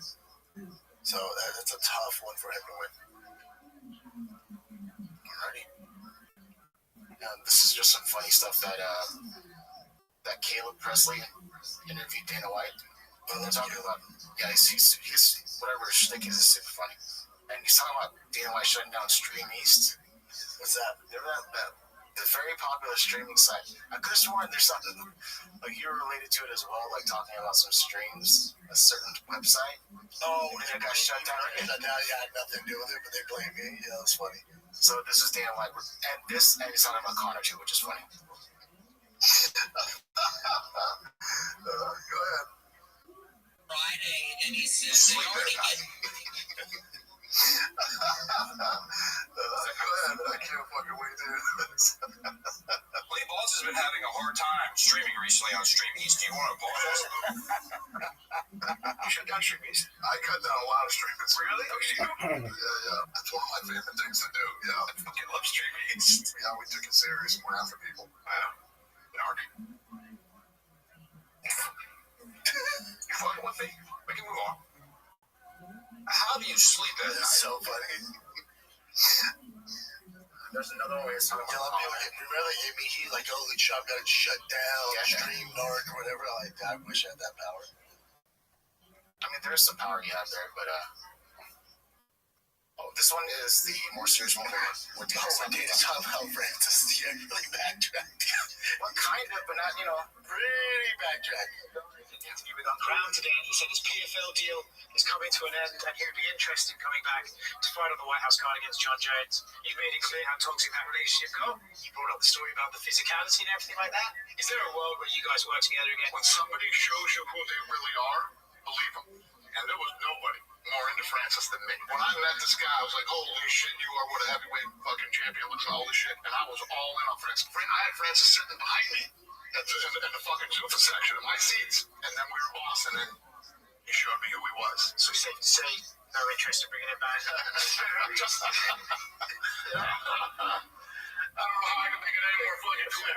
I do wonder how PFL feel going out and saying that his contract's nearly done. There was nothing that made me happier than throwing that guy over to the fucking PFL. I don't want to be in business with that.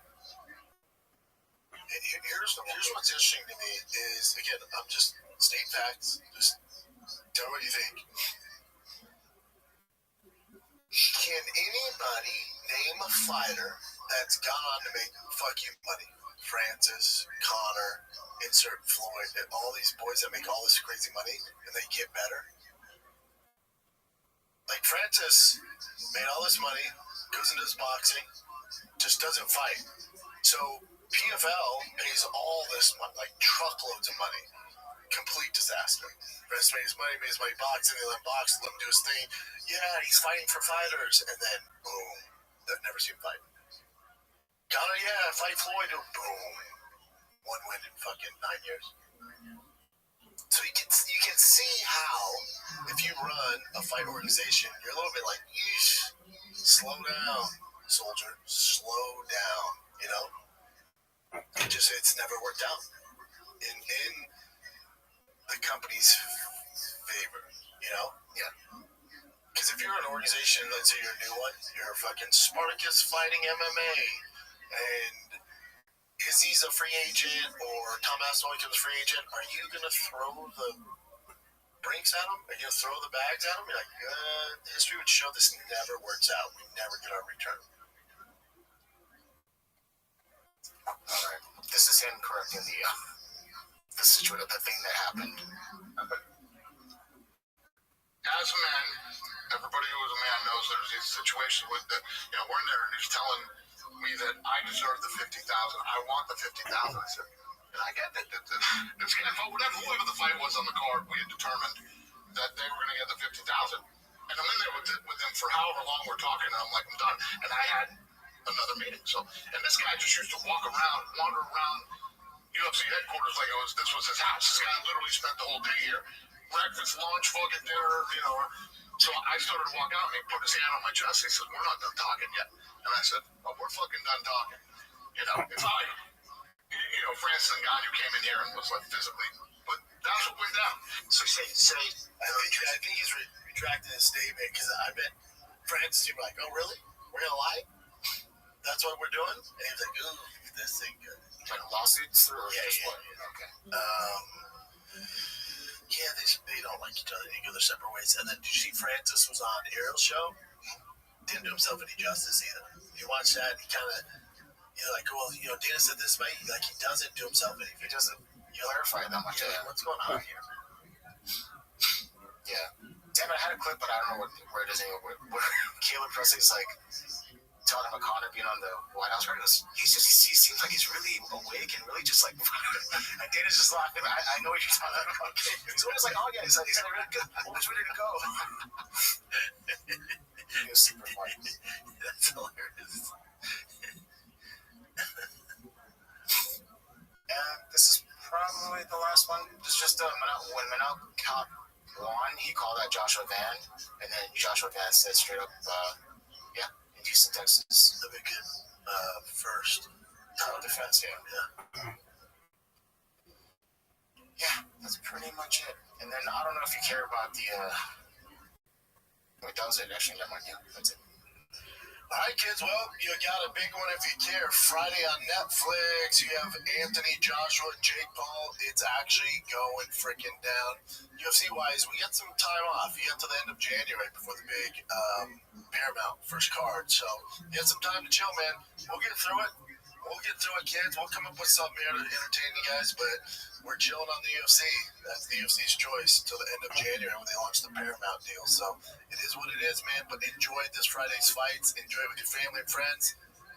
I told you how I think it's going to go. Anything less, I got some questions. All right? That's it. Love you guys. Thanks for watching.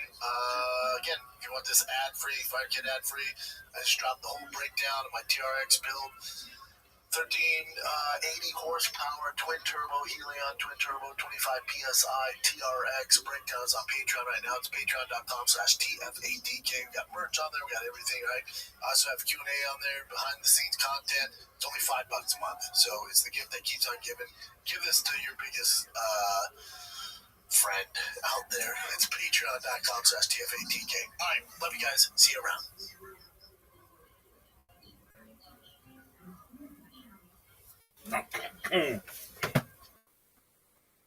Because we back at it again. It's the fighter and the kid.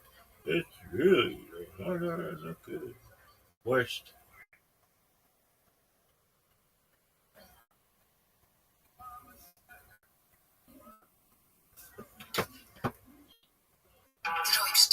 Nobody gives a shit about your problem.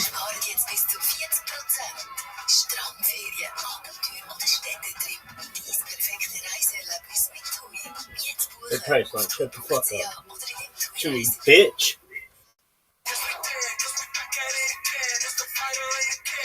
This is really the fighter and the kid.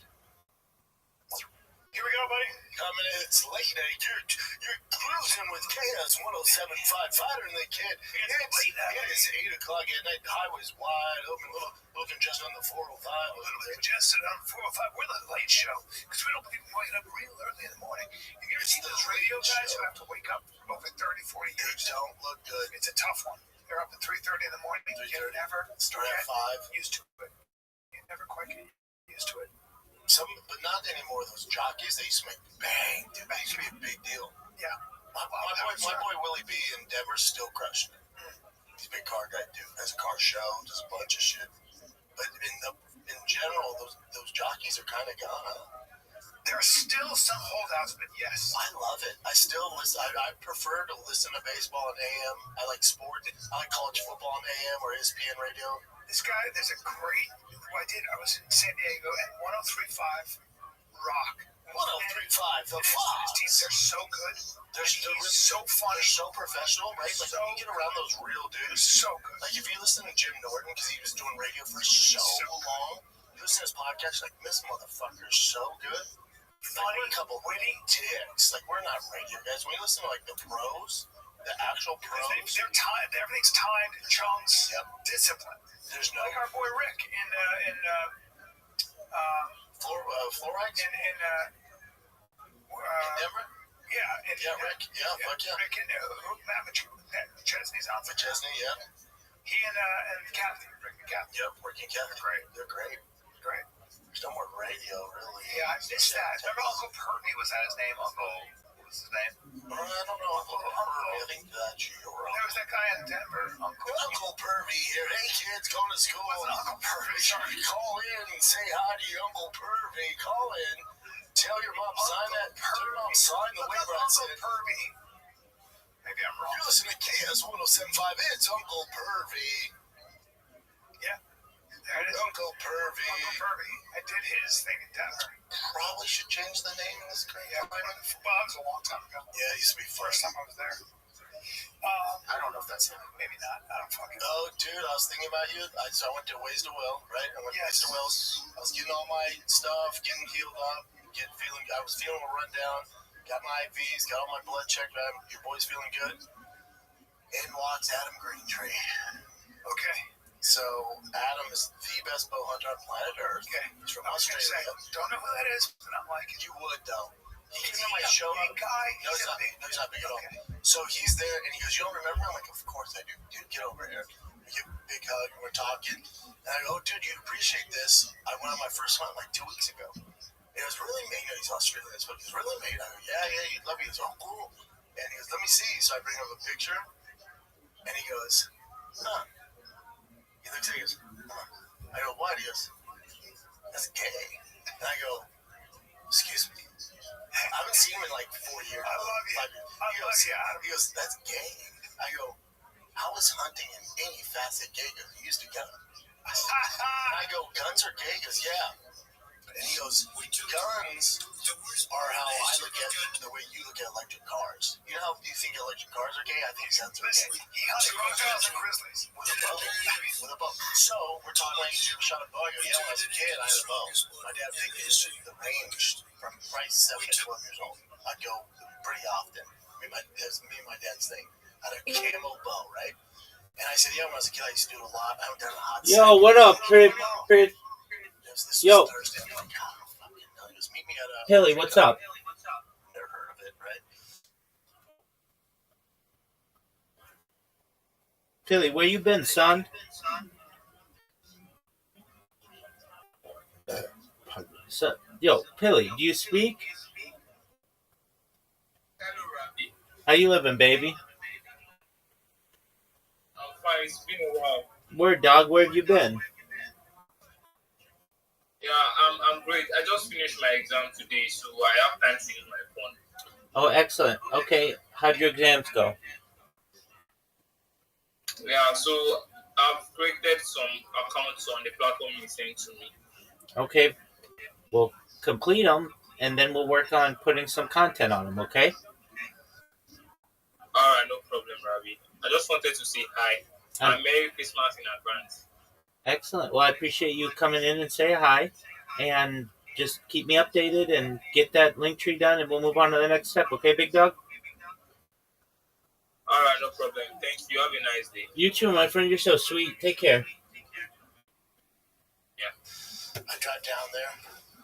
Shout out to Pilly. 30 minutes, you know. I'm like, I'll be there 30 minutes. I told Joe, I'm like, I'll be in and out. Don't worry. Dude, I'm there for 5 hours. There for 5 hours. I walk in. It's my boy Tyler's place. I know. I love Tyler. So I'm there. I walk in, see Tyler. Me and him were talking. I'm going to hook up with Strub, right? So me and him were talking about things. And then Adam goes, "All right, man, let's get you measured up." So let's get measured up. And so they take my fucking wingspan. I was like, "Guy's got a wingspan." He's like, "80." So, right? So then they give me the bow. He's like, "Dude, you'll be able to fucking get some freaking torque with this thing. You can pull like a 90-pound bow, no problem, probably." Yeah. What's Joe and Campbell? I'm good. So they're not. Whatever they're doing. So you're not. So, as I was saying, mine's 70 right now. But I did ask them, I said, "What's Joe and Campbell?" And they said 90. All right, cool. You start at the 90. So they have mine at 70, and they go, "You don't want 90, especially when you first start out." Because they're like, hey, when you start hunting, animals will, because you have to do this. Like, a lot of guys have to do this. They can't be smooth. So you want here. So they set up all this bow and all this shit. And then Adam's like, "That's your bow." Excuse me. And it's a Joe Bass bow. Carbon fiber, all this shit. Gave it to you. Listen. I don't need that bow. But your boy got that bow. You got that bow. So then your son might need it eventually. So then they go, "Well, let's go to the range." I'm like, "Oh, Campbell, I'm nervous because he's literally the best in the world." It's like Jordan be like, "Hey, when you shoot your free throw, you should fucking listen." Right? Yes. So he goes, and I thought he was going to string me. Adam goes, "Oh, I'm not that good at it. I can give you some pointers. You need Tank." I know Tank. Dude, I've had so many coaches in my life. I've been so fortunate. I've had great coaches. Buddy, Tank, when it comes to bow and arrows, he's that Bubba. Really? He's the Phil Jackson of teaching people to shoot a fucking bow and arrow. So he goes, "This is what we're going to do." Whatever. He goes, "It usually takes me 50 arrows to get someone to shoot a bullseye." He goes, you got 50? I'm like, "Oh, yeah, all day, buddy." Within 5, boom. Then you're boy. I call it grouping. Started grouping. Then your boys You a grouper? Oh. Should I call you the grouper? I looked around like, it's Group City. It's Group City. Where you want it, Tanky? You all group Where up? you want it, Tank? Why? Because you gave your boy the knowledge, and now it's time. And you got a steady hand because you ain't having a tough time pulling all that stuff. I said, hey, Adam, this is how they do it down under. Shink, shink, shink. How far away were you? You know the range. So then I told Adam, it's the range. Yeah. So I told Adam, I said, hey man, like, should I be pulling at 90 something so big? That's what he told me. He goes, no, because if you even have to do even this a little bit, animals see it, they run. He goes, but they don't see this. You don't see this. I said, he goes, and I shoot with a 70 or 80. I said, is that powerful enough to take out like big ass animals? He goes, oh mate, it goes through. He goes, I shot, I think he shot 70 or 75, he's telling me. He said he was hunting a water buffalo. They're enormous. And he goes, they're enormous. Because the water buffalo, the ribs are, I guess they're like a little slanted. He goes, so when they turn, it's a shield. And it's hard to get through that. Even with those big 90-pound airplanes. It's tough to get through it. Wow. He goes, this is how powerful 70 or 80 pounds he was pulling. He goes, at an 80, he said, pull back. And the only thing he could hit, because he was like kind of straying away from him, shot him in the ass and the butt cheek. He goes through the butt cheek, out his mouth. He goes through the entire body. Yeah. I'm like, what? Wow. Dude, I was there. I couldn't get enough of it. I loved the whole routine. It's very zen. Oh, dude, I loved it. So then they gave me a target to at home over the weekend. Call me Rambo. All of a sudden you got one of those like foam. That's what I have. That's really cool. Yeah, I got one. That's great. I feel like you would like it. I would maybe, yeah. Yeah, maybe. I don't know. Probably. Yeah, we'll see if they have 10 pounds, but got two small kids. I'm pretty busy traveling. It is a lot of time. A lot of time. I'd rather spend my time on a jiu-jitsu mat, or in a boxing ring like I do in the mornings. Yeah, I feel him. Yeah, I feel it. You do gotta physically. I get a workout and I feel good. Yeah, I know. It is something where if you're gonna do it, like you gotta do it a lot. I would do it only if I was gonna go hunting. See, I'm going hunting with him. That's good. Week. Where are you gonna go? I don't know. He said around here, 2 hours away. Get yourself some meat. I already got meat for my last kill. Get some real meat. I'd like a little meat. How about getting a little rice and meat? Maybe some chorizo. You know what I'm saying? I get some chorizo. You want some strap back? Yeah, back strap. Back strap? Strap back? Strap back. Back strap. Strap back. Yeah. Strap back. It's a very honest mistake. Strap back. I loved it though. Hunting is really fun when you do it with the right friends because you're just laughing the whole time. I think Adam's an awesome dude. We've always hit it off. But he's so you would like it because you like greatness. He's so good. Yeah. So I asked Tank because this Tank guy, the way he was coaching me, I'm like, dude, this is insane, dude. You're like the fucking arrow whisperer. What was he telling you? Give me an example. So, but I was asking him, I go, how long have you been doing this? He goes, buddy, since I was in diapers, my daddy hunt. And he goes, and he's like 500 pounds. Yeah, big boy. He's like jelly roll, but taller. Giant hand. And he goes, I've always been big. He goes, so when I was a kid, the only thing they would give me is a man's bow and arrow, like a men's. He said, so I grew up with that. So I got good really fast. And so I'm talking tiny, dude. He's like, so I've been doing it all my life. I'm like, fuck. How did he teach you? Adam?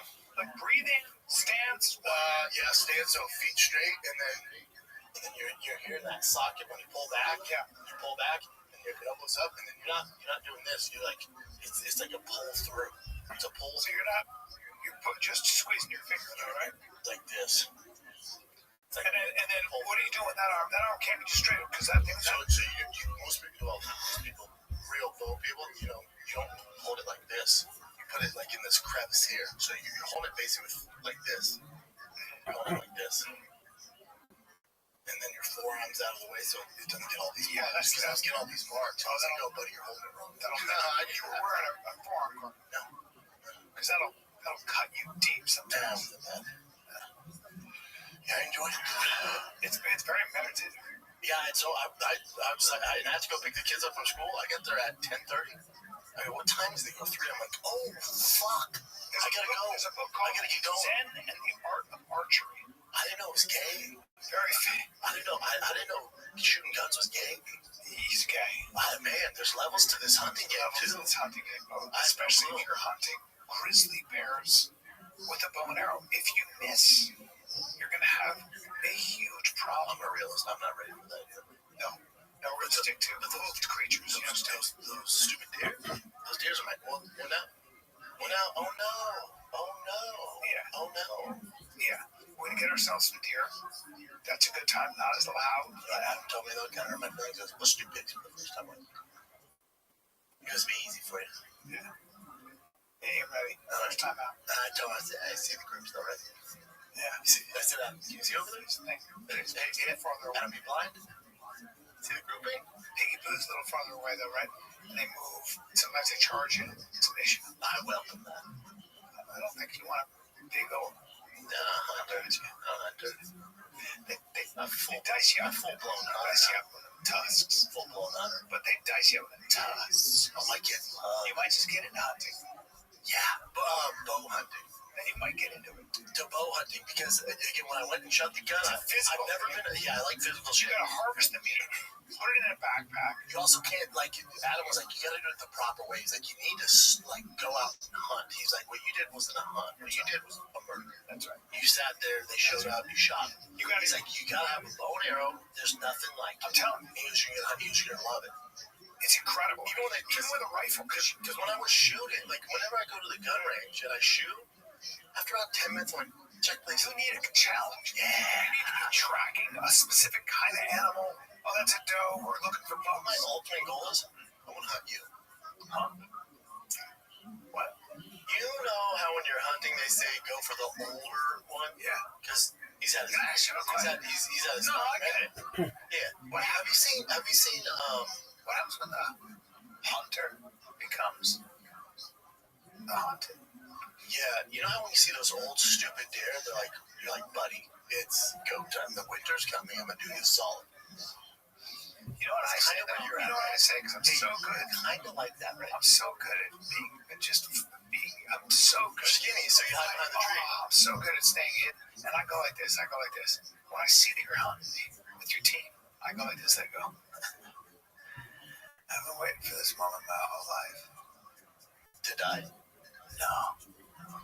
When the hunted becomes the hunter, and your friends start falling all around you with gunshots. Well, and then you just hear this. You should have stayed home, Brendan. You should have stayed home. You don't see my boy Adam shoot a bow and arrow yet. You ain't going nowhere. What is that? Because I want one. Dude, this is an Olipop.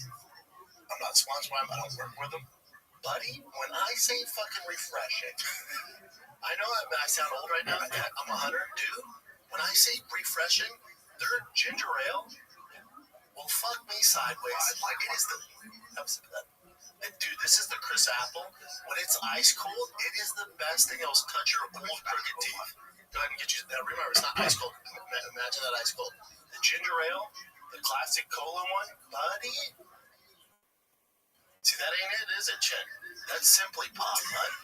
It's simply Lollipop. That's very nice. Imagine that ice cold. And I think that's real apple, right? Yeah, dude. 3 grams of sugar. That's got something to say. I feel good drinking it, too. Yeah, that's got something to say. Do you have something to say? Yeah, a little Lollipop. $3 a can. I saw our boy Eric from Virginia in Naples. He says hi. I love him. He's the best. He's the best. Those 3 right there. Fuck me, dude. You want fucking crisp shit? Cheap ginger ale? Really?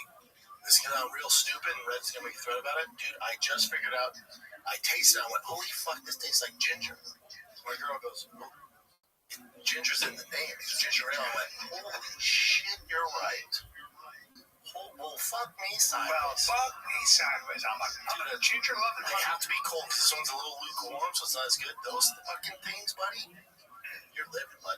Yeah. So you saw our boy? Let's take a little break here and talk about here's my holiday pattern. Tell myself I'd be thoughtful, then I panic because I waited the last minute. I buy a terrible gift card.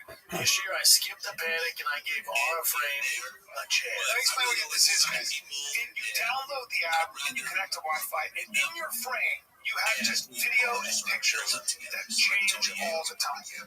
And my family has this. My wife's family has this. You're always unlimited kid pictures, sports pictures, grandma would love it. Mother would love it. It's great. Yep, you can share photos and videos effortlessly. All right, so for limited time, save on a perfect gift by visiting auraframes.com to get $35 off Aura's best-selling Carver matte frames.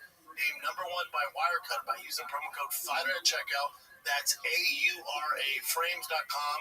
Promo code FIGHTER. This deal is exclusive to the Fighter Kid listeners, and frames sell out fast, so get your order in now in time for the holidays. Terms and conditions apply. Aura. Yeah, so you saw our boy? Yeah, he's cool. Did you go to the restaurant? Every time I'm done, you know when you're done with your show, he's got a spread waiting for you. Yeah, the best. I mean, come on. It's Wyatt. Pineapple pears. I should have my face. I bet the root beer is fucking great. Your wife is in Florida too? The whole family's in Florida? The whole family's in Florida? Why? Because she's got family down there. Oh, you're staying out there the whole. And it tracks on. I got to tell you. So and then when you fly back on Thursday? Wednesday. After a pod. But you know what? At least we're in the middle. It's not like LA to Florida. That's It's fine. You know what? It's fine. 2.5 hours? Yeah, 2 hours and 15 minutes. Yeah, it's not bad. That's what it is. That's easy. I don't mind, man. I'd like to fly private, but I'm not. You know how that goes. And that's it, bud. That's it. What, anything else going on the weekend? A lot of people died. Rob Reiner and his wife killed by their son. Slit their throats. God, he always had problems. But they said he got in an argument at Conan O'Brien's Christmas party like 2 days before. The day before. He looks a little crazy. Also, look at him, though. He had can anyone look at him like, well, that guy's going to murder somebody? Yeah, he had major... He looks crazier now, though. He had major He looks fat now, right? Yeah. Well, he was homeless for a while. That's the same guy. How do you know that's him? Yeah. Now, let's stand out. Stepping to the mic. Is that the whole You can see he's coming into crazy. Oh, why? He's on a red carpet and he's in a fucking warm-up jacket? Yeah, he's not well. He's not doing well. And he's definitely not doing well anymore. That is such an unspeakable tragedy. Like, that's... Like, the siblings are left. I wonder how they feel. Hey, you lost your mom, dad, and your brother. Oh, hell no. Look at that. You fucking curve. Amy Schumer and her husband got a divorce. This pig loses weight. I didn't mean to say pig. This fucking oinker loses weight and then divorces. Yeah, I'm not a fan. What happened when you're all fat? What happened? I thought that was the life. I thought everything was all good. You told us body positive. Now you lose weight, you divorce your fucking husband? And we're the bad people? Well, she's tough. And she deleted every picture where she's fat from Instagram. Did you know that? Yeah, she's... Hey, listen, there's gold likers. Well, listen, at the end of the day, what is it? The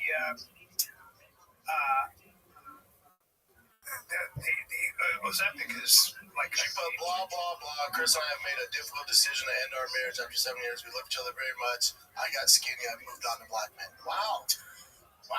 Impressive. I dropped some pounds and thought I could bag a basketball player, not because he's hot. James Beard, award-winning chef, who can still pull some hot tail. Oh, so yeah, basically. I don't give a fuck about her. But anyway.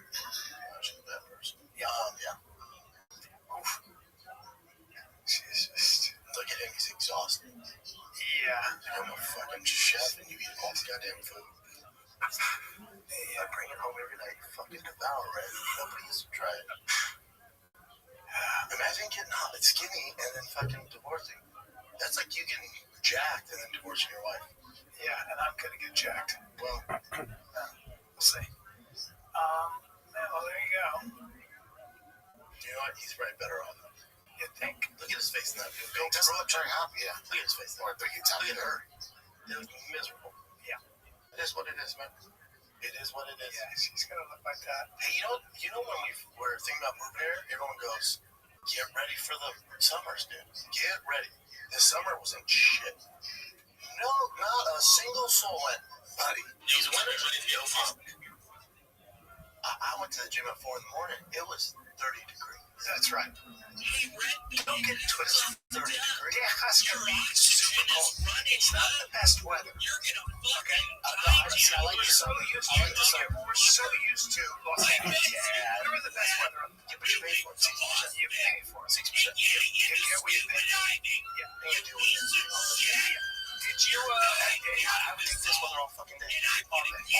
Over California and all that bullshit. All day. I hate this cold. Yeah. Going around. Joshua, this is really happening. It's Friday. You're gonna be on stage. It's Friday. I'm not gonna be on stage. Joe doesn't want to do a fight. Well, I texted the group this morning. Nobody answered. I went, yo, we should do a crazy fight campaign for Jake Paul Joshua. Wow. Then I followed up because I was crazy crickets. I can't believe this is actually happening this Friday. Crickets.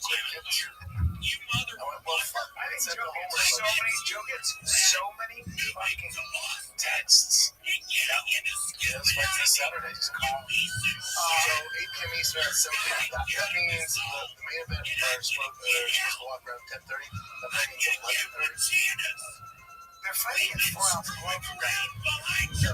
They're fighting with 8-ounce gloves. 10 ounce. Yes, they're fighting with 4 ounces. I meant 10 ounce. Yeah, 10 ounce gloves. That's like, I don't think people realize how small that is. Like they should though. It's like it's a conventional box. It's basically no gloves. It's worse. Yeah, the UFC glove has more protection with 4 ounces than the wrap. That all that thing does, it doesn't do much. Especially if you have big hands like Joshua. Yeah, I mean, it's really dangerous for him to get hit by Joshua like that. Cry me a river. The amount of money he's making. You could suck me in the asshole. I am so interested in this. I don't know what they're thinking. So on the shop show, I said Jake Paul has a better chance of curing cancer than he does beating Anthony Joshua. And I posted this clip, and my favorite comment goes, Jake Paul has a better chance in pissing in a hot sauce fucking container than he does beating Anthony Joshua.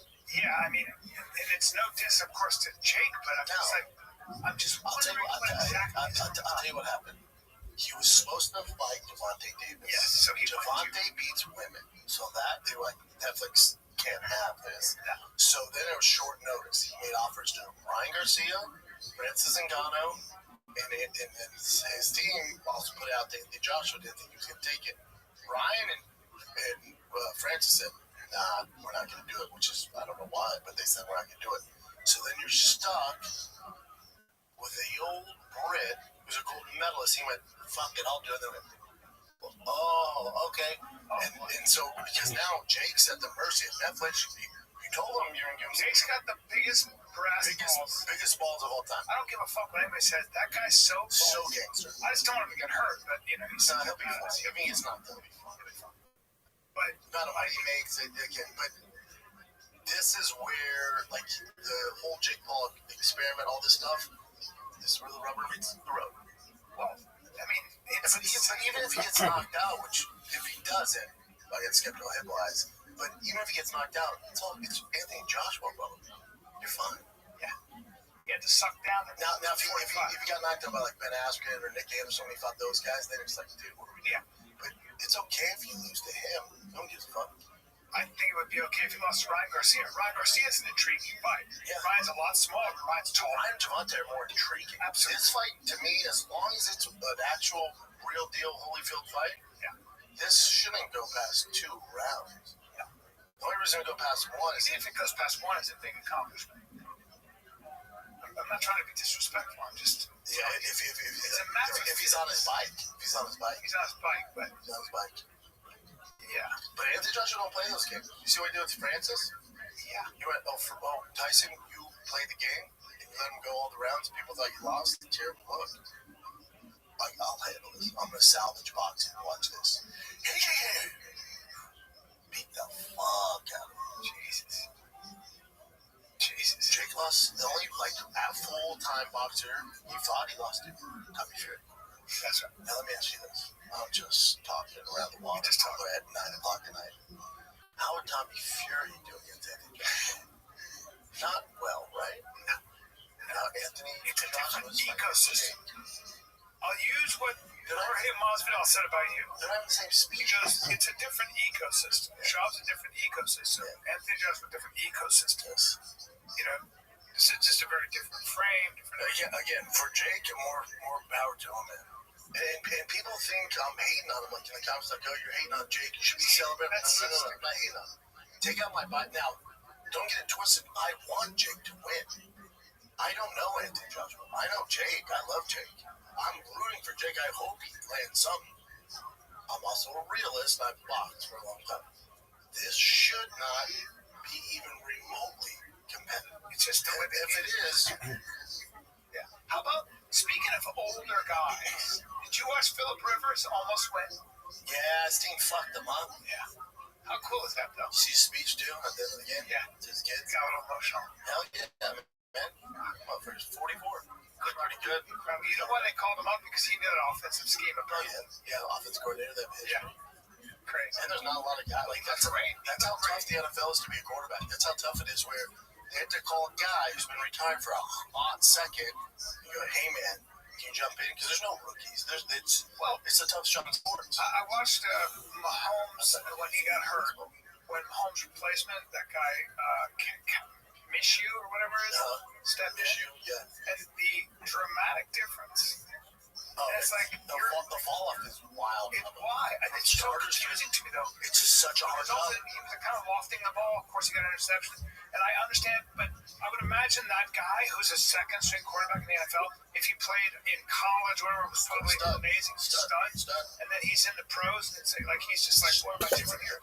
He looked like he looked like high school quarterback. He did. There's such a gap between first and second string at quarterback. Such a gap. Our boy Kevin Bay, who was with me, and he's awesome. We love him. But Kevin's got strong opinions on sports, and he doesn't think that Mahomes is great yet. Oh, interesting. I was like, that's a horrible thing. I agree with you. I think he's great. I think he's a pussy, and he's changed the game for the worst in a lot of ways. Why? The way the flop, he brought the Euro flop over, how they flop in soccer. You mean he's in pain? No, he pretends he's in pain to get flags. Oh. Yeah. He started all that. Yeah, he started all that, which hurts the sport, but he's still great. There's argument he's the greatest of all time. He's great. Yeah. He's not better than Tom. Now, he's not as accomplished as Tom Brady, but he's pretty fucking good. The larger question is, Brady had an amazing mind, and he was not a scrambler, not a runner. Brady's great at stepping back in the pocket, and he's incredibly accurate, gets the job. Brady was the smartest player of all time. Very smart. The smartest, by far. Yeah, well, Peyton Manning as well, but yeah. Tom Brady, for sure.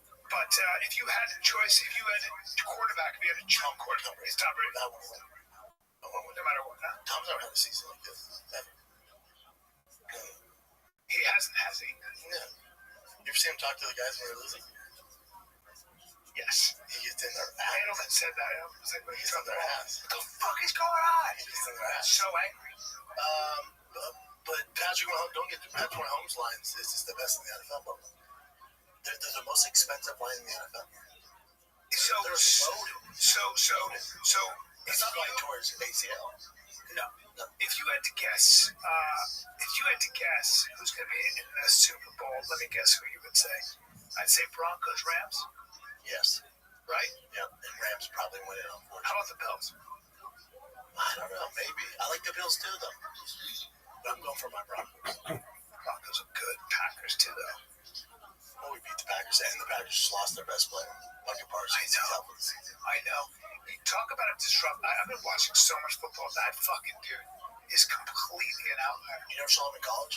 I never saw him in college. I can't imagine what he did to dudes in college. I can't. Because what he does to quarterbacks, his speed, he's such a disruptor. In college, he must have been unstoppable. He's like Morris Taylor. Yeah. Unstoppable. Some people are just made for free to fucking tackle quarterbacks. Freaks. Yeah. Any fights besides you? Oh, yeah. Dude, I'm usually in bed by 9 o'clock. Yeah. Anything else coming up? Any other fights? UFC's off to January 26th, I think. Because the Paramount deal. So you can cancel it. This is good news, y'all. You can cancel your ESPN subscription now. There's no reason to have it. January 24th, you have TG Pimlet fighting. And the following weekend, you have Volkanovski Lopez. Nobody gives a fuck about it except for Volkanovski. They're fighting again, right? Yeah, it makes no sense. Why? And then Strickland Fluffy's a fantastic matchup. They booked Moreno already? Yeah, for a quick turn. Weird. Did he win his last fight? No, he lost fast, right? Yeah. Damn, yeah, he did. He got tapped out, right? Yeah. Yeah, UFC's off. The good news is you can Holloway's fighting. Who's Holloway fighting? Charles Oliveira, second time. They fought so long ago, it's basically the first time. Interesting. Are you all caught up on Netflix? Not Stranger Things? I don't watch Stranger Things. I don't care, but I'm gonna watch the Diddy documentary tonight. I've been thinking about it since you talked about it. No one's got Worth it? Yeah, for sure. All right. Yeah, but Stranger Things. What are you doing? Yeah, It's literally the most watched show of all time. For a guy who didn't even want to watch things about dragons, I didn't like how the first episode, the first season, I was like, Stranger Things? Yeah. Oh, you know why? You're so old, you can't relate to that time period. No, that was my time period. No, that's my time. I grew up in the 80s. No, you were in the 80s. The 80s, I was in high school. You were grown in the 80s. No, bro, you were a full-grown man in the 80s. I graduated college in 89. Yeah, dude. I graduated high school. Man. Hold on. You're not going to relate to these kids like me. 14, 15, 16. Yeah, you're a grown man. I was them, dude. That's why I love it. I remember the 80s. Dude, so for the last 3 episodes, I think the first 2 that they released on Christmas are both an hour and a half. The last one's 2.5 hours. Jesus. 2.5 hours, and they release also in theaters. Wow. Now, nothing can get me to the theater. If anything this would do it, but I'm still not going. I'll be in my jammies watching. But still, theaters are so fucking dead. Nothing at all. But I can't fucking wait. This could be good, huh? It's just sad that it's over. It's sad. It's over. They'll do a spin-off, guarantee it. I don't have a show. My wife and I don't have a show right now. That's so sad. I'm so sorry. Give me another show. The Bandits? The what? The Bandits. So it's The Abandons. Yeah. I don't think that's the name of it. Yeah. I don't think that's the abandons.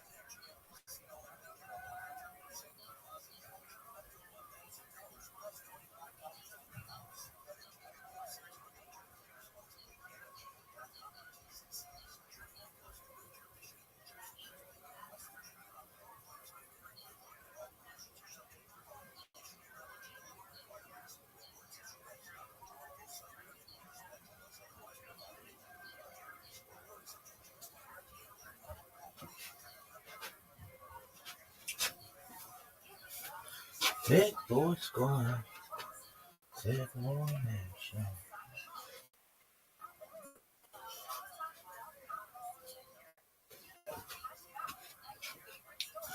Big boy squad.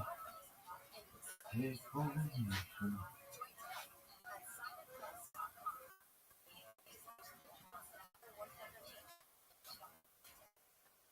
Big boy squad.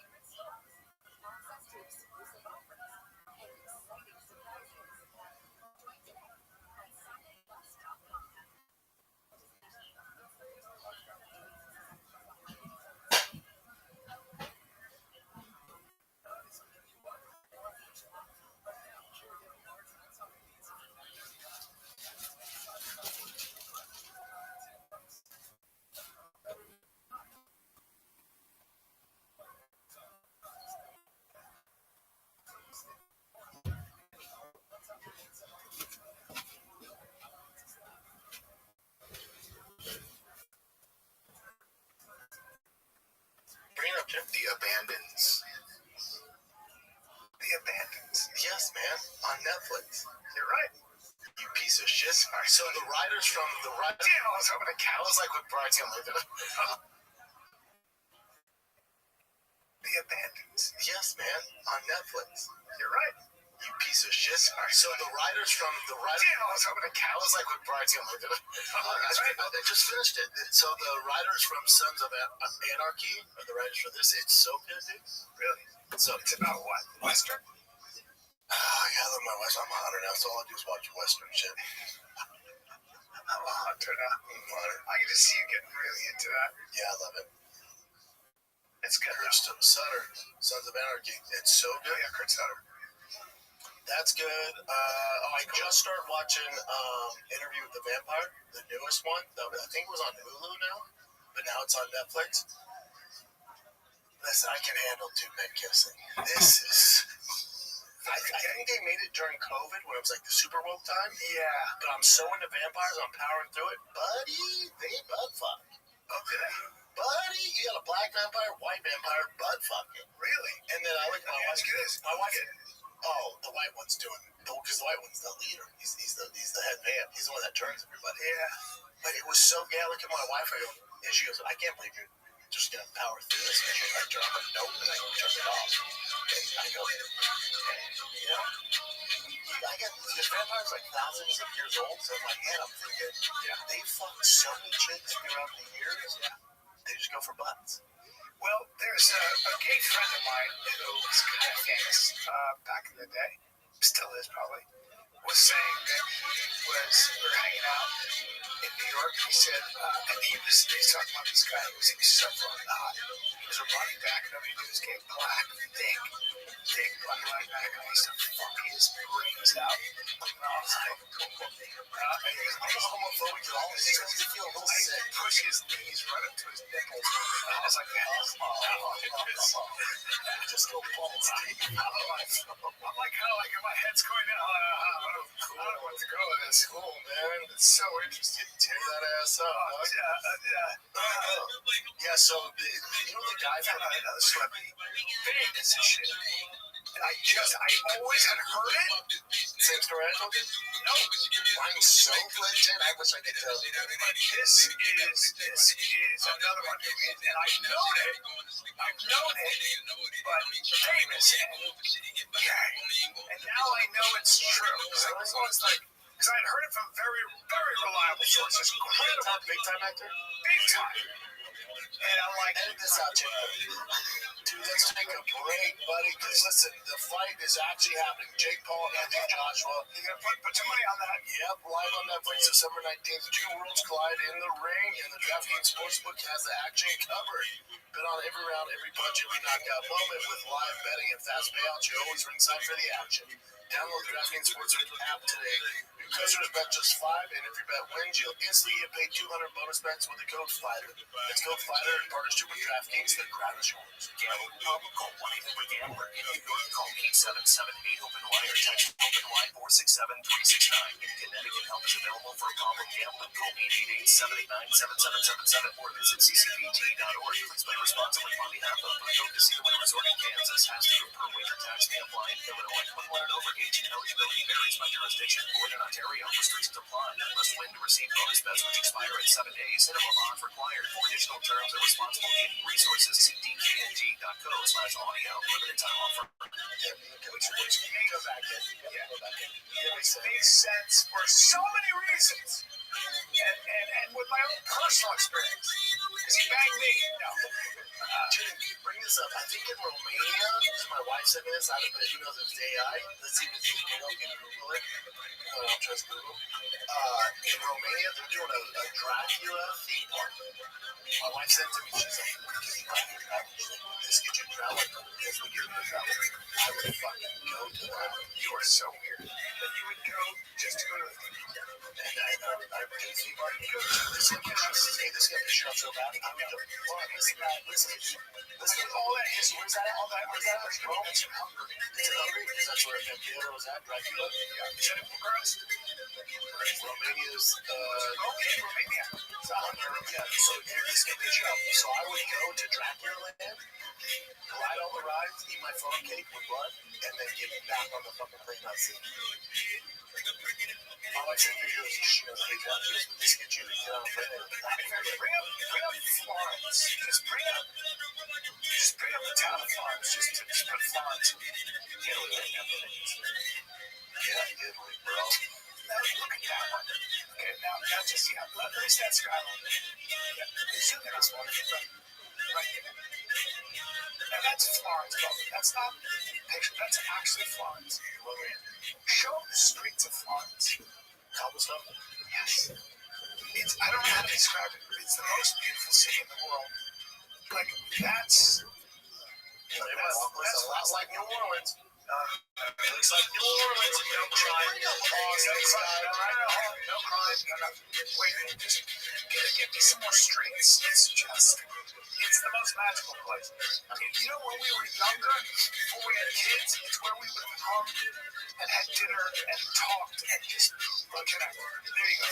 Like living there, you can walk that whole city in an hour and a half. You can get anywhere. And it's all walking, and it's like that. It's just incredible. It's incredible. You can walk in bare feet because the stone is so beautiful, and it's just the most incredible place. But it's so incredible that it gets too crowded. But look at that shit. Oh, Wow. If you go in the winter, it'll be fine. Like the food and everything. is that where everyone goes in the winter? No, Is it cold in the winter? being cold like this is not that bad. But it's so beautiful. I'll tell you what, I was in the favelas of Brazil, just hanging out on the curb with all the Maulistas who sport Portuguese. That was fun. Yeah. So think of that though with no crime. Like Florence is so safe. Incredible. Oh, damn hunting. Well, the thing is, now we have kids. Yeah. And I'd rather be nowhere else but with my kids. You know what I'm saying?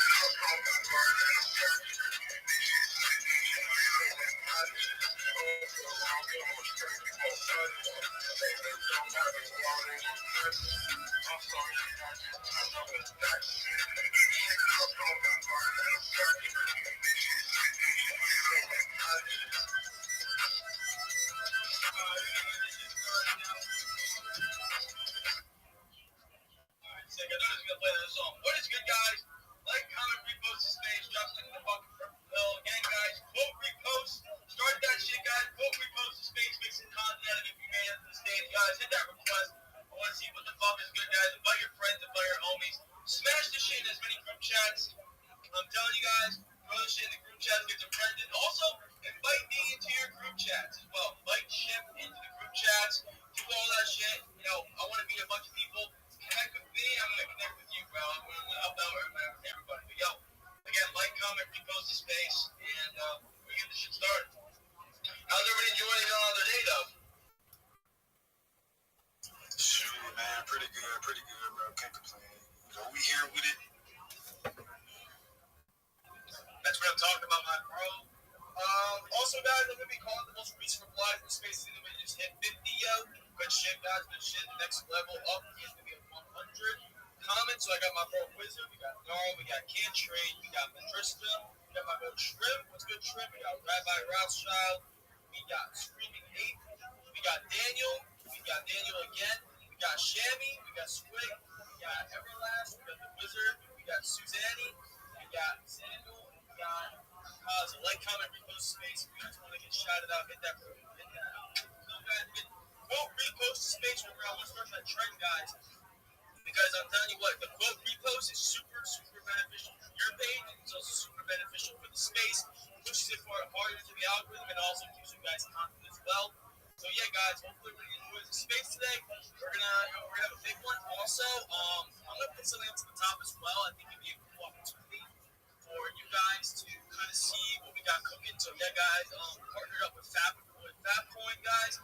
So I'm gonna show up the Fabcoin and Fab1, tell them, yo, Shift brought you over. Be like, yo, my bro Shift told me to go check you out. I'm also gonna go on their page as well. They got something that I'm probably gonna show up to in a little bit. So we're all gonna raid this shit. I think it's gonna be super sick. I want everybody to legitimately, you know, when we hit that space, I want everybody to be like, yo, we're raiding you guys. We're coming from Shift Space, some shit like that. It'd be super sick. I think it'd be awesome to see, like, them see, like, 50, 60, fucking 100 people fucking raid that shit. It'd be so cool. Yeah, I'm gonna go get that.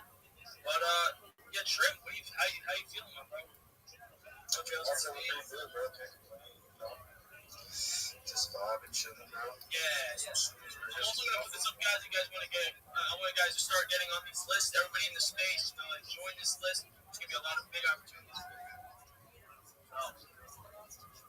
We're gonna get this shit started. What's good, my bro? Wise. What's good, bro? Hey, what's up, brother? Thanks for allowing me up. Just chilling, kicking it. Hell yeah, my bro. Yo, you want to be the first show in the space, bro? For sure, I could definitely kick it off. Hell yeah, bro. Let's hear it. What do you got for us, bro? Alrighty, I'm from the WISE ecosystem. I'm actually a community member. We've been around for 6 years. First thing of significance about our ecosystem is for the WISE token. We're the biggest liquidity on Uniswap. We have about $170 million in liquidity. But what I'm going to be shilling today is a product where we partner with a telecom company to bring a real-world asset on chain. So what we're offering is called the World Mobile Vault. Basically, it's hold on. Basically, it's a product where you can earn 20% APR on your stable coins. You deposit into the contract, the money gets forwarded over to the telecom company, World Mobile. They then put up telecom equipment, which the WISE ecosystem now owns, and then we get a cut of the revenue from the 2.9 million customers that they have, and that's what generates the 20% APY. So there's no greater food theory. There's no token involved. Basically, the APR is created by people actually paying for a service that they need.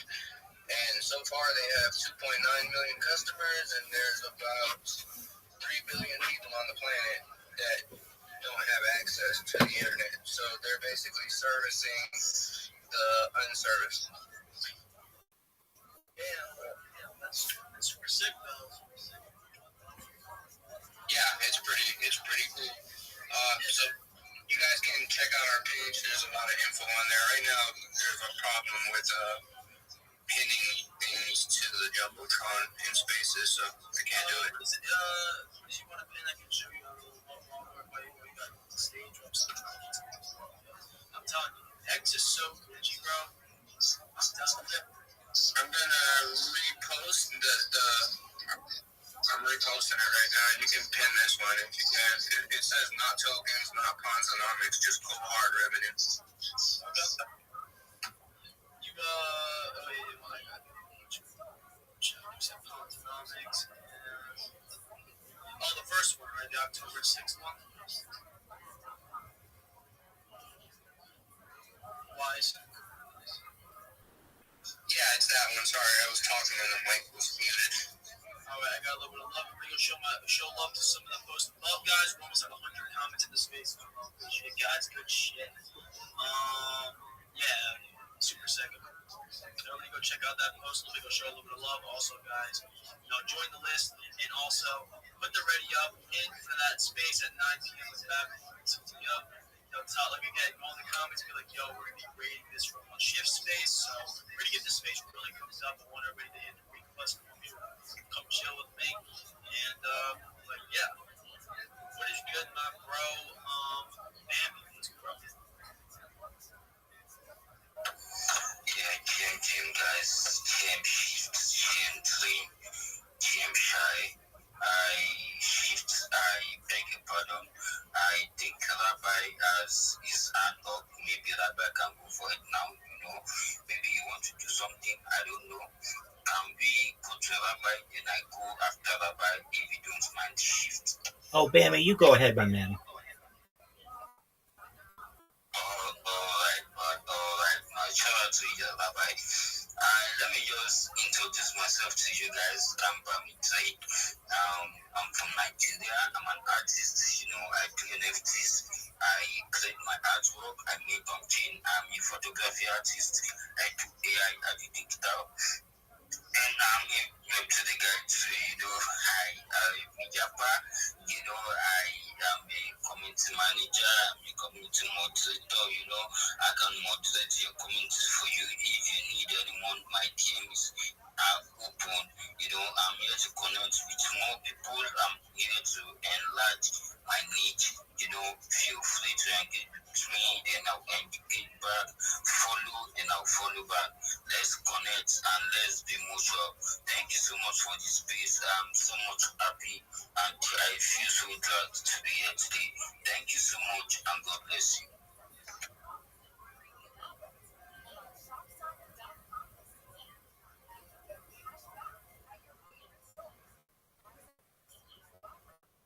Shift, are you there? Bro, I was doing the same fucking thing, bro. I was talking with them.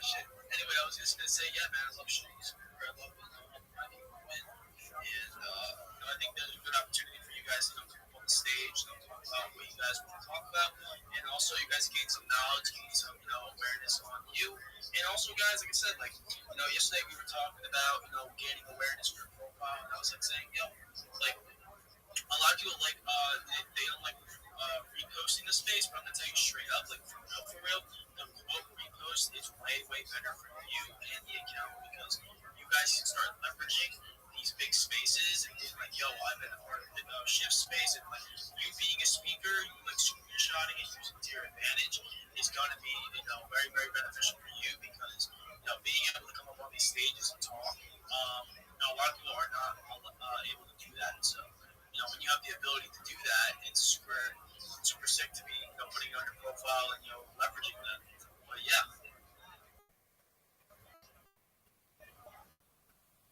I'm doing it right now.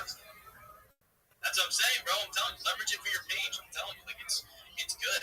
One, it's also gets more people into the space, which is more alpha. Because again, guys, the reason why I want more people in the space, obviously, the bigger the space gets, the more leverage you guys can use. But also, another thing is it gets more people in the space. It gets more people that hear your projects early, get people to want you and shit like that. Because I want that. I want some alpha in the space. I want to know what is good. What's good, Rabbi? Every day is a holiday. Every meal is a feast. Shift. Thank you so much for allowing me to be here. Everybody, shoot Bam me a follow for being such a sweetheart. I'd appreciate the follow as well. I'm the easiest follow back in the game. If you follow me, I will make sure to follow you back. I've got some alpha to share with the room before I shill.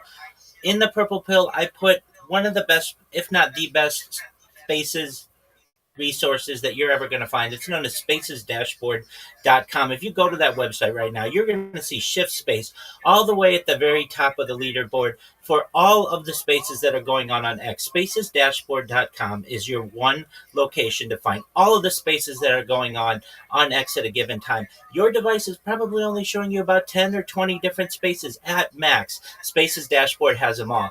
You would have no idea. There are hundreds of spaces going on simultaneously. You want to check it out. It's an excellent resource. They not only organize the spaces by largest to smallest, but also by most recently started to longest duration. They organize them by NFT, cryptocurrency, finance, investing, entrepreneurship, whatever your interest is. So check it out. It's an amazing, amazing resource. I'm Rabbi Rothschild. Yes, spacesdashboard.com. spacesdashboard.com. You're on the front page. You're right there at the top. So if you haven't had a chance to check it out, I put it in the purple pill as well. If you want the link, it's an amazing resource. I'm telling you, I'm in Spaces, as you all know, all the time. And Spaces Dashboard is where I'm able to connect with the most amount of people. I always know what the top spaces are. And right now, Shift is at the very top of that leaderboard. So that's an amazing shout out to you. If you don't know who I am, I'm Rabbi Rothschild. I stream my life 24 hours a day, 7 days a week, 365 days a year for world peace. I've been doing so for more than 4 years. My streams go back to the pandemic. We've seen the death of a queen, the birth of AI, the coronation of a king, and everything in between. This is a real life Truman Show, a real life Big Brother. This is a timeline and a time capsule of human achievement. In the 1990s, Bill Gates coined the phrase content is king, and I'm making it true today. I'm king of the internet. This is the biggest event in global history, and here's why. In 2018, The Economist magazine stated that data had overtaken petroleum as Earth's number one resource, and I have more data archived on the internet than any person ever, which is making me very influential. I'm going viral, and when I do, I want to make you, your friends, your family all financially independent. If you're not already, I want to ensure that you have generational wealth if you don't already, and I want you to be able to start charities and philanthropic organizations of your own. I'm unlike any influencer you're ever going to meet. I'm not live on one YouTube stream nor two YouTube streams. I'm live on over 20 simultaneous YouTube streams, 24 hours a day. You can view my life in 360 degrees. I even have a ceiling camera. If you want to view the links to my YouTube, they're in my profile. They're also in my pinned post. You'll also find in my pinned post a link to my link tree. I dare you to look at my link tree. No one dares you to look at their link tree, but I do, because I have more social media than any person ever. I have more content than any person ever. You also find a link to my Discord, discord.me/rabbi. We invite you to join our community. We have over 2,700 people who are members and are growing every day. Additionally, if you're not a member of the Big Steppers Discord, you need to be. It's discord.gg/Big Steppers. We have over 9,000 people in that community and continue to grow there as well. In addition to making you all wealthy and wanting to promote world peace, I want you to know that I want to end world hunger through the use of technology, such as agricultural drones, floating greenhouses, saltwater greenhouses, hydroponics, vertical farming, cloud seeding. I want to help end world thirst. I'm sponsored by a cryptocurrency. I don't normally plug it, but I will. It's known as Harry Potter Obama Sonic 10 Inu. It has a very long name. It's one of the OG meme coins, and it's worth tens of millions of dollars. And you should know that one of the things that we do is we build wells and water towers in developing nations for the benefit of the less fortunate. We have built multiple wells, multiple water towers in places like Nigeria. We run toy drives in the United States. We help the homeless globally. We do everything that we can to give back to the community. Additionally, I'm an advocate for the Life Straw program, and most importantly, desalination technology, where we pump Earth's seawater onto land to make it drinkable. If you are a reply guy, if you're a Web3 marketer, if you're a rater, a shiller, and you want a free mentor, coach, and friend, send me a follow. I will follow you back. Send me a DM. I will respond. I want you all to know that I'm here to support you both personally and professionally. I'm here to be a positive person in your life. I'm here to have an optimistic view on the future. And most importantly, I want to give people hope. And with that, I sincerely appreciate the opportunity to share. Yes, my bro. My bro, Rabbi Rothschild, is a big supporter of the spaces. He's always coming in daily. He never misses. It's super sick. Yeah, give them a follow again. Follow the host, the co-host, and all the speakers. And go to the top of the Jumbotron, Max engage with some of those posts as well. And guys, join that list. For real, join the list. We'll repost the space, use some content with it. Trim, would you like to shout out some of the most recent replies in the space we smashed past?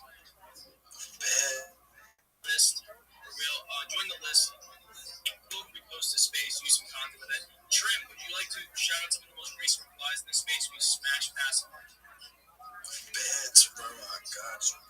Go straight to it right now. Alright, man, we got Reply 5, bro. We got Dave. We got Alice, bro. We got Nitro Rizzy, bro. We got Ryan. WPFP, bro. I'm not gonna lie. I'm tapped in with the token. I'm not gonna lie. Anyways, though, we got Fierce Sassy. We got Dave again, bro. We got the Richie D Wizard. We got Mr. Ziku.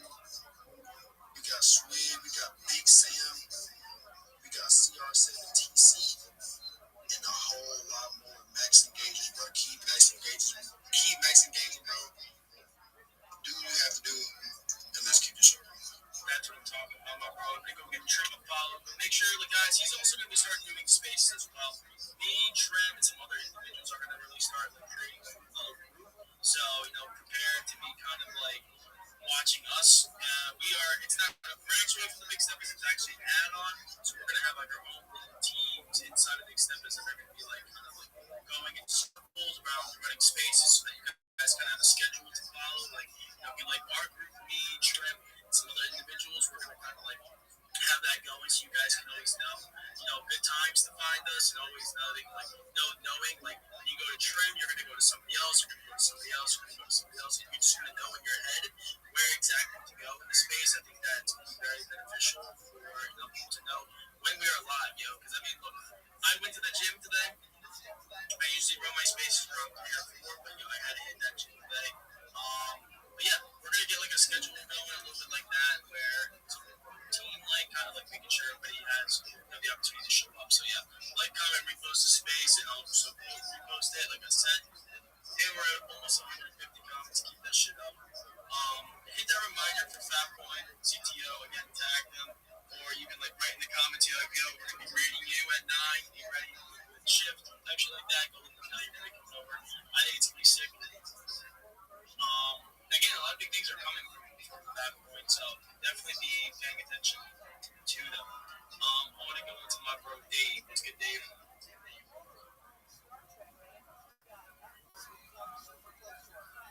Yo, Dave. Yo, Jim, I was in the comments, but sorry. How are you doing? Yo, talk good, bro? Yeah. I'm doing good. Yeah, Jim, money to millions of shit faces, clients in this last section, and I don't like that. Thank you for bringing me up. Yeah, thank you very much. Yeah, so I just want to I be like a lot of folks on the stage, so you're welcome. Thanks, man. So, I just share about myself. I'm a content writer. I write content for projects. I'm an ambassador, an NFT collector. I love NFTs. And I'm a community moderator and builder. I help in overseeing servers and all that. Yeah, and also I want to talk about a project, an NFT project. Meet is on the 25th of this month. Yeah, I'm talking about levels. Check on my profile and I can post. Yeah, it's a very good project. Just to the Solana blockchain, and yeah, they're going to be so I know for you guys to check it out. Just check the NFT out. They're meeting on the 25th. You can join their servers and get replaced and all that. Yeah, thank you, Sheep. And also I connect back with them for that. Thank you. Yep, same, bro. Same. I'm gonna be following everybody that also follows that list as well. So if you guys want to follow me, make sure you are following that list. I'm gonna be making sure, because there's a lot of big things that are going to be coming out of that list that I think are going to be some cool opportunities for some people.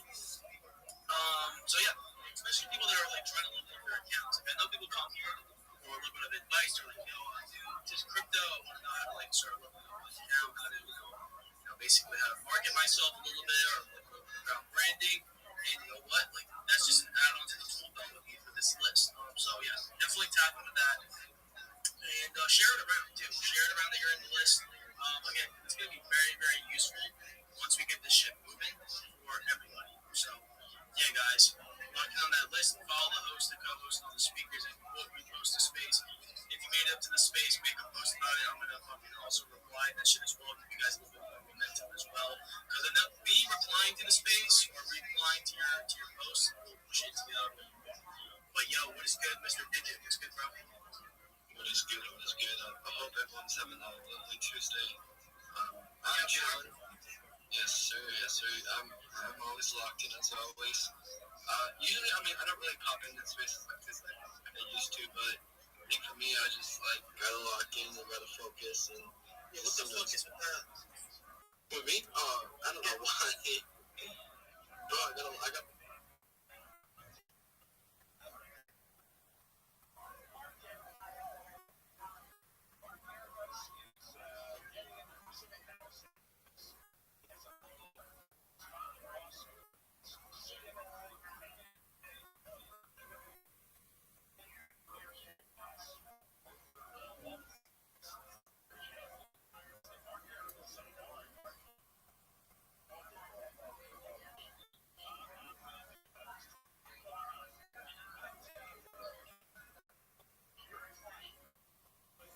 When you're young, look at that gorgeous. Look at that. The streets of Austin. Yeah, look at that. But when you're young, look at that. You go to the city, it's like, we're going to go out, eat a meal, meet some girls, shake it up.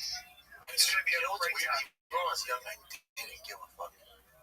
Yeah, you used to hang, though. We had such good times. That was a great time. You know what I mean? Yeah. Because we go to bars. I lived up the street marina. Yes, we'd meet up. My dick's out. There's always something going on. You understand? There's always something going on. And you have kids. Somebody's ass in the alleyway. Remember those days? Listen, man. The days. They were nights. They're nights. You call them days, I call them nights. No, ass Venice is special. Huh? Venice is the best. That was the best. But the Newsom said, you like that? Let me dabble in some homeless and drugs for you kids. Nothing lasts. Nothing lasts. Yeah, times change as you get older. That's what happens. Times change. But when you're young, full of cum. Young, dumb, and full of cum. Someone gets to wake up one day and you go, wow, I'm over. Amazing. Albuquerque, yep. Coolest block in America for a while it was. When it was Albuquerque Fight Club. I can't believe no one actually opened up an Albuquerque Fight Club, like a real fight club there. Especially now. Yep. Newsom said, you like that? Let me dabble in some homeless and drugs for you kids. Nothing lasts. Nothing lasts. Yeah, times change as you get older. That's what happens. Times change. But when you're young, full of cum.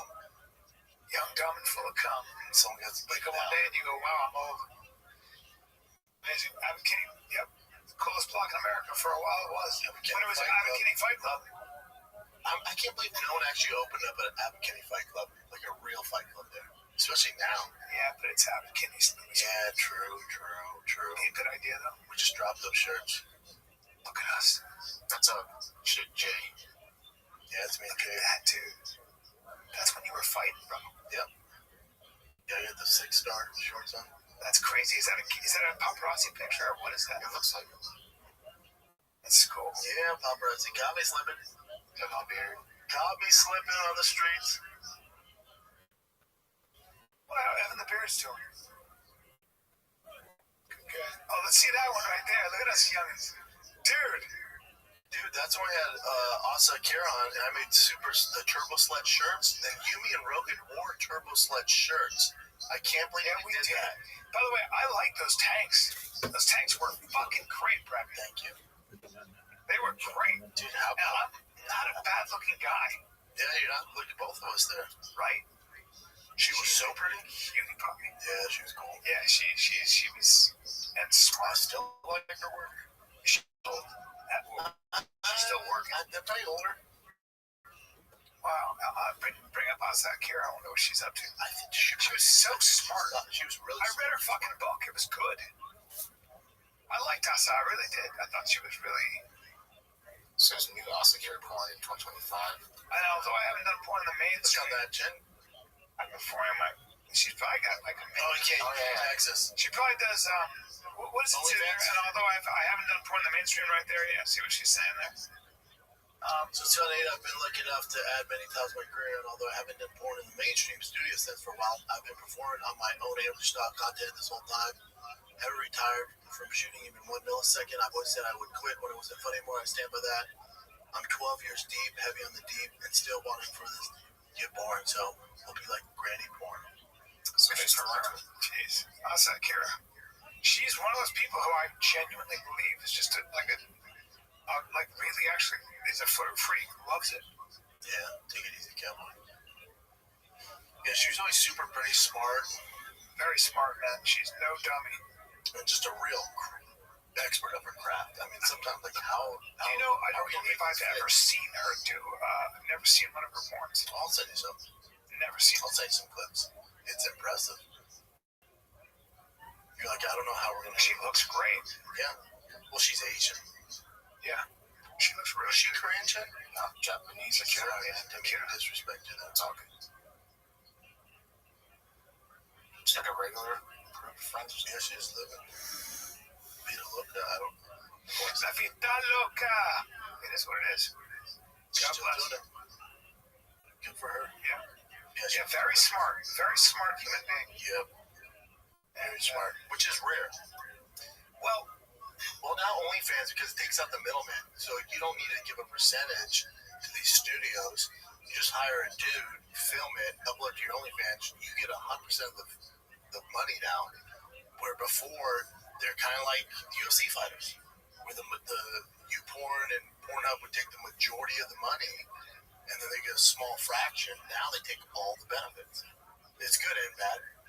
She was just somebody who I just thought was like, you don't shut up about her. Yeah, because she was like, I don't know, like that's an extreme lifestyle in a way, right? It's an extreme way to live. Like, but there was something that she was just like, I don't know. Depends how you look at it. She was remarkably normal. Yeah, agreed. Because most of them have daddy issues. She's like, no, something's going on. My parents were great. Yeah. Yeah. They meet others. You're like, oh, you're dead behind the eyes.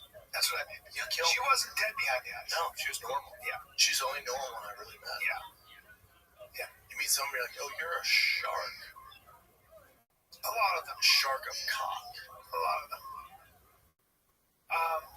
The two exceptions, Kaylani Lay, I knew her back in the day, never did anything, I was just friends with her.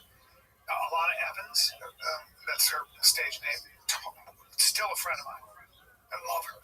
Comes to my shows, another one, always just like just a truly warm human being. Don't you think there's a misconception the same way like fighters, oh, they're always super aggressive if they fight in public, which is far from the truth. They don't fight in public. Porn stars, oh, they're always dumb and have daddy issues and drug issues. I think there are always exceptions, and I think some porn stars, I really believe some porn stars are genuine nymphos. And yeah, but there's nymphos, and it's another thing to film it. And there's nymphos, then there's like bukkake nymphos. Right? Yeah, well, that's self. I'll tell you what, since you porn star, or since OnlyFans started, you don't see a bunch of bukkake videos. I'm not on OnlyFans, but I assume. Are you Jen on OnlyFans? You assume? No, no. But I assume like no one really wants to do that. OnlyFans? Bukkake. Yeah, that's a whole. You don't see a lot of it. That's a whole extreme. Because it is a big production. You shoot on your own. You got one green screen. I can't. I think that to me is watching somebody do some slow suicide shit. I don't like it. Each their own. Yeah. Doesn't work out. My ex, she does accounting stuff, so she worked with these very high-profile clients. A lot of them, even though they're married and everything else, are all subscribers still. Not all, but a bunch of them are subscribers to OnlyFans. They pay a fuck ton of money. Really? Yeah, she's not supposed to tell me, but yeah. That makes sense. I wonder what they get at, because they're married too, which is weird. What do you mean? My ex, so these businessmen are paying for a bunch of money to subscribe to OnlyFans. The more you pay it, the better content. Is that how it works? The more you pay, the more. Yeah. Is it like Patreon? There's a lot of money to be made. These women, some of them make no. Oh no, that's a misconception too, because the average person makes under $200 on OnlyFans. So the outliers, they post 40 million, 30 million, but realistically, most people are making $300. You're sucking a dick for $300. I can't wait for this Friday, dude. What are you doing? Well, I'm gonna watch Jake Paul in Florida. Yeah, that'd be fun. Great. Damn. What else was I gonna tell you? How about that guy that tackled that father-son in Australia, killing all those Jewish people? Terrible. And shot a dude tackled him. Yeah. But I think got shot doing it. No, he didn't. He did? No, he took the gun from him and pointed at him.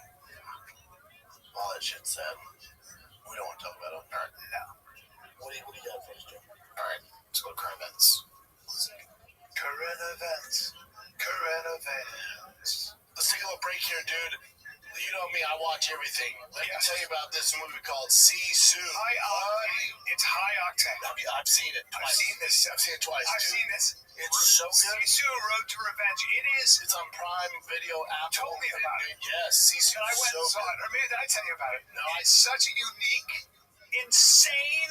It's like a comic book, but a movie, and it's insane. Yeah, it's so unique. It's the tail end of World War II.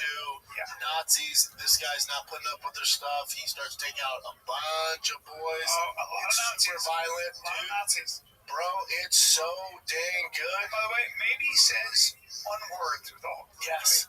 Like if you said I was going to be watching a movie where the main character says but one word, I'd be like, get out of here. Because let me tell you, it is one of the more unique. I'm surprised they're having us read an ad for it. It's so interesting because I get it. It has 96% on Rotten Tomatoes, so I think that people that have seen it love it, so they just want to get it out there. Dude, it's such a good let me give you the synopsis. He's returned to the house where his family was brutally murdered during the war, and this man refuses to die. He's an actor, Joma Tomia. He's got to rebuild this truck. The Red Army commander who killed his family, this guy named Stephen Lang, comes back hell-bent on finishing a job. It's a relentless, eye-popping, cross-country. Such a disservice. Yeah. You've taken all the other. No one's going to watch it. You got to see it. We shouldn't read that. You got to see it. It's a fight. It's very unique. There's Nazis, end of World War II. This guy's a damn near superhero. It's violent. It's fantastic. It's Sisu. Yeah, it really is. To Revenge. It's very unique. For more info, go to Rewatch Frickin' Movies or go to www.sonypictures.com/movie/Sisu Road to Revenge. Also, look up on Apple, Amazon. It's everywhere. It's so damn good. Me and my family watched it twice. Really? Back to back. Yeah, it's wild. Pluto TV is free with all the best movies. The days on Pluto. So it's getting Pluto. Stream Pluto TV. Stream Pluto TV. Stream Pluto TV for free. Stream blockbuster hits like 21 Jump Street 10, The Expendables, and so much more on Pluto TV. Stream now, pay never. So I know I'm getting older. I told my wife I just want lights for the front of the house. Yeah, this guy was always had a drug addiction. I have a theory on this. Rob Reiner's son. I have a theory too. Rob Reiner. So you know Rob Reiner, what a beast he was. Of course, dude. Like director of Harry Met Sally, all that shit. Spinal Tap. One of the great directors, one of the great producers, an incredible comedian, basically. And his wife was also, I think, a producer in her own right. Just 30, bud. He had always been in and out of like homeless shelters, on the street. He had such severe drug, but I think that he was probably always already crazy and had been trying to self-medicate, figure out a way to make himself normal. There was something going on with that substance abuse. You can look in his eyes, and he looks a little off. Yeah, definitely. Am I wrong? No, 100%. Yeah. Complete piece of shit. He's just crazy, Bubba. Yeah, but how long are we going to keep saying, oh, he's just crazy? I think we're going to find out. Just like your mom and dad's throat? You're not a good guy. No, but I think we're going to find out. You're going to find out, I think a lot of this, we keep saying people are crazy. You're going to find out there's a lot of evil people in the world. It's just what it is, man. No, I think now there's some people that are batshit crazy. Yeah, they're homeless. Batshit crazy. No, you don't slit your mom and dad's throat when you're batshit crazy. But he was homeless on the street. There's some evil in there. In order to do that, like there's crazy, and you're not homeless, you're not living off your dad, and you're doing your thing, can't find a job, and then they're slitting your mother. Yeah, but paranoid schizophrenics do that, Bob. Special type of evil. He's a demon. He's trying to kill me. I'm telling you, I have experience with it. I had a friend who ended up dying of a brain tumor, ironically. But my friend called up Jimmy Berg, and said, Robbie's dad's trying to kill me. You know, and we were like, what? And it was just this whole thing, man. You know, and he. Do we have any background on the kitchen? Is there anything? The one saw was any issues he's had? Yeah. So some people said he was also schizophrenic. Yeah. So paranoid schizophrenics are literally out of their mind when they do this. They think that you. So that's why they end up on the street. This guy was on the street, literally. His dad tried to keep. He was taking medication. He was getting better. Yeah, he was trying to put him in rehab and everything. Yeah. Oh, he'd been in and out of rehab, but he was also in homeless shelters down the street. He would disappear. They wouldn't find him. He had major mental illness. And paranoid schizophrenics these are the guys that pick up a gun, kill everybody. They just do crazy shit, man. And we don't know why or what it is, but they're never the same. And I'm telling you, Bob, if you talk to people who have family members like this, it's way more tragic than it is. They don't use words like evil. They're like, there's nothing we can do. Look at him. You can see how skinny he is there. You see his eyes. Yeah. There's like a lot of clips coming out too, where they're doing interviews because they did a movie together, you know, right? Yeah. But then he's just like dead behind the eyes. On Monday, Nick was booked in LA County Jail Bishop. Oh yeah, murder of his father and mother, right? Yeah, but struggling with addiction. Trump didn't help. No, he didn't help the situation. He really fucked up. Yeah, that was gross. Almost as a teacher, as a teenager. Man, they had a fight, I guess. I'd rather you hate me and be alive. Yeah.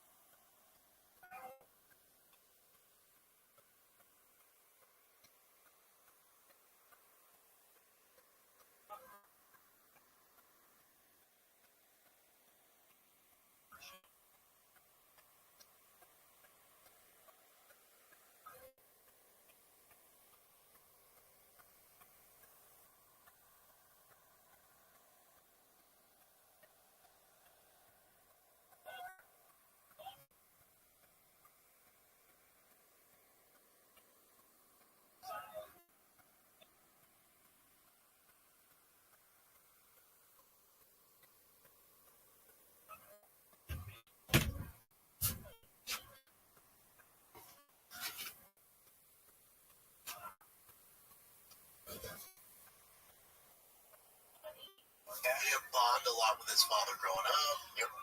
This kid was always a little bit, always a little nutty.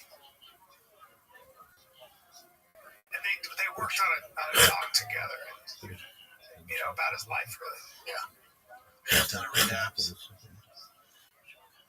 wanted to do it my way and not go to programs, there was a suggestion that I had to be homeless. Man. The slitting the throat thing is probably the craziest part of it, too, because that's like legitimately wanting to kill, like an evil way to kill someone. And then, when I watch all these body cams with cops, the people that kill, it's up close and personal. Yeah, it's super, super, like, what do you call it, intimate. But then I see a lot of these people they're saying, like, oh, there's a voice in my head saying, I need to kill someone. I need to kill some. Even like at Macy's, I don't know if you saw this recently. Some woman was changing her kids' diapers, and some woman started stabbing her. Yeah, Friends and family told the Times that Rob and Nick got into an argument on Saturday evening at the party at Conan O'Brien's home, and that many people noticed Nick acting strangely at the party. There you go. You saw that Will Arnett Conan O'Brien thing? So funny. Yeah, so funny. God, that was Damon's asking if your sister's address is okay to give. Tell her, make it look like a robbery. You did when I first checked my bed. This is tragic. It'll be minutes. Alright, this is going to be infuriating as well. I'm sure you guys have seen this by now. These tourists that are in Colombia. This was the craziest shit ever. This is going to piss you off so bad. Thank you for making an impact. Just sign in. I grew up here in a tree. Make sure you've signed up for the ambassador program. Rabbi ROTHSCHILD in the house.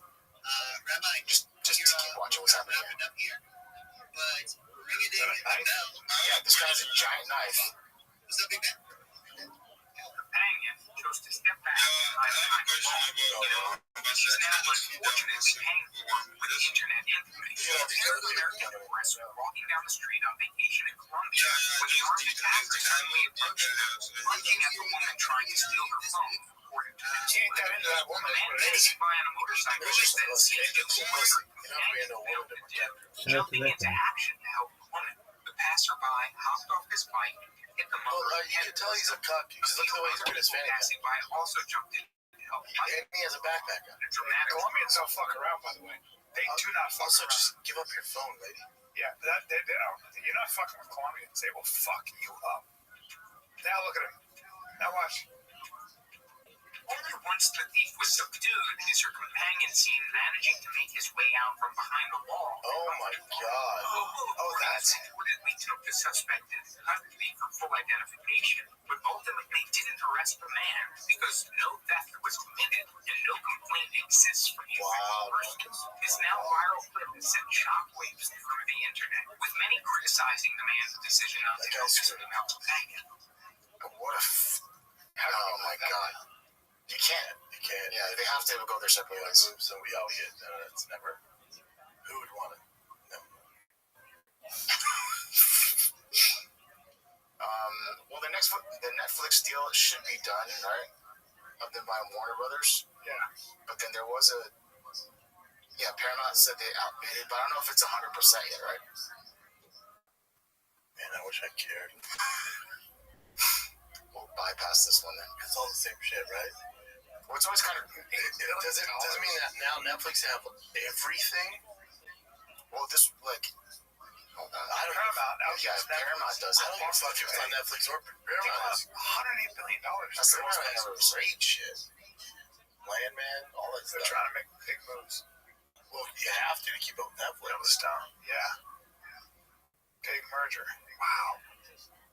That's insane. $108 billion. How the fuck do you have that much money? Also, the less streaming services, the better. So it's all under 2.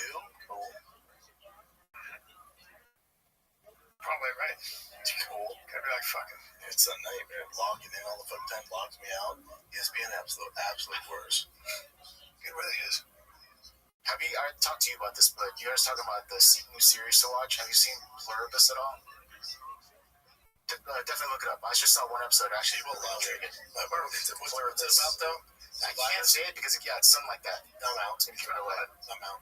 Kind of like a virus thing, but the way they film it, it's really nice. Shut up. And then as soon as you watch, it's like 2 episodes. Shut up. Like, Fires, I'm not into I don't like zombie shit or virus. It's probably not about just virus. No, it is. It's spreading and shit. Who's in it? I think they're all like, You guys, you know, before me, do you know what the tourist store is? The M&M's to my twins. I'm not sure. Shut up, man. You're making me mad. Pluribus. Yeah, Apple TV. The show, let me see. The show explores. Let me see. Which one are you looking at? Go up. Right there. The show explores what if we all go along premise, even if it seems so improbable to our brains. Oh, you mean COVID in California? Oh, you mean COVID under Newsom? We've been there. You think I want to watch that shit? Yeah. I lived it, brother. Yeah. I think I'm 100 now. I'm with you on that.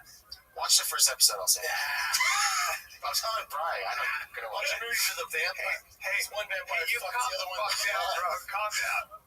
Listen to me. Something else. Interview with the vampire. They butt fuck, dude. That's true. That's good. Okay, let's take a little break.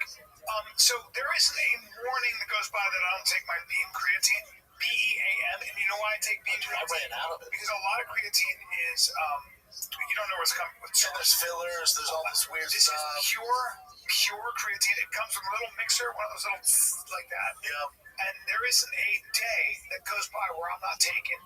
And I should take 10 milligrams and take 20. I don't care. I take 20. Yeah, it's so good. All creatine is not created equal, and that's exactly why we switched to Beam creatine. I started using it. It's a game changer. Creatine supports mental clarity. We didn't know that until recently. Long-term brain health is really important. Creatine's everything. It's a it should be a staple in your diet. It's your gut, everything. Quality matters. That's why Beam creatine is just that high quality. They don't use fillers. They don't use sugar. Nothing synthetic. Just clean, pure creatine. Backed by science, baby. It's fantastic. Creatine is the most researched supplement of all time. Around forever. There's no one I know who's a scientist that doesn't believe in it, and I swear by it. And right now, Beam is giving you guys 30% off for a limited time. So if you haven't started creatine, this is a great time to freaking start it. You're already late to the game, but here you go. Just head to shopbeam.com/fighter. Use the code fighter at checkout. That's shop BEAM.com/fighter. Use the code fighter to get up to 30% off your first order. Let's take a little break, dude. Auto parts, dude. I want auto parts. I want a friendly staff. I want to be able to change my car battery if I had a car battery that wasn't a Tesla. When I'm in or out of my car, I want windshield wipers. I need things for my car. I go to my home team, my boys, my ladies at O'Reilly Auto Parts. Because listen, O'Reilly Auto Parts offers friendly, helpful service and parts knowledge you need for all your maintenance and repairs. They have everything. So whether you're a rookie or an expert, you'll find the employees at O'Reilly Auto Parts are knowledgeable, helpful, best of all, super friendly. All right, stop by O'Reilly Auto Parts today. Visit them at O'ReillyAuto.com/fighter. That's O'ReillyAuto.com/fighter. All right, I've seen these buses in Bangladesh. Yeah, sure have it. I thought this was AI, but apparently bus drivers go crazy. So I'll show you this one. Believe me, this is the same in Pakistan, places where I grew up.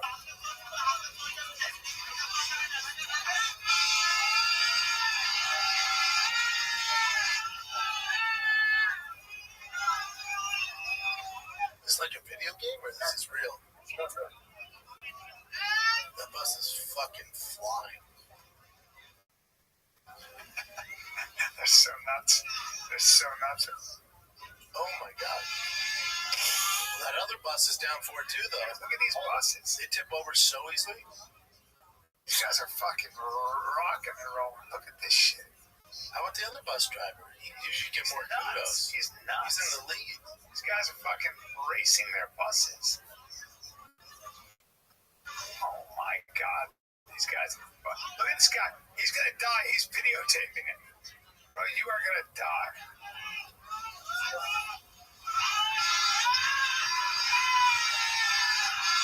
Oh my god, there's not much room. Dude, this might be AI. These guys are nuts. I think this is AI. No, I saw plenty of other videos too. They're just fucking crazy. Well, that one's gonna tip over. But they all do it, so they kind of like, they give a little bit of weight to the people that are behind them. I don't know, this is just a weird thing that they do. It's fantastic. Yeah, they're freaking crazy. Well, they're so bored.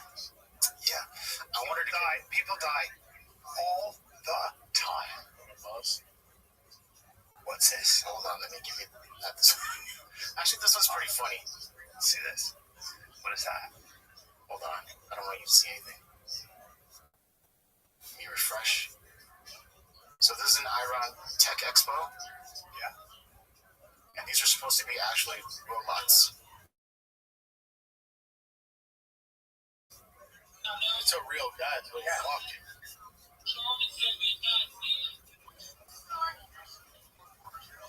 Because I was going to say that robot's sexy. Not her. Not him, but her.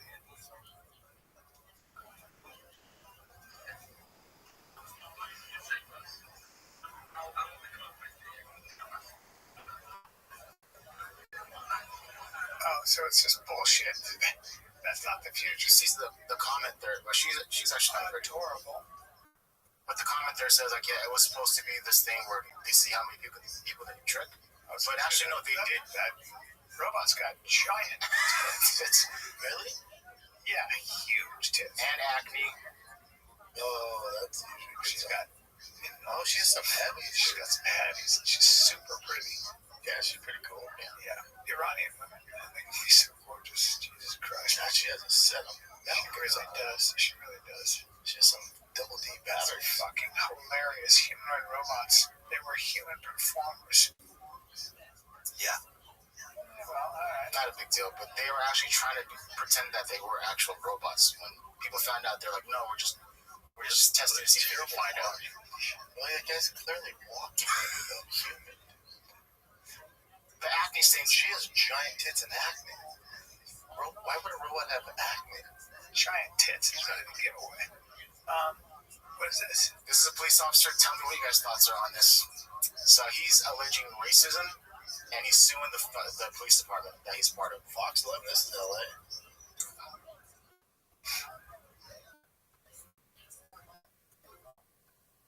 I feel like the internet's slower later at night today. When it's later at night here. In the Glendora Police Department are disturbing, and this officer is also alerting the community about what he calls arrest quotas. I want to pursue a job and a career where I can help people in a tangible way. Officer Andrew Huang joined the Glendora Police Department in 2023. He says he loves serving his community, but hates being subjected to racial harassment inside the department. These high-ranking supervisors are telling me and making these jabs and comments at me, knowing that I can't say anything. He says one incident happened during an end-of-deployment dinner at a sushi restaurant in Rancho Cucamonga. A lieutenant allegedly told him to get back in the kitchen and cook for the group because you're Asian. They knew that this is wrong. You're not supposed to do this. We're in 2025. You're telling your only Asian officer to go back in the kitchen and cook for them because what? I look different than you because I'm Asian? I'm Korean. I'm not even Japanese. I don't know. So, what are your thoughts on that, first of all? I don't like the way he talks outside of his mouth, so I don't trust him already. So the one thing about guys, when they're in a group, especially if you're cops, you know, when you're cops, you're fucking around. Because you see a lot of shit, you gotta rely on each other, it's a dangerous job. You're also a bunch of dudes. Yes. And dudes, like cops. You always got the sensitive pussy. I mean, you always got the sensitive pussy. It has nothing to do with him being Korean, because Koreans are tough as shit, but that guy, I think his own family would be like, hey, you're being a bit of a bitch. So good, so good. You're Korean, so yeah. No. When I first saw this, I'm like, oh god, what a bitch, because my closest friends that are Mexican, you know, we make fun of each other all the time.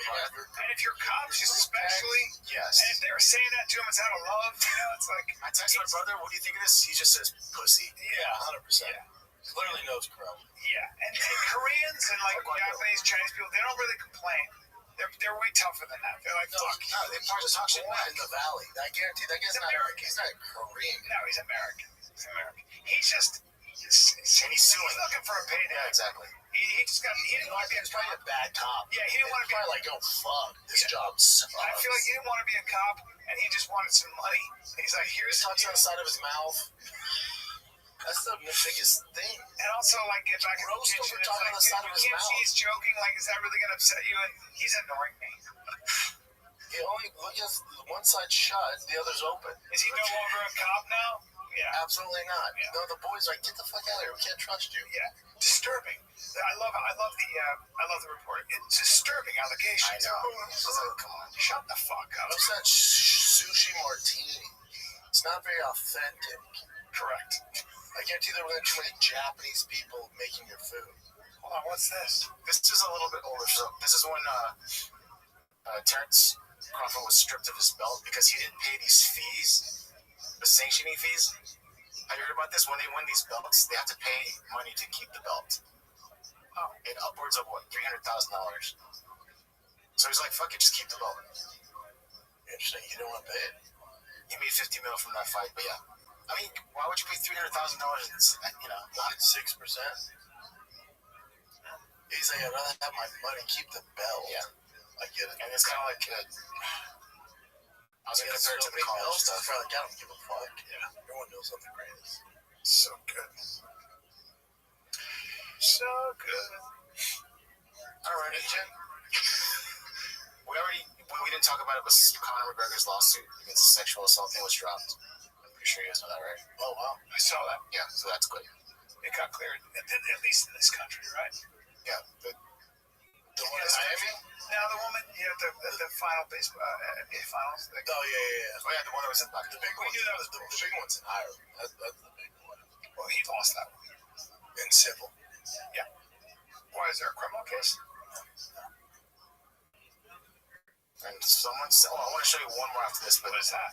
This is some sort of jiu-jitsu event, and the referee is very small, and this is Gordon Ryan, and there's some other dudes, and it was like someone with Patreon said, like, yeah, it is. Some other dudes, Chen, that's John. I'm not in the jiu-jitsu community, but yeah. It's John Dollar, though. But check it out, so the whole thing is, it's about the ref. Imagine these two guys coming in, and the ref is like, folks, look at this athleticism. This motherfucker.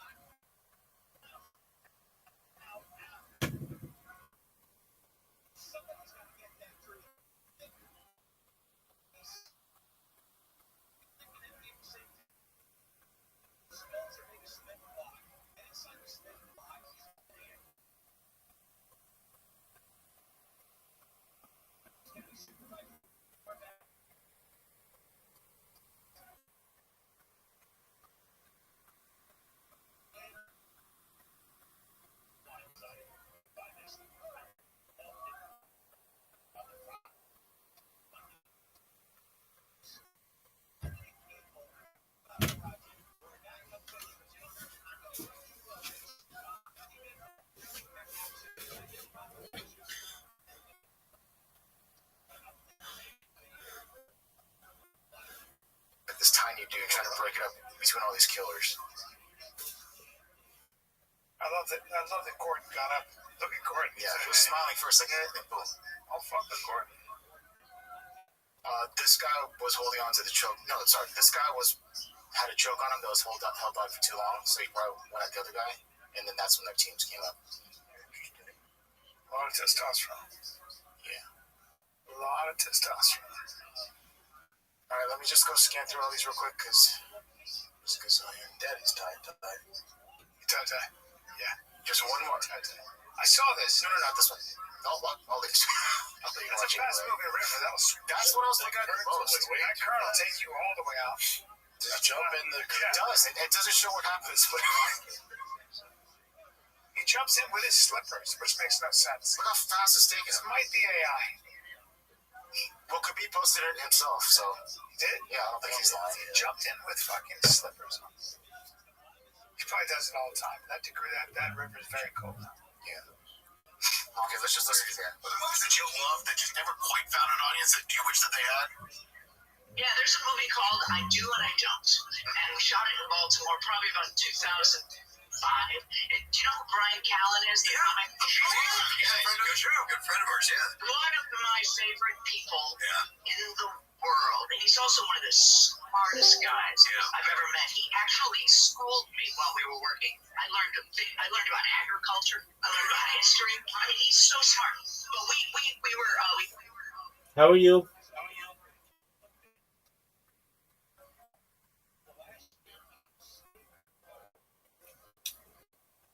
Hope you're doing well. I forget the guy who was my husband, but we're what do you call that thing when you're Catholic and you're getting married and you pre-Cana? Yeah.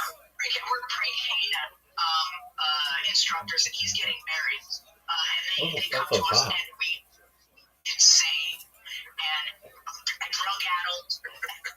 We kind of take them hostage in our house, and it's really funny as well. I don't. Oh, I'll have to check that out. Yeah, okay, so I love it. When I hear that title, I do and I don't, I immediately think of Best in Show, because that was, but yeah, she's giving you props. I love Jane. The smartest thing. She's so talented. Yeah, I love Jane. She's awesome. We had so much fun. Doing that movie. She's so funny in role models. Oh, yeah, she's such a great human being. I miss her. I had so much fun on that set. That was really cool. That's cool. Good way to end it. I'll see you this weekend, guys. Not this weekend. I'll see you December 26th, 27th, 28th, Tampa, Florida. And then over the New Year, I'll be in Tacoma, Washington at the Tacoma Comedy Club. December 31st, January 1st, and I'm going to get on a plane, go over to Spokane, January 2nd and 3rd, doing Spokane Comedy Club. Can't wait. And then January 8, 9, and 10, Appleton, Wisconsin, Skyline Comedy Club. God bless. All right, guys. Just broke the set. If you're enjoying the show, you want ad-free, go to the Patreon right now. We just uploaded. What did we upload, Jin? The TRX truck breakdown. We had some. I brought my watch collection. We got Q&As on there, so you get extra behind-the-scenes content, fan questions, all this and more. It's just $5 a month. Get you some. It's patreon.com/TFATK. All shows are ad-free. You get 2 extended ad-free episodes, and all shop show are ad-free as well. All right, patreon.com/TFATK. This is Pirate Kid. We're out.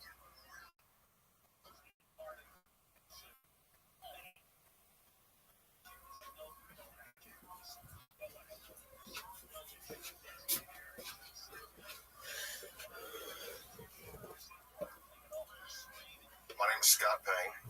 I served in the FBI for 23 years as an undercover agent. I infiltrated biker gangs, the KKK, and America's What the fuck is not micro gang?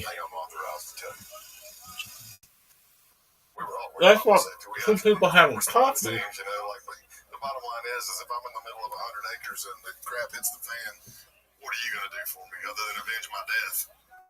Unless I take care of it on my own. This is a micro gang. We're playing Scrabble. To spend my night out on drug walks.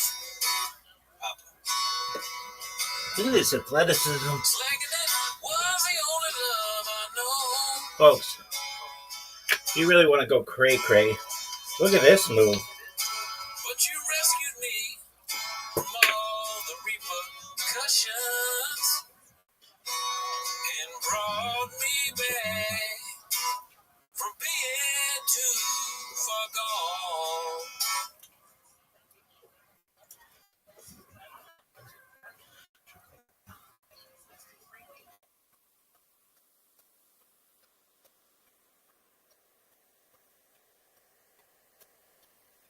Welcome to Douglas. Willkommen zu deinen Die-Willig-Geschenken. Douglas, welcome to beautiful. Jibber jabber.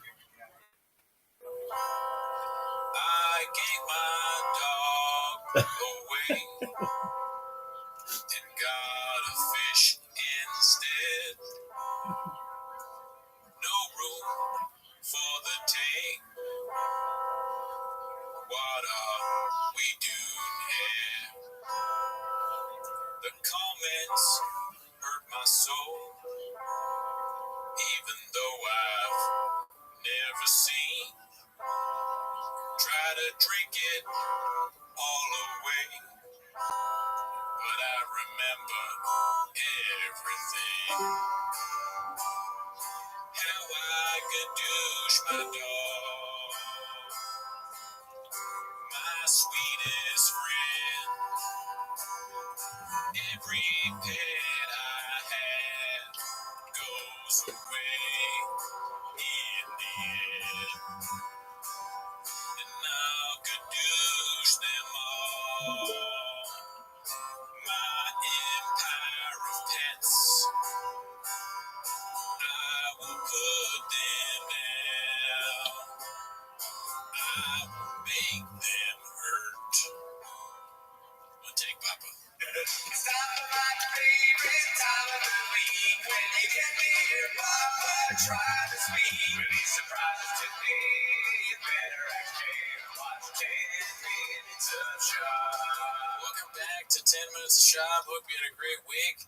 Join the Patreon. Shout out to everybody who did join the Patreon. Look at you guys. Look at you guys.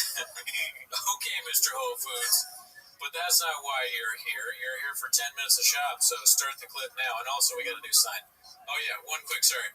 Before I start the timer, thank you to whoever came up with this. The only person I remember off the top of my head saying Timos is Armando Diego. So if it was you that came up with it, thank you.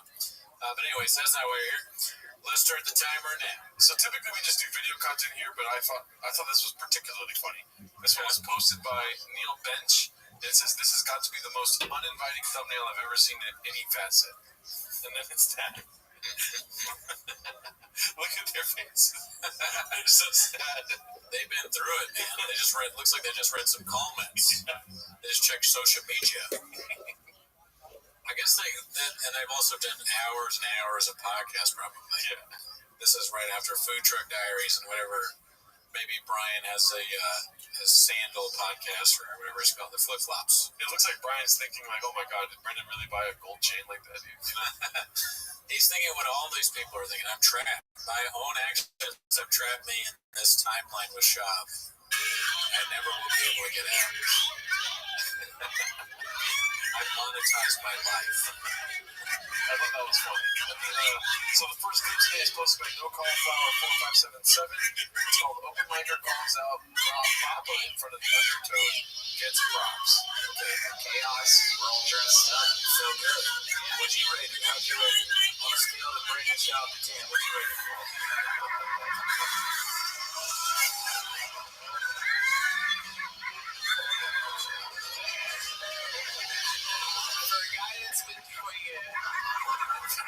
For a guy that's been doing it, how long have you been doing this? 5 months? About 5 months. 5 months.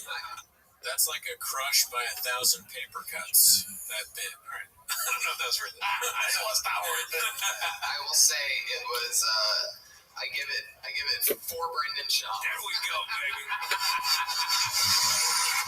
There he goes. I'll have to have you on the Secret Show Thursday. He's going to work it out again this Thursday at the Secret Show. There's a new minute from Uncle Laser, and like that, to the bucket we go. Yeah, man. I mean, Papa is a good punchline. Yeah. You know? That we've seen that. We use Papa as a punchline frequently. Yeah. So, good work, open micer guy. Yeah. Funny stuff. Egg flicks. You know? That we've seen that. We use Papa as that bit. All right. I don't know if that's worth it. It was not worth it. I will say it was. I give it 4 Brendan Shaw. There we go, baby.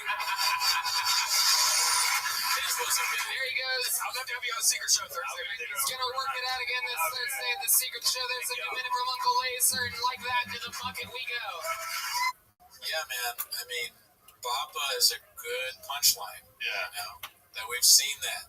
We use Papa as a punchline frequently. Yeah. So, good work, open micer guy. Yeah. Funny stuff. Egg flicks. All right, so this next one's posted by Your Nude Gene, which, by the way, we're back at the original studio, dude. You know what I'm saying? We were at my apartment for a little while. Oh, yeah. We're back in my house over very close in GP.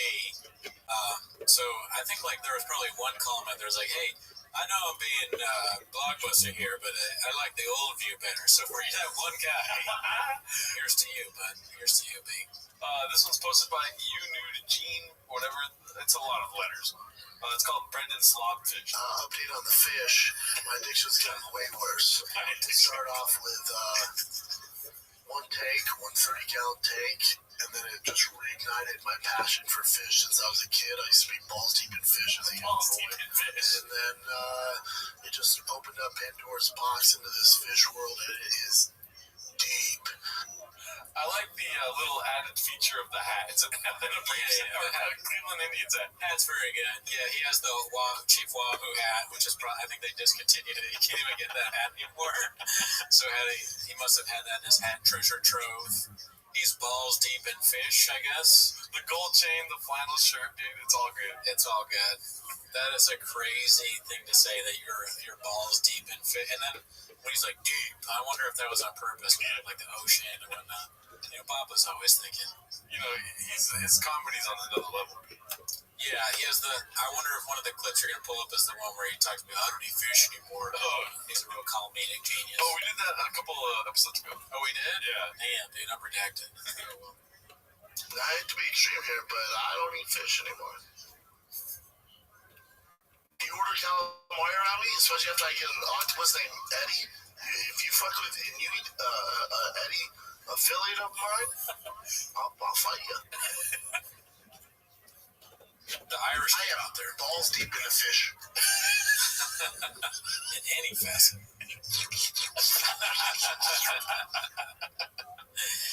If I see fish, I'm all like, hell yeah. Look at you, fish. Look at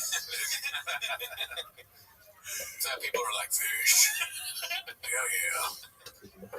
Alright, so this one's posted by X-Anarchy Camp X. It's called Bruce Springsteen's... No. The category is Bruce Springsteen's Giraffe.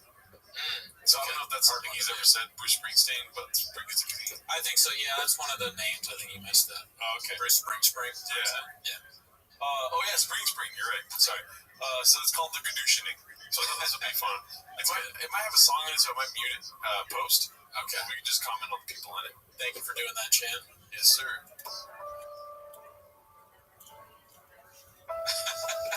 The roommate? Yeah. He could douche him through a window. Evan the Baird. I don't know who that is. Probably an old podcast person. Special K. Don't know who that is. This might be from the era that you didn't watch. Agent A. No clue. Yeah, you gotta fill us in, cats. Dog. Yeah. He's been getting rid of dogs left and right. MJ. That's right. That's what I was listening. Yeah. Turn right. Josh Wolf. Stand up. I don't know that guy. Mike Catherwood. We'll have to ask J about that. Derek Poston, he wrote some of the Gringo Pape, apparently. Harris. Don't know. Blake B. Amen. Amen. Shrimp. Not only could Malik backflip, because he does backflips on stage. Cat, of course, great actress. Never seen her. Great actress, never seen her. Hot chip. I don't want that. Perfect. Chombies. I will never understand why. Oh man, damn. That has to be in the feels. Yeah. Brings a tear to my eye. I can't talk. That was great. So Malik B, not only is he not allowed to talk about social issues, but he's not even given a name. A-Man. A-Man is even more ridiculous because it's Malik B. Where does the A? We're redacted, so we don't know. I think they're just saying a man. Like, this is just a man. Oh, maybe. Yeah. We'll have to check the ultimate streamables. I'm sure we'll get comments. Yeah, the comments will tell us. Sometimes the comments are like, hey, this is what it is. Other times the comments are like, how dare you? Yeah, it's like a head chef said, man, dreadful. I've never seen this kind of work in my life as a chef. I've never seen the comments, so that's true. We don't read social media. Yeah, as you know. This one's posted by Warren Tates 1. Warren _ Tates 1. It's called Liar Liar Remastered. So here it goes, baby. When I say I didn't hang out with Chris, I'm saying I didn't hang out with him because the times I saw him were at the Comedy Store. Our relationship was Comedy Store. Oh, really? And when we were work, right? It was always work. It was important to say we haven't spoken to Chris. No. And We've never been on the road with him. I was on the road with him about 14 years ago once when he was just beginning. But I've never been on the road with him, so I don't know. I don't know what to think, and I don't know. In the light of that clip where Brennan's like, I thought we were gonna fight. Yeah. I thought we were gonna, and then it's just them being like, we never even met him. Yeah, like honestly, we don't know who the guy is. Nothing in this universe ever ends up making any sense because that clip comes out. Baby boy. Now Chris is. What up, son? Are you ready to lose? No, I'm not gonna play right now. Well, what the fuck? Why the fuck not, dog? Just don't feel it playing. Okay, but can you start to feel like playing? Maybe. All right, I'll send you an invite, dog. How's your day going? Yeah, boring. Okay, well, when's your friend come? Sometimes I don't want to wake. Sometimes I just don't want to wake up. Oh, don't say that, Zoot.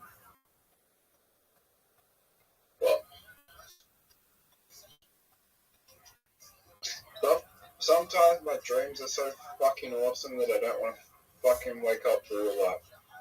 Okay, baby. Have you ever had like a dream where you're like, oh, I don't want to fucking wake up right now. This is fucking awesome. Yeah, I think everybody's got those kind of dreams. Have you ever played Mancala? Yeah. All right. Well, my friend, you should know that you have an invitation. Attaboy, Zoot. Good job, big dog. Free turn. Zoot, what did you think of that move?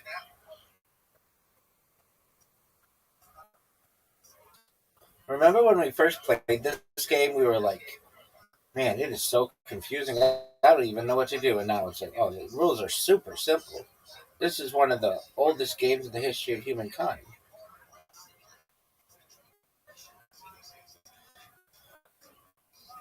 What do you think of this move, Zoot?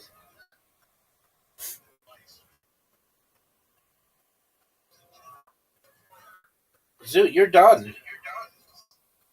This game is over, son.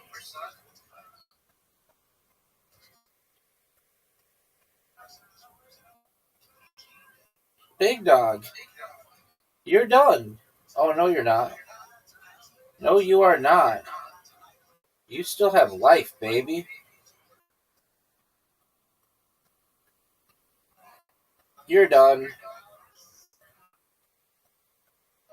It's over for you, baby. Zoot, you're up. Okay, let's see it. You're done.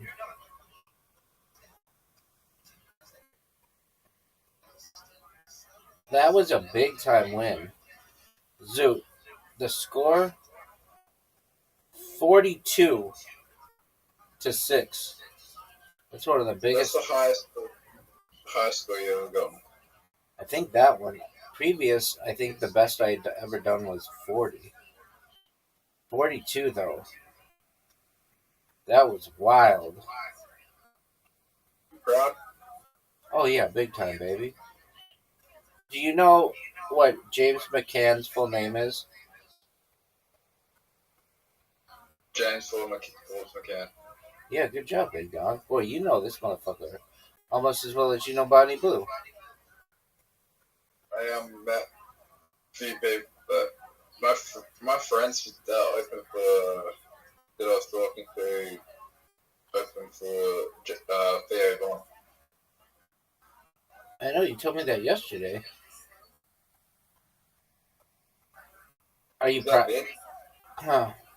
To open for Theo Vaughn? Did they open for Theo Vaughn in the... Did they open for... 2019. Did they open for Theo Vaughn? Did they open for Theo... Dog, I can't. Yeah. Did they open for Theo Vaughn? Dude, quit interrupting me. Did they open for Theo Vaughn in the United States or in Australia? In Australia. Okay, I mean, yeah, that's still pretty big. Was he big in 2019? Dude, he's been big since like 2003 because he was on a television show on on MTV called Road Rules, and maybe even before 2003. They don't lost comic standing. Okay. Well, being on Road Rules is like a shortcut to being famous. I mean, they don't have that show anymore, but there were a bunch of famous people who came from that show, including. Do you know who Christina P is? She's Tom Segura's wife.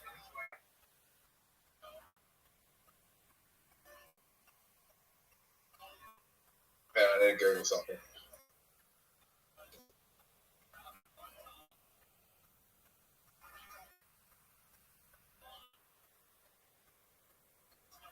Are you ready for another invitation of a different game?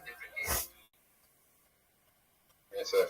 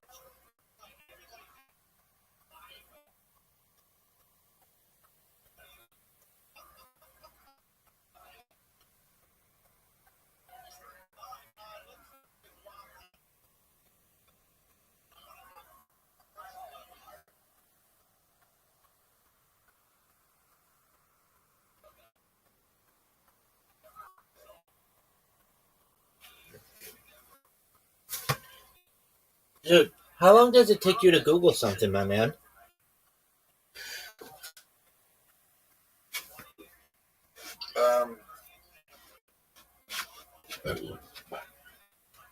Long enough. I mean, are you creating the web page? Yeah.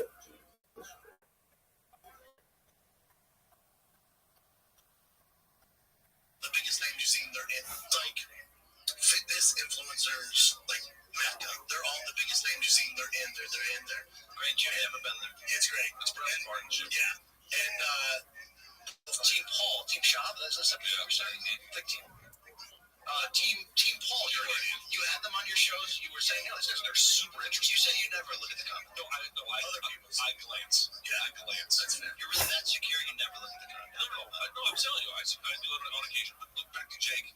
He had some long rant yesterday about fighter pay, and you look at all of the comments. They're in YouTube subscribers. That's a lot of shit. Cats and kittens out there. I mean, that's also you gotta hear me. But here's the trick for show time. I'm BD. You got there, and it's 4 guys in golf suits. Like, and these kids are tuning in, and they're like, dude, what is that? For my cousin here at Showtime. But you share the stage before our shows with.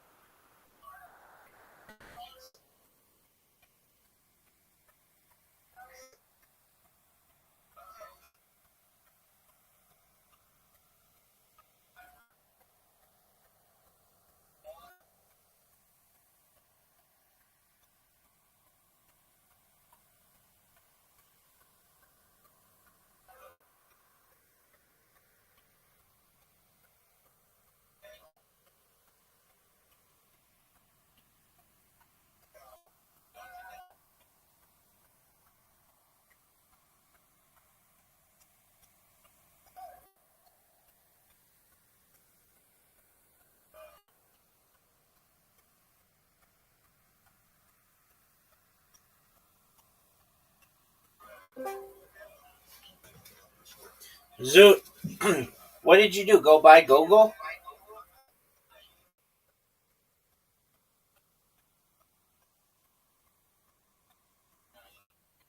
Zoot, when are we going to watch that comedy show?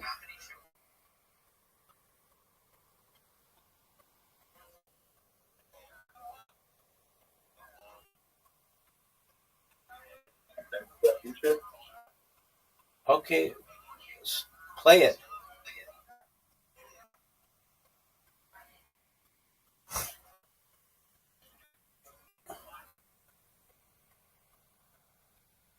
Did you turn it on yet?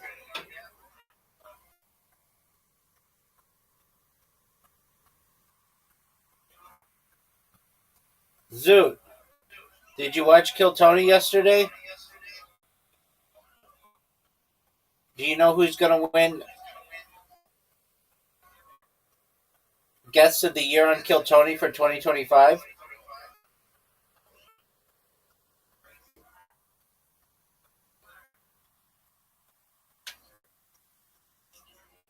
Zoot, do you know who's going to win 2025 Guest of the Year on Kill Tony?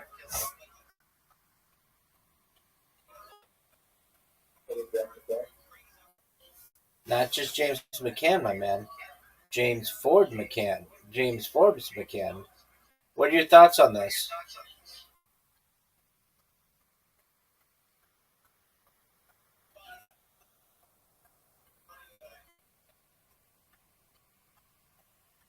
Zoot, what's your deal today? Why aren't you talkative?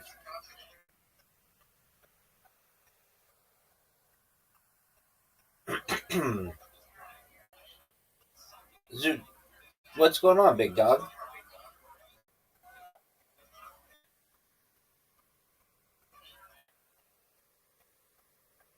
Zoot.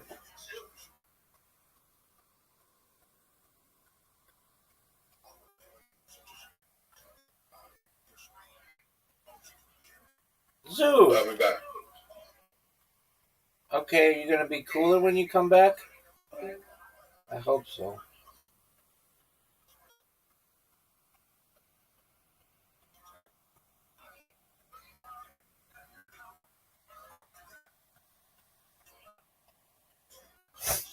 Taking the stage right now is your other last comic downloaded.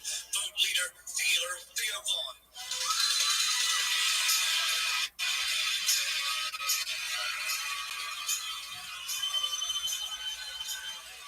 Yes, indeed.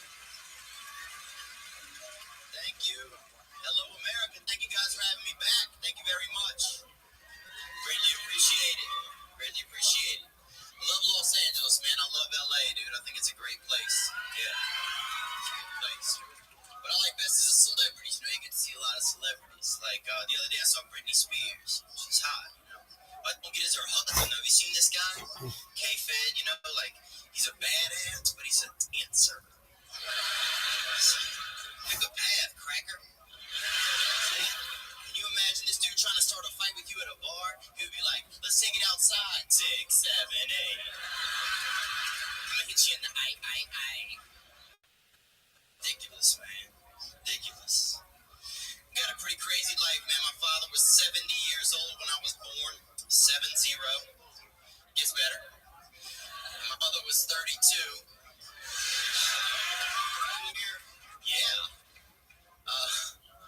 Basically make me a product of loose skin and loose morals, if you look at it like that. It's interesting growing up with a father in his 70s because of the quality time that we would spend. Shortly after I was born, my dad had one of his strokes, so we were both learning to walk at the same time. And we used to have little races for cookies.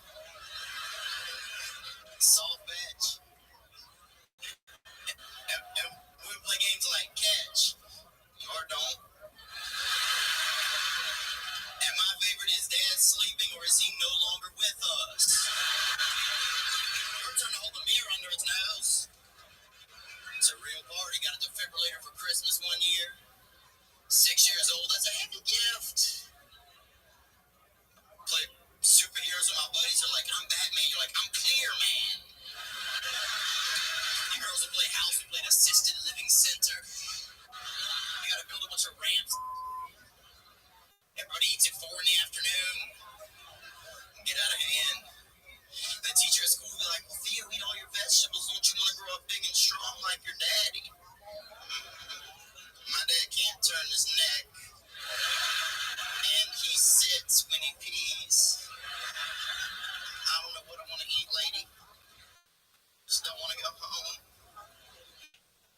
Like my dad can beat up your dad.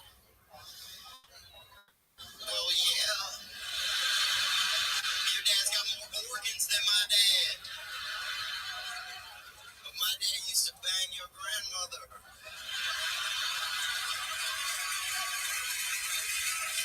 You guys continue to support New Orleans and the Gulf Coast. Thank you very much. Stand to the crowd. Stay right here for a minute, Pico. You should vote for Theo. Last comic downloaded. You can vote for him at NBC.com.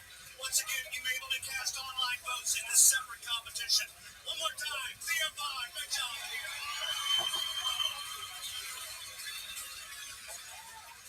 All right, we'll see Theo or Josh back here tomorrow night, and we'll find out which one of them will be our first ever last comic downloaded prizes. We'll tell you more at the end of the show, so stay tuned for all.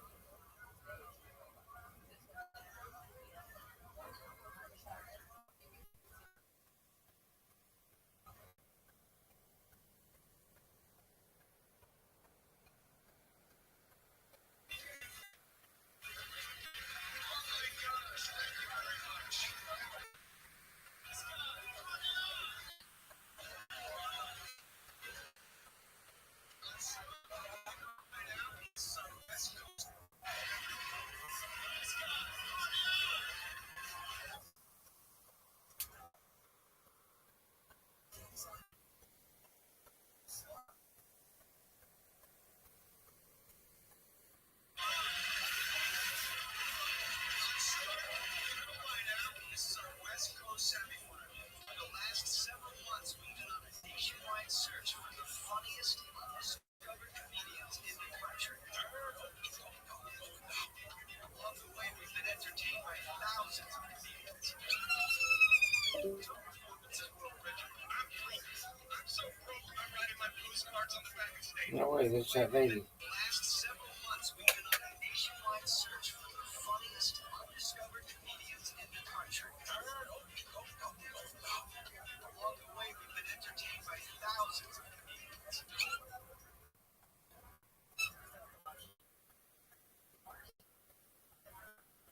Some performances were original. I'm so broke, I'm writing my postcards on the back of stage. Others just missed the mark. Started to paint my house today, but I ran out of white out. Some were just plain bizarre. Looking at all wickedly. The objective for Last Comic Standing? To discover those comedians who possess the talent to become the next big NBC star. Comedy experts Bob Reed and Ross Moore led our nationwide comedy search. Bob and Ross are responsible for booking all of the comedians who appear on The Tonight Show with Jay Leno. We're looking for Last Comic Standing as a larger-than-life personality, but also the material, the jokes to back it up. They'll never recognize me with my mask on. Talk about yourself. Talk about what's funny to you. That's what getting it further, not doing like these not very good impressions. Seriously, but it wasn't a very good show. No. Tonight is the best of the West as comics from across the western United States compete in our first semifinals. Out of all the comics you see tonight, 10 of them will go to Las Vegas to our finals. Once the comics are in Las Vegas, they will challenge our East Coast semifinalists from the top 10, advancing to this house high in the Hollywood Hills, where they will live together and compete for the grand prize, their own special on Comedy Central, and an exclusive NBC talent contract. We've assembled some of the finest talent on the West Coast. We're going to kick things off in our Los Angeles semifinals.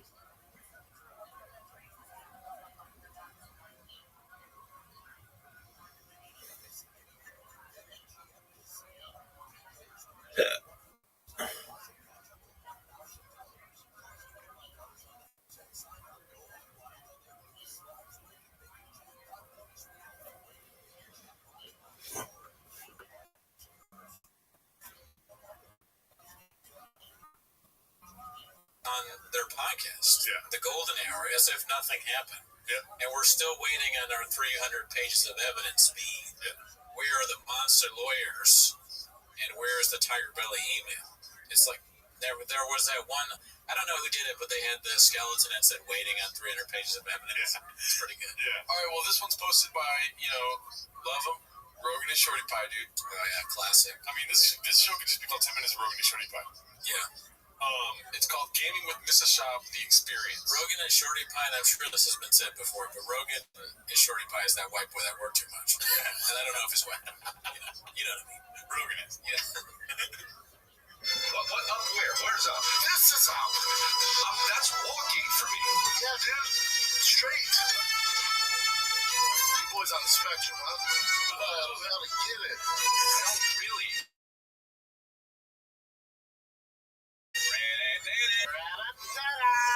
Are we doing this like the real Twitch and we can use the N-words? This is my day. Oh, I needed it inverted too. No, I know you're really into it. Sorry, I'm trying to whoop their ass. My son at daycare as a young boy. Oh, this theme song. God, these graphics suck cock. How do I get the gun up?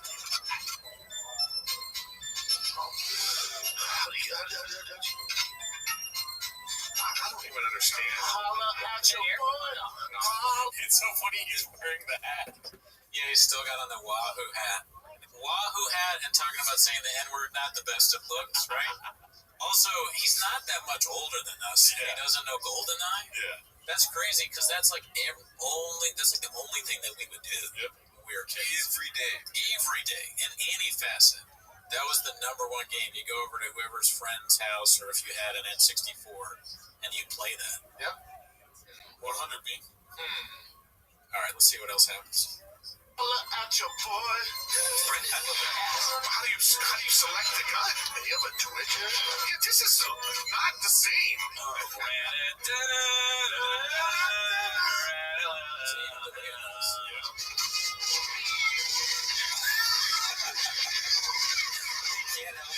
She's controllers. What's up? What's down?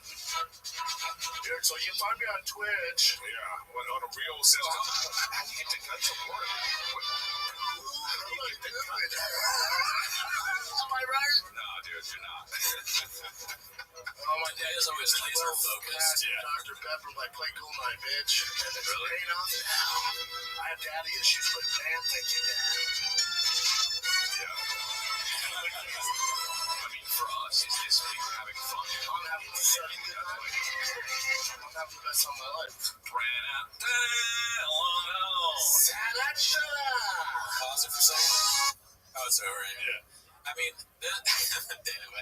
I wonder if he's not even playing. He's so stupid that they're like, all right, just pretend like you're playing. Yeah.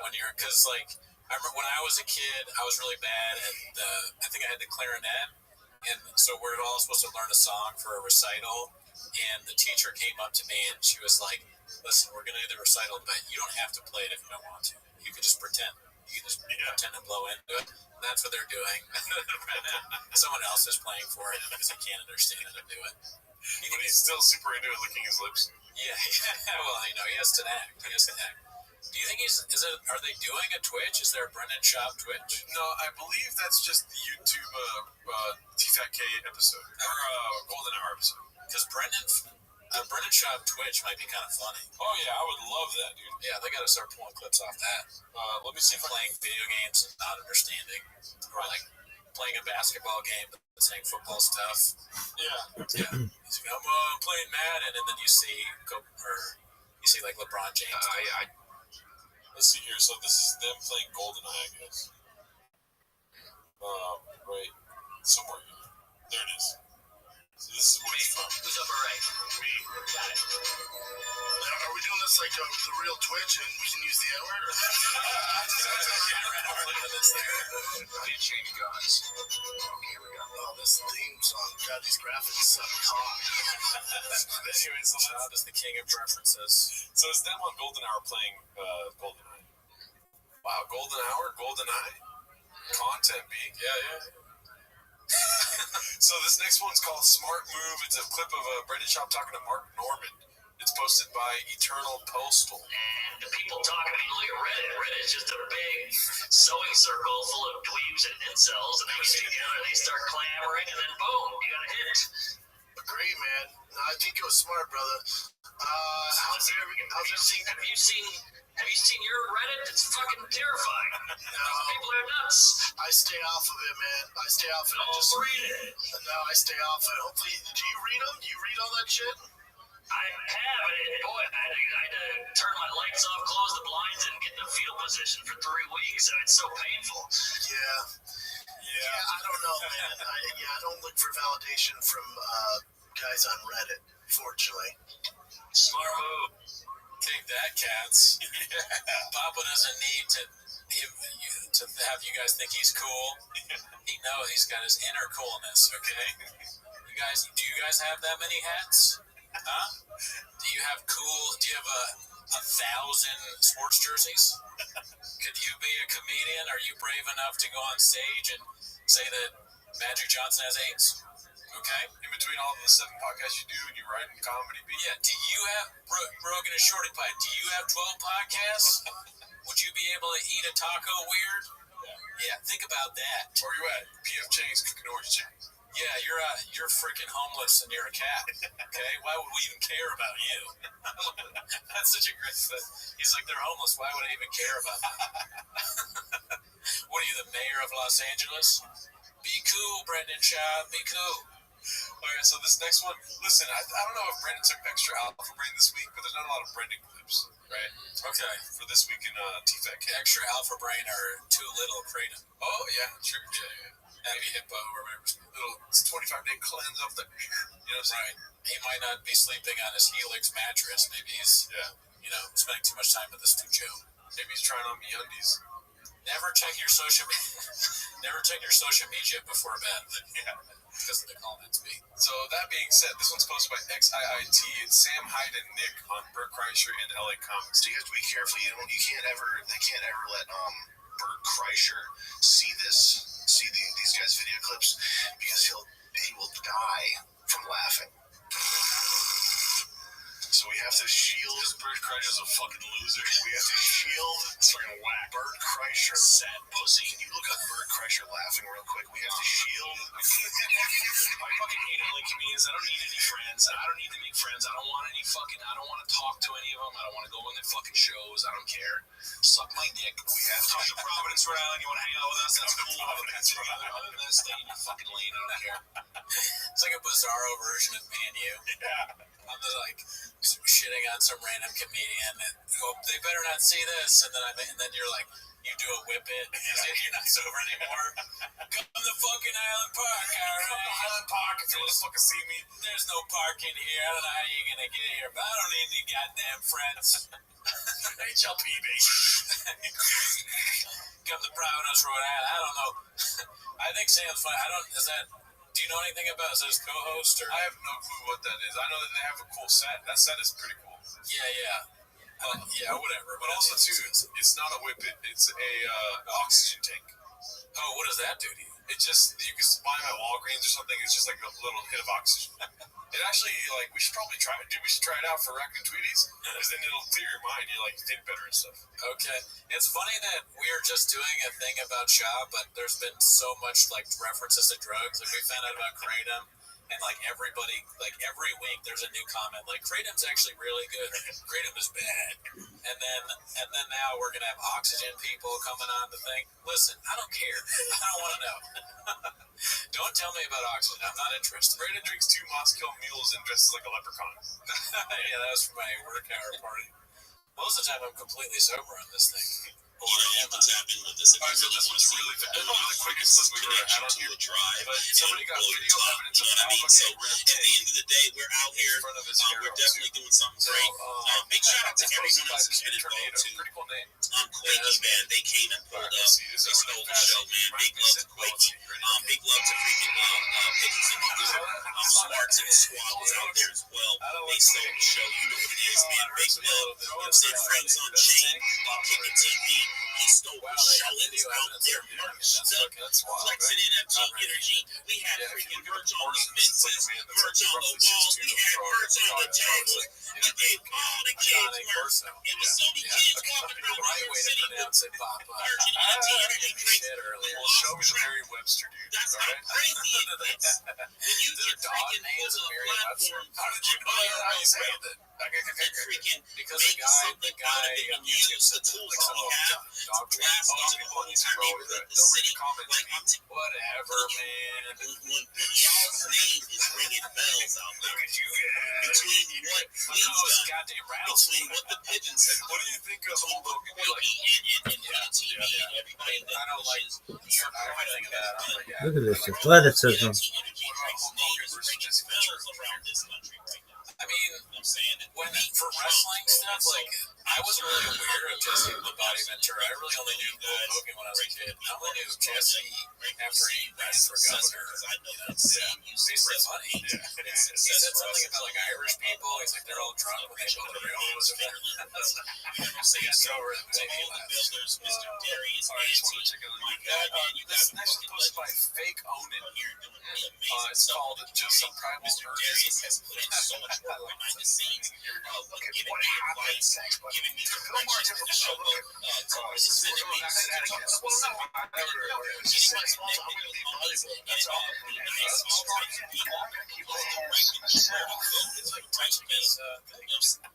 People don't get the recognition they deserve, and they've been doing a lot. So big shout out to you, Mr. Darius. Big shout out to Meta Rides for being responsible.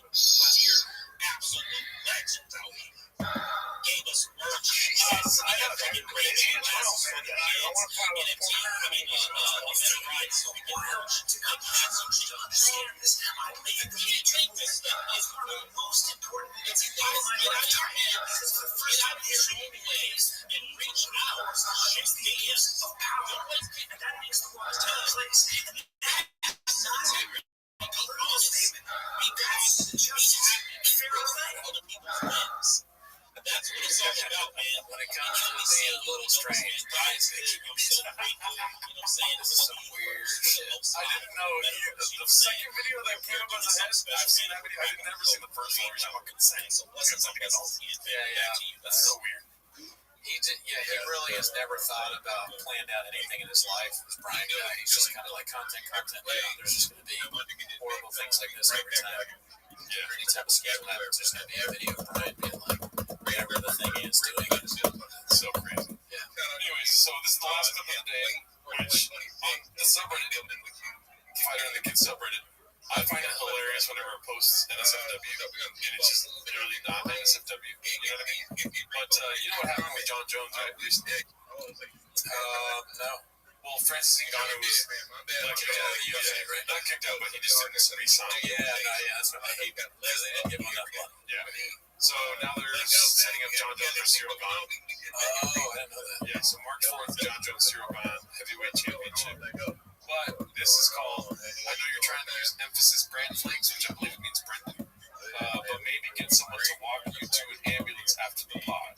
Posted by guess who? Rogan and Shorty Pie, dude. Rogan and Shorty Pie needs a handler, dude. Here we go.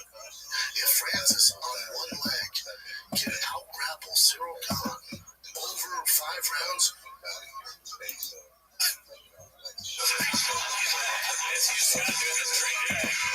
what do you think John's gonna do? Easy money. Easy. I mean, no one should ever take financial advice or betting from